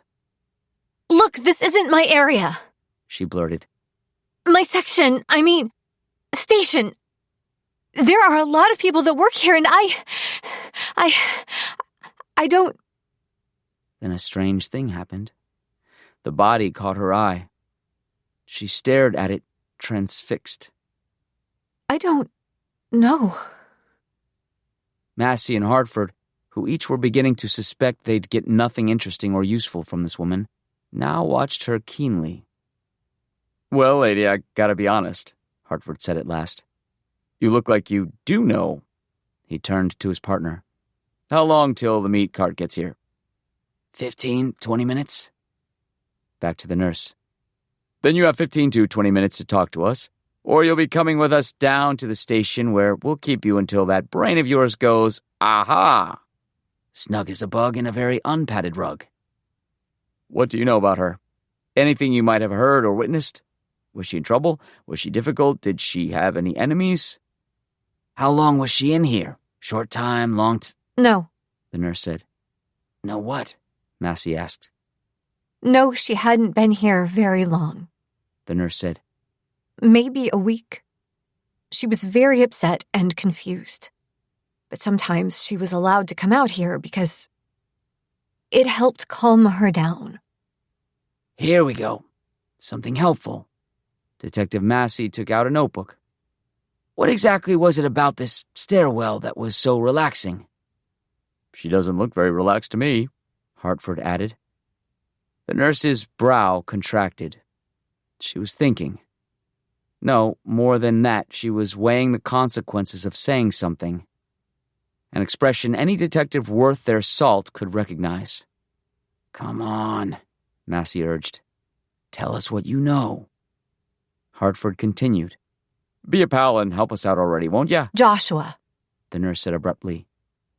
This time the two detectives were the surprised, confused ones. They exchanged another glance. Your name is Joshua?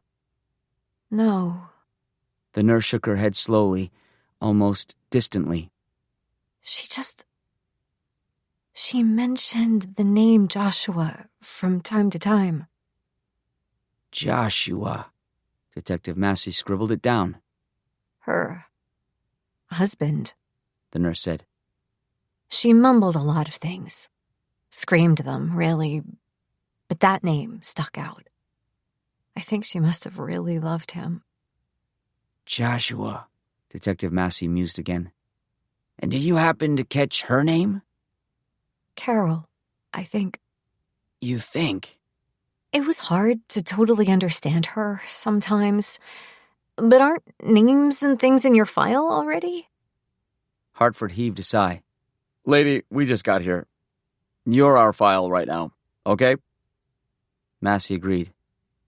Now that you're feeling so open and charitable, why don't you tell us everything else you might have heard about Carol and Joshua? The nurse took a deep, deep breath. Okay, well, what do you know about yoga? The fuck would we know about yoga? Massey and Hartford asked in unison. They finished their asanas, each across from the other inside the small leather-skin yurt. The floor is rough, hard-pan desert under scratchy, thin rugs.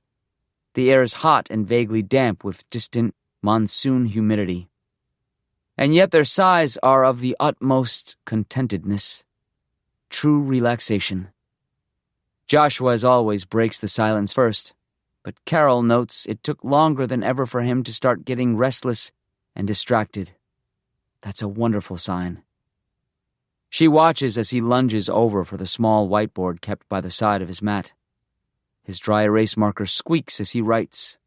Then he holds the whiteboard out to face her, grinning broadly. You're so fucking beautiful. With an indulgent, patient smile of her own, she picks up the small whiteboard on her side of the room. She writes back, You are 2. Then she erases her message and writes a new one. Focus. Joshua nods, not a little begrudgingly. He's supposed to be enjoying the stillness, steeping in the satisfied, almost post-coital glow of their yoga routine, listening to the sweet and profound rush of nothingness until a gong rings out through the camp. Joshua and Carol both express a long, grateful noise as if each remembering how to vocalize for the first time. After touching sound, they stare at each other for a moment. Joshua, Carol says, letting him know she sees him, appreciates him, celebrates him. Carol, he says back.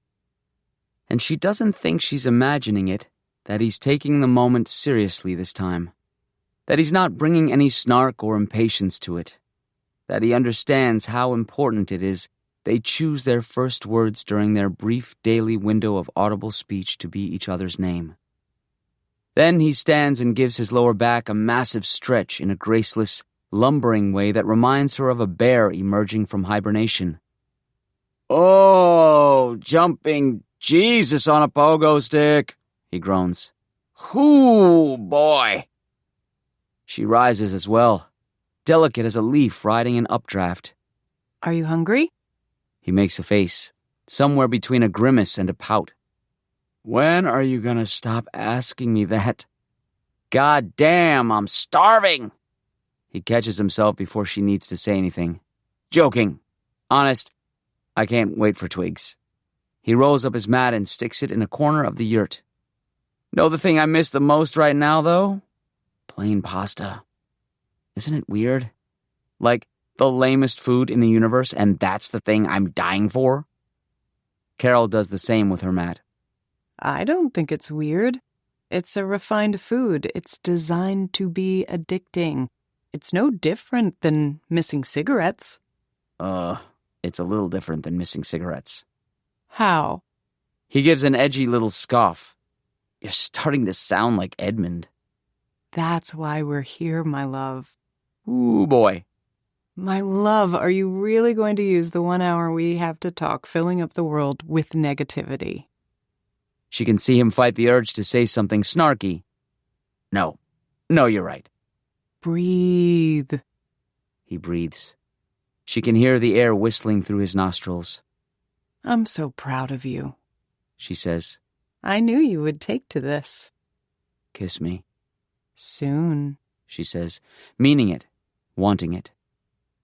I love the sound of your voice, he says, and she melts a little. Her big bear, her surprising, complicated, well-meaning Joshua. I love the sound of yours. She puts a hand on his chest. You know the thing I'm dying to have again? What? You. The nurse stared down at the dead woman, lost for a moment. They were found out in the middle of nowhere, she said at last. She wouldn't stop screaming. And he had starved to death in front of her. At least, that's what I heard. The two detectives exchanged glances. God, Massey said. Damn, Hartford concluded. No wonder she wound up in here. The nurse nodded. Then something in her face shifted, like she smelled something rancid, or remembered an unpleasant errand she had to run. But I mean, who knows? she said, trying to recover with an embarrassed smile. That's just what I heard. A crazy yoga cult in the desert? Sounds like a bit of a cliché. Joshua's first thought of Edmund was, this guy is a fucking joke. After 6 days in the wilderness together, that's still Joshua's first thought whenever their glorious leader gives one of his endless lectures to the assembled participants of this, well, what would you even call it? Excursion? Getaway? Yoga boot camp? Joshua was sure he knew what to call it earlier, but all this deprivation and isolation and starvation and other Asians have wiped so many words from his brain. It's a wonder he can think at all. A little more time and I'll be as empty-headed as that asshole. Joshua watches Edmund finish his performative centering, which Edmund always does before launching into the day's sermon. After an eternity, Edmund is ready. He taps his massive, bulbous-headed walking stick against the ground and speaks in his soft, Santa Monica-accented voice. Om Shanti Shanti, my gurus, and blessed day. Yoga is not a tree. Some might describe it as such. Many have, in fact, but that is a lie. An innocuous visual hook to sell keychains as catchy as sugar. A structure needing to be conquered? With a finite number of branches leading to some ultimate pinnacle? That is not yoga. There are no limbs from which you must cease to climb or else fall to the ground. There is no hierarchy, only ashrama. The great zooming out of it all, where there are simply currents, not steps. His eyes are wide with practiced fury. Joshua has no problem imagining the half-assed version of this speech that must be performed in front of the bathroom mirror. You are here with me, my gurus, because you understood, even if it was only inarticulate, that there is the possibility for something wider, greater than the plodding mechanism of step 1, step 2, climbing. We have not come to climb. We have come to disintegrate. He points to his third eye, a spot just above the middle of his expansive-looking Lenin glasses. The bangles on his wrists chatter excitedly. While with an eye made quiet by the power of harmony and the deep power of joy, we see into the life of things. Then Edmund's expression softens into a pout that would befit any Broadway gift shop tragedy mask. I know, but how? With the constant whir of our frightened urge to fill the air with something, anything other than our true Atman. That is why we're here, my gurus, to strip ourselves of the grime, the lacquer, the skin of it all, to surpass the Jivan Mukti. He strikes the ground with the bottom of his heavy stick again. I want you all tonight, my prana, my hamas, to go and connect with the sunset. Stare into the sky and understand that there is no sunset, and there are no limits to where your consciousness can enter. Soon, gurus, we will see just how far off that branch we can journey. Because yoga is not a tree. Yoga is the air around the tree. Now we'll turn it over to Carol, our lovely Carol. Our light, our Anurakti, to lead us in morning salutations. Carol? With a flick of his graying ponytail, Edmund turns to give Carol the stage. Later in their yurt, Carol works on Joshua's back, kneading and rubbing with expert grace. Next to her is her army roll of acupuncture needles, seemingly hundreds of them, long as a forearm and thin as angel hair. Joshua takes up his whiteboard.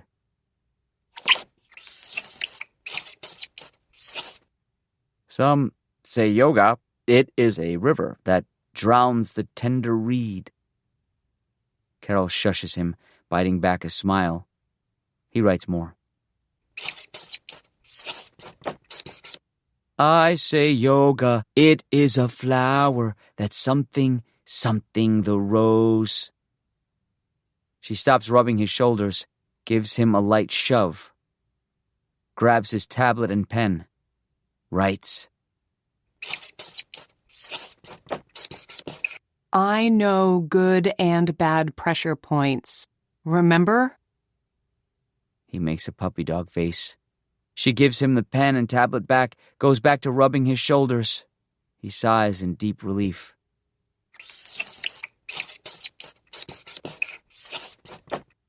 Your hands. I can't wait to come with you again. She makes a disgusted noise, and before she can reprimand him, he erases the board and writes for her. Focus. A few seconds later, though, he scoffs out loud. It's just the way he talks sometimes.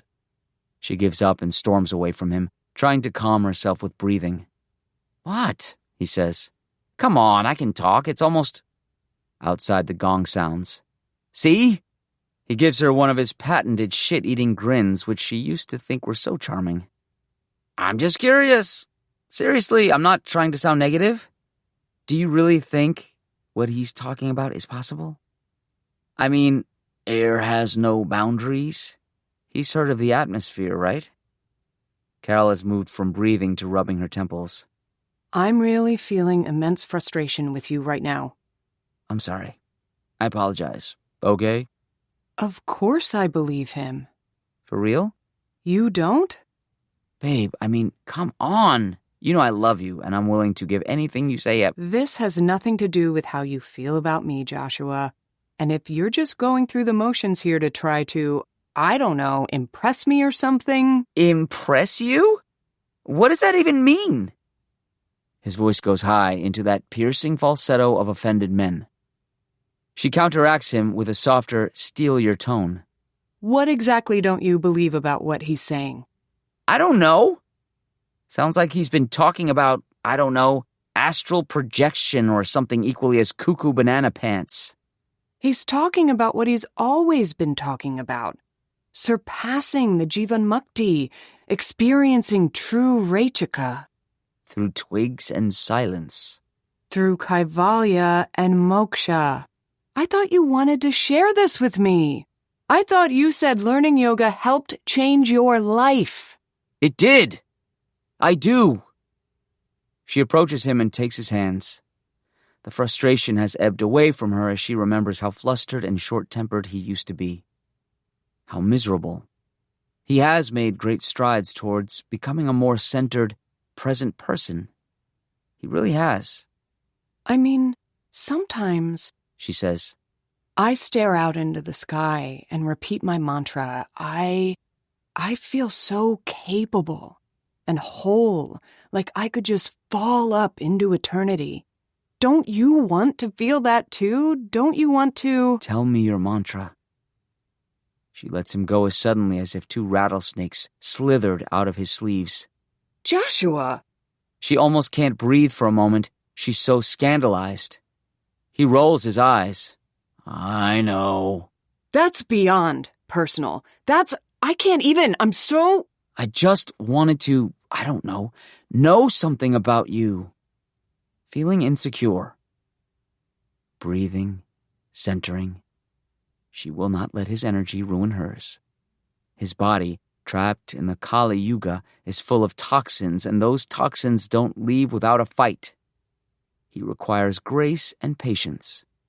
I will not tell you my mantra, and don't you dare tell me yours. Enjoy the spaces between us. Ananda, my love. Fine. Fucking whatever. I don't know. I just get a vibe from him. That's all I'm saying. From Edmund? A vibe. What does that mean? Nothing. Joshua bends over to touch his toes. Not that he can get that far. Don't worry about it. I'm just hungry. He tries warrior next. Are you giving up on this? Carol asks. No, he grumbles. Because if you start giving up on this... I know, Carol. Only you can get in your own way, and Edmund can teach you to do incredible things. If only you'll let him. Believe me. Yeah, I've seen the YouTube videos.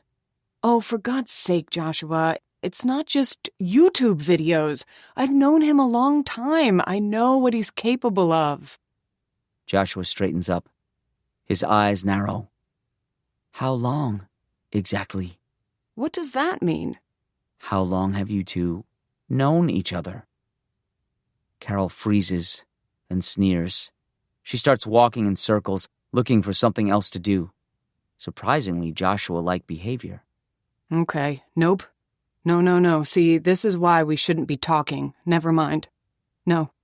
Edmund was right. Talking only messes everything up. Joshua is rooted in the spot, enjoying seeing her twist. No, Carol, tell me. Come on. I'm just curious. I know he's giving us some kind of discount to be here because of your needles. But I've also seen the way he looks at you. What exactly is your history with him? I think I have a right to know, don't you? As your partner, as your husband, as someone who... She makes a noise somewhere between a scoff and a gag, rolling her eyes. You're not my husband, Joshua. Thud. Pause. I'm... not? She retreats a little from her outburst. I told you, I don't believe in those words. You told me you thought of us as married. I never said married. You said wedded. United in the spirit, Joshua, yes. That doesn't mean... He begins flexing and unflexing his large hands, rubbing at his face.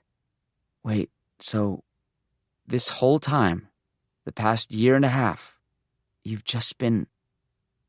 His breaths are getting increasingly vocal.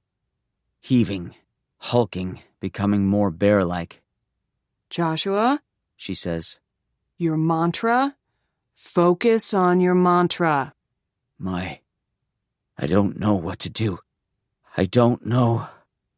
I've been pretty patient with this whole fucking thing. I've left my life. I've come out here. I spent thousands of dollars. I'm barely eating. I'm not talking. I'm not touching you. I'm not touching myself. I don't know what to do, Carol. I don't know what you're telling me. Oh, fucking get over yourself, Joshua. She snaps at him. What do you want to do? Beat the shit out of me again? That works. He stops his ranting and gapes at her.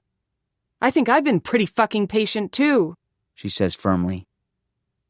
You've just been waiting to throw that in my face, haven't you? He responds in a hurt whisper. One time. 2 years ago. And you're never going to let me forget it. Hey, guys. Neither knows how long Edmund has been standing inside their yurt. He'd just slipped in, quiet as a breeze. But when he speaks, they both whip around to find him grimace smiling. Om Shanti Shanti. Edmund's hands twist around the prayer flag decked atop of his enormous walking stick. We're hearing some angry tones out here. Everything okay? Joshua looks to Carol, who sighs. Yes, she says. We're just airing toxicity. Edmund swallows a lump, like they nauseate him. I see. If it needs to be done... It's okay, Carol says. We'll stop. I'm sorry. No. The rest of us can meditate our way through it if we need to.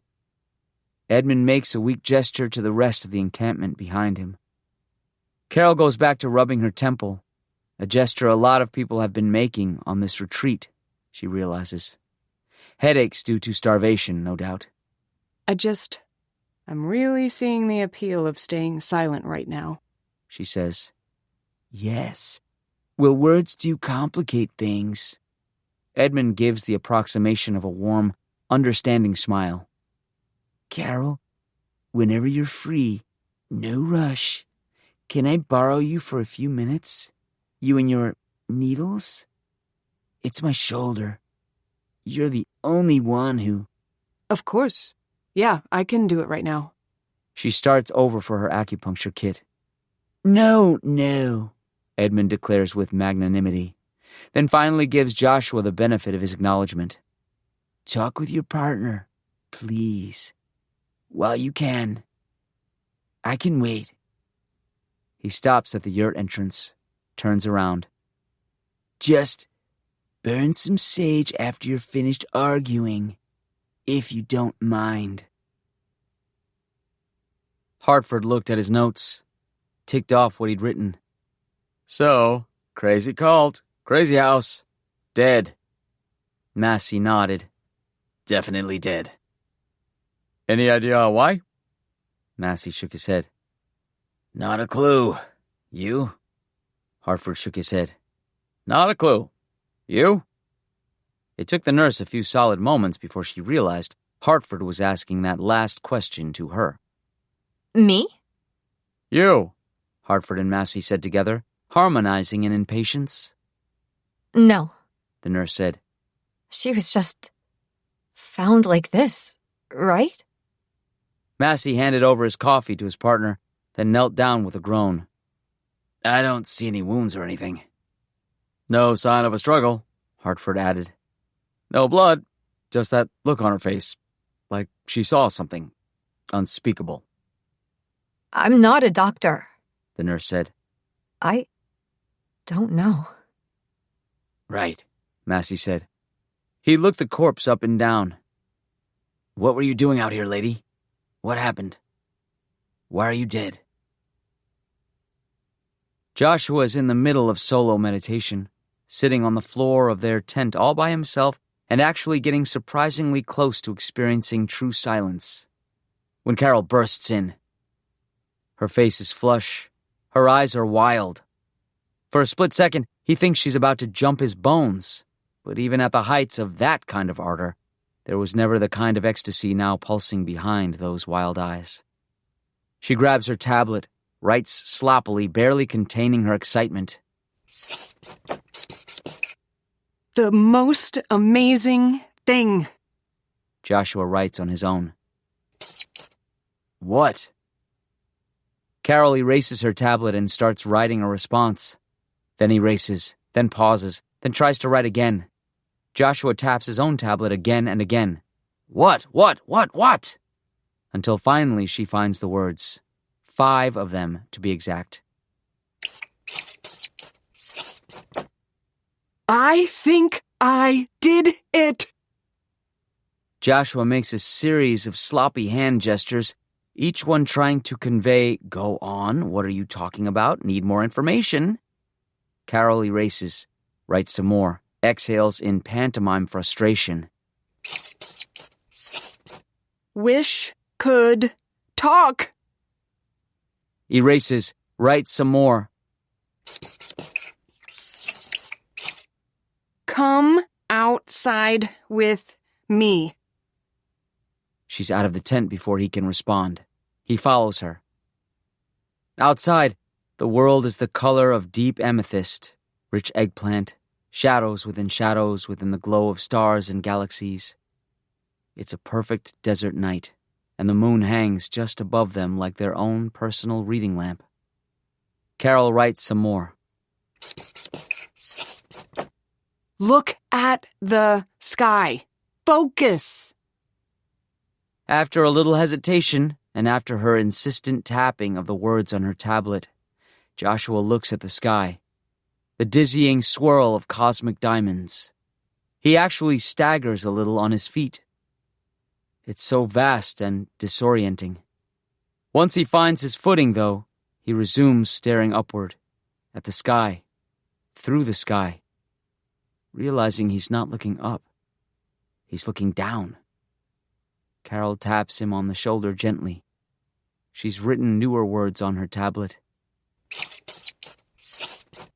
Now close your eyes. He does. He can hear the squeak of her pen against a smooth white surface. Breathe deeply. He does. Breathe slowly. He breathes, deeply and slowly, in and out, deeply and slowly, in and out, deeply and slowly, in and out. He can still see those swirling galaxies, that cone of cosmic jewelry, wrapping itself around the limits of his vision, extending and narrowing, expanding and contracting.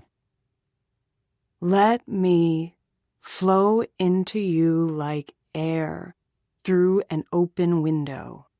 Can you feel me? He nods. I'm sorry we fought. I don't want to fight with you. You are my love. And you are mine, my everything. Oh, Carol, I'm sorry too. My Joshua. Now ask yourself, how are you hearing me? His eyes bolt open. He stares at her. The fuck? She laughs, then covers her mouth with a hand, shushes him with a finger. He grabs her tablet from her. The last things she wrote. Now close your eyes. None of that other stuff. He stumbles backwards. I don't understand. I could hear you, not like sound in my ear, but like the way I hear writing when I read it. I could hear it in my mind. I'm so confused. Were you speaking or something? Were you whispering? Is this a trick? She's still shushing him, giggling. When he finally quiets down, she makes a show of erasing her board and writing. Actually writing, something new.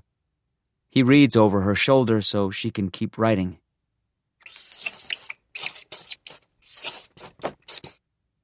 You did it too! I told you, you were a natural. See? It's possible. I'm still so confused, he says. What? She shushes him again, firmer this time, points to her throat. No talking. But he's shaking his head. I don't care about any of that shit, Carol. You were in my... He throws his hands up, then scribbles on his own tablet. The fuck just happened? She responds with her own writing. It takes her a torturously long time to write it all, so Joshua starts pacing without even realizing it. The insides of his skull feel itchy. It's a horrible, woolen feeling. He's half tempted to run through the encampment, find that fucking gong, and ring it himself. Maybe with Edmund's dopey-ass walking stick. Maybe with Edmund's head. Finally, she turns her tablet around. I was with Edmund. Went outside to meditate. I was upset, so really focused. Felt myself evaporate? Felt inside his mind? Don't know. You and Edmund? Joshua growls. She waves her hands. That's not the point. Don't worry about that. Erases, writes more.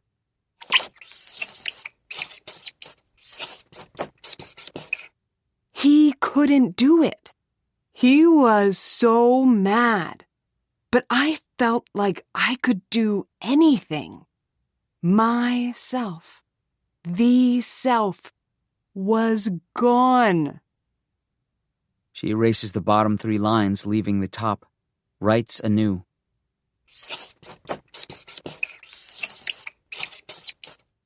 I knew I had to try with you. You would accept me. You would be open and able. And I was right. I heard you. Joshua rubs his eyes, backs away a step. Carol erases. Writes. What? My love. He starts to write, then stops, laughing bitterly. This is crazy. I'm really hungry. We're tired. We're in a highly suggestible state. I'm gonna go back in. Think of a number. Hearing her voice is such a relief. He forgets to be mad for a moment. What? Think of a number. She writes something down, then looks back at Joshua eagerly. Her eyes flex. Joshua feels the thought in his skull before he voices it. 37. Carol turns her whiteboard around. That same number is written in large, unmistakable strokes. Joshua gapes, then shakes his head harder than ever. Color, Carol says. Periwinkle. The word is suddenly inside his head. He almost lets it out of his lips, but he stops himself. Carol spreads her arms as if to say, anything. He just stares at her. I have to go lie down. Meditate. Then at last he writes on his tablet. Why don't you go talk to Edmund about this? The next day is full of tension. It's a living thing, coursing and slithering between their ankles. Even during their allotted time for vocal activation, neither has much to say to the other. They're not the only ones stewing in thought. Edmund, too, appears racked and preoccupied. His afternoon address is perfunctory. No insights, no lessons, just a promise of some great new direction to be announced soon. Joshua can't help but notice how purposefully Edmund avoids looking in Carol's direction all day. Normally he slathers her with his eyes, but now... That night, Edmund gathers the encampment together. His face is grim and determined. He grips his walking stick like it owes him money, like it's the only thing holding him upright. Gurus, he has to clear his throat. There've been some new developments, Gurus. This is to be our last day here in this encampment. These yurts, these comforting, stifling structures are holding us back. I realize that now. They're impeding our true potential. Tomorrow at dawn, everyone is to take only their mat and a blanket and, without a word, head out into the wilderness. Speak not a word to anyone. Go alone. One by one we shall isolate and dedicate ourselves as strongly as we can to our meditation. Right now, the world is still too much with us, my gurus. But you will know when it is time to reconvene when you hear my voice. You will hear my voice, my gurus. I promise you that. When they get back to their yurt, Joshua is fuming. He grabs his board and writes, Insane. Then, terrible idea. Then, really fucking dangerous. Finally, he tosses the board down. Will you just fucking talk to me? Before she can open her mouth or make another of her goddamn shushing noises, suddenly Edmund is there again, rapping his stupid fucking walking stick against the ground like it's the same thing as knocking on a door. Joshua inhales for serenity, unintentionally growling the tiniest bit, picks up his board, and starts to write. Hello, Eden. Can I talk to you for a quick moment, Joshua? Out loud? Edmund's voice is its usual soft-spoken coo, but it hits Joshua and Carol both like a fart in a church. For a moment, they're both on the same side again, looking at each other in surprise. Sure, Joshua says at last. He puts his tablet aside. Carol, Edmund says, Brother Bodhi is complaining of anxious tremors along his sciatica. Perhaps you wouldn't mind? Without a word, Carol nods, picks up her acupuncture kit, and leaves them. Edmund watches after her for a pregnant moment, then sits on the ground, folding naturally into his usual lotus, setting his walking stick down next to him. You two have been partners a long time now, yeah? Joshua nods. 3 years. Such a fascinating moment in a relationship, isn't it? The seeds have all been planted and watered. Now you wait to see if they'll grow as promised. Joshua blinks. Huh? Edmund waves the question away with a beneficent grin. Tell me, Joshua, are you enjoying your time here? Am I supposed to be enjoying my time here? Ha! Excellent question. Edmund picks at a pearl poking up from his flowy linen pants. You know, when we first met and sat down to talk about your relationship with yoga, with your inner life, you told me you had a hard time keeping your mind quiet. You had rages. Is that still the case? No reason to lie. He was too hungry and tired to put up much of a facade. Yeah, sometimes. Right now? As a matter of fact. What is it about right now? Edmund tenses hands under his chin. Joshua does a valiant job not smacking the loathsome little smirk off Edmund's face. I'm having a hard time shaking the idea that what you're suggesting is really dangerous. Everyone just going off on their own, like into the middle of nowhere? An intense denialist regimen like this can increase anxiety levels in newcomers quite a bit. I'm not a newcomer. Everyone here is perfectly capable of taking care of themselves on their own, Joshua. I'm sure that's what Jim Jones said, too. Joshua, please. Have I offered anyone Kool-Aid? No, that would have flavor. Joshua imagines what Carol might say to that and winces. Sorry. Edmund chuckles. In one uncannily fluid motion, he rises from the ground. He begins to inspect their location with idle distraction. Can I be honest with you, Joshua? You'd think I'd be happy with what Carol said she'd experienced. But my first gut reaction? I'm not proud. I was bitter. That she could achieve that level of connectedness, could feel that. He waves himself away with a trifling laugh.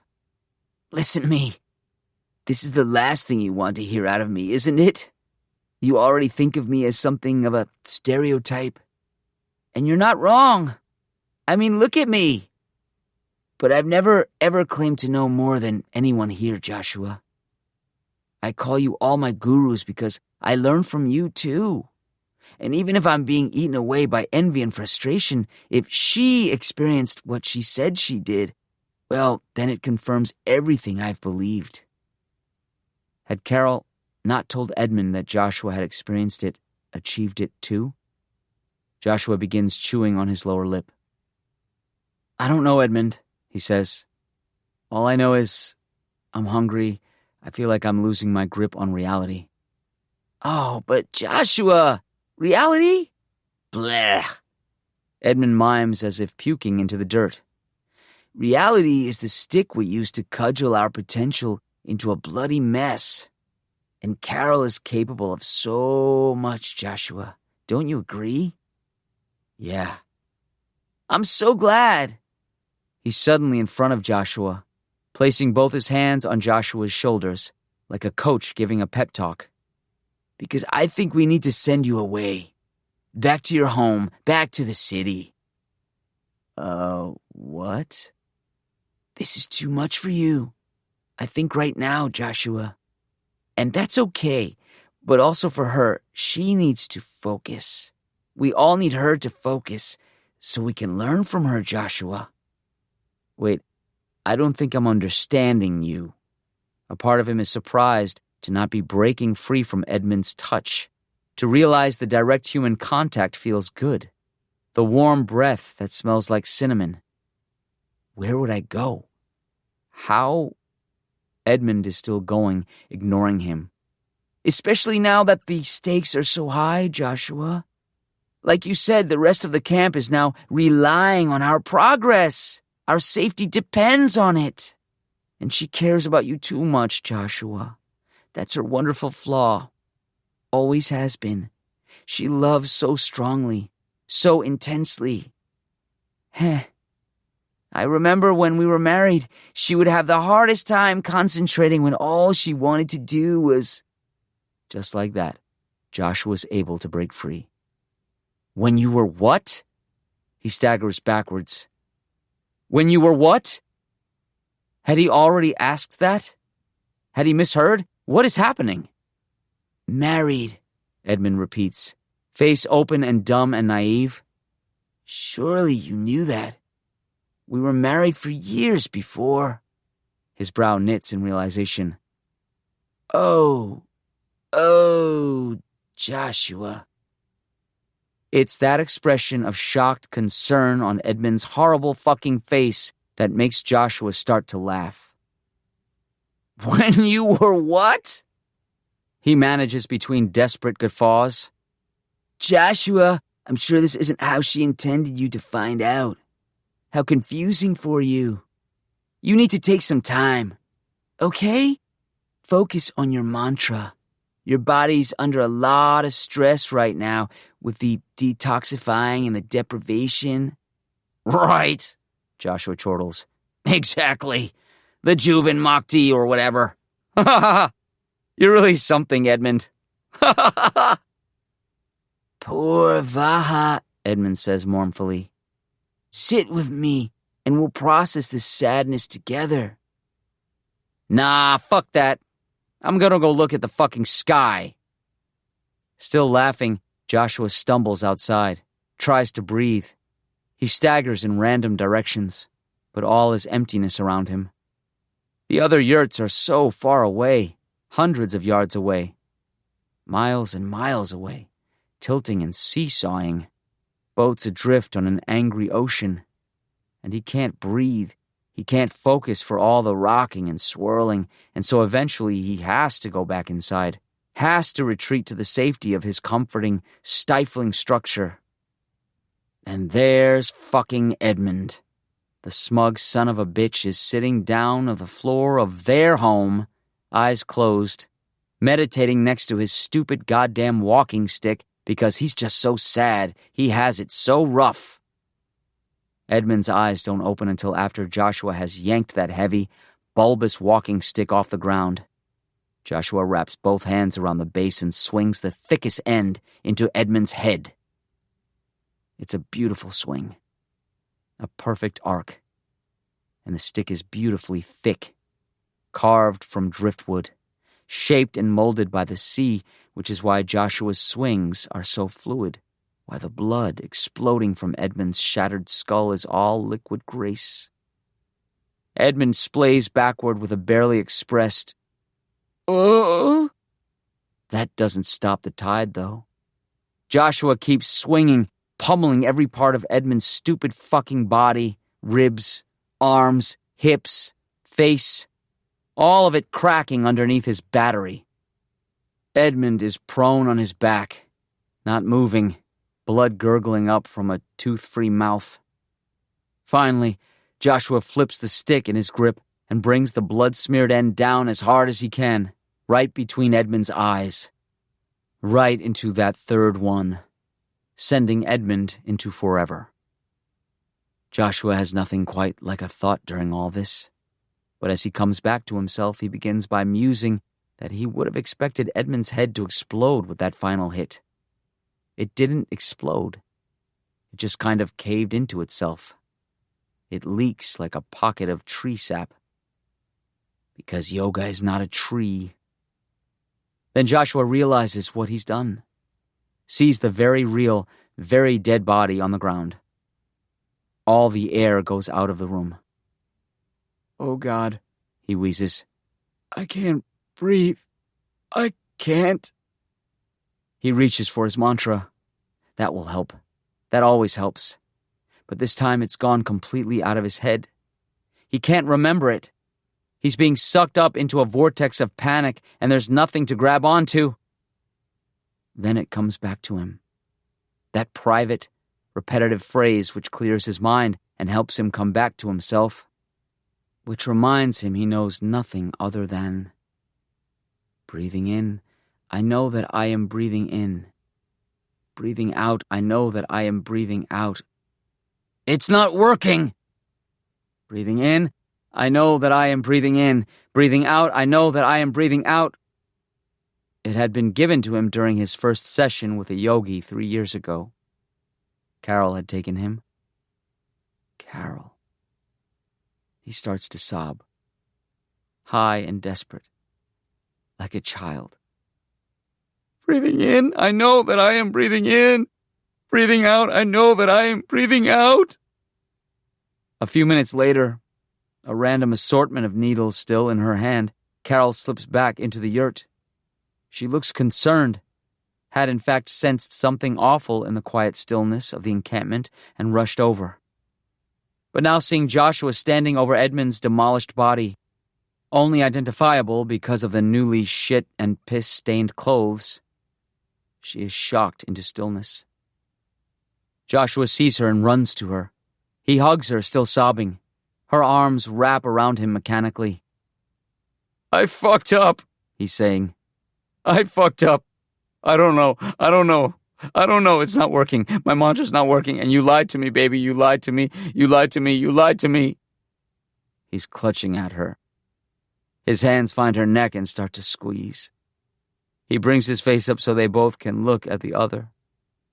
They're each caught in an eerily similar underwater slowness, placid, eyes wide in astonishment. Only hers are bulging out of a face that's quickly going purple, going amethyst, going eggplant. She's dropped all of her acupuncture needles except for one. Still, with that slow, placid grace, she lifts the needle, finds exactly where it means to go, and sticks it deeply into Joshua's neck. He gasps, instantly dropping to the ground like a sack of rocks, his body landing in an awkward tangle. She wants to ask him why. What happened? What is going on? But her throat feels crushed. She staggers over to the mess that was Edmund. His face is gone. Disintegrated. Joshua, meanwhile, is moaning, whining, keening that he can't feel his legs. She knows he can't feel his legs, just as she knows the pressure point that paralyzed him. Finally, she manages to croak. I have to go get help. Someone, anyone, to help her make sense of what is going on. Except everyone else is packing up and getting ready for their isolation. Some, in fact, have probably already headed out. No, Joshua says. Don't leave me. I'm sorry, she says. What did you do to me? Why did you bring me here? What did you do to me? He manages to pull himself over to her and grab onto her legs. Even now, even like this, he's strong. Too strong. She can't pull free.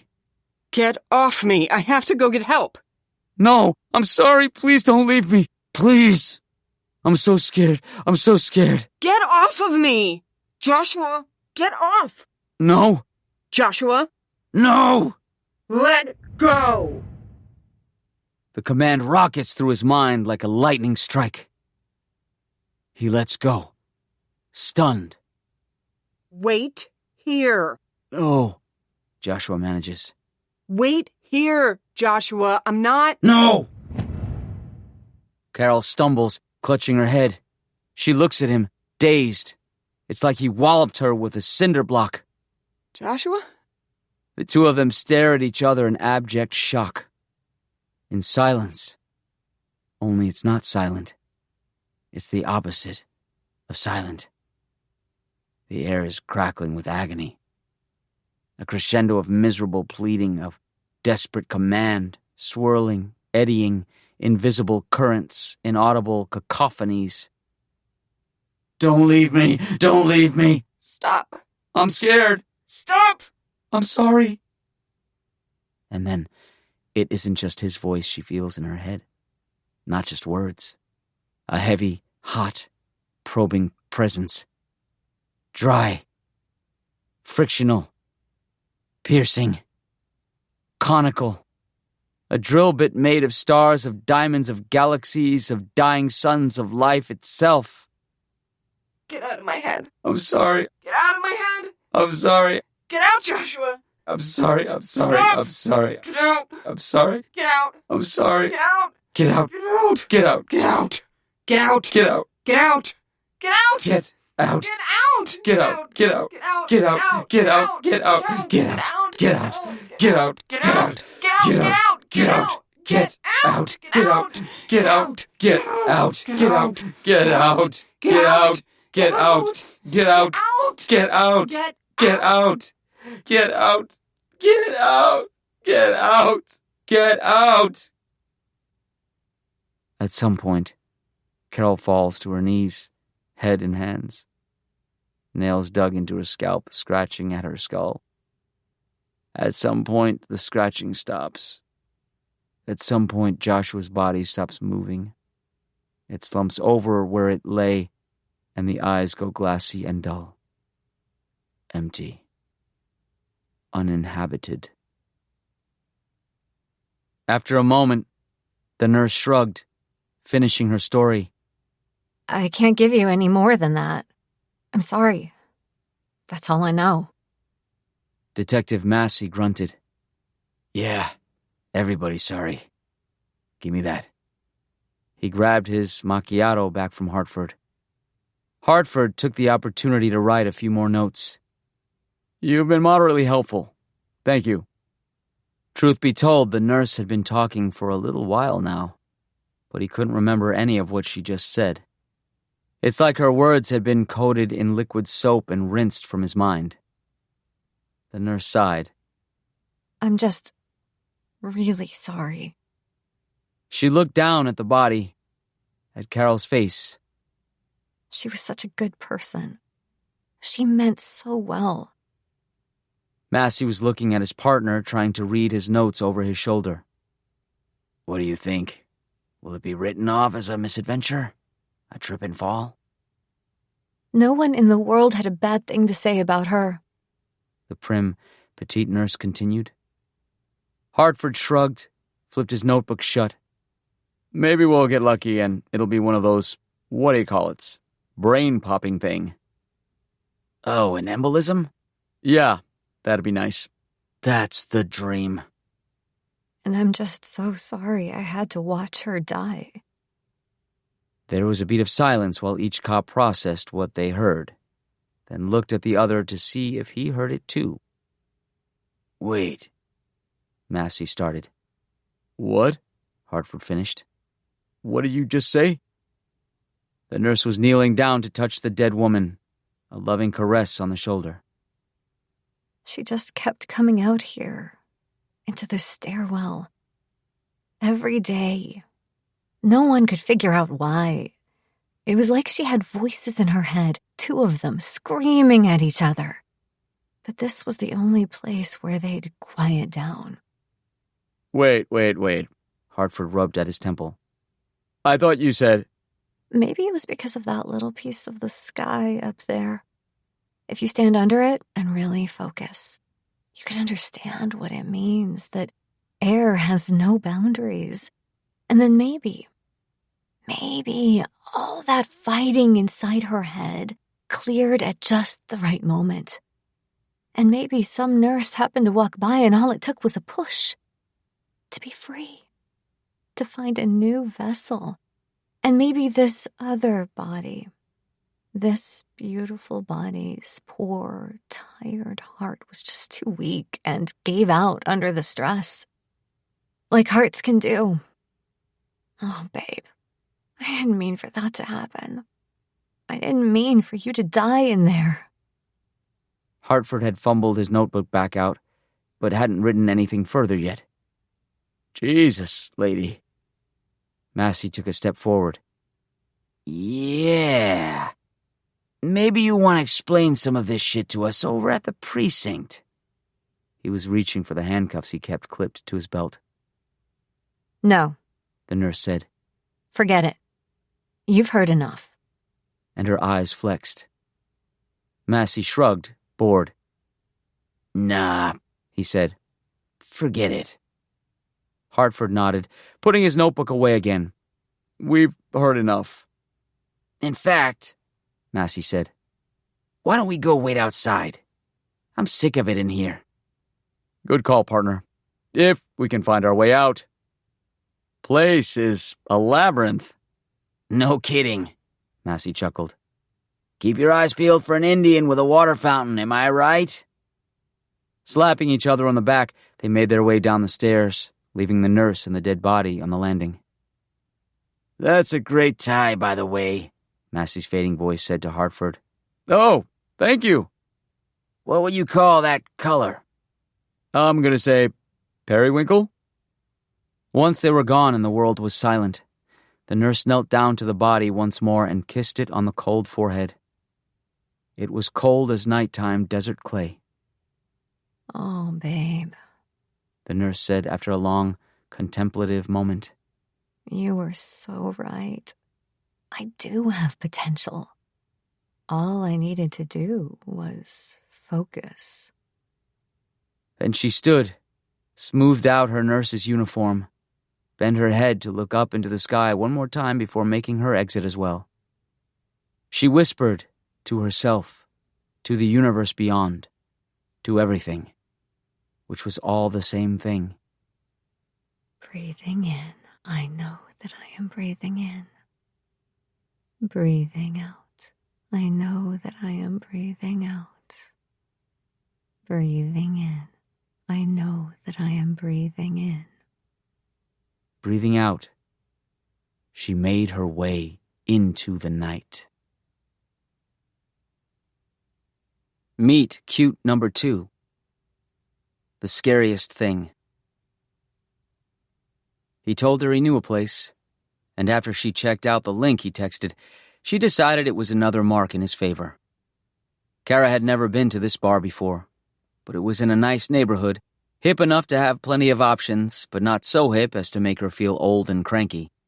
The reviews were solid and the pictures seemed cozy, like the sort of bar where there would be fun graffiti in the bathrooms, but you also wouldn't have to worry about piss all over the seats. Turned out, it was even better in person. The vibe was warm and safe. The chatter around them was constant but never overwhelming.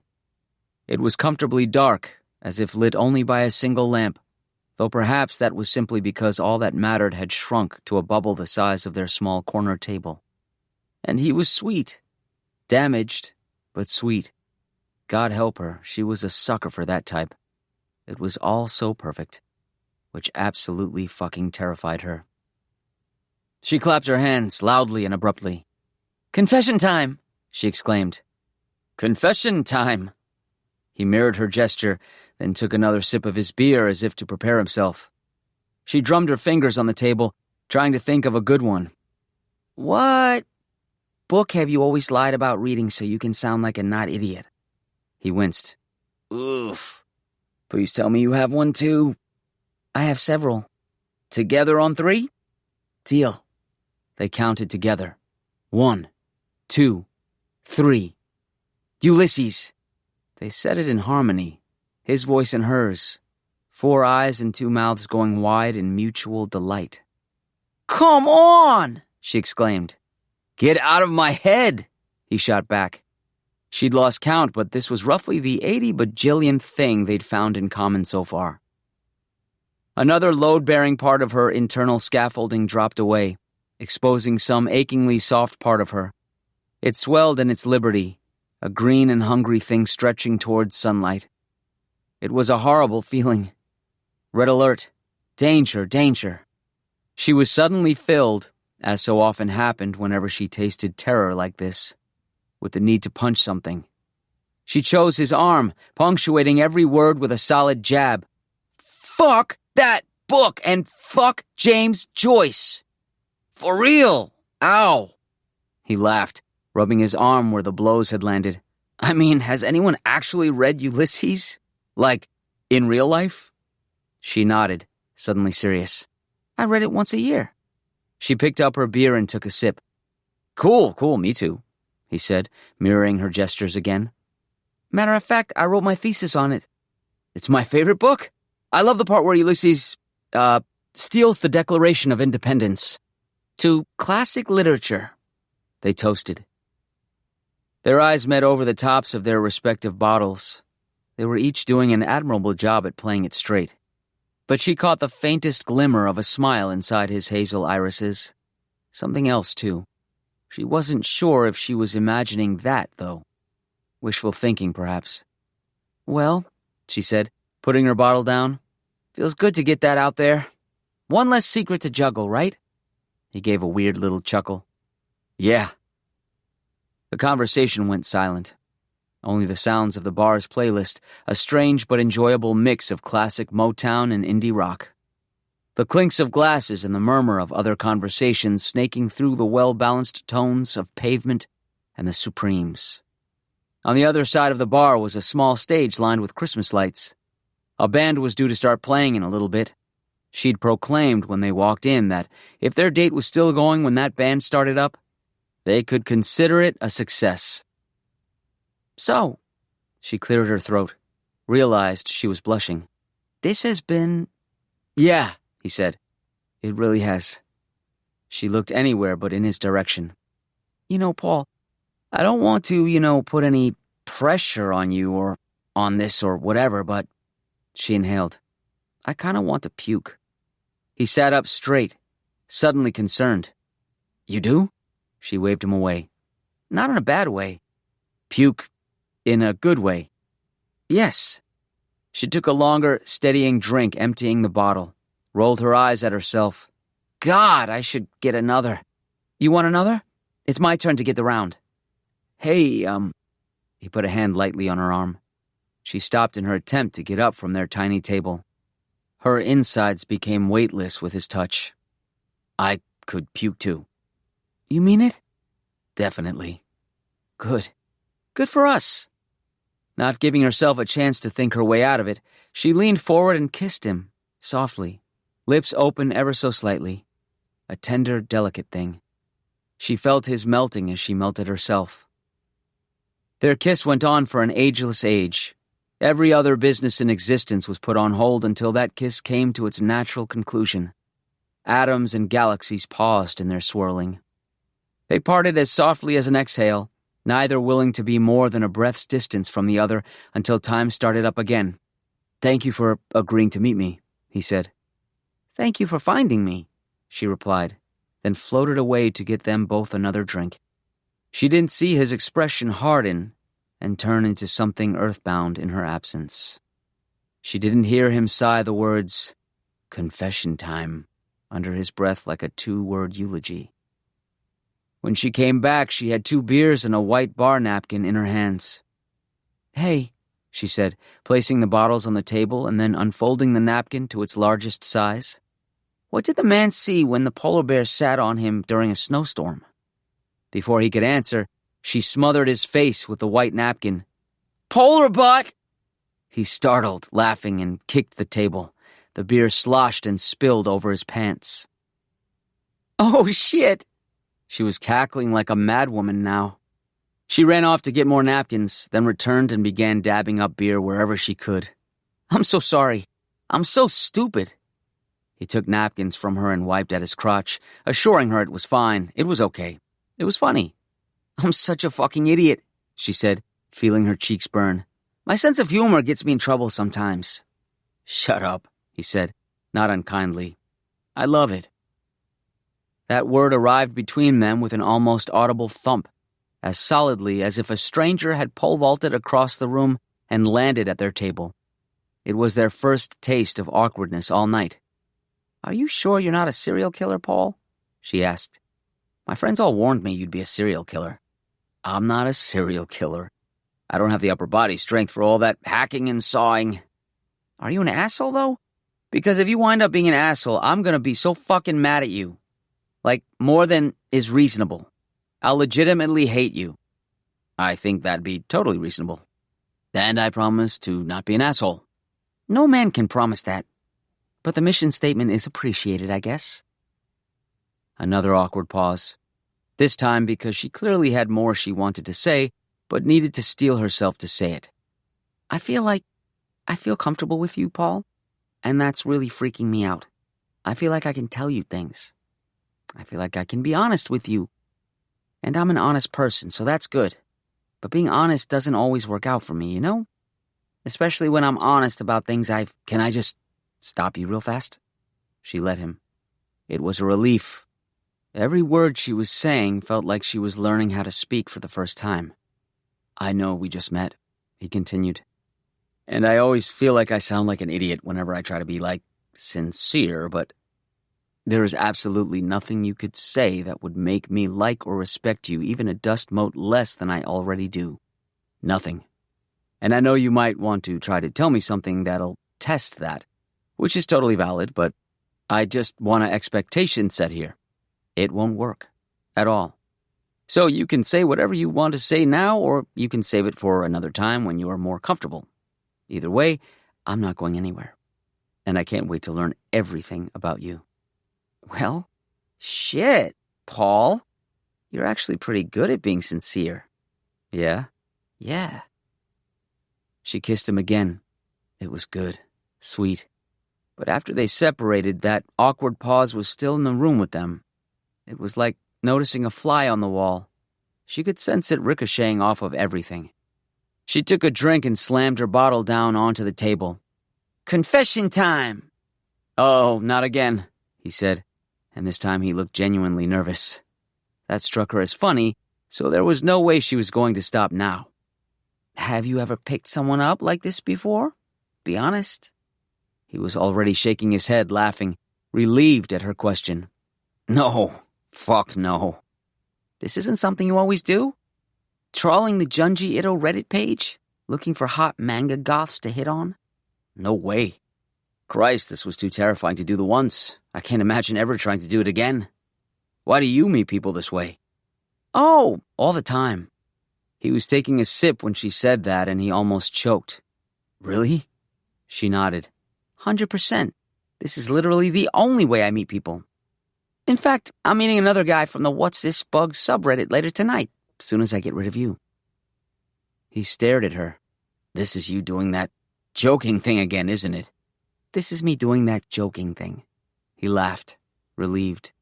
God, sorry. You really are bad at this. I guess you said it yourself. I don't know how to do this, and I'm probably going to sound insane. She laughed as she recounted his DM, putting on what she thought of as her dumb dude voice. And to warn you about that will only make me sound even more insane, so I'm at a loss as to how to reassure you that I am, in fact, sane. Jeez, you memorized it? It was pretty cute. You were twisting into knots like a yogi, man. But I don't know. There was something about it that seemed sincere. Or, I guess, sincere enough. So I thought, what the hell? You already passed the first test by not immediately sending me a picture of your dick, and that's what passes for chivalry these days. So here we are. Here we are. Hey, tell me more about why you moved to the city. You said you were from... Wait, though. We're not done with your confession time, because now I'm curious. Okay. How do you feel when I turned out to be a woman? Huh? What do you mean? You were totally hitting on me in that first DM, but my username is Bruno of Peoria, so you must have thought I was a dude, right? Were you confused when I turned out not to be? Was that weird? Are you bi, pan? I'm just curious. Oh God, I didn't even think about that. No, I'm not. I mean, I guess everybody's a little bi, right? But no, I didn't think... You didn't think Bruno of Peoria was a guy? She scoffed. What are you saying, I write like a girl or something? No, not at all. Not that that's a bad thing, or that someone can write like a Paul. You're gonna pop a blood vessel. It's okay. I'm totally just curious. These kinds of questions are important to me. I was a human sexualities major in undergrad, so if there's gonna be a second date, you're gonna have to get comfortable talking about this stuff. Right. Cool. He took a deep swig of beer. Comfortable was the last thing he looked. Cool, yeah. I mean, no, I guess I didn't even think of whether you were a guy or not. I didn't even notice your name. I could just tell you were cool and funny, and I kept seeing you in other subreddits I follow, so I knew we had a lot in common. You saw my username in other subreddits, but you also didn't notice my username? I'm confused. Right, no, I didn't think about it too deeply. I just figured, and I mean, I'd already seen your Instagram, so it's not like I was... You saw my Instagram? His expression suddenly told her everything. He'd just confessed something he didn't mean to. Suddenly, None of this felt cute or funny. My Instagram's private, Paul, and it's under a different name. How did you find me on Instagram? I just meant in a generic way, like, I saw your Instagram, like I saw... Such obvious bullshit, even he couldn't countenance it for long. He stammered into silence, then said, "Look, I really want to be honest with you." "Starting to put a real damper on the evening, buddy," she said. That sunlit thing inside her began to shrivel. Scaffolding went back up in record time. "What's going on? What are you trying to tell me?" It was when he asked her not to get defensive that she grabbed her bag and pushed her chair back. That goddamn word. "Did Marcus send you to fuck with me? Is that what's going on?" He started stammering about how he didn't know a Marcus. Well, he knew one in elementary school, but he hadn't seen him in years, and... She wanted to scream, but she kept her voice low and serious. "All that shit we have in common, was that just all... You stalked my profile somehow and came up with, like, a list of things to say? To get me to trust you, or... No, I swear to God, Kara. I'm not lying to you at all. Please, I'll tell you everything. I'm just organizing my thoughts." "You could just tell the truth." "I will. I am." "Well?" She glared at him, shifted her bag on her lap. "What is it? Are you a serial killer? Something worse?" "No." He gave a weak shrug. "I mean, I dabbled with some necrophilia back in college, but the scene started to get too commercial, so I gave it up." He met her silence with a weak chuckle. "See? I can joke too." "Great." He swallowed, then spoke as if the words were being pulled out of him. "What's the scariest thing you've ever had to do?" "Excuse me? What's the scariest thing you've ever had to do? This is how you follow up a joke about sex with dead bodies?" She could see the exit. There were other people in the bar. She watched his hands, too, making sure she knew where they were at all times. Currently, those hands were tying themselves in knots on the edge of his side of the table. I'm seriously trying to answer your question, and it's hard not to sound. You deserve the complete, honest truth. And I don't want to hide. She shook her head and hiked her bag strap over her shoulder. God damn it, Paul. Why do you have to turn this into some fucking thing? Why is there always... He blurted out. 3 years ago, I was going to commit suicide because I thought I killed my girlfriend. She sighed, swallowed the disappointment and anger and annoyance and sadness that threatened to choke her, looked at him as evenly as she could. "Paul, I'm sorry. This is too much. I don't want to do this anymore." She stood. "Please, 5 minutes. 5 more minutes, please." The door was so close. She could just leave. She should just leave. Why didn't she just leave? Was it because of the desperate sincerity in his eyes? Or because she realized never once had he glanced around at the other patrons of the bar? That unmistakable gesture every woman knows as, "Keep your voice down, you're embarrassing me." He was focused solely on her. She was all he cared about in this moment. Maybe that was why she relented. Or maybe it was because while she stood there, the song on the bar playlist changed to Alison Krauss. She loved Alison Krauss. Either way, she sat back down, but she kept her butt on the edge of the seat, and she kept her hand on her bag's shoulder strap. Another unmistakable gesture every woman knows. One wrong twitch and I'm gone. "Go," she said, regretting it already. He nodded, exhaled. "Thank you. Thanks. Okay.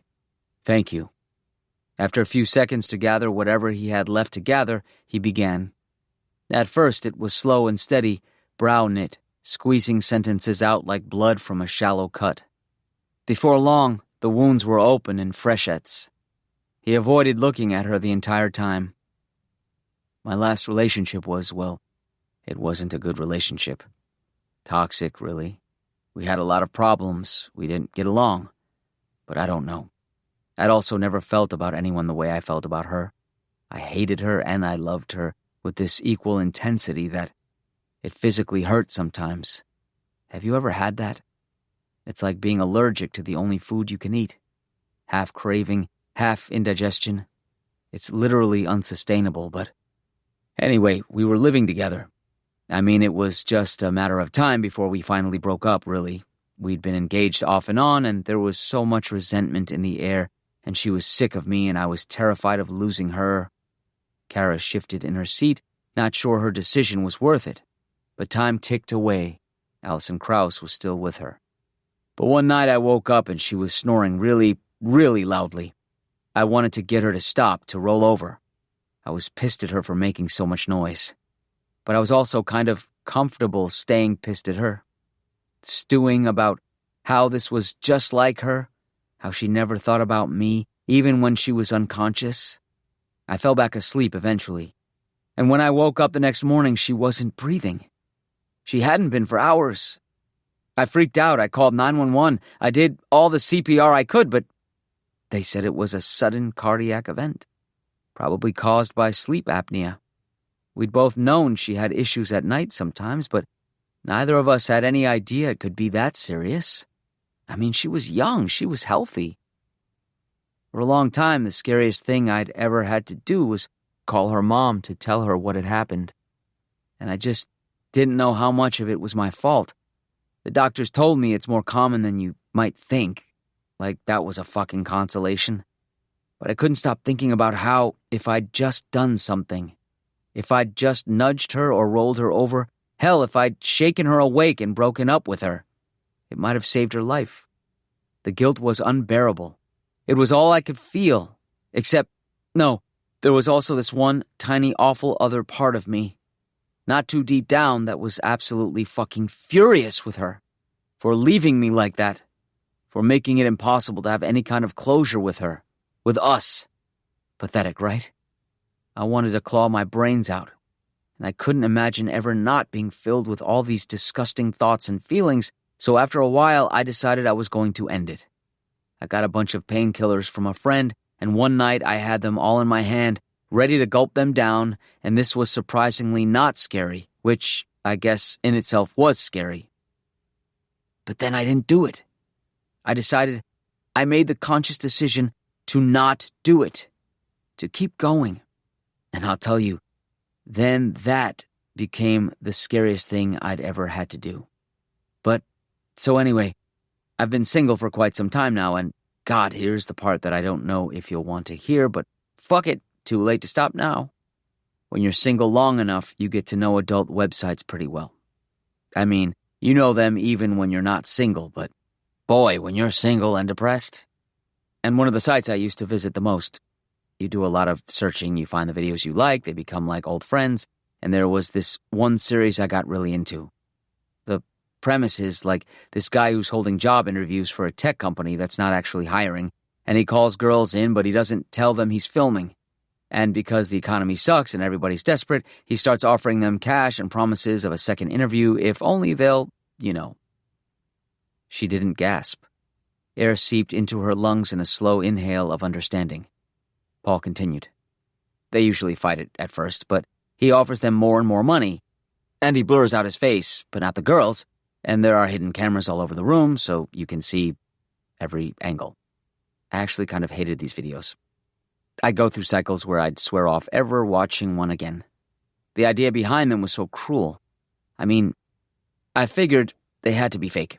The guy would have been sued into oblivion otherwise, right? But I don't know. There was something about them that felt real enough to believe, which made me feel disgusting, even though sooner or later I'd always go back to watching them. They were just the only videos that would work for me sometimes. I think because of the conversations at the beginning. Those interviews. It always seemed like the girls were all genuinely hurting too. Maybe that made me feel not quite so alone. Or maybe I'm just a piece of shit like anybody else, and I got off on seeing other people hurting instead of me. Probably that. Anyway, one stupid, depressing regular day, I was bored and lonely and sad and wanting to die or jerk off, and I said, fuck it. I'm gonna watch one of those videos. And since the guy has an archive of, thousands of different options, victims, I pulled up one I hadn't watched yet, and that's when I saw this girl. I have to go, Kara heard herself say, but her body didn't move. Not yet. I saw this girl, Paul repeated softly. His voice tightened. His eyes glimmered with tears, and she was breathtaking. I mean truly beautiful. She just looked so... And I don't even mean this in a physical way, I mean she had this aura that would have stopped me in my tracks, no matter where I saw her. I could have been driving down the highway, and if I saw her, I would have stomped on my brakes and killed everybody behind me. And she wasn't buying the guy's bullshit. She was insulting him and teasing him and getting him to offer more money than I'd ever seen him offer anyone before. It was amazing. She was working him. I was so impressed. Hell, I was proud of her, and I thought she was actually going to walk out before anything sexual happened, which happens every now and then. But then it was almost like, after she got him to agree to a certain amount of money, she was like, fuck it, maybe I deserve some fun too. I felt like I was watching a masterclass of strength and pride and all these other things I could barely remember ever feeling. And then something else happened. These videos all pretty much end the same way, right? And this time when he finished on her and one of his hidden cameras zoomed in for a close-up of her, I could really see her eyes. It was like she was looking right at me, and I could see this shimmer of... Come? She asked coldly. Loneliness, he said. Not in a sad way, and I don't mean to sound like I think women who do that are sad either. It was just this look of someone who knew life was about experience and experiments, and she'd tried this experience, and she didn't know how she felt about it. She wasn't Teflon. This experience cost her something. It made her feel alone.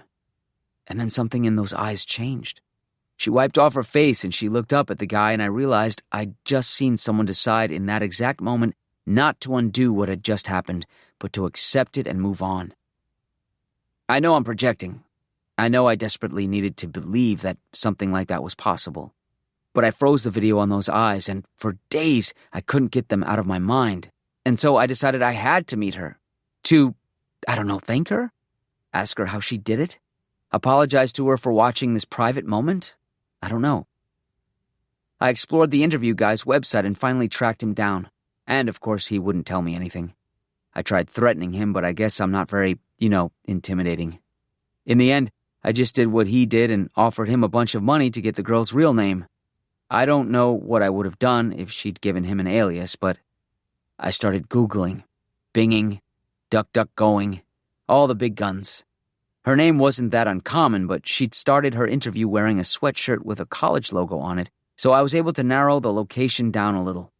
Then I tried an internet archive site and I found an old MySpace profile. It had probably been deleted years later, but it wasn't set to private. I don't know if any of us knew about privacy settings back in the MySpace days. Most of the image links were dead, but a few were still visible. And there was her face. She was basically just a kid, but still, it was her. I started looking up names from her friends list, finding their profiles on other newer sites, Facebook, Instagram. Most of those pages were private, but a few weren't. One of them must have belonged to a cousin or something because there were lots of family photos over the years, and every now and then I'd see her face pop up. I was getting closer. I kept looking, feeling more and more disgusted with myself, but I also couldn't stop. Then, finally, under some random photo, there was a comment. A comment from her. Her username swapped the letters of her first and last name, which was why it never appeared in my searches. So simple, but it never crossed my mind. I checked the other social media sites again, and it turned out she was using that same swapped name there too. Every profile was private, though. No way to contact her through any of them. And I swear to fucking God, I was going to leave it there. I wasn't going to bother her. But here's the stupidest part. I'm also on Reddit, just for dumb things like anybody. Things like Junji Ito subreddits. And when I saw a funny comment under a post about Amigara Fault, written by some user with a screen name I'd never seen before, a screen name that was a combination of her first dog's name and the town she grew up in, stuff I just accidentally happen to know now, I was like, no, come on, this can't be her. That would be insane. But then I looked at other comments from that same profile, other subreddits it followed, and they were all things I loved too. And that's when I started to really panic, because this profile was open to DMs. And I mean, what the hell was I going to do? I had to reach out now, right? I had to introduce myself. Because it wasn't just some physical infatuation any longer. It was the things this person was saying, their opinions, their insights, their wit. It was realizing there was too much in common to ignore. Like I said in that first DM, I would have been insane not to try. Even if it wound up just being some dude named Bruno from Peoria.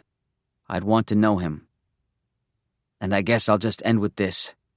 Even though I know I've made myself completely untrustable, even though I've ruined any chance of this going any further, from the moment you, walked through that door, I knew I did the right thing. The only thing.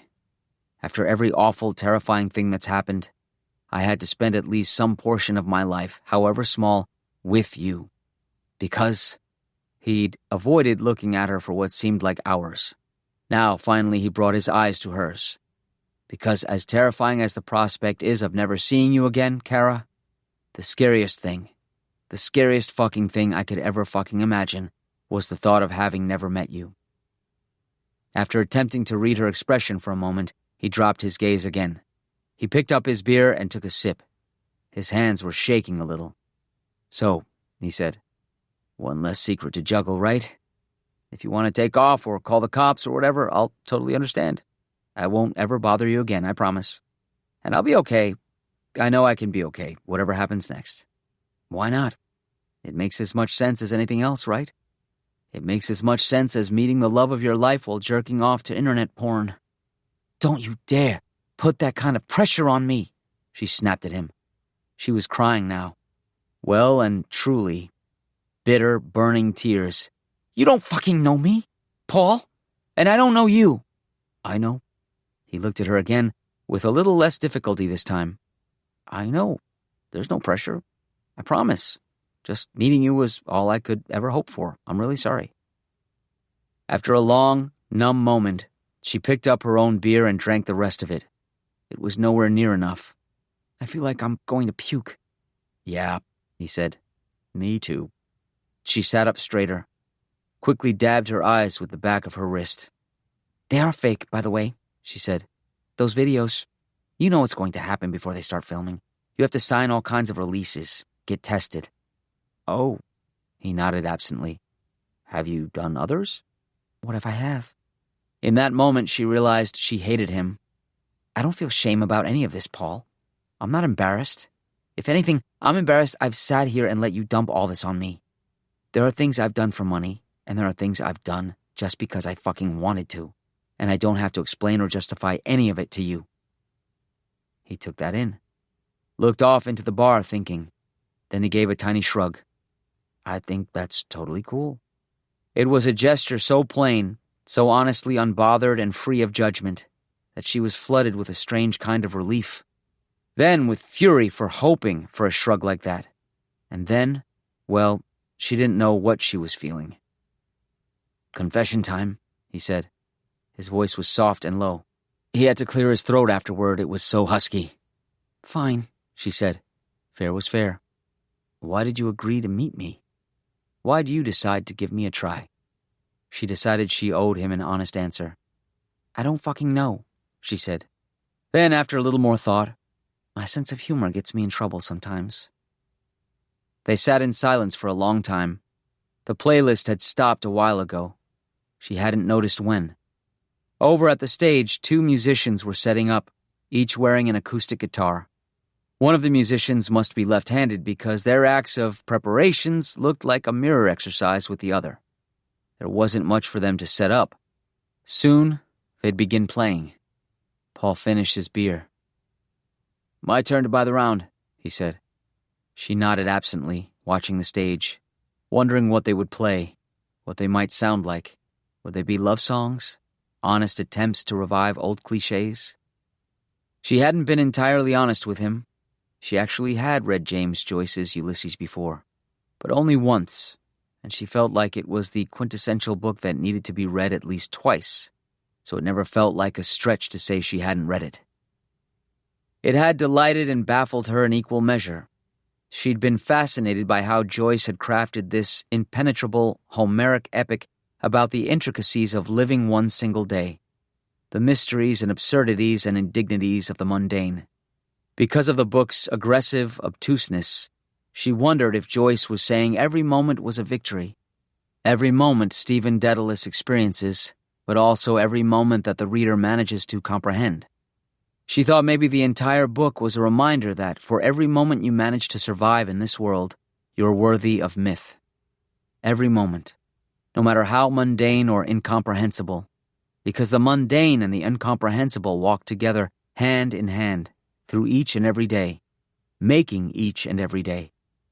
That's what she thought the book was saying, at least. It's not like she'd been a lit major. Paul was on his feet, and when he started speaking, she looked up at him. If you're not here when I get back, just promise me you understand what I meant about having to try. I mean, we can't choose how we meet each other in this life. And they write songs about catching someone's eye from across a crowded room. He trailed off, shook his head, gave a weak laugh. I don't know what I'm saying anymore. He walked away to get another 2 beers. She sat for a few moments, pondering the mundane and the incomprehensible. What if he was someone worth knowing? What if he was worth the risk? Is anyone? The scariest thing, different for men and women. And apparently not even sleeping alone was safe enough. Then again, neither was sleeping next to someone who didn't want to wake you up when you needed it. At long last, she hiked her bag back up her shoulder and stood, looked at her options. The main exit, a back exit she could sneak out of, or, which was scarier in the end, the universe held its breath. She made her decision and, as life had so often taught her, did her very best not to regret it. The corner table sits on its own, in its own bubble. A few minutes later, that bubble is punctured by 2 people, each holding a beer and sitting down next to each other. They don't speak. They don't look at the other. They're facing the stage. But when the musicians begin playing, one reaches out and takes the other's willing hand. A silhouette, merged into a strange new shape against the stage lights. That will do for now. It will have to. And, at least for a little while, nothing feels scary at all. A fruiting body. Hey, it's me, Nat. So, there's one more place I'd like to take you, if you'll come along with me.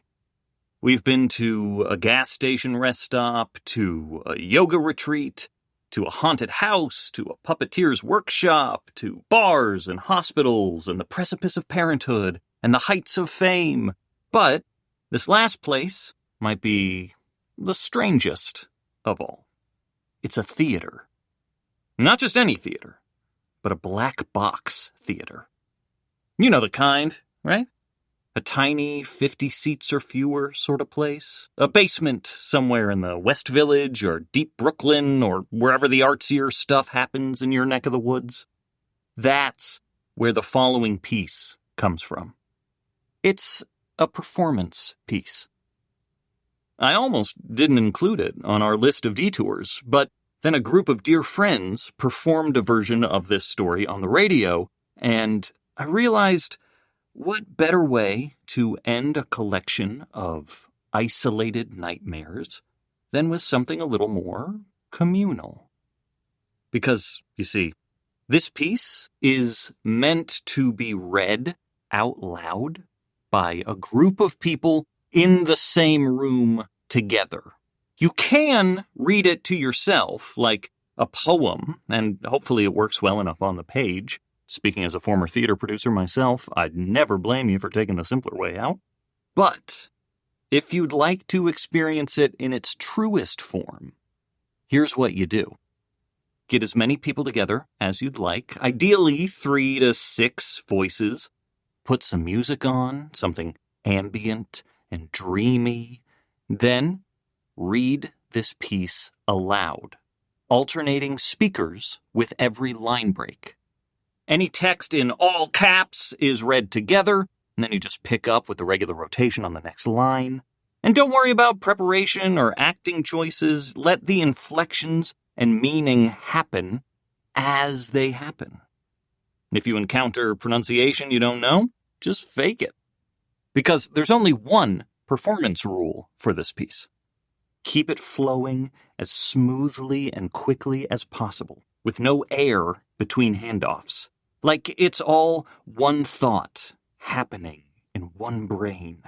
Like it's sheet music for the instrument of your ensemble. Don't worry, I know you can play fluently. And it's just that easy. In fact, to prove just how easy it is, I have gathered some of my favorite people into a room, and we're gonna attempt our own version of this weird little thing in a minute. This is an audiobook exclusive performance, by the way, so you should feel very smart for choosing to consume the book in this format. So you're about to hear my voice, along with the brilliant Kelly Ray O'Donnell, who you've already encountered in this audiobook, and our also brilliant pals, Sean and Jordana Williams of Gideon Media. Quick shout out here, Gideon Media is my favorite audio drama production company. If you like serialized genre fiction podcasts, I cannot recommend them highly enough. Best in the biz. We're aided in our endeavors by the music of Chair Crusher, which rules. And I also just quickly want to thank Drops in the Vase, the theater company I mentioned earlier, who gave me the idea to add this piece to this collection in the first place. Their version is tremendous as well. I think if you search for WFMU and Drops in the Vase, you can find it. The reason I point that out, though, is because I want you to remember that what you're about to hear isn't like the definitive recording of this piece. It's just our recording of this piece. On this day, in this room, with these people, there is no definitive version, except for the one you try yourself. Because, as you'll see, this is a story about component parts, about identity and meaning, and I'll shut up and get to it. Just do me a favor. If/when you do try this yourself, when you get to the end, to the final punchline, take some time to look around. Really see who's there with you, including whomever is in your skin. Okay, here we go. This won't be for everybody, but maybe it's for you. 3, 2, 1. Once upon a time. Can we do that again? I was expanding my text. Sorry. We are rolling. This is A Fruiting Body, take 2. Once upon a time. I don't understand why we Start stories that way. It's very Odd. Upon a time. as if there's more than one time instead of just One time One long time, which all there is keeps going. on and on and on and on and on. And once upon a one thing at a time there was a God. man. animal. plant. Close. There was a Fungus. Yeah, why not? Sure, there was a fungus. But the thing was, It was unlike any other fungus in the world. It Was a very special. fungus. it was beautiful. And it captured the... World's attention. famous. fungus. And it was on... The cover of every magazine you would ever... Want to be On. people. Time. rolling. Stone. Not Newsweek, because Newsweek isn't doing a print edition anymore.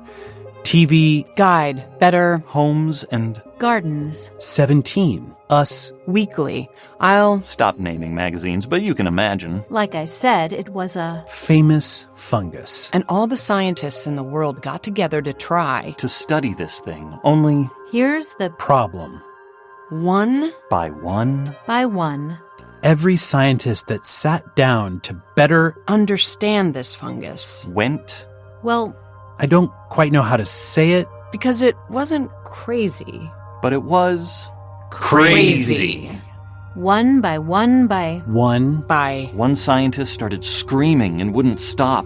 by One broke his hand in 7 places because he punched a wall. By... One quit science and joined the circus. by By. One left his wife of 25 years. And A whole bunch of them reportedly broke down weeping. They wouldn't stop. Crying that awful. Crying, the kind you... see someone do when... they're really at the bottom of... something. that... that's 8 parts exhale and only... 1 part inhale. That... peristaltic grief that... turns you inside out until... there was only... 1... scientist... left. just one. And she was very nervous. Because it seemed like studying this fungus... was a very dangerous prospect. I forgot, a couple other scientists got nasty bowel obstructions. Anyway, this last scientist, this... final scientist was... scared and anxious. Her bosses told her, if you can't get to the bottom of this, you have to end it. you have to be the one to kill the fungus. And that's called... Fungicide! thud thud, Thud, thud. The sound of her heart. beating as she enters the... laboratory, Thud, thud. Thud, thud. She does not want to be doing this. studying this, Fungus. Potentially killing this... Fungus. thud thud. But here she is. There's no way out. She's... a scientist, and this is her job. Thud thud. The door thuds shut behind her, and she's in the laboratory, looking at the fungus. Thud, thud. And she is all alone. thud thud, Thud, thud. Thud, thud. She... looks, At The fungus. and the... fungus. Looks. at, her... And... They... look, At... thud, thud. each other.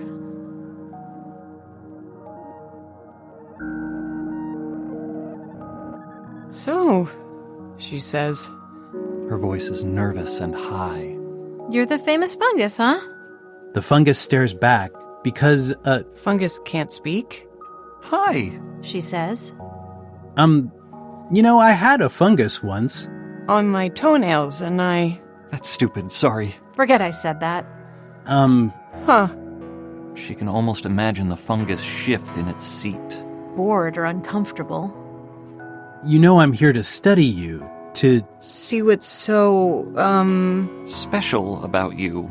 You're pretty famous, The fungus maybe blinks. without eyelids? Without eyes. And the scientist starts... to wonder, Why her colleagues all went... Not crazy, but crazy. Was it the expectation? Was it jealousy? Did the fungus... do something? to them? Or did they do it to themselves? Whatever it was, she doesn't want to commit. Fungicide. She's a scientist. She... Believes in the importance of life. No matter how fungal. Because our phylogenetic tree is a... flaky pastry of phyllo dough. A deer, Array means... father's, mother's. Facile meanings. meaning nothing. It's all the same when you boogie down to the basic. Biological ABCs. And she starts castigating herself for... Ever being afraid because it's Crazy to fear this little thing, this... Lump of life, this... organic orgy. there are great and vast secrets in the so-called lesser species. Did you know there's a species of jellyfish that never dies? It's true. The Turritopsis hydrozoans off the coast of the Italian Riviera. Where Nietzsche spake Zarathustran, where Apparently, this jellyfish grows old and young and... Never dies in an expanding and contracting pulse. Like a pupil staring into a slow strobe, polyp. Medusa. polyp. Medusa. Perhaps it's self-reflection that sets a species in stone and... She finds herself going through a sudden and curious... Array of emotions. She wants this fungus to open up to her. to give her its secrets. She too is a pupil, but the... Fungus just... Sits there and stares. She wants to rage. Scream. Do something. Explain. yourself, but it's just... Some piled pathogens propagated purely and improbably and She wants to scream. Give me something. I don't want to kill you. I... don't want to kill you. Fight For your right to exist. You stupid, impenetrable life form. But there is nothing, just... a beautiful thing trapped in a lab with No greater purpose beyond... Being.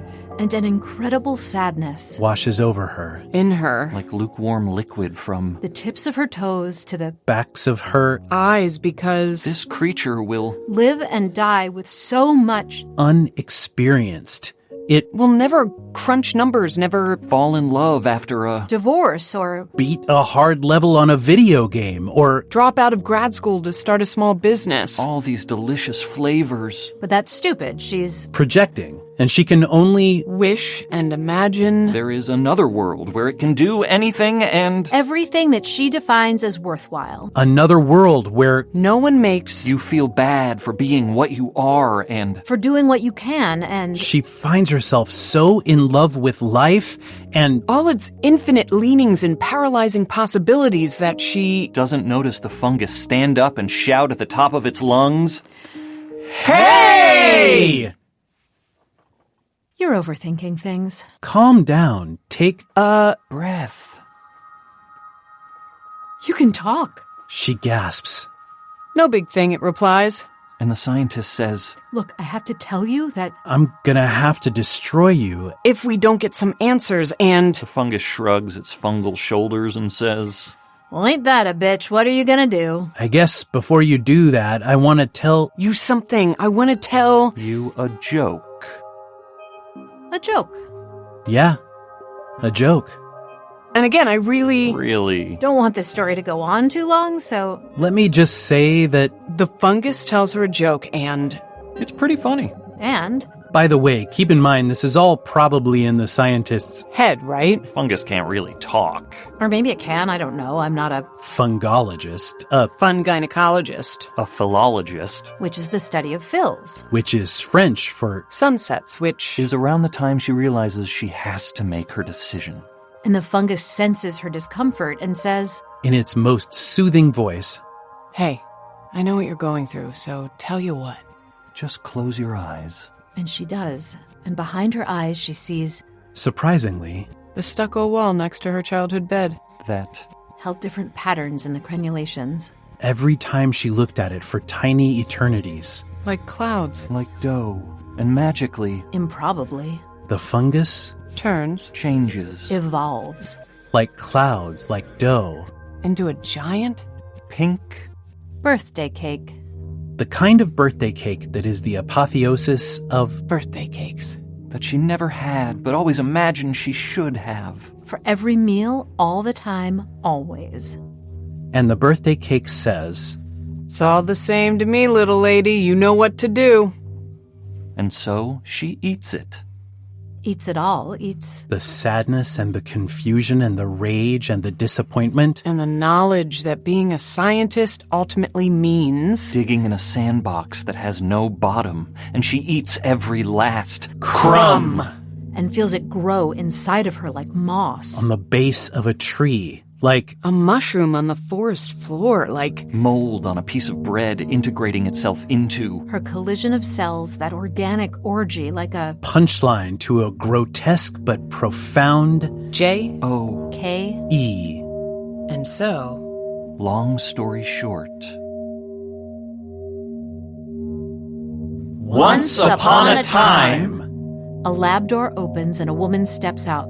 And this woman goes home to be with her family. Her spouse. Where the warmth is. Where life is not simple, but simplified, and She eats dinner, watches some TV, Brushes her teeth, and she. Sleeps next to the one she. loves, and who loves her, and she feels different.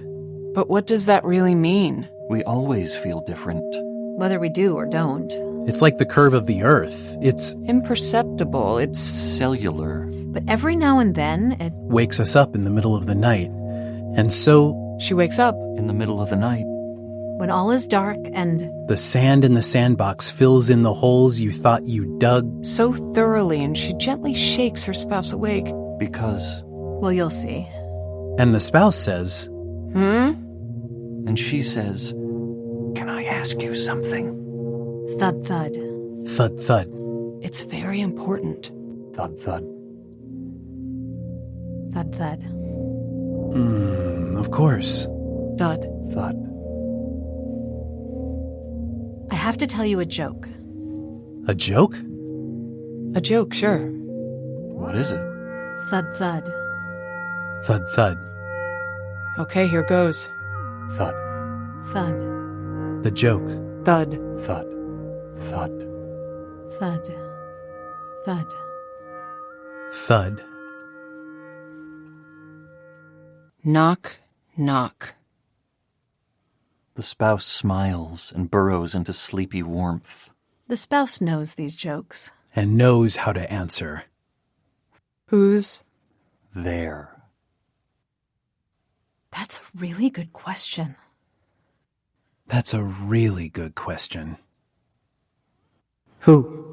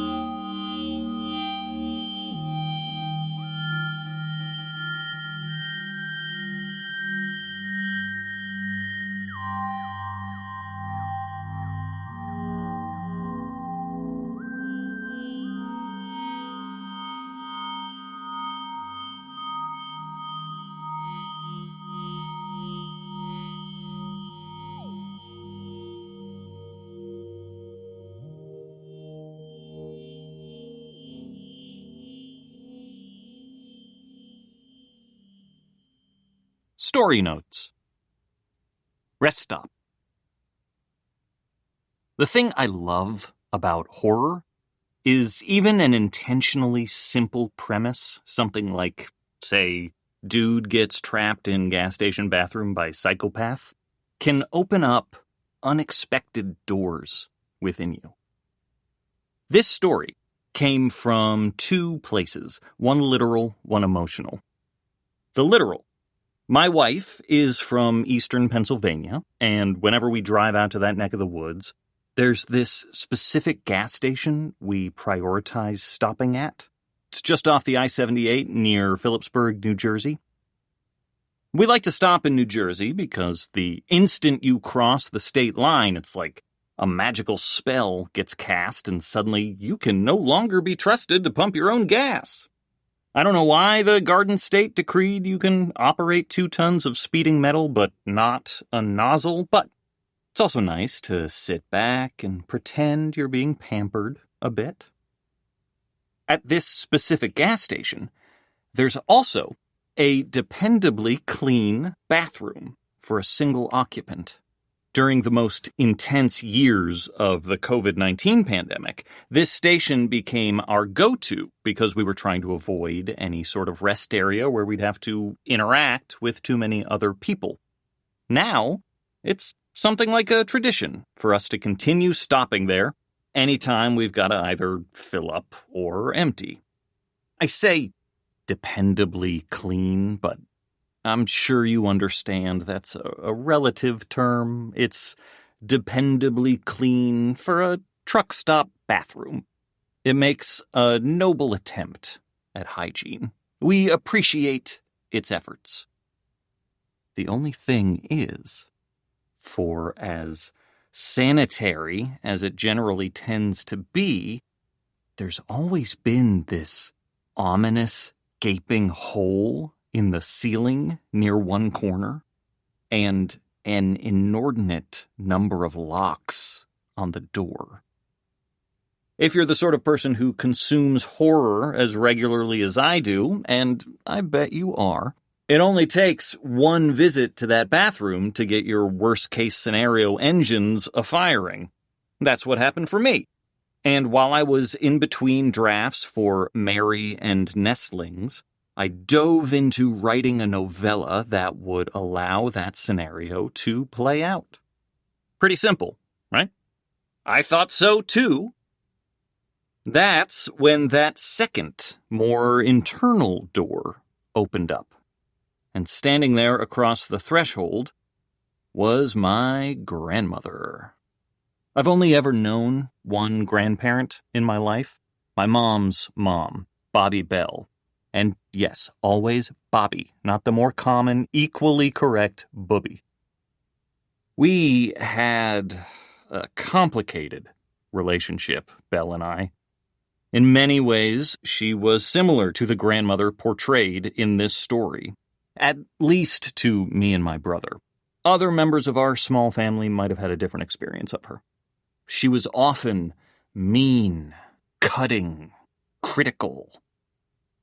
She intimidated me, angered me, and for the longest time it seemed as though that feeling was mutual.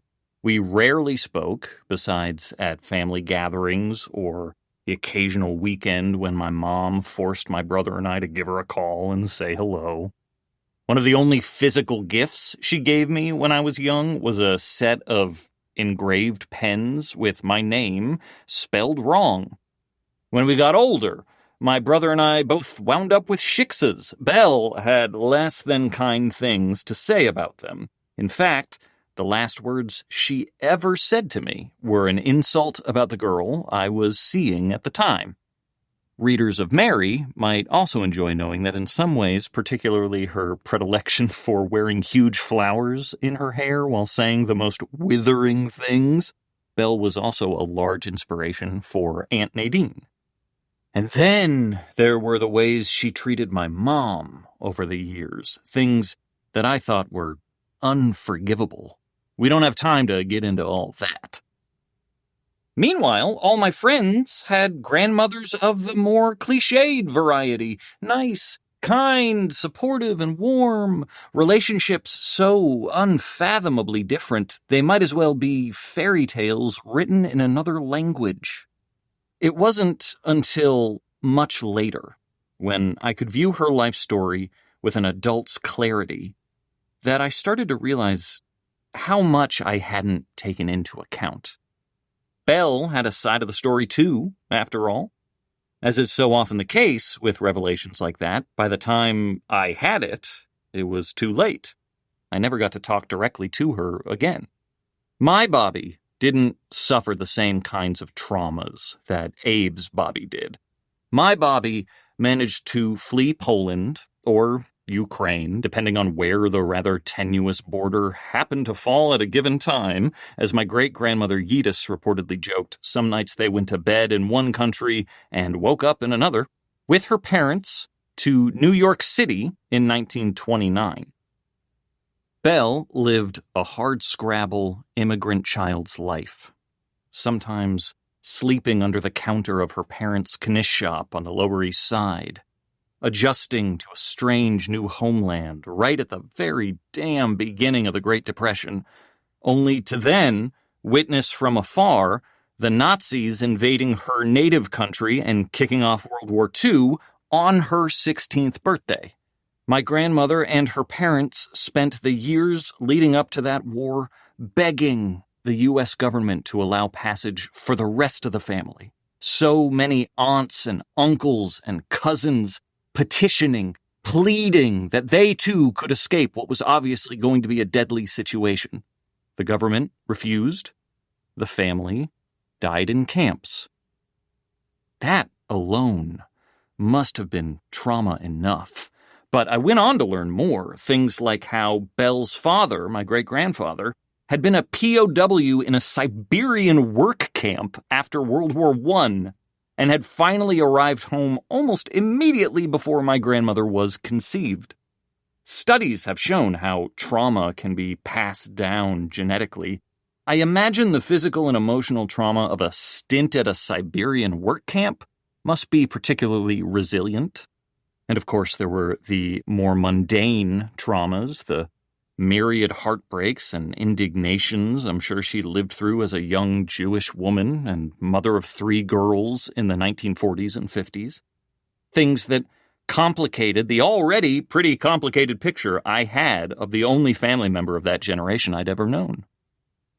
Would considering any of this have changed our relationship? Who can say? All I really know is through the course of writing this strange, nasty novella, which in another obvious way was my attempt at articulating inchoate anxieties about the historical cycles our country is willfully plunging headfirst into, I found myself thinking about Bobby Belle in a new light, seeing her across thresholds of time and circumstance, wondering what stories she had to tell, what insights to impart. I finished the first draft of this novella, purely coincidentally, on her 101st birthday. And I hope it's clear in hearing the text that for all the venom and vitriol, there's love and respect there as well. Maybe even affection. That's the door writing this novella opened for me. I'll try and keep it open for the rest of my days. Oh, hey, one last thought on this novella before we move on to the other Detours. I ended the acknowledgments of the previous solo edition of Rest Stop with a plea for everyone reading it to get out and vote in the then imminent 2024 presidential election. Don't succumb to cynicism, I wrote. It really does matter who's behind the wheel. Well, somehow, the readership of the end pages of an indie publishing house's horror novella wasn't enough to tip the scales of the 2024 national election, and, my God, are we in the shit now? Even so, the sentiment holds true, and I've got no qualms reiterating it. Please, for the good of history, for the good of humanity, as hard as it can be, and while honoring your own well-being, stay engaged, stay vigilant, stay true to the goodness within you. Let's do our damnedest to prevent the maniacs behind the wheel from steering us off a cliff or running over innocent pedestrians. In times like these, we're all we've got. Meet cute number 1, the unluckiest girl. You'll likely notice pretty quickly that several of the stories in this collection are centered around conversations. In part, this is because about half of them began their lives first as short plays. I was a horror playwright in New York City for about 15 years before I turned my energies back to my first love of novels and short stories. In a very real way, though, that's all just coincidence. I curated the contents of this particular collection not because of similar shared origins, but because everything felt thematically and, in some cases, referentially linked. To start, this is a collection about place. I mean, it's right there in the title, yeah? Each story has a specific location that significantly impacts its characters. A bar, a hospital, an office, a shitty club, a church fair, a yoga retreat, a laboratory, a kitchen, a website, a school, a child's bedroom, an underlit foyer, and a puppeteer's home. The hope is each installment inflicts a unique sense of claustrophobia from place to place. But equally as purposeful is the theme of identity. The way identity obfuscates and reveals itself, the way it slips and shifts, the way you can slowly start to realize the person you're with, or the person you are, isn't what you thought. And now, it's too late to escape. Another kind of claustrophobia. I love that feeling in a story.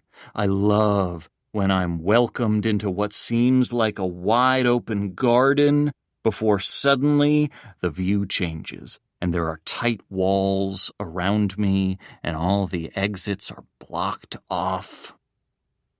My favorite method of inducing or experiencing that claustrophobia is through conversation. Is that because I was a playwright and actor for so long? Or was I drawn to those disciplines because conversations fascinate me so? Either way, I'll always be compelled by the changing tides of a real-time meeting between characters. Every conversation has the potential to be a campfire ghost story in one sense or another. Conversation is how we reveal identity. And identities are slippery things. That's why the title of this collection also evokes a spoken invitation. I know a place not only promises some secret destination, it's the sort of phrase that is said from one person to another, a conversation in miniature. Again and again and again, in this collection, you're seeing stories that can be boiled down to, who am I with in this room? Who am I actually talking to right now? And where might they want to take me? Can't imagine why that's been on my mind these days.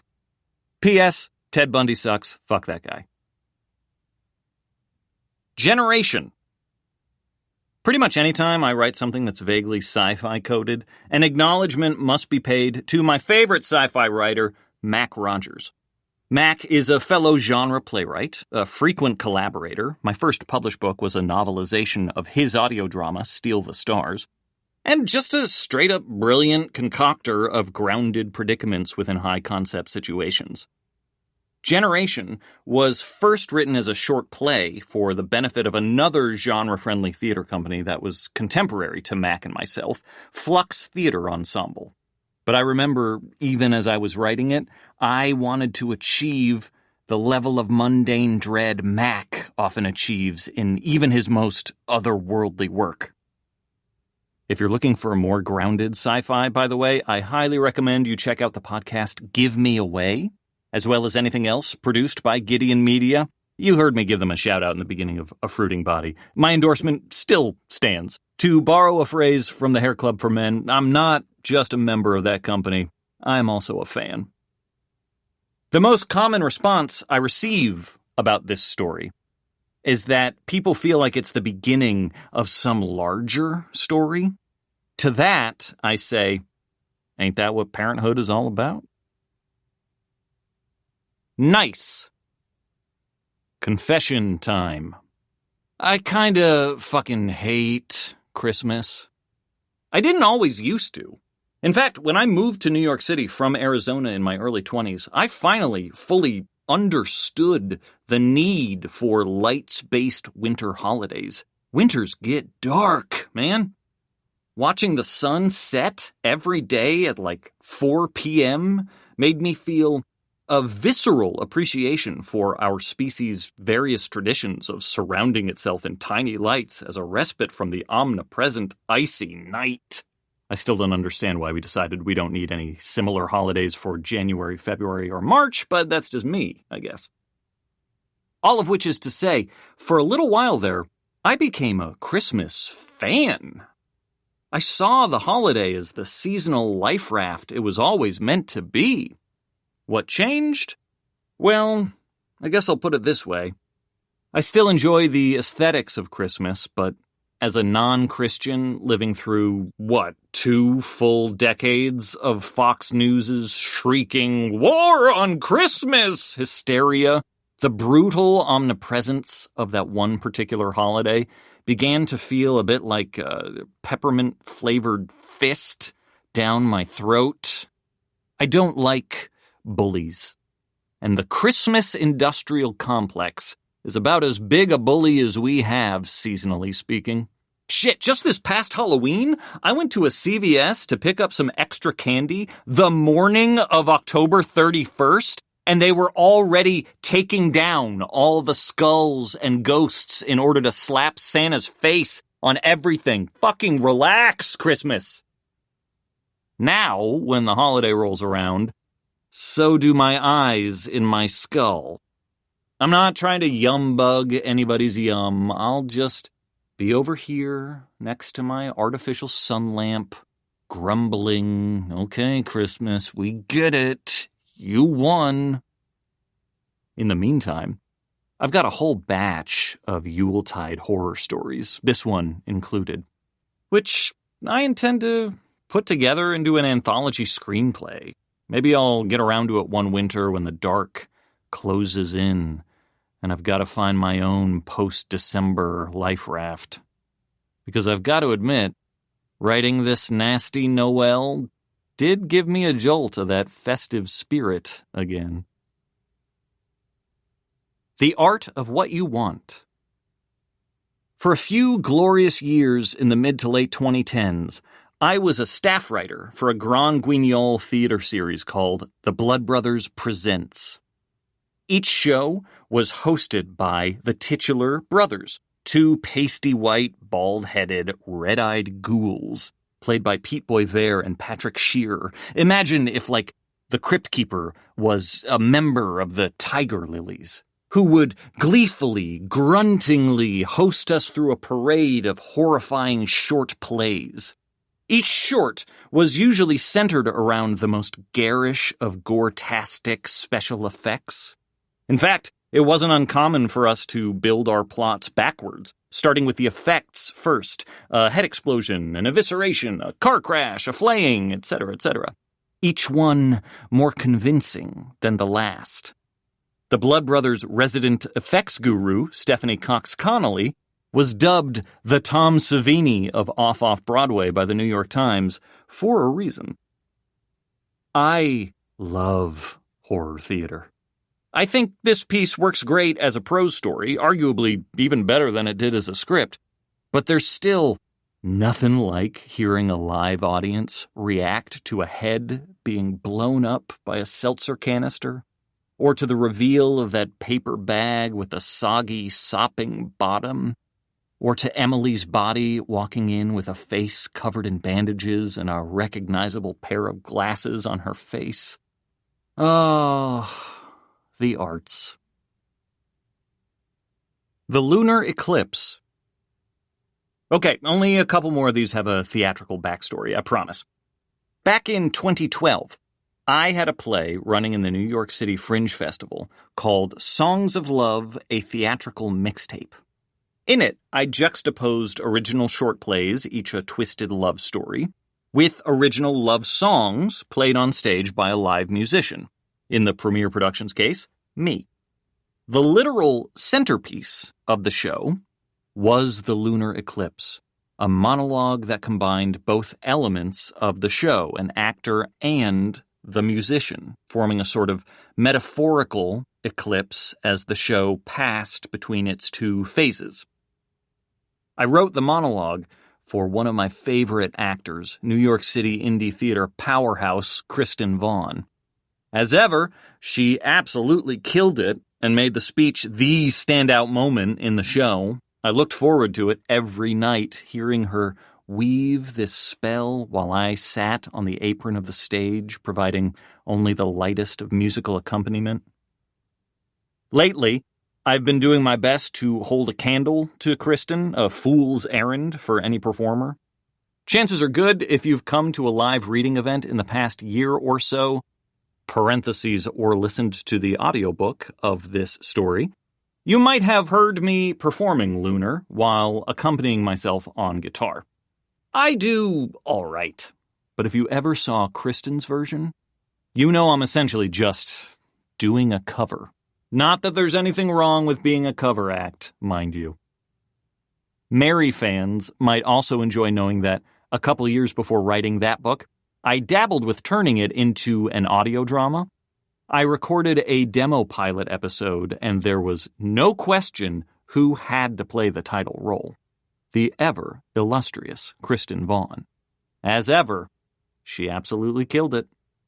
And the killings didn't stop there. Laugh lines. I love epistolary stories. They're literature's forebearer to the found footage movie, aren't they? Also, emails fucking terrify me. I'm unsettled by how we all feel the need to indicate that we're always laughing. LOL, ROFL, LMAO. And I just wanted to see if I could make a jump scare out of an emoji. Sometimes it's just that simple. Run for your life.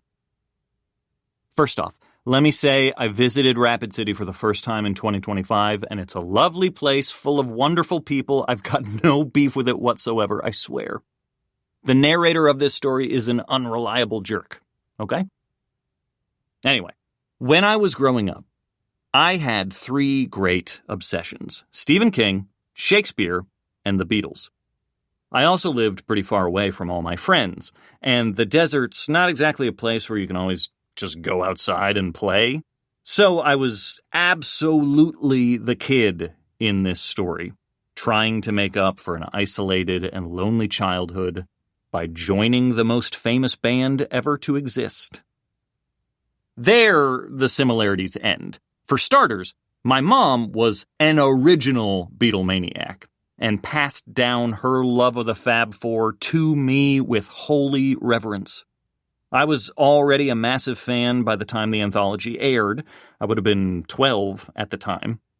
But that documentary, and especially its accompanying CD releases, did open up something in me. I dabbled with guitar off and on for a couple of years prior, but once those anthology albums came out, I spent a good portion of my free time with guitar in hand, playing along to every demo, learning every guitar part, studying every fake chord book from the library, downloading Tab off the excruciatingly slow early internet. To this day, despite the fact that I am technically a professional musician, I play all sorts of chords wrong because I was never taught by another person how to more comfortably play them. I learned from diagrams and by ear. And damn it, I'm still proud of that. Even more important than the anthology CDs was the Live at the BBC compilation that also came out in 1994. I would play along to that album for hours. I'm embarrassed to admit that it got so constant, even my Beatlemaniac mom got fucking sick of her once-beloved lads from Liverpool. I was more or less forbidden from playing them around her until I left for college. Sorry about that, Mom. I'd had the idea to write this story well before the movie Yesterday came out. Now I sound as defensive as the narrator, don't I? I had this idea on my own! But I'd be lying if I didn't admit to thinking of this tale as evil yesterday. I actually saved writing it for last. I knew I wanted it in this collection, but I figured it'd be the easiest and the fastest to write, since it was just a nasty little Poe riff about a subject I can blather on about for literal days without interruption.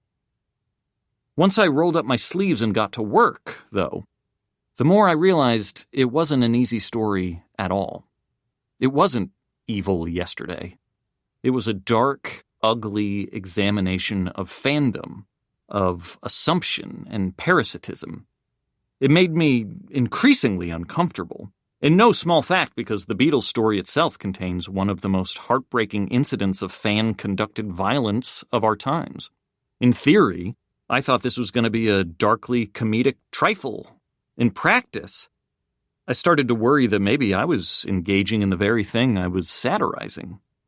Those worries got stronger when I asked Stephen King to be a part of this collection.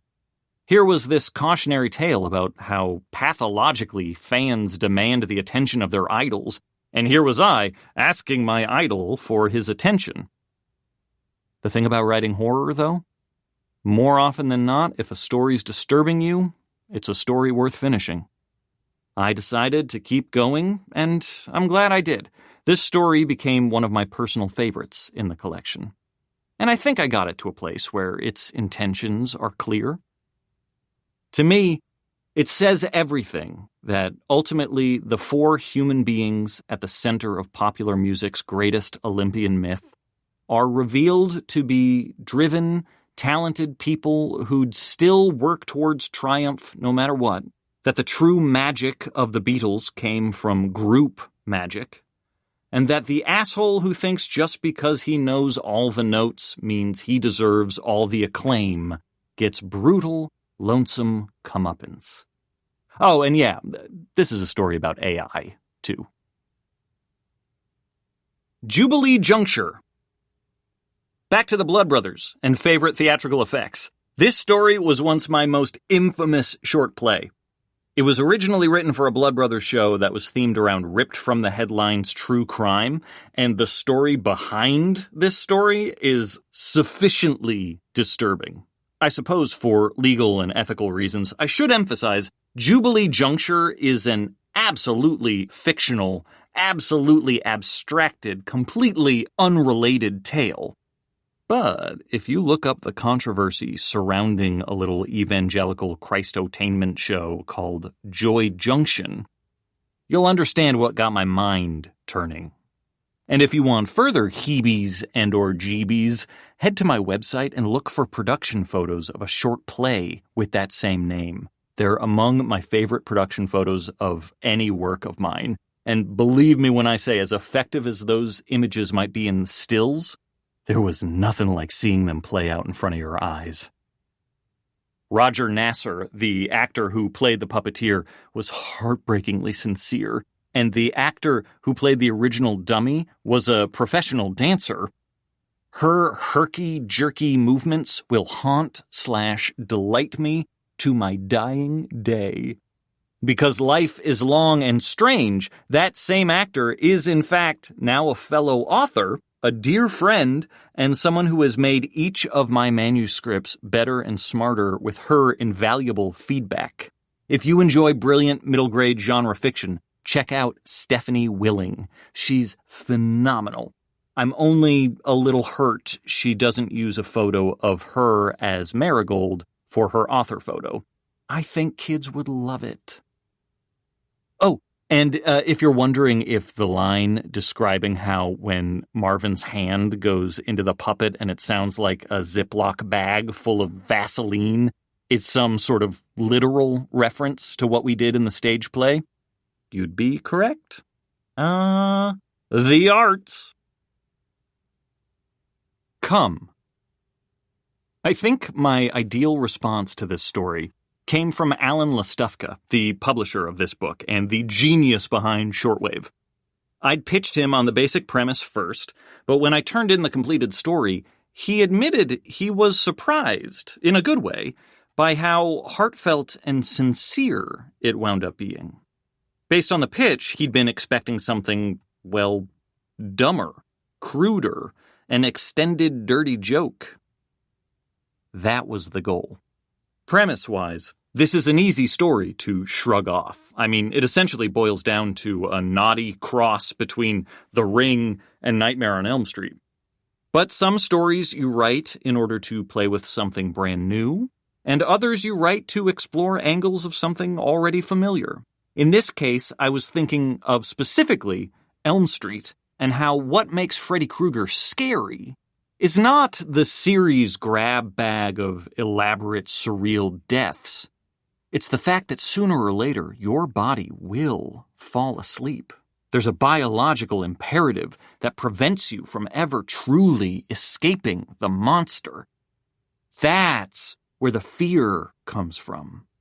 And I don't think a Freddy movie beyond 1 and 3 has ever successfully captured that feeling of inevitable doom. In a way, It Follows is a more effective Freddy Krueger movie than the rest of the Elm Street franchise. Thinking about that got me onto other biological imperatives, ones that evoke all sorts of uncomfortable feelings in pretty much anyone raised in a sexually boggled culture like our own.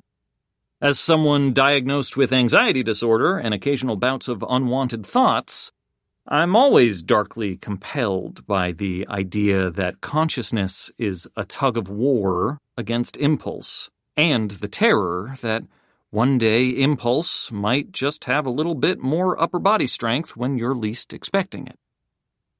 Add to that a desire to briefly explore other topics that have fascinated me for much of my life, sexuality, gender identity, and to write a story where the main character's survival is premised on the very thing they wrestle with, and you've got Come.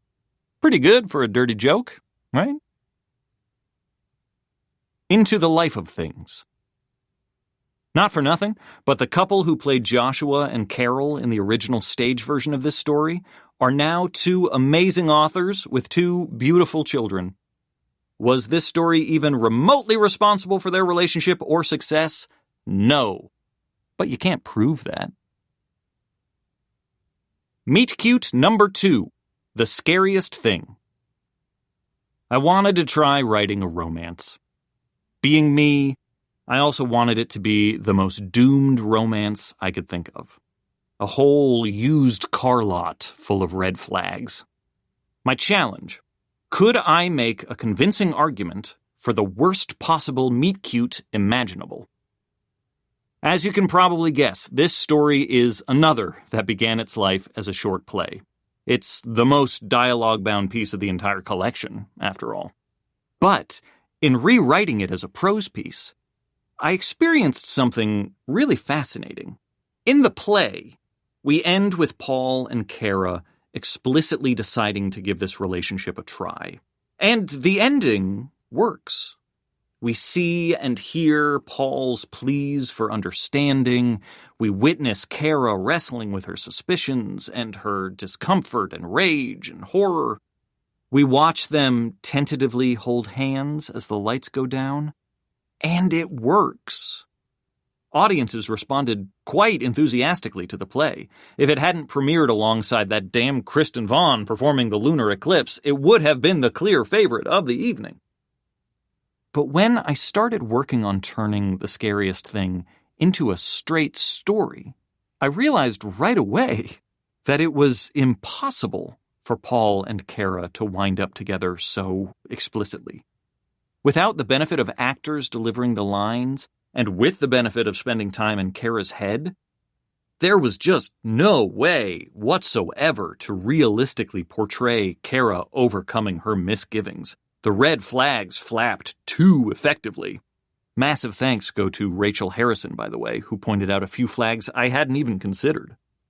At best, it had to be left up to the reader to decide if a relationship between the two of them was even theoretically possible.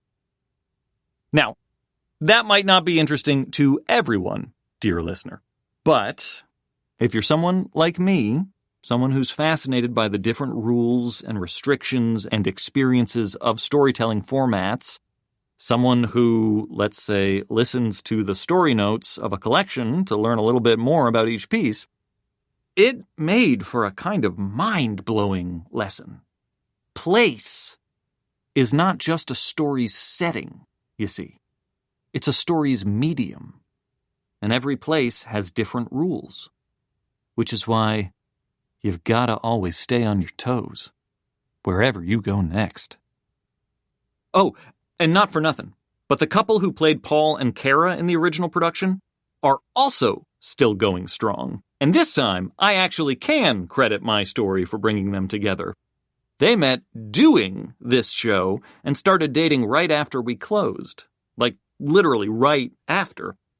I asked the actor playing Paul not to ask Kara out until the show was over, just in case things didn't work out and it affected the production. Things did work out. Sometimes they do. Love. When you get right down to it, everything else is just a detour, isn't it? A fruiting body. I pretty much said all the interesting things about this in its little intro. Go listen to that. Acknowledgements. I'm indebted to so many people who helped shape and embody these stories in all their various iterations. Early readers, including Rachel Harrison, Jan Rosenberg, Brian Silliman, Stephanie Willing, Matthew Trumbull. Previous publishers, including Lindy Ryan, Sadie Hartman, Ashley Sawyers. Producers, directors, and actors of earlier stage versions, including Pete Boisvert, Patrick Shearer, Stephanie Cox Connolly, Maria Portman Kelly, Carrie Swinson Riley, Chris White, Matt Archambault, J.M. Maestas, Melissa Diaz, Gretchen Van Lente, Roger Mannix, Tina Wong Liu, Evan Daves, Andrew Galteland, Sarah Good, Sarah Bayich, Roger Nasser, Colin McConnell, Stephanie Willing, Judy Merrick, Gareth Declan, Lynn Berg, Rebecca Comtois, Leal Vona, Anna Ron, Matthew Trumbull, Corinna Schulenberg, Michael Markham, Morgan Zipfmeister, Kristen Vaughn, Marielle Duke, Alex Engquist, Gabby Sherba, Ashley Bloom, Lauren Farabee, Christina Kosola, Matt Brown, Stefan Dezel, Abby Royal, Ben Williams, Maz Mendez, Kent Meister, Sarah Lehue, and apologies if I mangled any pronunciations there. I'm extra indebted to Drops in the Vase for their beautiful rendition of A Fruiting Body in 2025, which inspired me to include it in this collection. Massive thanks are owed to the Simon Maverick audio team, especially Jason Pinter and Sophia Stango for putting up with my wacky ideas and making the audiobook edition of this collection so marvelous. Additional shout-out to Vasilia Danewood of John Marshall Media for her invaluable audiobook help as well. To Sean and Jordana Williams and the Gideon Media family, and of course, to the Chair Crusher himself. To my beloved coven at Tor Nightfire. To Kelly, my favorite adventure partner. Thanks for opening so many doors with me. To Alec, the only agent who knows how to tuck and roll through a plate glass window, though to my knowledge, he hasn't needed to use that skill for me yet. And final, gigantic, double plus thanks to two more people. To Stephen King. Anyone who knows me or has heard me talk for like 5 minutes about my influences and passions likely understands how stratospherically grateful I am to have Stephen King's words grace this collection. I've been a student of Stephen King since I was around 9 years old, which means not only did I read and reread anything he wrote, but also anything he wrote about. The books he recommended, the titles he blurbed. Back in 2005, I was lucky enough to help out on a project of Mr. King's, and when he offered to personalize a book for each of us at dinner afterward, I brought my beaten-up, poured-over mass-market paperback of Danse Macabre. I could have arguably brought any title from my massive library of his works. They all mean something to me. But Danse Macabre was a no-brainer. That book had been my Bible as a young horror reader and writer. It taught me how to analyze my beloved genre and how to always make an effort to write horror worthy of analysis. As I told him a few days ago, while trying not to fall over myself with too much unseemly gratitude for the intro he'd just delivered, his nonfiction has always meant as much to me as his fiction, and it's been a dream of mine since I've been old enough to have such dreams that I might one day see him write about my work the way he's written here. So, yeah, I'm pretty overwhelmed with gratitude. But actually, can I go a bit further for a sec? Given that this is a space for thank yous, and also given that there's a story in this collection about the isolating nightmare of iconic celebrity status, I want to say, we are so fucking lucky to have Stephen King. I mean this sincerely. There might have always been a breakout popular horror fiction megastar from that generation, but man, what a gift that it was this one. And I'm not saying this because he said something nice about me, even if you're somehow not a King fan. How many other genre-defining, culture-bestriding icons have been so generous with their time and their attention as King has been throughout his storied career? Think how rarefied his success is, his position in the publishing industry. And then think how often he's blurbed newer, younger authors, or shouted out less famous contemporaries, or promoted independent publishers. It's an astonishing level of generosity. For half a century now. And I think it's encouraged all of us in the horror genre to want to do the same for our fellow writers. I could go on, but I'll stop. Suffice it to say, thank you, Steve, for everything. For the exemplary body of work, for the aspirational discipline, and for the example you set. Even though I know you're a Stones guy, I'm going to make one more Beatles reference. It's a sentiment I once saw expressed in an article about the Fab Four, but it applies to the King of Horror as well. What a remarkable thing when the most popular artist in a given medium also happens to be the best at it. It's rarer than one might think, but it happened here, and we're all richer because of it. Finally, last but very much not least thanks are due to Alan Lastufka, the hardest working man in showbiz, indie publishing edition. If Stephen King has been one of my most formative heroes, you're one of my newest. It's been an honor to watch you work, to receive the benefits of your patience and energy. Thank you for not murdering me when I turned in so many final edits for you to incorporate. And to learn from your insights. I feel blessed that these stories wound up in your care. And I know that's a sentiment shared by every other author with a shortwave title as well.